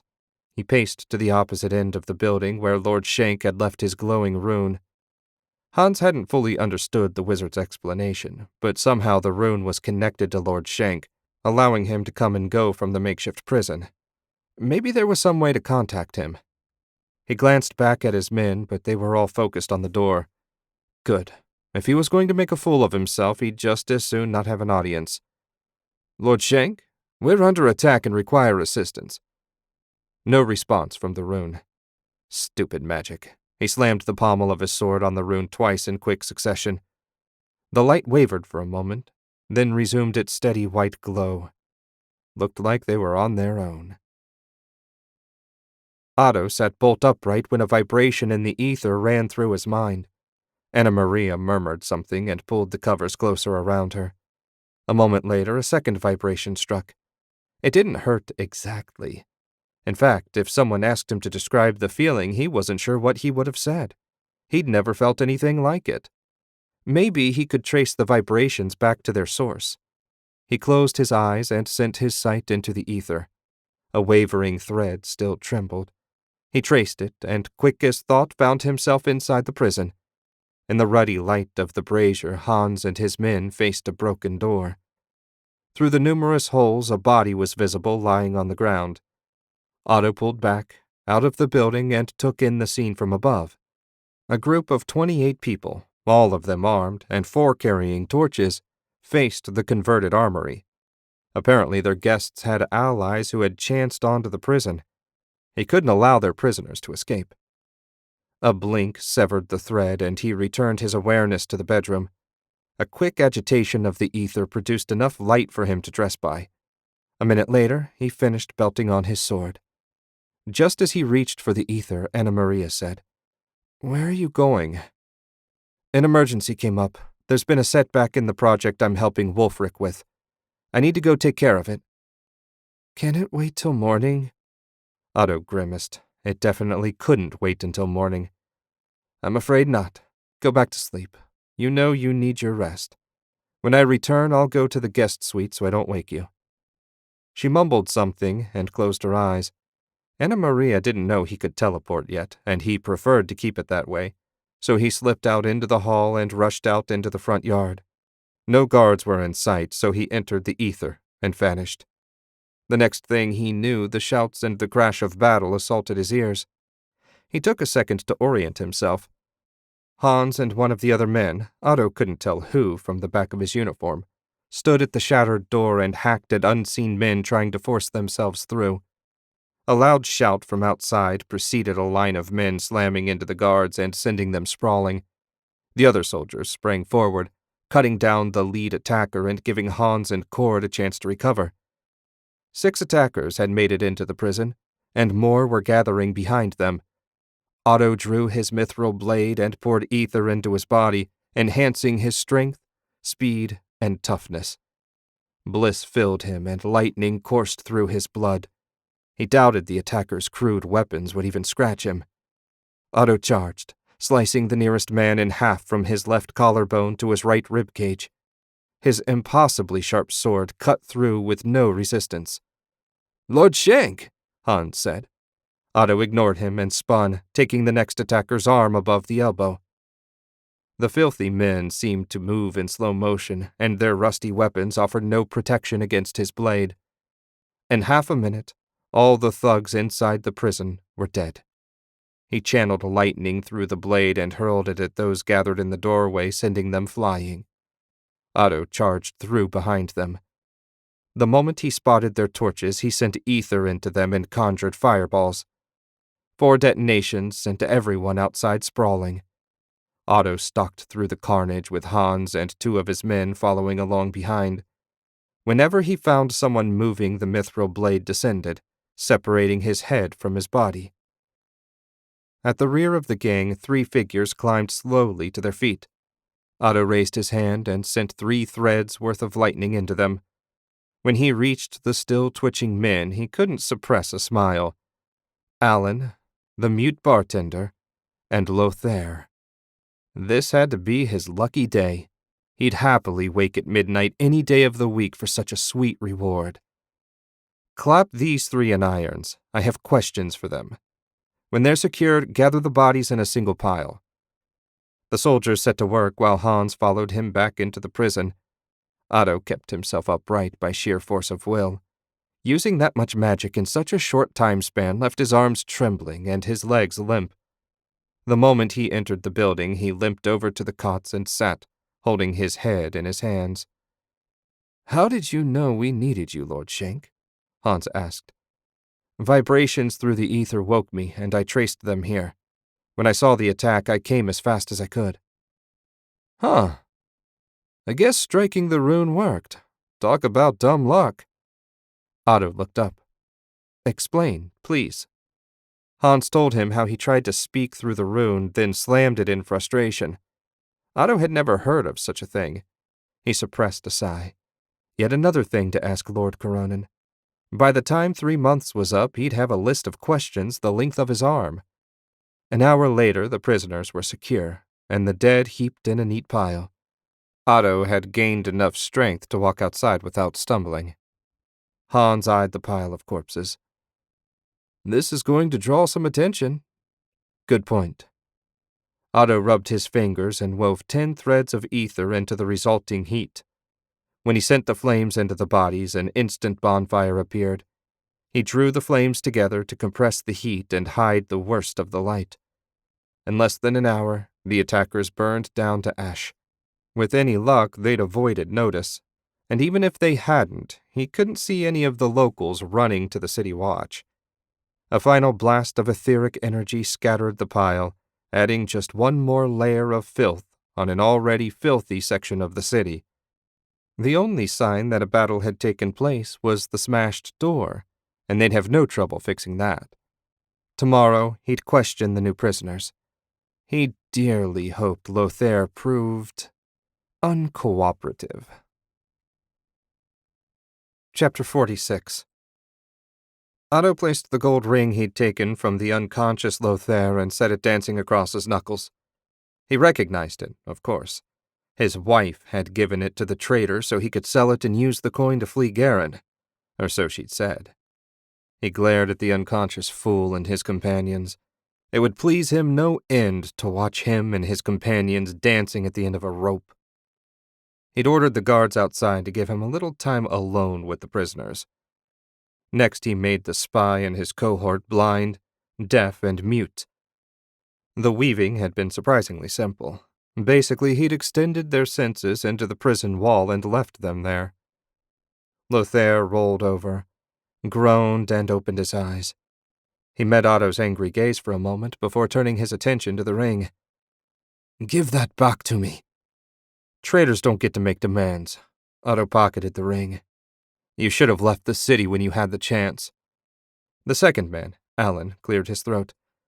"We're not traitors. We were hired to rescue a kidnapped merchant." "No, you were hired to free a Strachan spy from the Crown Prince's personal guards. A spy, I might add, that you've been selling valuable information to for some time. Any of your individual crimes would be sufficient to see you hung. Taken together," Otto shrugged. "I didn't know he was a spy." Alan's chains rattled as he sat up. "I never met the man. I always dealt with Crane." "You intend to plead ignorance? I suppose it's your only real option, but given the damage your actions caused, I hold little hope for you." The third man, the bartender, sat up as well. Something around his throat glittered in the ether. Otto looked closer, trying to make sense of it. "Give me back my ring," Lothair shouted. Otto flicked his iron ring and bound the fool from head to toe, silencing him without so much as a glance. He stared at the bartender, who stared back, head cocked. "What was done to you, my silent friend?"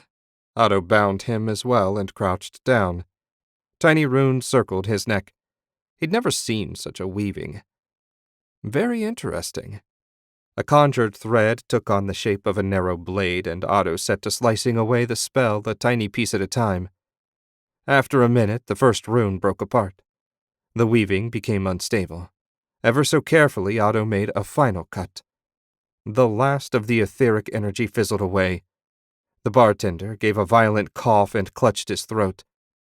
"What did you do to him?" Alan asked. His concern sounded genuine, which surprised Otto. He'd taken the information broker for the sort that used and discarded people as was convenient. I'm not entirely sure, Otto said. The bartender stopped coughing and Alan said, Ulf?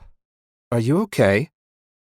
Ulf croaked something, coughed, then said, I'm fine. The words were thick and distorted, but understandable all the same. Alan stared. I thought you were mute. No. Ulf's voice grew stronger by the word. My voice was bound when the Lords of Alchemy banished me. You have my gratitude for releasing the spell. You're perfectly welcome. Otto backed away and released both his bindings.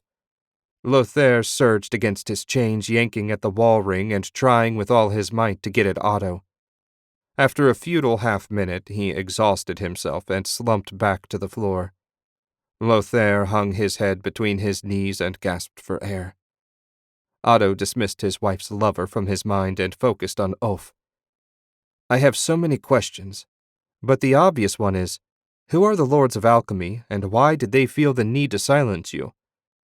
The Lords oversee all the alchemists in the Celestial Empire, and they gave me a choice. Death or silence and banishment. I chose the coward's way out. Otto grabbed a cot and dragged it over so he could sit. He'd heard of the Celestial Empire, but no one from Garenland had visited them since the time of the Arcane Lords. How did you end up with this traitor? Ulf shook his head. Alan isn't a traitor. Thanks, Alan said. He's a greedy opportunist who's perfectly happy to do anything for coin, no questions asked. That he ended up working for an enemy of the crown was simple bad luck. I see, Otto said. I suppose you can't be a traitor if you lack loyalty in the first place. I'm right here, you know, Alan said. Otto ignored him and continued his interview with Ulf. Were you a willing accomplice? When I arrived in Garen, Ulf said, I'd been on the road for over a year. I was starving and alone. At the time, Alan worked as a bartender in the tavern he now owns, and sold secrets on the side. He offered me food and drink, then convinced his employer to give me a job. To this day, I'm uncertain why he did it, but I owe him my life. Where he goes, I go, even if it's to the end of a rope. Otto knew exactly why Alan did it. He saw a chance to make a loyal ally for the price of a meal and a job. That turned out to be an excellent investment. His opinion of the information broker rose a notch. It would be a shame to waste someone with Alan's skills and connections. The fact that he was a wholly untrustworthy snake could be worked around. You know, Otto said, it's possible I've been too harsh in my assessment of your involvement with Strachan's spy. Perhaps hanging you would be rash. Alan sat up straighter. If you have an alternate suggestion, I'm eager to hear it. I thought you might be. Garenland has a problem. We lack a spy network, while our enemies obviously don't. I feel your expertise would be useful in both setting up our network and finding and destroying our enemies. The three of us are at your disposal, my lord. Alan made an awkward attempt at a bow. Not the three of you. Lothair is going to die, whether at the end of a rope or the end of my sword, I have yet to decide. Ah, Alan said. He did mention you two had a difficult relationship. Did he? Otto's voice went cold. Yes, well, no details, of course. And even if he did, you could count on my discretion. That's reassuring, Otto said, not believing a word of it. On your feet, both of you. Alan and Ulf clambered up. Face the wall. They turned, and Otto summoned the ether. He carved tiny runes in the backs of their necks, drawing pained hisses. When the designs were complete, he empowered them. A quick look revealed no flaws in his casting. He gestured again, and their manacles and chains crashed to the floor. The two men faced him. What was that? Alan asked as he rubbed the mark. I engraved a rune at the base of your neck. It will allow me to find you anywhere in the world. It will also... Otto sent a single thread's worth of lightning racing into the runes. Both men shuddered as the current caused their muscles to spasm. Let me do that. Or should you really annoy me, I can just blow your heads clean off. When his teeth had stopped chattering, Alan said, I believe we understand. How do you wish to proceed? Go about your regular business. Keep your ears open for anything that might be of use to me. Do not sell information to anyone else. I'll be in touch." "If I'm not to sell information, how will we survive?" Alan asked. "The tavern isn't exactly profitable." "I'm confident you'll manage. Also, I can get your annual tax bill set aside. That ought to free up some coin." Alan's eyes widened. "It certainly will. If there's nothing else, we should get started." Otto nodded, and his new agents headed for the door. Before they could leave, Otto said, "And Alan, I'll be checking in regularly through the runes. Keep that in mind should your mercenary nature start to get the better of you. I'd hate to have to end our relationship permanently." Alan's throat worked as he swallowed. "I understand completely, my lord. I'll give you no cause to regret your generous decision." "Excellent. Off you go, then." Otto followed them out the door, and when Hans looked his way, said, "It's okay, Hans." Alan struck him as a pragmatic fellow. He doubted there'd be any trouble on that front, and with any luck his new agents would come up with some useful information. For their sakes, they'd better. Chapter 47. For 4 days, from sunup to sundown, Axel and his squad followed Colton through the forest. So far, they'd snuck around 6 mixed companies of enemy soldiers. Axel crouched beside the scout and surveyed the current collection of Strachan soldiers occupying a field directly in their path. After a quick count, he came up with 20 irregulars, a squad of rangers, and a squad of heavy infantry. Way too many for his exhausted, depleted patrol to take on. Unfortunately, there was no way for them to sneak past with such limited cover. With only a mile to go, the trees had started to thin. They just couldn't catch a break.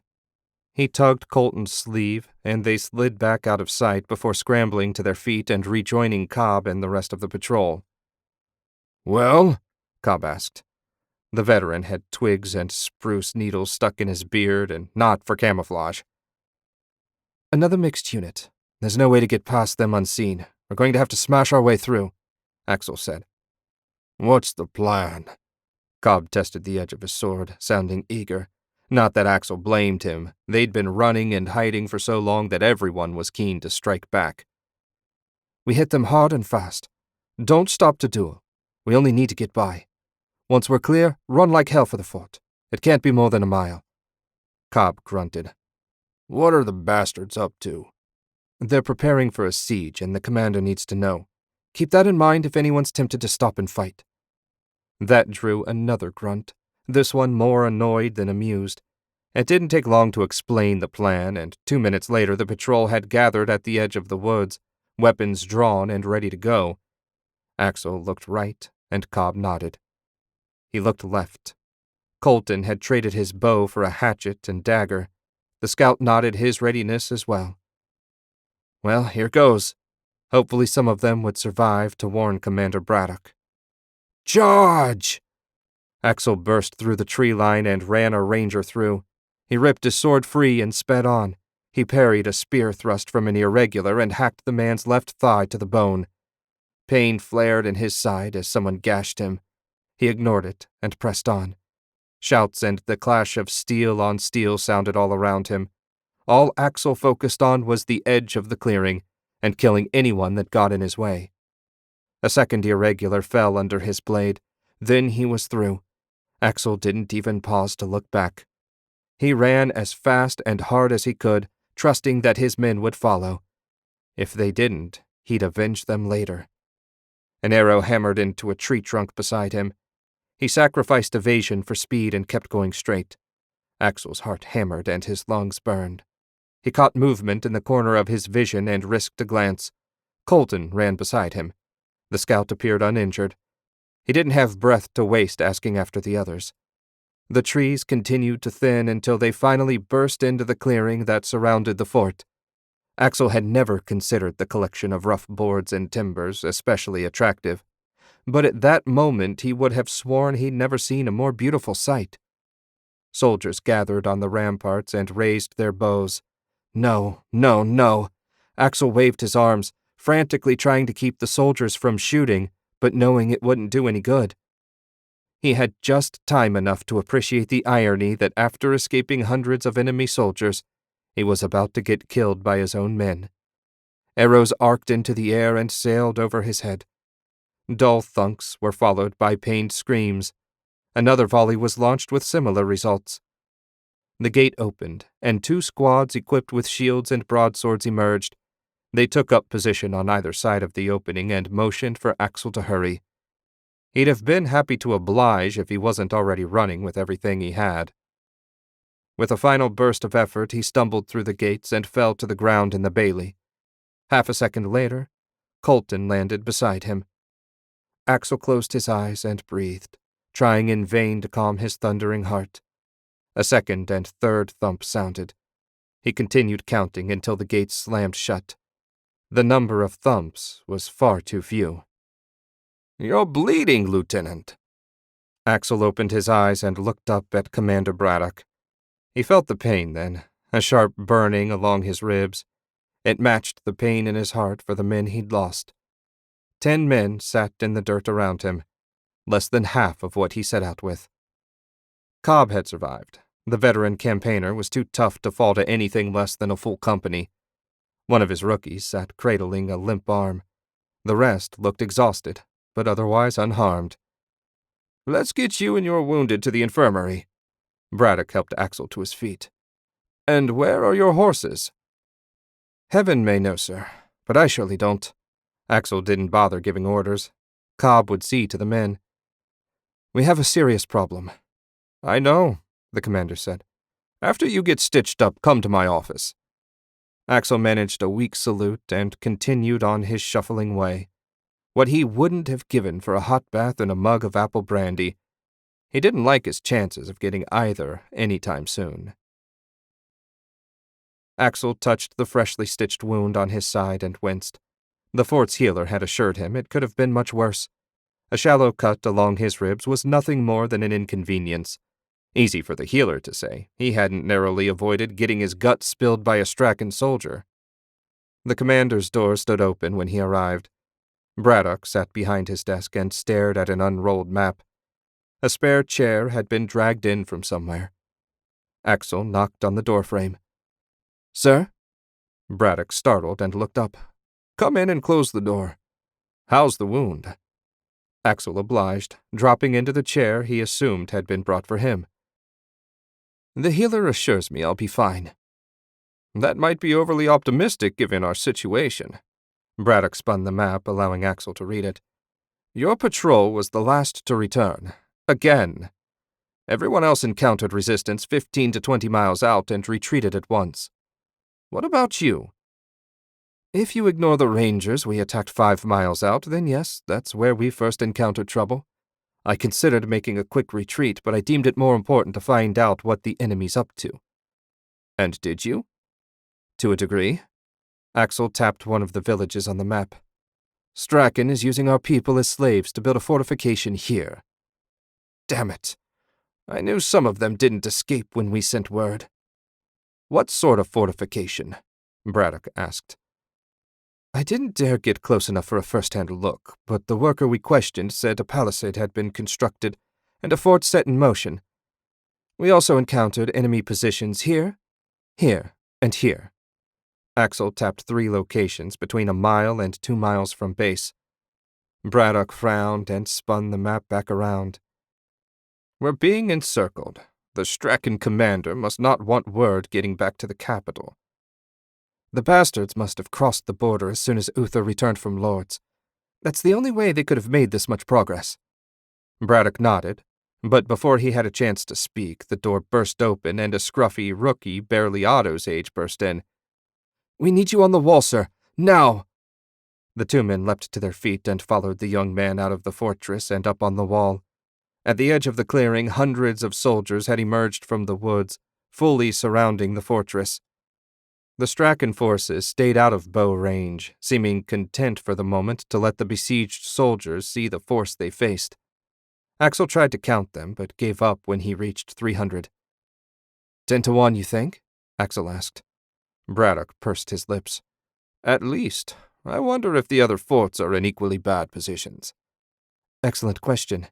Do we know how big Strachan's southern army is? No. Braddock's disgust came through loud and clear. Garenlin hasn't made a proper attempt to scout the enemy since the compact was signed.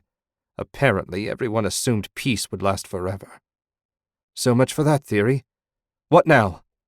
Siege protocol. Assign someone to inventory food and weapons. I want a company on duty at all times watching the enemy. The next move is theirs. The next move wasn't long in coming. 2 hours before sunset, 3 men crossed the clearing, one of them carrying a white flag. From a distance, he couldn't make out much detail, beyond the fact that the enemy leader was as tall and broad as all the high-ranking Strachan soldiers he'd ever seen. Must be something in the water over there. Axel had managed a few hours' sleep before rejoining the commander on the wall. He'd also checked in on his men and found them battered, exhausted, and itching to kill some Strachan soldiers. He knew just how they felt. Do you know him? Axel asked. Can't say as I do. Braddock shaded his eyes. He's brave, coming within bowshot after everything his men have done. I've a good mind to feather him and talk to his second. Axel would have been happy to carry out the order, but he knew his commander wouldn't give it. No good military man would shoot a person advancing under a white flag, and Braddock was as good as they came. The Strachan delegation stopped 50 feet from the wall. Shall we not speak face to face like gentlemen? I can hear you fine from up here, Braddock said. A good man, but fortunately not a stupid one. The enemy leader shrugged. As you wish. This won't take long in any case. I offer you one chance to surrender. You will be taken as prisoners of war. On my honor, no harm will come to you. As if a citizen of Strachan knows anything about honor, Axel muttered. Steady. Braddock gave his arm a warning touch. Do you require our answer now? I should think the answer was obvious, but very well. You have until the sun rises. If you and your men aren't standing disarmed in front of your open gate, I will take it as a no. The enemy commander turned on his heel and marched back the way he'd come. Generous bastard, Axel said. Can I assume we aren't going to accept his offer? You can. In fact, I want a double guard posted tonight in case they try anything while we're thinking it over. Chapter 48. Sometime during the night, a squad of rangers tried to climb the fortress wall. They found 40 armed and angry soldiers waiting for them. When Axel rose before dawn, their bodies were lying on the ground, soaking the dirt with their blood. If nothing else, the late-night raid settled any debate about the enemy's intentions, not that Axel had harbored much in the way of positive feelings for them. One of the soldiers on duty kicked the nearest body. What should we do with them? Strip their weapons and toss the bodies over the wall. We don't want that filth stinking up the base. That brought a round of smiles as the men set to work. When the sun cleared the horizon, 10 bodies littered the ground in front of the gate. Axel stood atop the wall and watched the enemy camp come awake. There were certainly enough of them. He hadn't seen the inventory yet, but hopefully they had enough arrows to go around. Cobb appeared at the top of the stairs, a steaming bowl in his hand. Figured you'd forget breakfast. Axel accepted the bowl and took a bite of the hot oatmeal. He smiled at the sweet finish. Did you put honey in this? Just a bit. I can't eat that stuff plain. Thanks. How's it looking? Cobb asked. We're certainly popular. I estimate Uther sent 3 full cohorts to kill us. You can't help feeling honored. Cobb grunted. If this is an honor, I could do without it. Indeed. Out in the field, soldiers were gathering. The commander emerged from his tent along with his flag-bearers, one of whom carried the white banner from yesterday. The idiot couldn't imagine they'd negotiate after his attempt with the Rangers. Find the commander and get him up here. Axel marched to the area above the gates, 5 archers falling in behind him. Can we feather the son of a bitch this time? One of the archers asked. If he's foolish enough to come within range, by all means. As he drew closer, the enemy leader met Axel's gaze. He stopped, a hint of a smile playing around his lips. A knowing nod was offered as he spun and retreated back to his men. It appeared he wasn't as stupid as Axel had hoped. Pity. "Spread the word," Axel said. "They'll be coming before long. Tell the archers to pick their targets. We can't be wasting arrows." The soldiers saluted and dispersed to pass on his message. Axel held his place. He didn't know where they'd come from, but this was as good a place to wait as any. "What's all the fuss?" Commander Braddock asked as he marched down the wall toward Axel. "The enemy commander seemed to want to pay us a visit, but when he saw the archers with me, he changed his mind." "It seems we face a prudent enemy," Braddock grinned. "That might work to our advantage." "I'm glad something's working to our advantage." A great roar went up across the field as scores of Strachan soldiers charged the wall carrying crudely made ladders. "To the walls!" Braddock shouted. "Archers, fire at will!" Arrows rained down from the towers. Soldiers fell, but the mass of enemies kept coming. At that moment, Axel would have given a great deal for a moat. The first ladder slammed into the wall 100 yards from the gate. Men swarmed to it and quickly shoved it off the wall. 7 more clattered into place. Axel ran to the nearest just as the first enemy soldier's helmet came into view. His longsword caved the helmet in along with the head under it. His heart racing, Axel tried to shove the ladder over. He didn't have leverage or strength enough. More enemies started up the rungs. He strained harder. "Come on, damn you." "I've got you, my lord," Cobb grunted and pushed. Colton and another of his men arrived a moment later, and between them they pushed the ladder clear, sending the Strachan soldiers crashing into their fellows down below. They had no time to bask in their accomplishment. A shout from down the wall drew Axel's attention. A Garenland infantryman went down with an arrow in his chest, creating an opening for one of the enemies to reach the top of the wall. Axel charged. If they allowed the Strachan forces a foothold in their defenses, the fort was doomed. The soldier met Axel's overhead chop with a solid parry. Cobb's sword darted in around Axel, slicing into the enemy's guts and sending him toppling down into the bailey. More of the defenders swarmed the ladder. Soon enough, it and the soldiers climbing up crashed back down. Another shout went up from the enemy, and the attackers withdrew, though they left a satisfying number of their comrades behind. Braddock marched up carrying a bloody sword. "We survived the first wave," Axel said. "That wasn't even a real attack," Braddock waved his dripping sword. "Their commander was just testing to see how we'd react. Next time they'll come in earnest." "That many more targets for the archers, right, Cobb?" Axel asked. Cobb grunted, seeming disinclined to play along. Axel didn't blame him. If the Strachan commander sent his full strength against them, Axel didn't know how they'd managed to hold them back. The enemy came at them a little after noon. 200 men carrying 50 ladders. They attacked from every direction, forcing the defenders to split their already meager force. The shouts of the attackers rattled the walls and put Axel's men back on their heels. The commander had assigned Axel to oversee the defense of the gate while Braddock defended the rear of the fortress. They came in numbers that made Axel despair. Only iron will combined with the knowledge that if his men saw any weakness they'd lose heart kept Axel's expression stony. He could despair later, assuming they survived. "Archers, loose at will. Infantry to the walls. Prepare to repel attackers." The walkway rattled as Axel's 40 soldiers ran to their assigned positions. Everyone had trained for this, and the earlier victory gave the men confidence. Hopefully it would be enough. Axel drew his sword and gripped the hilt until his palm ached. Out in the killing field, the enemy fell one after another to his archers, yet it appeared their numbers remained undiminished. The first ladder reached the top of the wall 10 yards from Axel's position.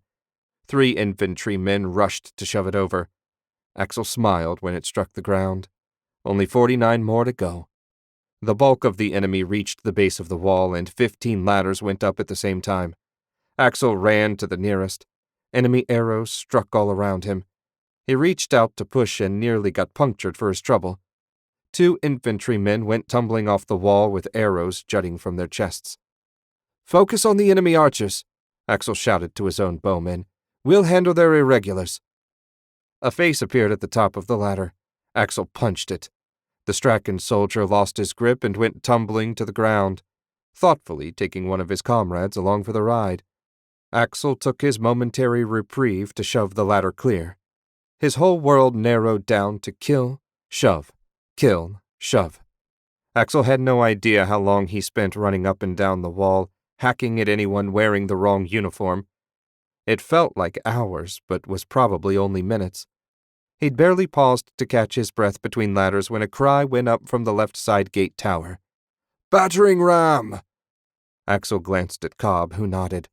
He left his trusty sergeant in charge of the defense and ran to the gate. A group of 30 burly fighters had emerged from the woods carrying a crude battering ram.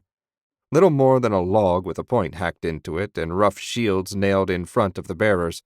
It didn't look overly impressive. Nevertheless, if they got up a good running start, it still might damage the gate. "Focus your fire on the ram."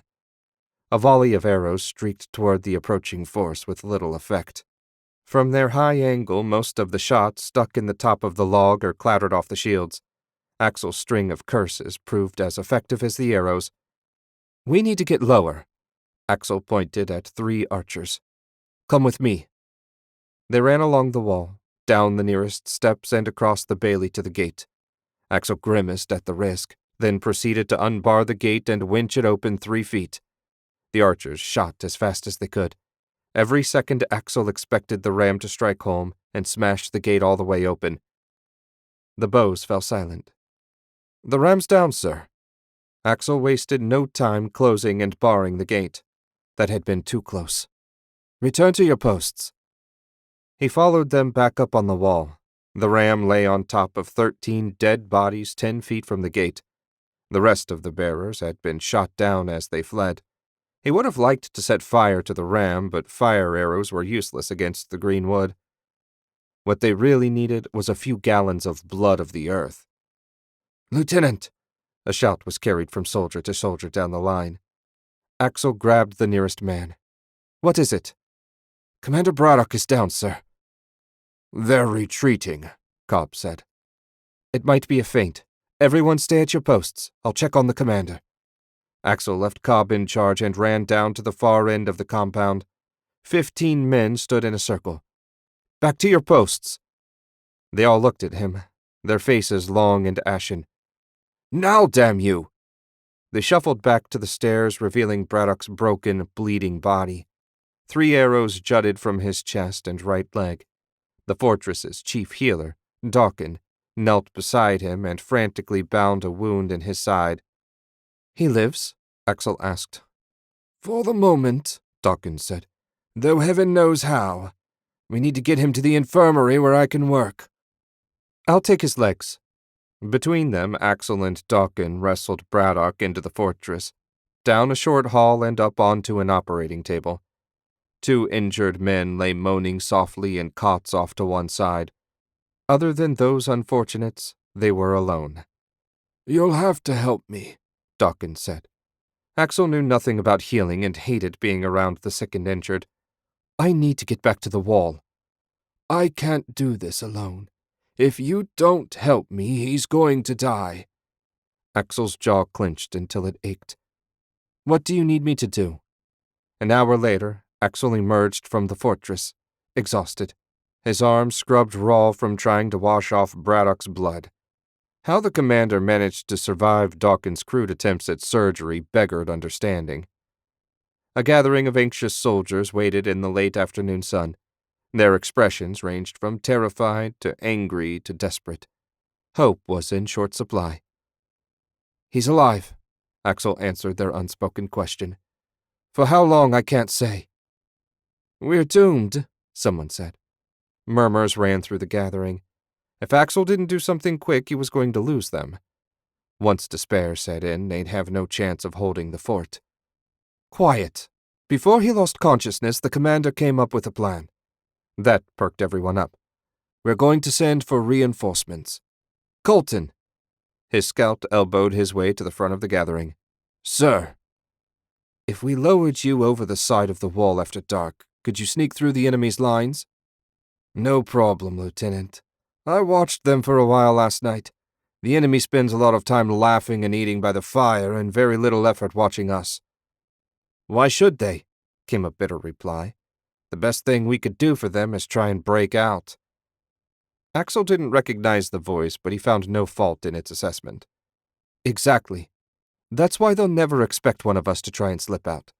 If you hurry, you can reach General Varchi in 4 days." "If I steal a horse, I can make it in 3, Colton said.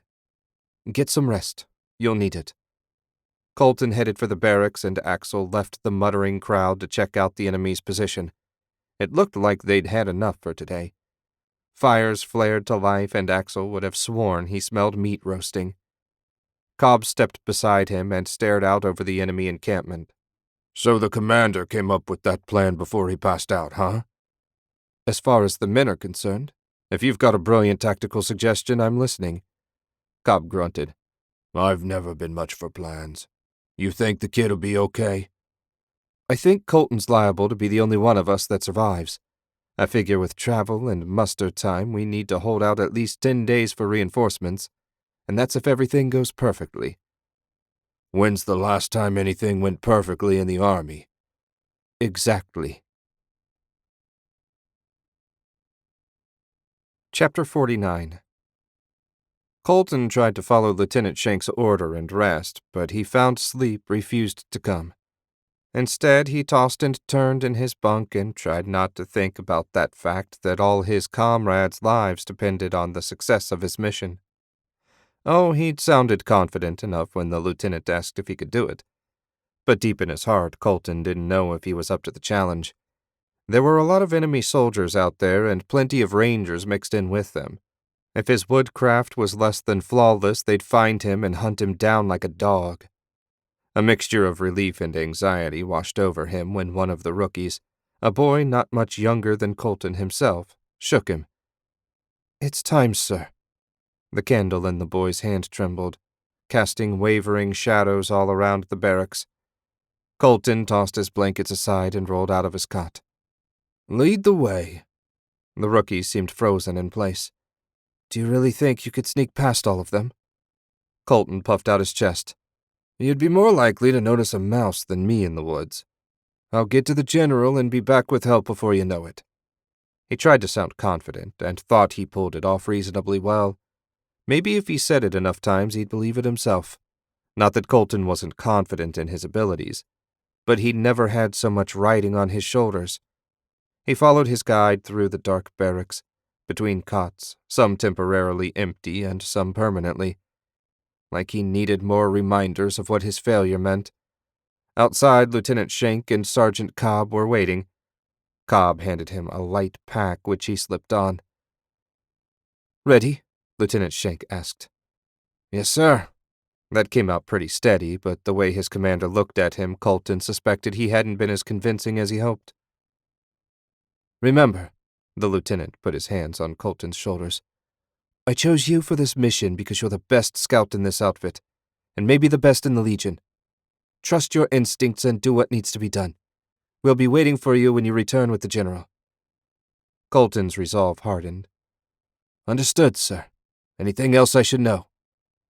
"There's a letter of introduction in your pack that'll get you in to see General Varchi along with a week's supplies. Good luck." Cobb led him up on the wall where 3 men waited beside a long rope. The soldiers picked up the rope and Cobb tossed the end over the wall. He gave Colton a thumbs up and grasped the rope at the head of the group. After one last deep breath, Colton climbed over the side and shimmied down. The moment he reached the ground, the rope disappeared back into the fort. He resisted the urge to look up and stalked into the night.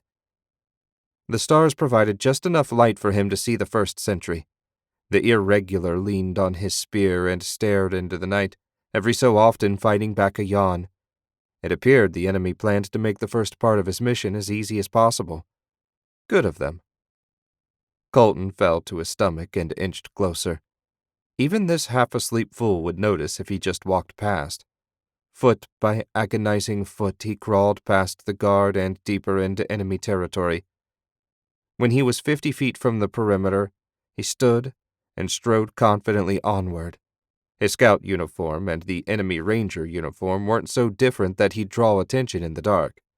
His safety now lay in looking like he belonged.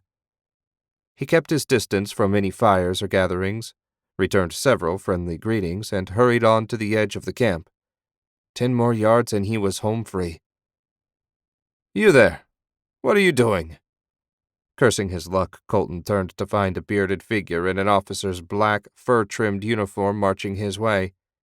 He brought his right fist to his heart in a salute, while his left hand reached for the dagger strapped to his belt. "Just going to water the flowers, sir." "Use the trenches. That's why we dug them," the officer said, as if he'd ever dug a latrine trench. "What unit are you with?" He'd almost moved within range. If Colton struck, there could be no mistakes. The sound of a struggle would have every soldier in 100 yards on his tail. "Second Rangers, sir," Colton said, offering a silent prayer that they had such a unit. "Second Rangers?" The officer stopped 3 feet away. "What are you doing over here? You people were assigned to the northern wall." "Shit." Colton tightened his grip on the dagger. "I was asked to deliver a message to the 2nd Cohort's commander." "That's me."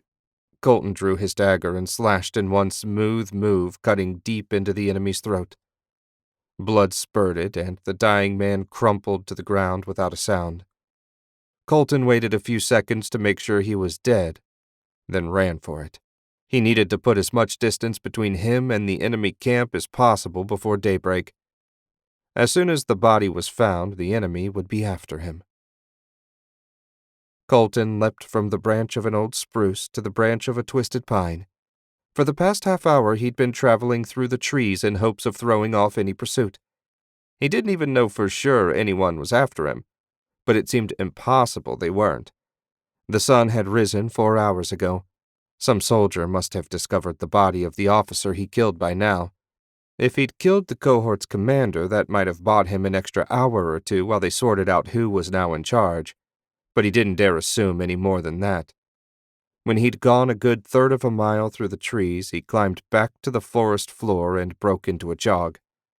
The summer heat hadn't fully faded yet, and he wanted to make as much headway as possible before it grew too uncomfortable. As he ran, Colton racked his brain trying to figure out where he might find a mount. There were some farms between Legion headquarters and base, but at best he'd end up with a draft horse and he could probably make better time on foot. In his wildest hopes, he'd encounter a patrol from one of the other forts and they'd escort him to headquarters.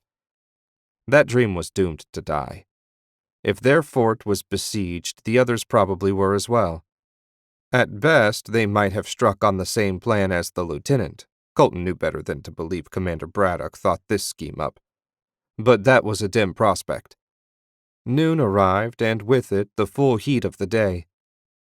He stopped long enough to drink from a stream and eat 2 strips of jerky. Colton figured he'd covered 15 miles, a tenth of his journey. Not bad, but not nearly good enough. Thrashing through the trees was slow. He needed to risk the road if he wanted to arrive in time to help his friends. On his own, he should have time to hide from any approaching threat.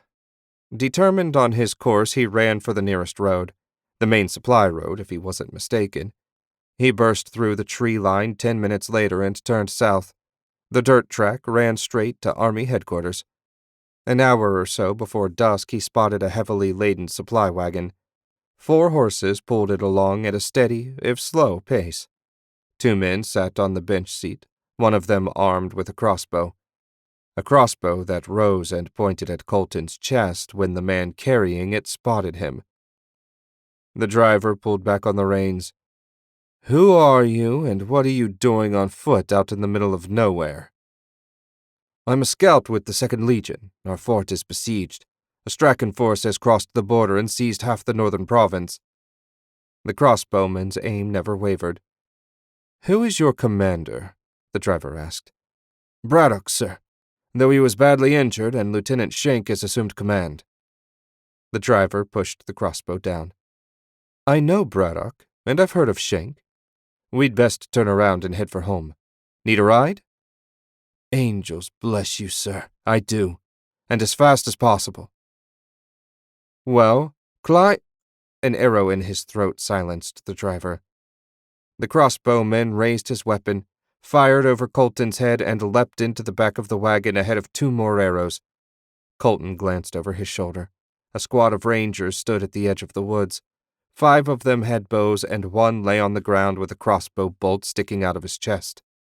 Colton ran for the wagon. An arrow grazed his left arm as he dove over the sideboard. The crossbowman grunted when he landed on him. "Friends of yours?" the crossbowman asked. "No, though I dare say they're looking for me." More arrows slammed into the wagon. "I don't suppose you have a sword?" Colton's companion popped up, fired his weapon, and ducked back down. "Right side wrapped in oilskin. Find it fast. They're coming." Colton dug frantically until he heard the clang of weapons. He groped around, and his hand settled on a leather-wrapped hilt.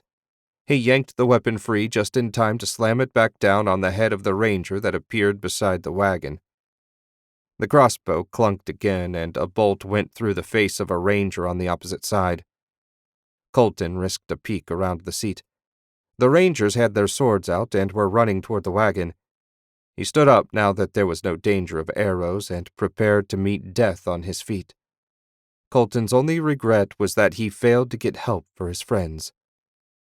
"I'm Colton." The crossbowman stood next to him, reached around, and pulled a long-handled axe from beside the wagon seat. "Grubber, Supply Company, 2nd Legion. Let's show these sons of whores what a legionnaire can do." Colton grinned and readied his borrowed sword. If he was going to die, at least it would be beside a brother. The first ranger reached the wagon and leapt at Colton. His counterslash sent the airborne enemy sprawling in the dirt. 2 more circled, looking for an opening. At his back, Grubber roared and leapt out of the bed. What was he doing? They had the advantage of height as long as they stayed put. 4 rangers surrounded Grubber, who swung his axe like a madman. The heavy weapon crashed through the first ranger's block and caved in his chest. The backswing took another ranger's hand off.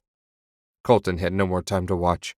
The rangers circling the wagon separated and leapt, one right next to Colton and the other at the tailgate. He stabbed the nearest one through the gut and spun to find the second man standing in the wagon bed. So much for his advantage. At least he still had reach on his side. Colton circled, careful not to trip up on the supplies cluttering the wagon. He feinted a thrust, then blocked a cross-slash. He tried to think how best to handle his opponent when the ranger shuddered and a bubble of blood formed at his mouth. The bubble popped, and the ranger collapsed, revealing Grubber's axe in his back. Grubber himself stood on the ground surrounded by dead bodies. He had a shallow cut on his thigh and another on his left bicep, but other than that he appeared unharmed. Colton stared for a moment. "Are you sure you're in supply? Seems like you'd be more use on the front lines." Grubber grunted and set to cleaning his axe on a dead ranger. "I was housecarl to a nobleman once upon a time. When a stray arrow struck him down, his father demanded my head. General Varchi convinced him demotion would be enough, so instead of fighting like a real warrior, I haul them supplies. Your misfortune was a blessing for me. I'm on my way to Army headquarters. I would be grateful for your company." "My delivery seems to be cancelled." "Very well, I'll go with you." They set out after binding Grubber's wounds. All the horses had been killed in the attack, yet even though he was still on foot, Colton felt he had a better chance of succeeding in his mission. Chapter 50. After 3 exhausting days with no more than 5 hours' sleep combined, the dark stone of Army headquarters rose ahead of them. Colton hadn't been so relieved in his entire life. He staggered toward the front gate on limp legs. Beside him, Grubber trudged along at the same inexhaustible pace he'd maintained since the first step of the journey together. If the former housecarl felt as tired as Colton, he didn't show it. When they reached the main gate, the portcullis was down. A guard shouted for them to identify themselves, and once they had, he climbed down to face them from behind the iron bars. "What's your business here?" the guard asked. Colton shrugged off his almost empty pack and pulled out the scroll Lieutenant Shank prepared for him. "I bring urgent news for the general. I have a letter from my commander." The guard read the note, then read it again. Why didn't he hurry? Nothing but grit and a refusal to embarrass himself at headquarters kept Colton on his feet. At last the guard said, "Raise the gate? I apologize for the extra scrutiny, but we've heard some crazy rumors, and the general said better safe than sorry." When the portcullis had clanked up enough for them to duck under, they stepped into the fortress, and for the first time in what seemed like forever, Colton felt safe. Now, if he could just find a cot or even a quiet piece of floor to sleep on, he'd consider his life complete. But first, the message. The guard led them into the fortress. After many twists and turns, all of which were a blur to Colton's sleep-addled brain, they reached a closed door. Their guide knocked. "Messenger to see you, sir." "Send him in." The guard pushed the door open and motioned them in. Colton staggered through and remembered to salute the man behind the desk. Lieutenant Shank's message came spilling out in a rush of words. Colton wasn't sure any of them made sense or were in the correct order. "Slow down, son," General Varchi said. "Have a seat. Take a breath." Colton fell into the proffered chair, grateful beyond words. He was vaguely aware of the general sizing up Grubber. The two men exchanged words, but Colton failed to comprehend any of them. A savory scent brought Colton back to his right mind. His eyes opened, and a warm bowl was placed in his hands. He stared into the bowl of beef stew like it was a divine revelation. He ate, choked on a potato for a second, then plowed on. In short order, the bowl was empty. Food and rest restored his energy, and he realized he was sitting and eating while completely ignoring the general. He scrambled around, looked for a place to set the bowl, found nothing, and tried to think of the best way to apologize. General Varchi chuckled. "Calm down, soldier. Grubber has given me the gist of the situation. Your fort is besieged by Straken soldiers, and you've come to get reinforcements. That about sum it up?" "Yes, sir." Colton breathed a sigh of relief. The general didn't seem upset with him. "I don't know how long my friends can hold out.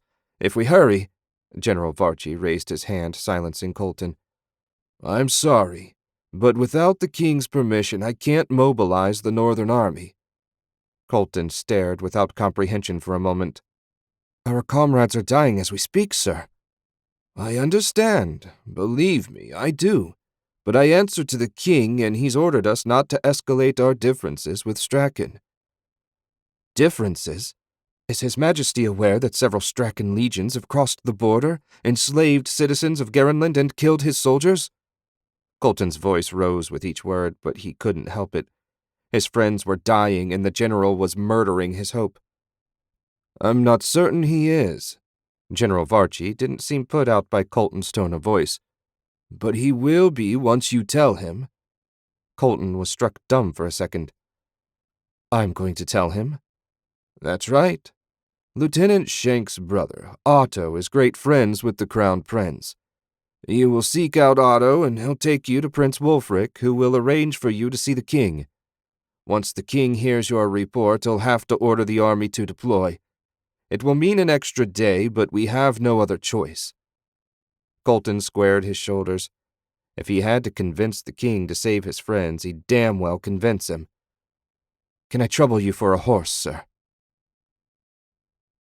When General Varchi said Otto Shenk lived in a mansion in Gold Ward, he hadn't been kidding. Franken Manor was bigger than a fortress. "Nice-looking place," Grubber said. For some reason, the supply officer had offered to ride along with Colton. While he didn't know why, Colton appreciated the company. Thunder rumbled, and the sky grew darker by the moment. Colton guided his mount up to the wrought-iron gates. A pair of mercenaries moved to block his path. He clenched his jaw against the anger that filled him at yet another delay. "Do you have business here?" the nearest mercenary asked. "I have a message for Lord Shank from General Varchi." Colton presented the sealed scroll the general had given him before showing him out of his office. "We'll see that he gets it." The mercenary reached for the scroll, but Colton pulled back.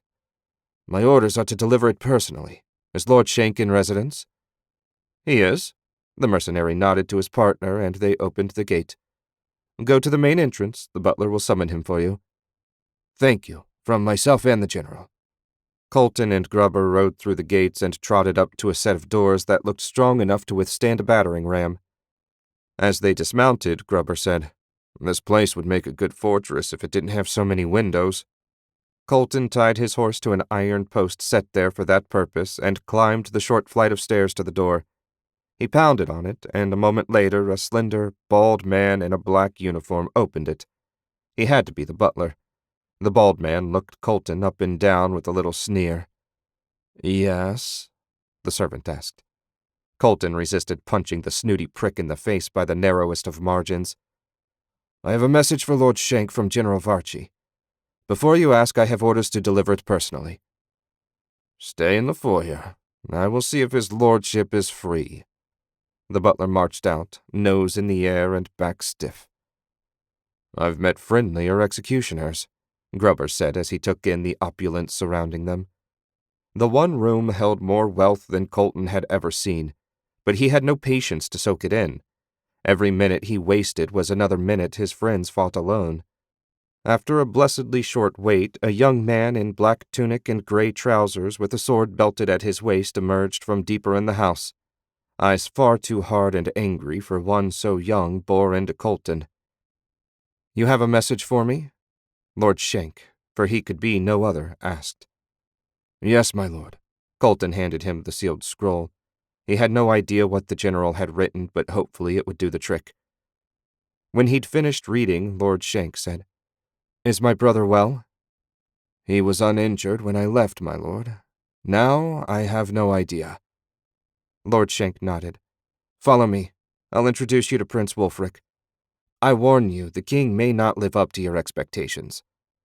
Colton wanted to ask what he meant by that, but the nobleman was striding past and out the door. The two soldiers fell in behind him. The journey to the palace was a blur for Colton, and before he got his bearings he was in the presence of Crown Prince Wulfric. The prince received them in a simple salon with a pair of chairs, a cold hearth, and a table with wine and glasses. Both soldiers took a knee before the prince. "Strachan is moving faster than we feared," Lord Shank said. "The border forts are already under siege. These men are witnesses. Surely your father can't ignore their testimony." "A month ago I would have agreed," Prince Wulfric said. "But now? I don't know." Colton couldn't believe what he heard. His Majesty wouldn't leave his loyal soldiers to die, would he? "On your feet," the prince said. Colton stood, but kept his gaze locked on the prince's shiny black boots. "Are you prepared to tell my father what you've seen on the border?" "Yes, your highness," Colton said, his voice trembling. "I have traveled far and faced many dangers to get help for my friends. I am prepared to give testimony before man, angel, or demon if that is what it takes." A strong hand grasped Colton's shoulder and he dared look up. The prince smiled and his eyes twinkled. "I see why General Varchi sent you. If you cannot convince my father, no one can. Come, court is in session. The Merchants' League is here to petition the king. We shall do what we can to speed matters along." And they were off again, through halls and corridors, past statues and tapestries worth more than Colton could imagine. At last they stopped before a set of closed double doors. Two guards in mail and carrying poleaxes moved to block their way. Colton didn't know how they dared, but His Highness didn't seem troubled. "An urgent matter has come up, gentlemen," the prince said. "Whatever father may have said, I assure you he'll want to hear this." The door guards exchanged looks, clearly trying to decide which was the safest route, turning the prince aside or ignoring the king's orders. After a moment of silent debate, they pulled the door open. "Best remain here, Otto," Prince Wulfric said. "You're still not in father's good graces." Lord Shank bowed and withdrew, settling in on a bench off to one side of the entrance. Colton focused solely on his breathing in the hopes that he wouldn't pass out in front of the king. Prince Wulfric marched down a wide, red carpet that ran between row after row of benches. Hundreds of people filled the throne room, the soft murmur of their voices along with too much perfume filling the air. At the front, the king sat on his throne and listened to a fat merchant in silk robes complain about losing his caravan to bandits. The king met Colton's gaze, and the scout looked away at once. A hush fell over the gathering, and Colton raised his gaze. The king had gotten up from his throne, and father and son locked stares. Colton shivered at the intensity both royals showed and gave silent thanks that neither of those looks was directed at him. "I thought I said I did not wish to see you," the king said. You did, Your Majesty, but information has come to my attention. Information you need to hear.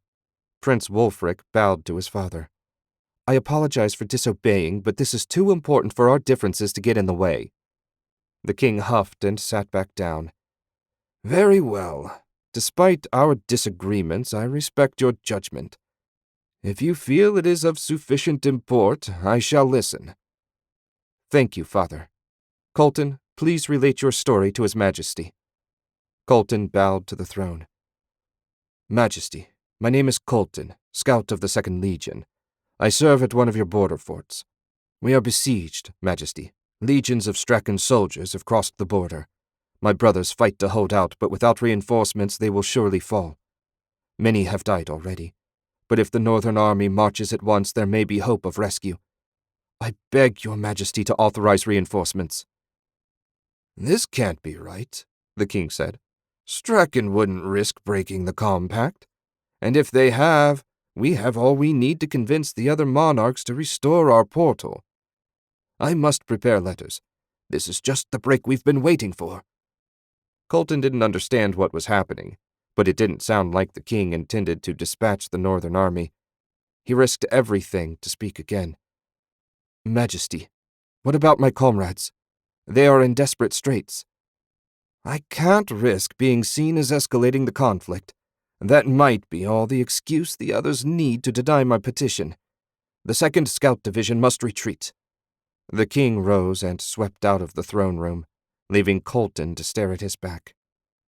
He'd failed, and his brothers would die. Chapter 51. Otto ignored the glowers of the door guards and ended the spell that allowed him to listen in on Wulfric's attempt to convince the king to act. Though he greatly respected his friend's gift of persuasion, he'd held little hope of the king changing his mind on fighting Strachan. Regaining his position within the compact was all that mattered to him, and nothing would convince King von Garen to do anything that might put that in danger. It was with considerable relief that he got up off the hard bench and joined Wulfric and the 2 soldiers. "Why would he do nothing for my comrades?" Colton asked. "His Majesty says they must retreat, but the fort is surrounded. They have—" "Quiet," Wulfric said. "Criticizing the king won't be well received in this part of the castle." Wulfric led the way back to the salon they'd used earlier and away from any curious ears. Otto forced himself not to smile at the firm set of his friend's jaw.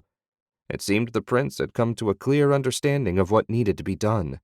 Now it would only take a nudge or two to get him moving in the direction Otto needed. The moment they reached the salon, Wulfric slammed the door and poured himself a glass of wine. When he'd drank half of it, he turned to Otto. "Father's going to write letters. Letters. By the time he gets answers, assuming he ever does, the entire northern province will belong to Strachan, and their armies will be within striking distance of the capital."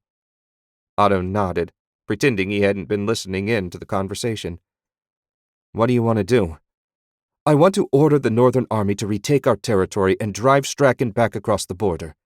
But I can't because General Varchi is loyal to my father. I'm helpless to do anything."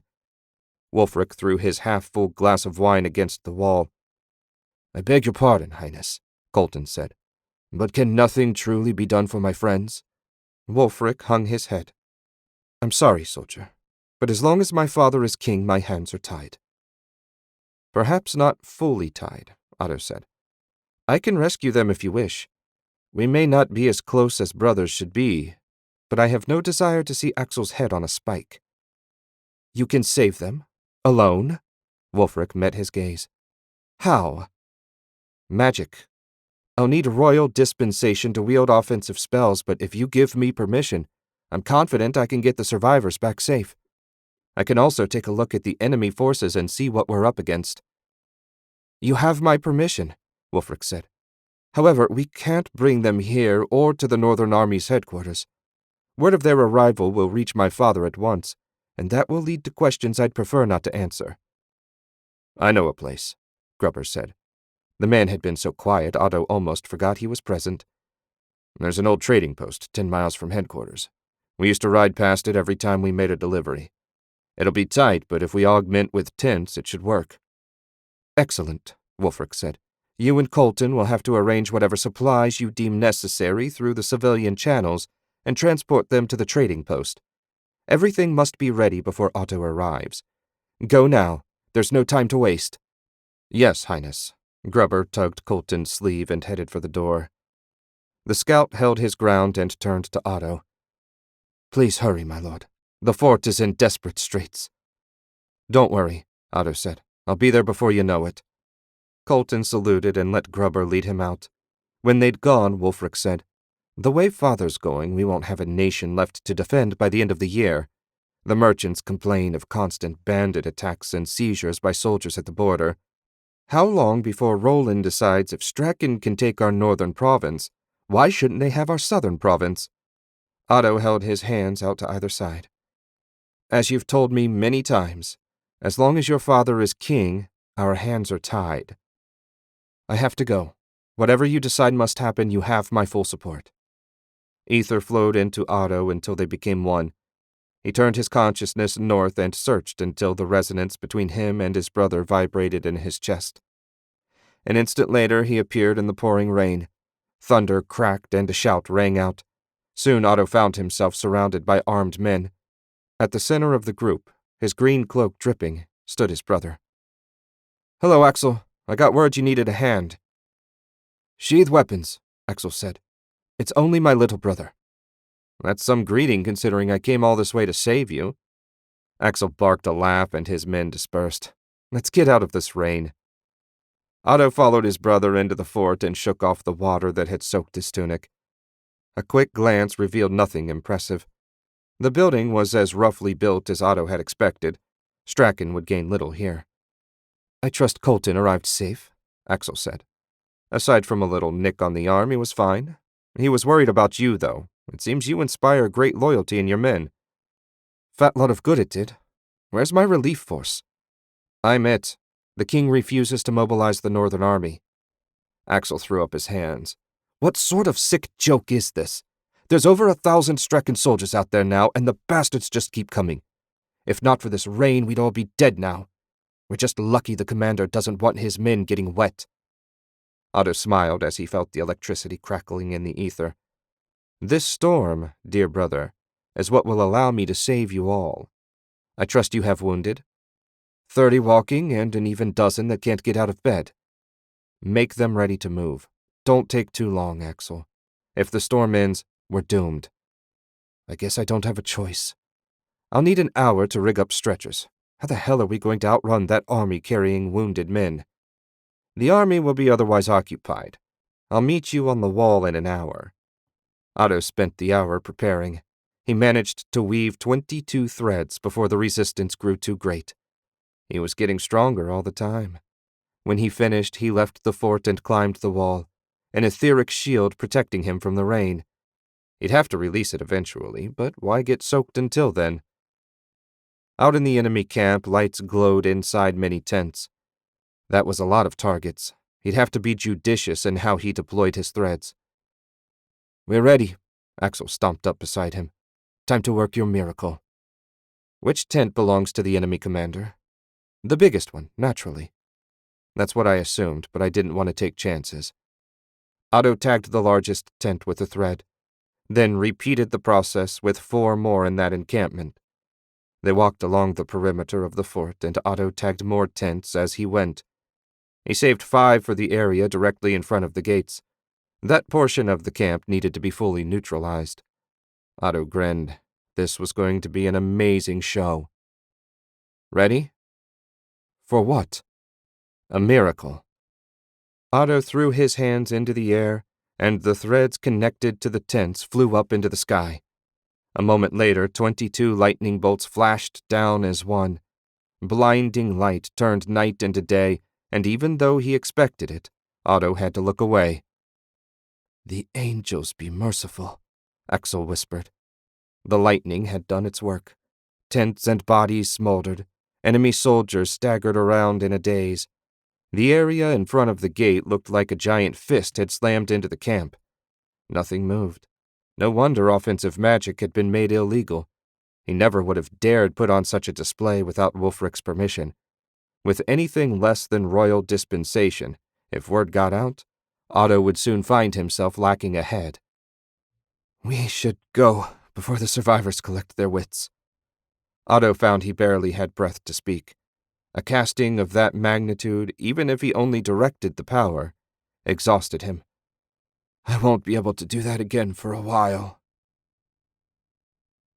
Chapter 52. Wulfric waited outside his father's private office and ground his teeth. 3 days had passed, and still no word from Otto. Worse, the merchants grew more restive by the day, and father refused to even hear their complaints. Instead, he'd locked himself away to work on his useless letters. His father had always been a man of peace and diplomacy, but this was ridiculous. When Garenland was a member of the Compact, father's inclinations served them well. Now that action was required, he seemed unable to change strategy. In fact, Wulfric feared something in his father's brain had broken when the other monarchs voted against him. That failure destroyed something, and only getting Garenland back in the Compact would restore it. If the king had to destroy his country to do it, he appeared ready to do so. Wulfric refused to let that happen. At last the office door opened and father appeared in the gap. He hadn't shaved, and his eyes appeared sunken in and his cheeks hollow. A sour smell wafted out. Had the servants not emptied his chamber pot? "Come in, son, come in." The door opened wider and Wulfric stepped inside, careful to breathe through his mouth. Scores of wadded-up pieces of paper covered the red carpet.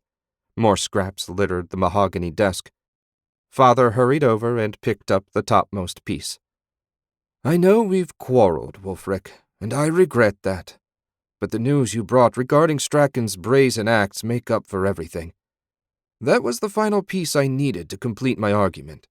I've been laboring non-stop on a missive that will be certain to convince my peers of Garenland's righteousness. Read it. I'm eager for your thoughts." Wulfric accepted the paper and read paragraph after paragraph of beautifully written and reasoned arguments. Despite his fears, it appeared father's mind was still working properly. That almost made his refusal to accept reality harder to swallow. If he were mad or impaired in some way, Wulfric could forgive his failure. But the king wasn't mad. He was willfully, arrogantly blind. His people were attacked on all sides, and the king wrote a letter to people that had conspired against him already. There was no way around it. Father had to be removed from the throne if Garenland was to survive. "It's beautiful, Father. The finest you've ever written." "Thank you. I knew you'd appreciate it. Have my scribes make 5 copies and dispatch couriers at once. Send out an announcement that I will speak to the people to reassure them that matters are in hand. 1 week hence in the Central Plaza. You will make the arrangements." "Of course, Father. I'm sure it will do wonders for the citizens' morale to know their king is working hard to keep them safe." The king beamed. "You echo my thoughts perfectly.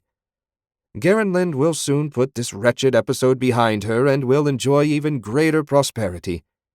There was a time I feared for you, my son, but now I see that when the time comes you will make a fine king." Wulfric bowed. "Thank you, Father. Your confidence brings me joy beyond measure. I go to make preparations. You should rest now. You've earned it." Wulfric backed out of the stinking office and strode away. He had many preparations to make. Father was right about one thing. When the time came, he would make a fine king.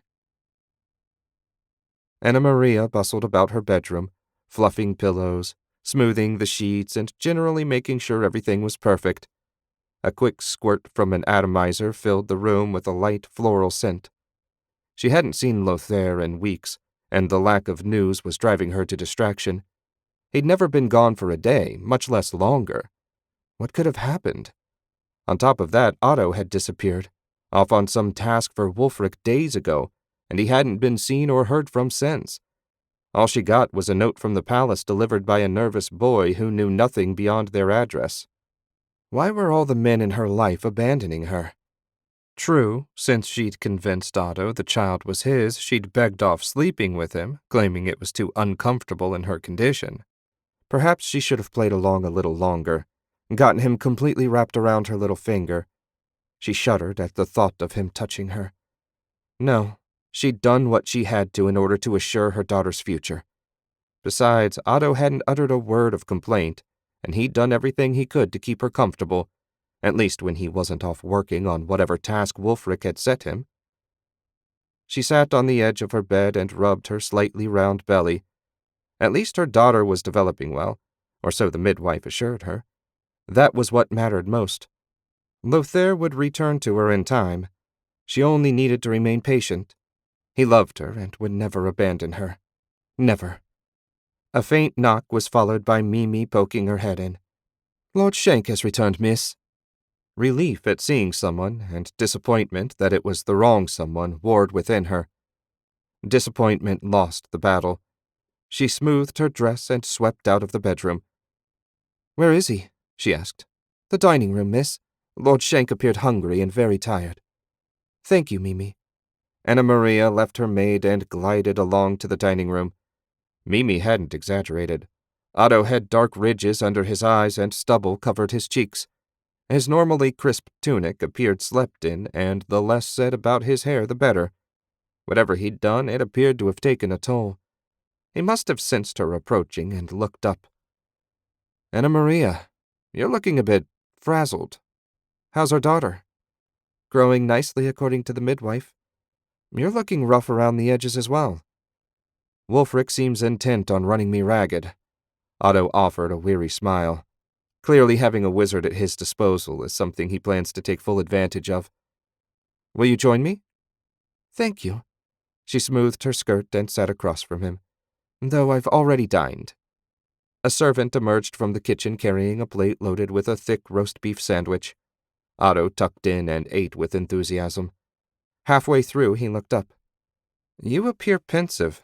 I know I haven't been around much lately, but I promise I'll think of something to make it up to you." Anna Maria managed to smile for him. Poor clueless Otto. He had no idea her melancholy had nothing to do with his absence. Her betrayal seemed especially cruel to her just then. He'd tried so hard to do right by her, but she simply felt no connection to him and doubted she ever would. Otto finished his meal and went straight to bed. He clearly needed the rest. She considered offering to lie down with him, but didn't have it in her. With her husband home, there was no chance Lothair would show up today. It was all she could do not to cry. Otto met Wulfric in their usual dining room. They ate in silence, each lost in their own thoughts. For his part, Otto kept replaying the day before over and over in his head. Lothair's loss was starting to wear on Anna Maria. Seeing the strain it caused brought him bitter joy. He'd let her wonder a little longer before returning her ring. He often fantasized about looking into her eyes and watching her heart break. Perhaps if he ruined her as she had him, they could be a proper husband and wife, united in pain and hate.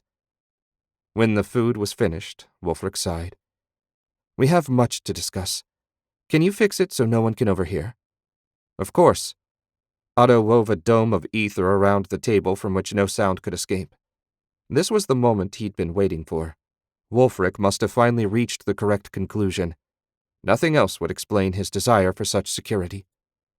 "Go ahead." "Father has written a letter to the other monarchs explaining Strachan's actions and how they prove Garenland should be returned to the compact." Wulfric shook his head. "He pretends that they didn't know what Strachan intended from the start." "You don't seem confident in his plan." Wulfric barked a laugh. "No. Father has become a danger to Garenland. When we were still a part of the compact, he served the kingdom well as an administrator and diplomat. But in this time of war, his inability to change course will destroy us. He must be removed." At last. As long as the current king sat on the throne, Otto would never be able to move the kingdom's wizards out of their second-class status. Doing so went against the laws of the compact, after all. "Removed how?" Otto asked. "In 6 days he plans a speech in the central plaza. I've been tasked with making all the arrangements. If I put people loyal to me in key positions, it won't be difficult for an assassin to sneak close and strike. Wulfric ran his fingers through his hair and down his face.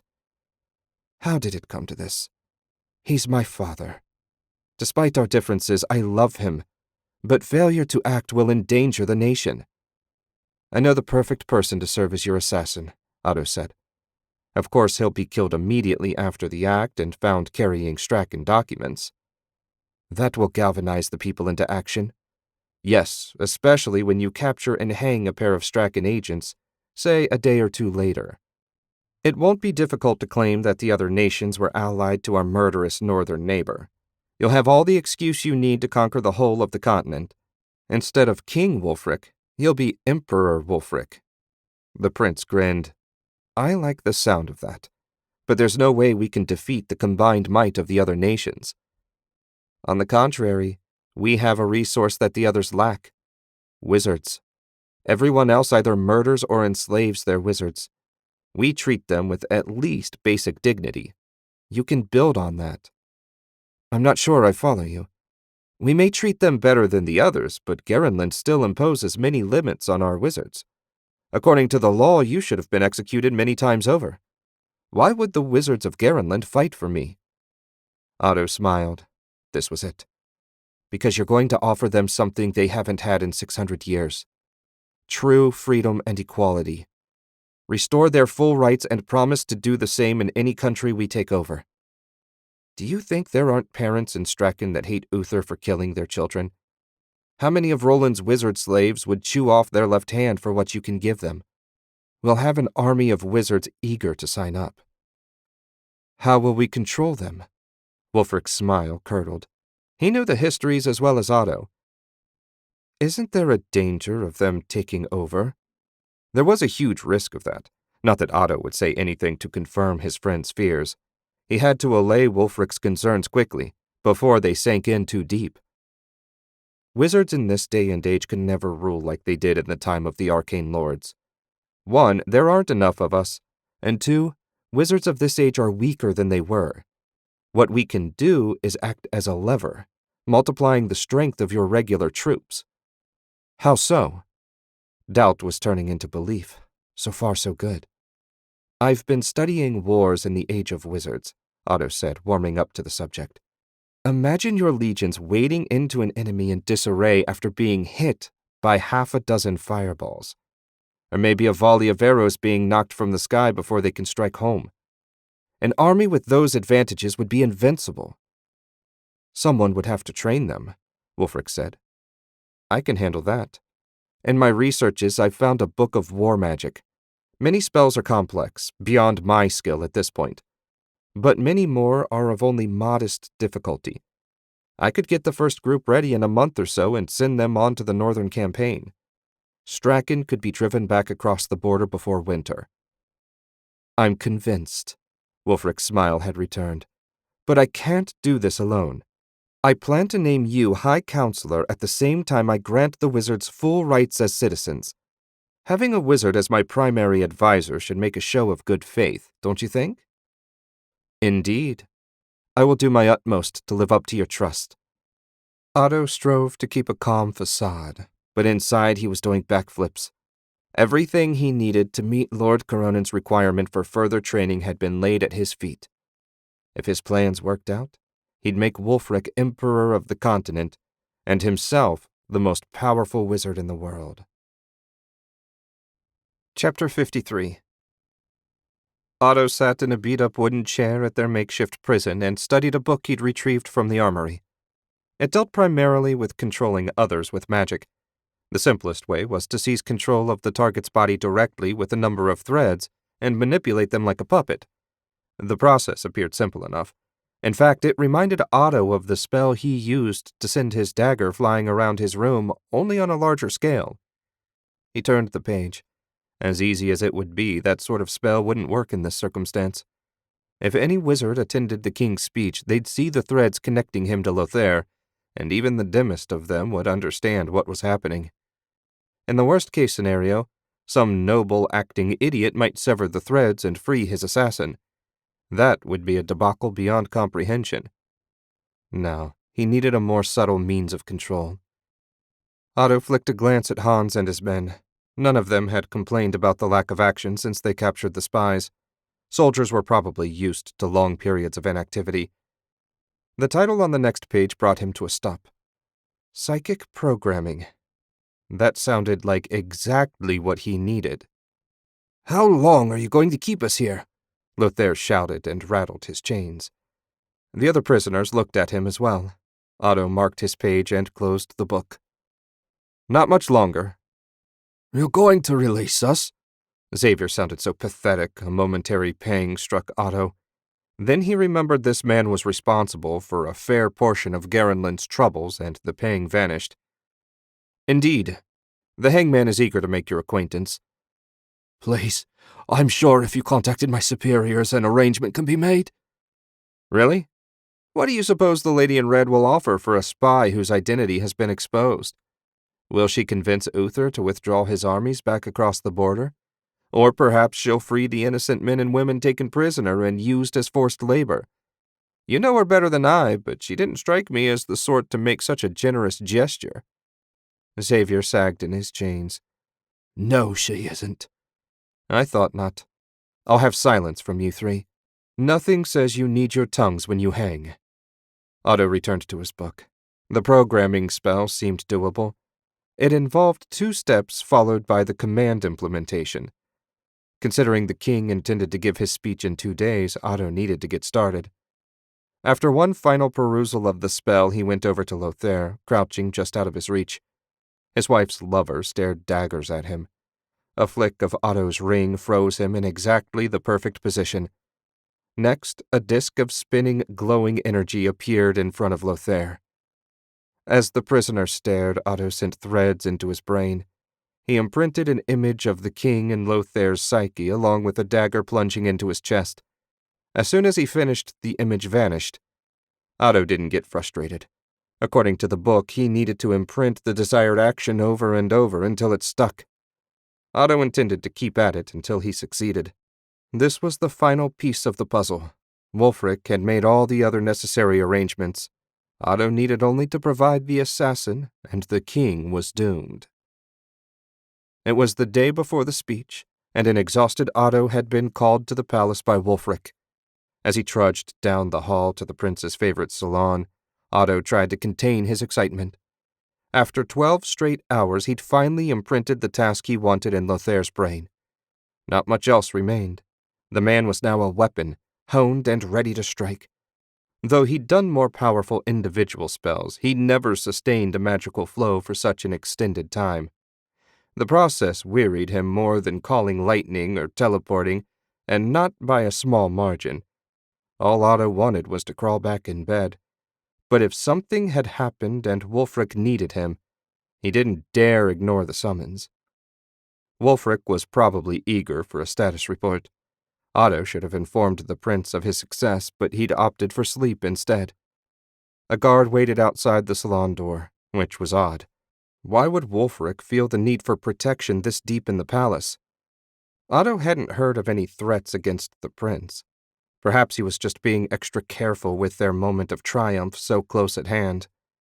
The guard opened the door without comment or salute. Stranger and stranger.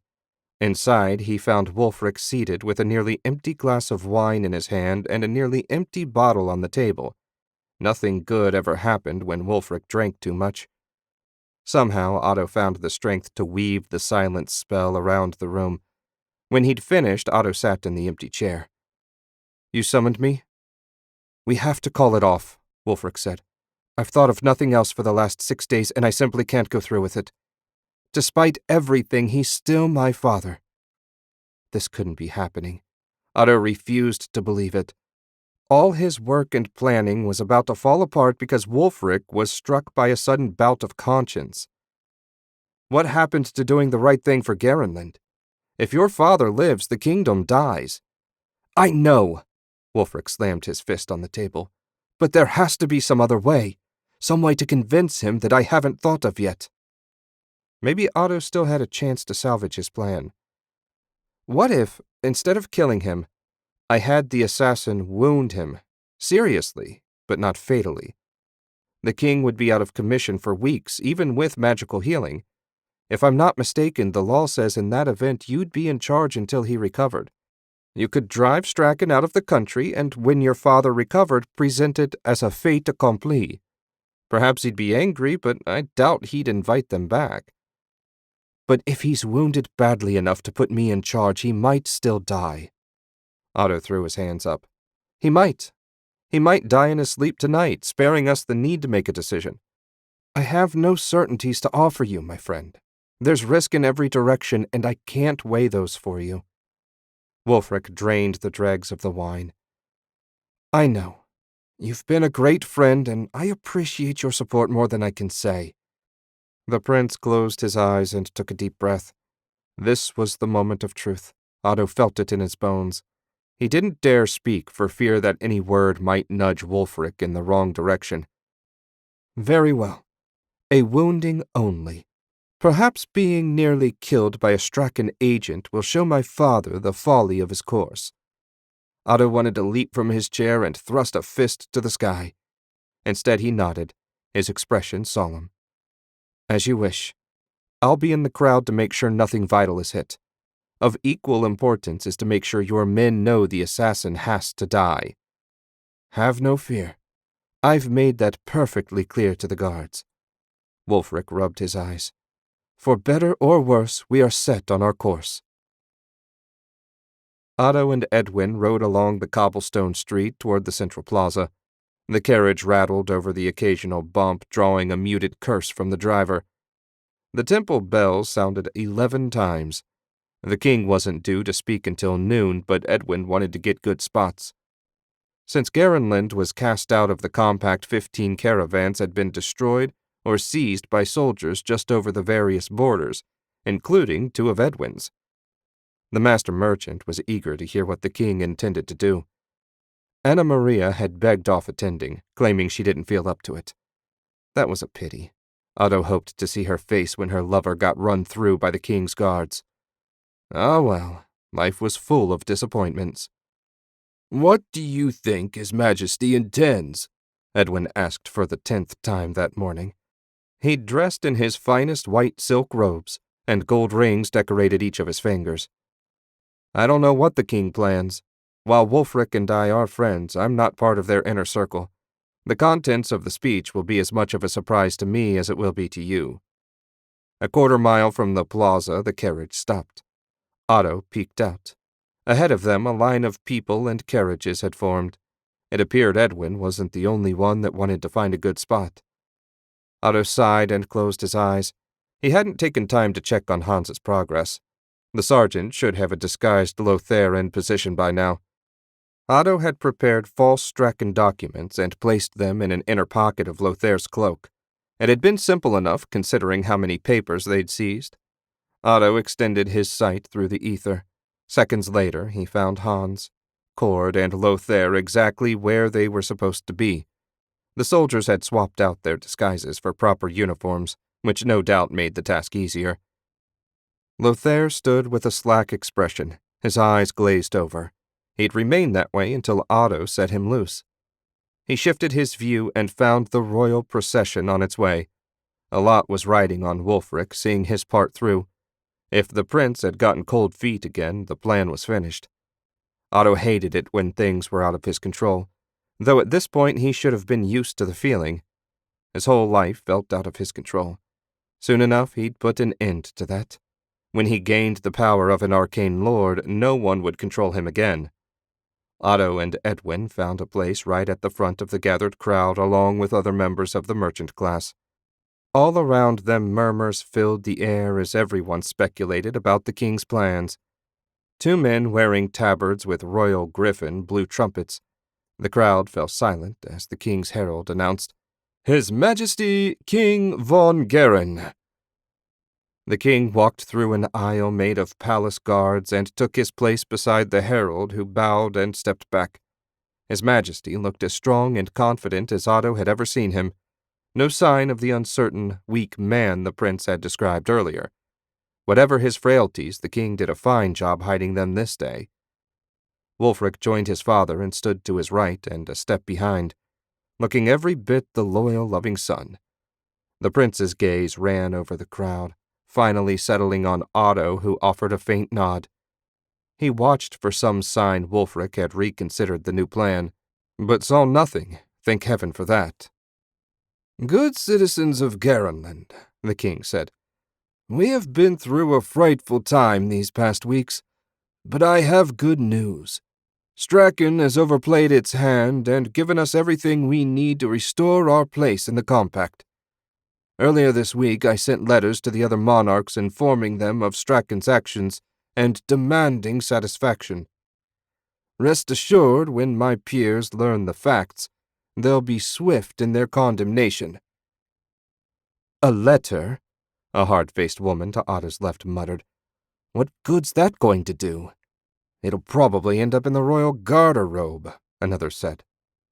Variations on that theme filled the air around him, confirming Otto's theory that the people wanted action, not words. It also reassured him that the plans he and Wulfric had made would be met with support. "Take heart, my friends," the king went on.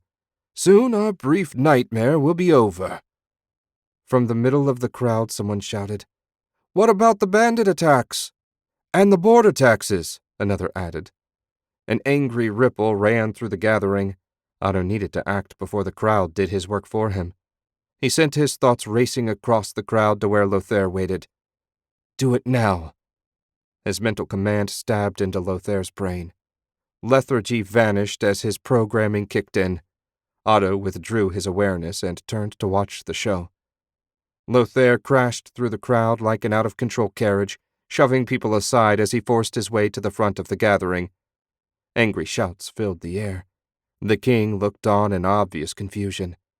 A skinny merchant and his wife staggered forward a little to Otto's left. "What is going on?" Edwin asked. "I have no idea," Otto said. He moved a little ways further from the gap. No need to be too close to the action. Lothair appeared a moment later, his dagger bared. When the first person spotted the naked weapon, a scream went up. People started pushing and shoving. Otto ignored them all, instead focusing on Lothair. A single bound carried the custom-made assassin past the guards' half-hearted attempts to stop him. The king's eyes bulged as the gleaming dagger descended. Otto used a single thread to redirect the blade so it struck the king to the left of his heart. Lothair ripped the blade free, snarled, and drove it home again.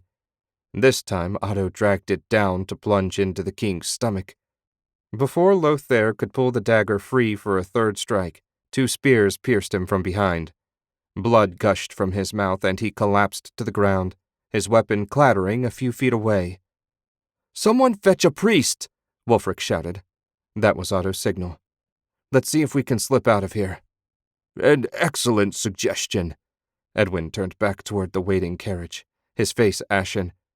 The master merchant clearly hadn't seen much in the way of combat. That was about to change for everyone. Garenland was going to war. Chapter 54. Wulfric knelt beside his father and tried to staunch the bleeding. Where was that blasted priest? He'd never expected such savagery from Otto's assassin. It was a miracle the dagger had failed to kill his father instantly.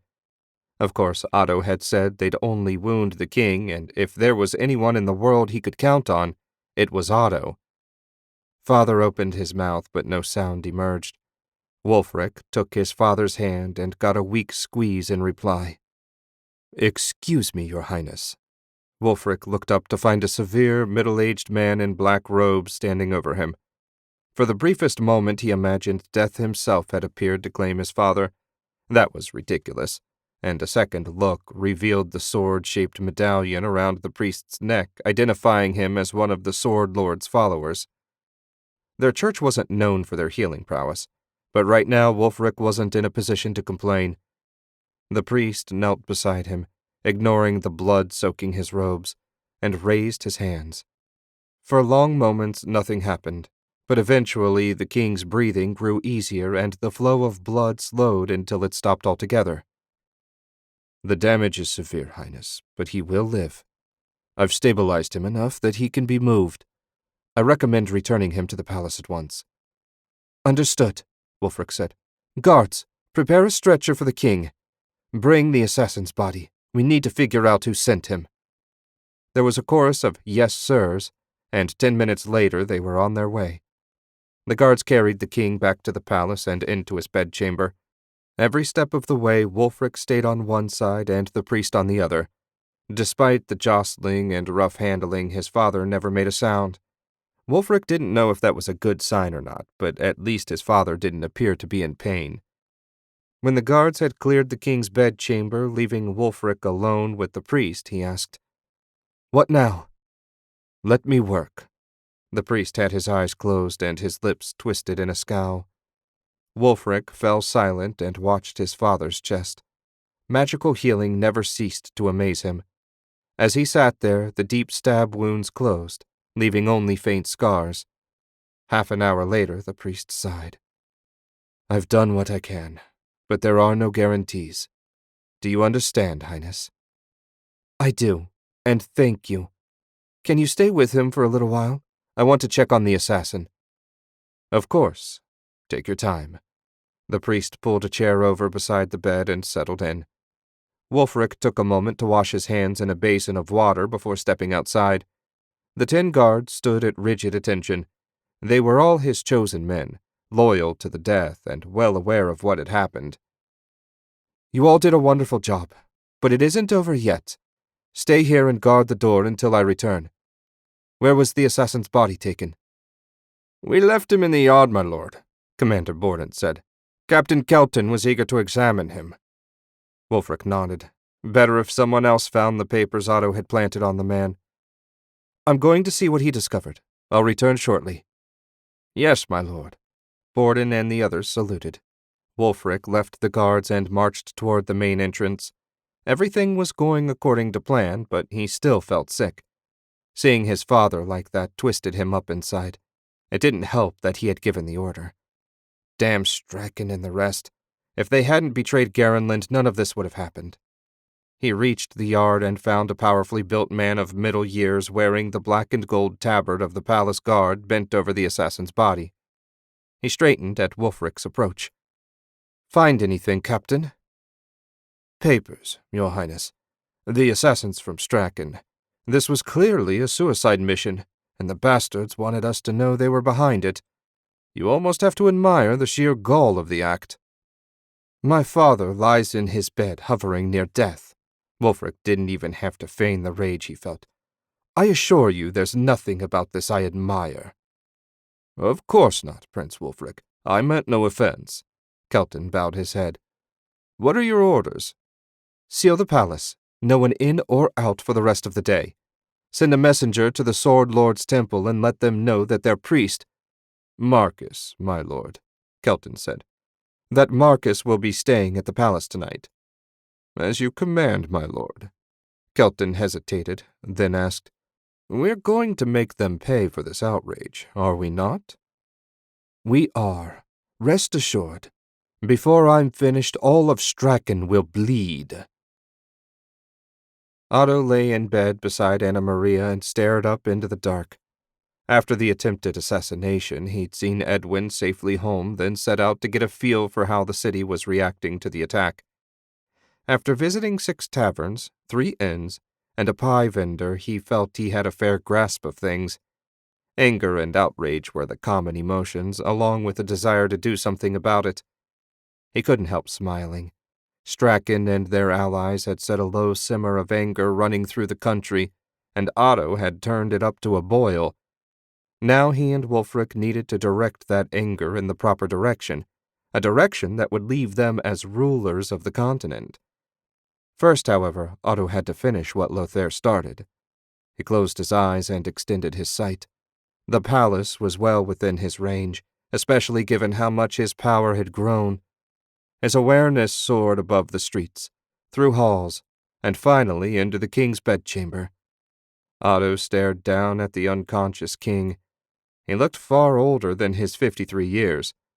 In a chair beside him, Wulfric slept with his naked sword in his lap. He looked every bit the distraught son. Perhaps he was. The prince's desire to call off the attack seemed genuine, though Otto hadn't had much difficulty convincing him to go through with it in the end. No doubt Wulfric would be grief-stricken when his father died in his sleep. But these things happened. Even magical healing wasn't perfect. Now for the tricky part.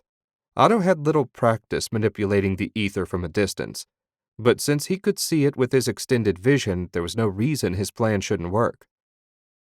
He moved in closer to the king, going so far as to slide his sight inside the dying man's chest and draw his focus down to the smallest level. Conjuring light inside a living body was another first for him, but it worked. The king's steadily beating heart appeared inches away.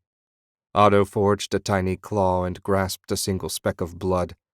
With slow, deliberate care, he built a clot. He had no sense of time as he worked, one cell at a time. In the history of the world, he doubted anyone had ever been murdered in such a tedious fashion. At last, he had a fair-sized dam built, and the flow restricted. A little way up the vessel, he built another clot, half the diameter of the artery, and set it loose.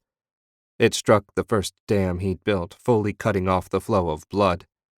Otto withdrew his awareness, content to let the king die unwitnessed. When his sight returned to his body, Otto let out a soft breath, rolled over, and went to sleep. Tomorrow promised to be an interesting day. Wulfric stared at his father's cold, dead body. The wounds were gone, a testament to the skill of the priest, but he'd died all the same. Marcus knelt beside the body, his hands extended over the king's still chest. After an interminable stretch, the priest stood and shook his head. "A blood clot, Your Majesty." "Your Majesty." That was father's title, not his. When Wulfric made no comment, Marcus went on. "With serious wounds like your father suffered, it's not uncommon for a stray clot to make its way to the heart. Sometimes new blockages form even after the healing is complete. Your father wasn't a young man, and the stress—" "Get out!" Wulfric didn't blame the priest for his father's death, but he couldn't spend another second listening to the man's jabbering. Marcus bowed and withdrew, leaving him alone with his grief. He and Otto had done this. He could get as angry as he wanted, but there was no one else to blame. They killed the king, not with their own hands, but with their deeds. Wulfric sunk to his knees beside the bed. "I'm sorry, father. I didn't think you were strong enough to do what Garenland needed. I will try to be worthy of your sacrifice." He fought for a moment to collect himself, then went to the door. Captain Kelton waited just outside. "Send a message to the Franken estate summoning Otto to the palace. When he arrives, bring him here." "Here, Majesty?" Wulfric cocked his head. "Was my order unclear?" "Not at all. It shall be done." Kelton bowed and hurried off to see to his task. An hour later, the door opened and Otto strode in. If the death of the king bothered him, he showed no sign of it. "I'm sorry for your loss," Otto said when the door had shut. Wulfric crossed the room in 3 angry strides, grabbed Otto by the front of his tunic, and slammed him into the wall. "We did this. It's our fault he's dead." The prince bounced his friend's head against the wall with each shouted word. Any moment he expected the door to burst open and armed guards to appear, wondering what was happening. "No," Otto said with total calm, as if Wulfric's manhandling him was a minor annoyance. "Strachan killed him with their invasion and treachery. Roland and Thoronot killed him with their jealousy and greed. Lassel killed him with their indifference to what was right. Lux killed him with their cowardice, and Marcaine killed him with their supposed neutrality. There's plenty of blame to go around, my friend. You could even argue the king's unwillingness to do what was necessary to protect Garenland killed him." Wulfric lowered Otto to the floor and staggered to a nearby chair. "I know they're to blame as well, but we did what was necessary for the many to survive. Your sacrifice will be remembered as a turning point in the history of this great nation. but only if you don't squander the opportunity it's given you. Wulfric took deep breaths and latched on to Otto's words. His friend was right. What was done was done. Father's death would be meaningless if he failed to pull himself together. "We will have a proper funeral," Wulfric said. "I will make a speech denouncing Strachan and their cowardly assassination of my father. All the plans we made will come to pass, and those that betrayed my father in his dream of a peaceful world will rue their decision for all time." "May I suggest hanging the spies right afterward as a symbolic first blow to our enemies?"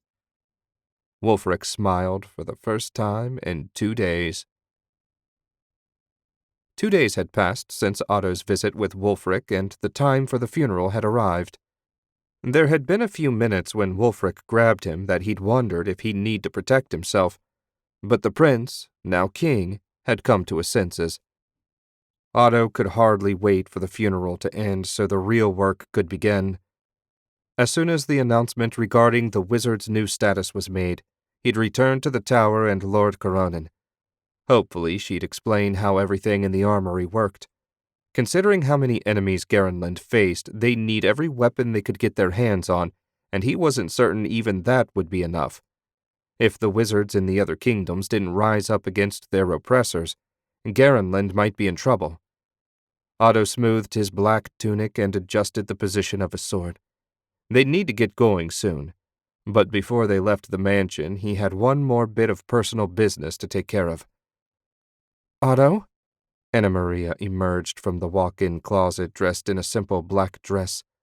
Her stomach had swelled as the pregnancy progressed, but she still looked beautiful. "Could you button me up?" She spun around and moved her long blonde hair out of the way. Otto smiled and obliged her. When the last button was hooked, she turned and kissed his cheek. "Thanks." "My pleasure, darling." Otto reached into his pocket and pulled out the ring he'd taken from Lothair. "In all the excitement, I forgot about the surprise I picked up for you." "What surprise?" Her eyes widened when she saw the ring. "I was walking through the city one day, and a flash caught my eye. I saw it in the window of a pawn shop. What are the odds of me stumbling on your ring after all this time? It had to be fate. As soon as I laid eyes on it, I knew I had to return it to you." Tears ran down her cheeks as she accepted the ring. "Is he dead?" "Who?" She met his gaze, hate twisting her beautiful features. It was the sweetest sight he'd seen in many weeks. "Lothair." "Lothair?" Otto favored her with a look of wide-eyed innocence. "Surely he's alive and well far from Garen." Her fist clenched around the ring. "You owe me the truth." Otto laughed. "The truth? Are you even acquainted with the word's meaning? You've done nothing but lie to me since the day we met.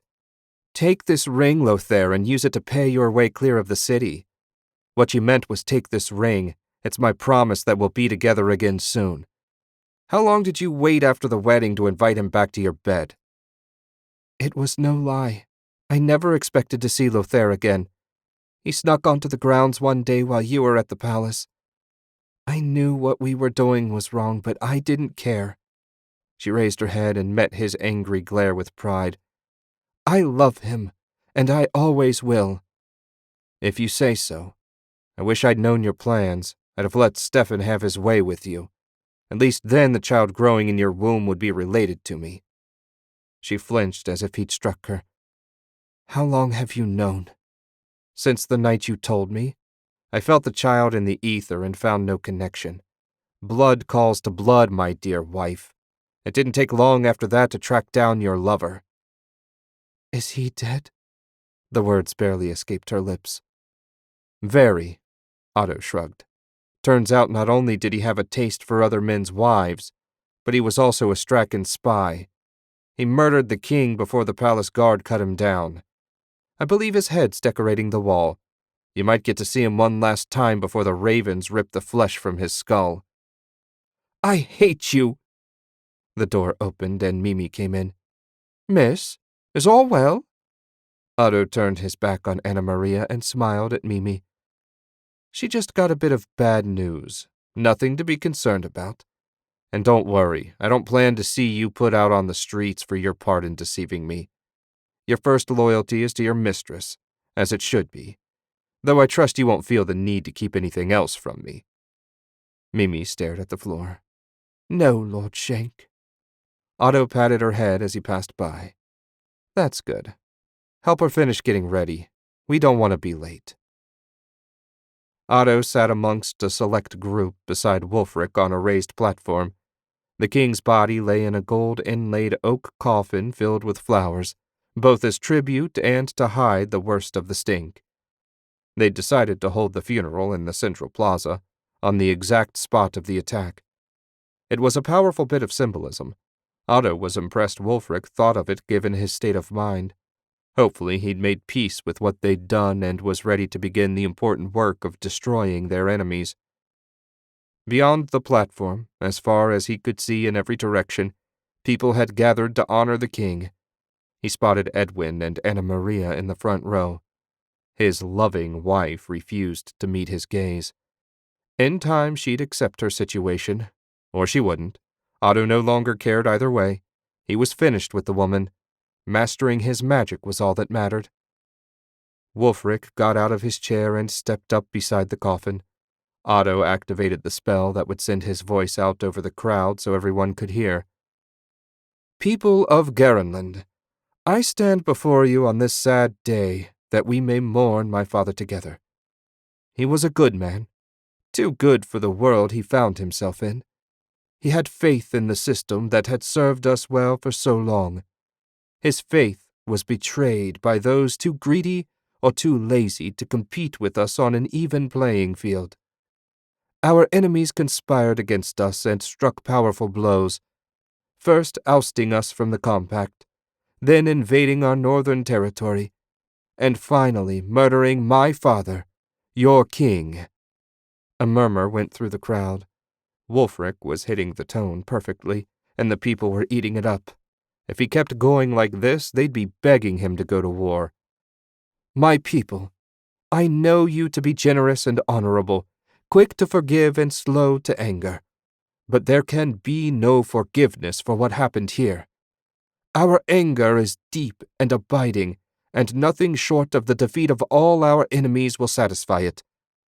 The forces arrayed against us are great, and only the efforts of all the good people of Garenland will allow us to see our foes laid low. To that end, I'm announcing that all the laws limiting the freedoms of Garenland's wizards are hereby revoked." Otto fought to keep the smile from his face. Out in the crowd, people were looking around, not certain what the announcement meant. Wizards had been second-class citizens for a long time, and it would take a while for people to fully accept the new reality.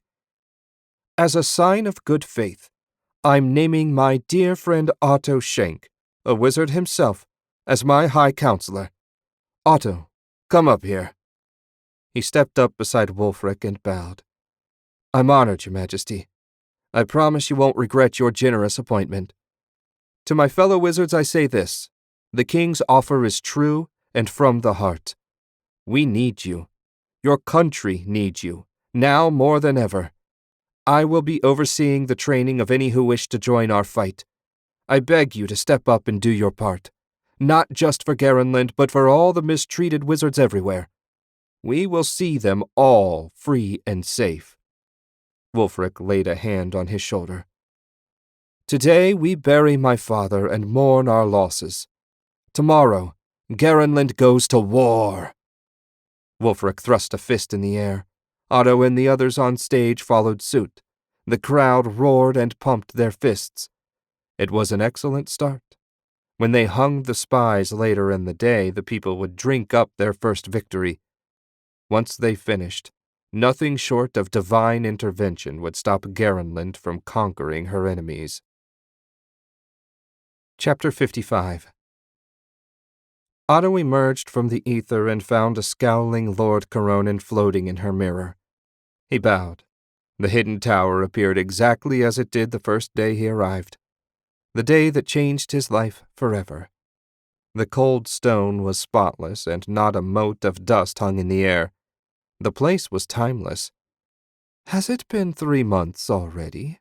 Lord Coronan asked.